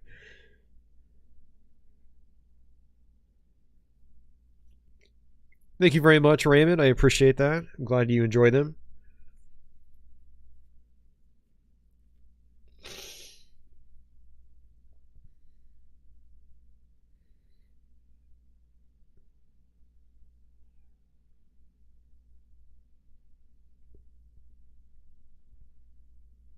All right, folks. Hey, Raymond is still going through my previous NES Variety stream. Right on.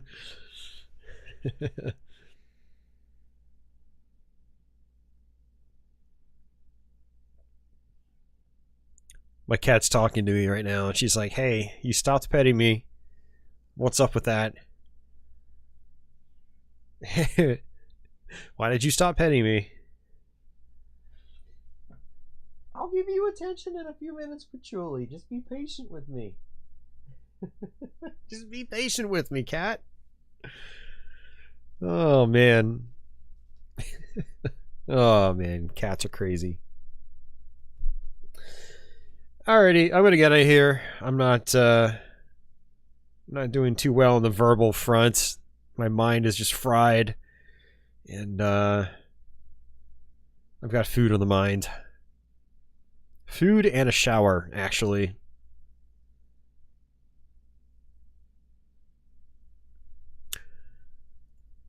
Oh man, Mark said I'll watch an old stream first. Let me see if I've got any content that I could post for you guys. If you guys haven't seen it, you should check out my Karate Kid Let's Play. It's only like 20 minutes long. And try that.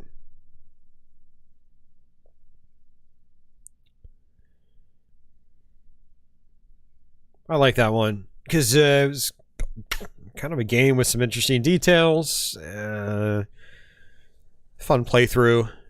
But yeah, if any of you guys are bored, you want to keep watching something, here, watch that. But alrighty, guys, I'll catch you later. If I'm not back in the next couple of days, I'll try to be back next weekend. And like I said, I'll have this time coded and ready tomorrow if you want to catch the archive. And yeah, that's pretty much it. So have a good night all, or day, wherever you are in the world. And until the next one, take it easy.